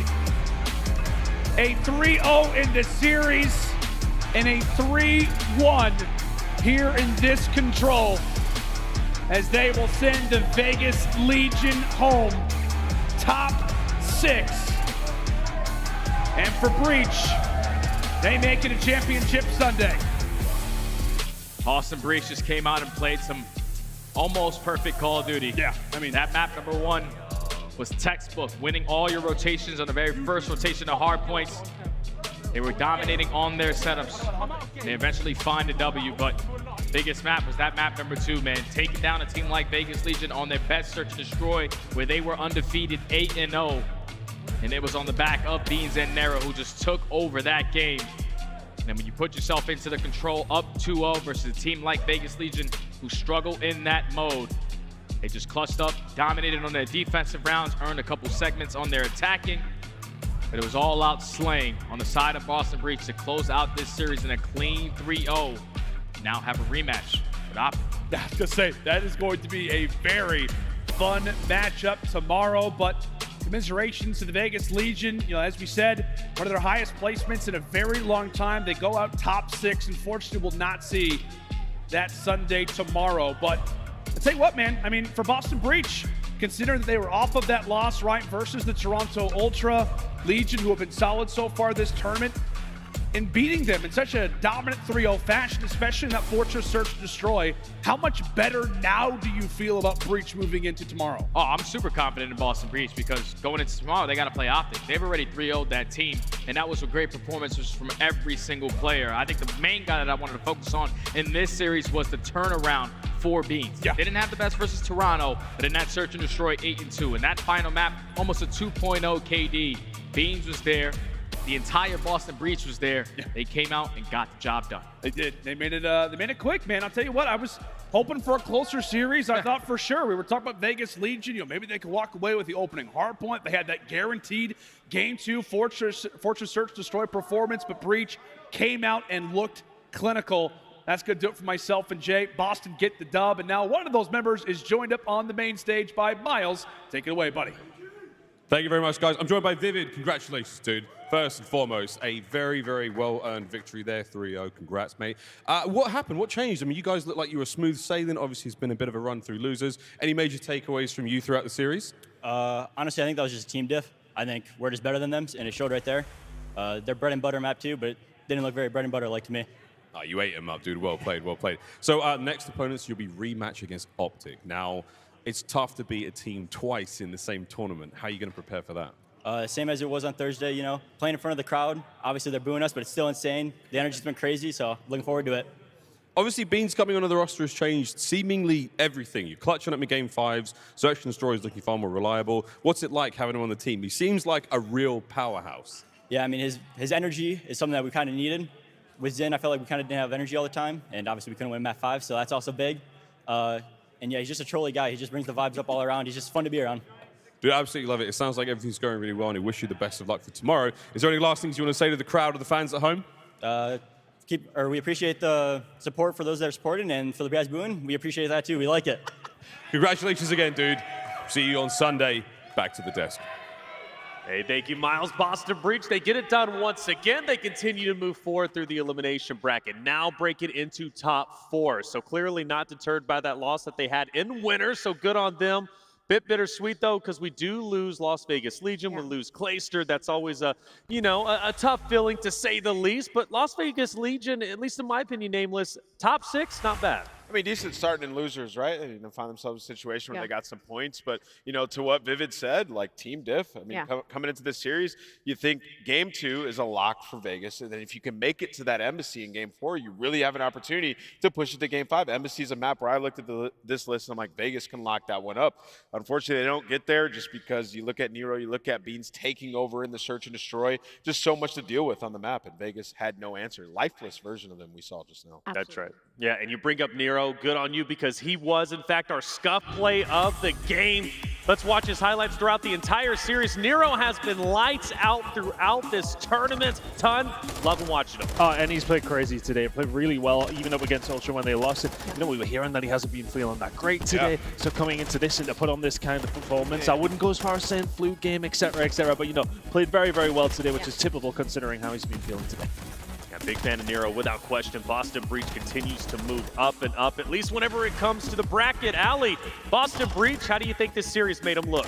I mean, it made them look unstoppable, right? I think Vegas Legion, they came out really slow, and Boston really punished them for that. I think, this is a series that should have maybe gone a little bit longer, maybe a little bit closer, simply because of what Vegas Legion have been showing us. They've beat Boston Breach before, but you have to tip your heads to the Boston Breach again. They came out hot, they came out firing, especially after that Game 5 loss. I mean, it's tough to bounce back after something like that, especially when it was on the hands of Beans, who maybe had a little bit of an unfortunate performance in Search and Destroy, to come out and map 2 the way that he did. Yeah, and I think that one thing I want to say on Vegas Legion as well, they've kind of been waiting all day to play their game. Boston already played. They came in hot. Vegas came in cold. As soon as that happens, you're in a bad situation. Straight well, let's start talking about our matches that took place. We had 5 great matches. We start off with OpTic Texas versus Florida Mutineers. OpTic Texas started getting the ball rolling, and man, once they got it rolling, they looked unstoppable. Yeah, I mean, they came out in that first match, the electricity in here, it was through the roof. The fans were going crazy, and OpTic was frying the Mutineers. They literally destroying them. Their guns were hot, and they come out, they lose that control, but if you're dominating the hardpoints, it doesn't matter if you lose control. And they've been put in multiple situations where they proved that they were able to kind of slow themselves down and reevaluate the situation. They only got 4 out of the 9 first bloods in that hotel search and destroy, and yet they still won the map in a very convincing fashion, 6-3, and then they go into that hotel. They choke that 2-0 lead, but then they move into that Mercado hardpoint and just slam the Florida Mutineers. They're there, they set themselves for early success in those early rotations to P2 and P3, and they close it out in 250 to 117 fashion. And one thing that I love seeing, Huke and Shotzzy stepping it up. They were absolutely frying. Huke was making plays that were making us scream, and it was wild. That dome play, by the way, where he hopped up top and then beamed the guy through the window, was nasty. We move on to Atlanta FaZe versus Seattle Surge. This series was absolutely nutty. Map 5, round 11. This is where we saw Simp absolutely go insane. Yeah, a crazy, crazy game for both 2 teams, and it was high-level COD across the board. Yeah. But yeah, it literally comes really down to 1v1 between Simp and Pred, which way that one goes. The series win follows alongside of it, but it was just a really great game. And I would say in terms of the high-level COD that we've seen, the quality of gameplay, the highest we've seen so far in the CDL this year. Yeah, and you can see, Seattle weren't able to bounce back after that loss, right? It's like the apple was so close, man. They're literally right there, and, Pred's not able to clutch up. But like you said, this was an amazing series. I mean, I feel like everybody who was watching this knew we were watching 2 championship caliber teams going at it. We've never seen FaZe get tested like that on Embassy Search and Destroy. So we'll see how they readjust. Man, it was close to this play action that ended up taking place, and it's so upsetting because Simp ended up getting 2, and you really thought at that point, okay, Seattle Surge, they're going to do it, but Atlanta FaZe broke through. Our third series of the day was Toronto Ultra versus Boston Breach. It went another map 5, not around 11, but still a great series nonetheless. I mean, it was a really good series to watch. Going back to another game 5, it was kind of the revenge for Toronto Ultra. Again, an embarrassing matchup first and foremost when they went against the Boston Breach with Beans on the roster, dropping a 0.5 in the hard point. Yes, they took it, but only in a 20-point fashion and then lose the series. They come out today, they have a new player on the roster, which is Hixie, which I think the situation's so funny to me because we talk about the Rookie of the Year conversation between, you know, Scrappy and Beans. Hixie's still a rookie too. Like, this was still a big game for him to maybe try and solidify himself and put himself on the board. Of course, he is going to be that more objective, slower SMG player, and he made the difference. Toronto Ultra win this in a game 5 and a convincing 6-2 game 5. Yeah, and also it's like sort of a statement game as well. Like, yo, we don't even need to win the hard points to win the series. Like, all we got to do is win both Search and Destroys, and they do just that. And then also in the control, 3-0ing Boston Breach on their best control map. Coming into this, Boston had been lighting everybody up on a CeeLo, so Ultra are feeling damn good going into tomorrow. And then you go to series number 4. And it was OpTic Texas making the return. We saw them earlier versus Florida Mutineers. How would they play against Seattle Surge? Well, they ended up beating them 3-1 ton. You had a front seat to this match. Oh, and it was incredible to see them come out so hot. It was from the word go. And honestly, you know, we've been asking this question of OpTic Texas over the entire stage. Okay, yeah, they beat Florida. All right, they beat London. Everyone, myself included, every single one of the talent team had Surge taking this game relatively comfortably. I thought it was going to be a step too far. OpTic Texas proven not just us, but everybody else completely wrong. And I think the only people in here that were, of course, behind OpTic Texas were the only ones expecting this. It was a dominant performance. Yeah, the control was to continue, but they keep playing like that in hardpoint and Search and Destroy. It doesn't matter. That's right. I had a lot of questions about Seattle Surge. How would they be feeling after that loss to Atlanta FaZe? Well, we kind of saw it. They didn't recover. OpTic Texas carrying that momentum through, and man, they really do look unstoppable. The green wall is pulling up big, already secured top 4. I think that's a higher placing than a lot of people were even expecting, even though this is their home ground. But Boston Breach, and Texas, or OpTic Texas, will play against each other in the Elim round 4, and that's going to be an absolute amazing matchup. But I look at the top though, Allie. We have Atlanta FaZe versus Toronto Ultra. Tale as old as time. That's Tale as old as time. These two teams are not unfamiliar with each other. I think it's a treat that we get them in the winners final of all places. Usually we catch them earlier on in the bracket, but can I just say, I can't believe we're already heading into Sunday. I'm telling you, it flies by, doesn't it? It seems like long days, but once you get there, it's like, okay, we're already here. Atlanta FaZe will face off against Toronto Ultra. That's going to be an amazing matchup. Toronto Ultra, can they bring the fuego? Because Atlanta FaZe are truly looking like the top caliber team to take this entire thing. Then we have OpTic Texas versus Boston. Winner stays. Loser, unfortunately, will be done. They're going to have to settle with top 4. Then we have the elimination finals, the good old grand finals to finish off for the day. It's been a great major. I think we can all agree with that. And day 3 did not disappoint, just like the other days. Ton, what are our final thoughts? Honestly, it was a very, very crazy day as well. But maybe not as crazy as yesterday, but to see OpTic Texas with the regain and looking good on the stage, right. I can't believe how quick the turnaround has come through, and they have a good chance as anybody heading into tomorrow. Absolutely the case. Allie, what about you? I think there's some weird consistencies in our stage, and we have 3 of our top 4 coming out of Major State qualifiers still making it into Sunday, and then a proper upset. Maybe not an upset in the building here since we are in OpTic Texas homestand, but they beat the #1 seed to make it to Sunday as the 7th seed heading into this Major League qualifier. It's been a big out. Absolutely. Nameless, it was a great day. What about you? I mean, this is a fantastic day of Call of Duty. Absolutely insane. Tomorrow could be so special. We got a rematch from day 1 with OpTic in Boston. Then we got Toronto Ultra and Atlanta FaZe. I can't wait. Just give me to Sunday. I'm telling you, it's going to be coming quick. Make sure you hit that follow button. You don't miss out, because once this gets going, hey, it's hard to stop. Tomorrow, Championship Sunday, it's going to be underway. You don't want to miss out. Please join us. We would love to have you.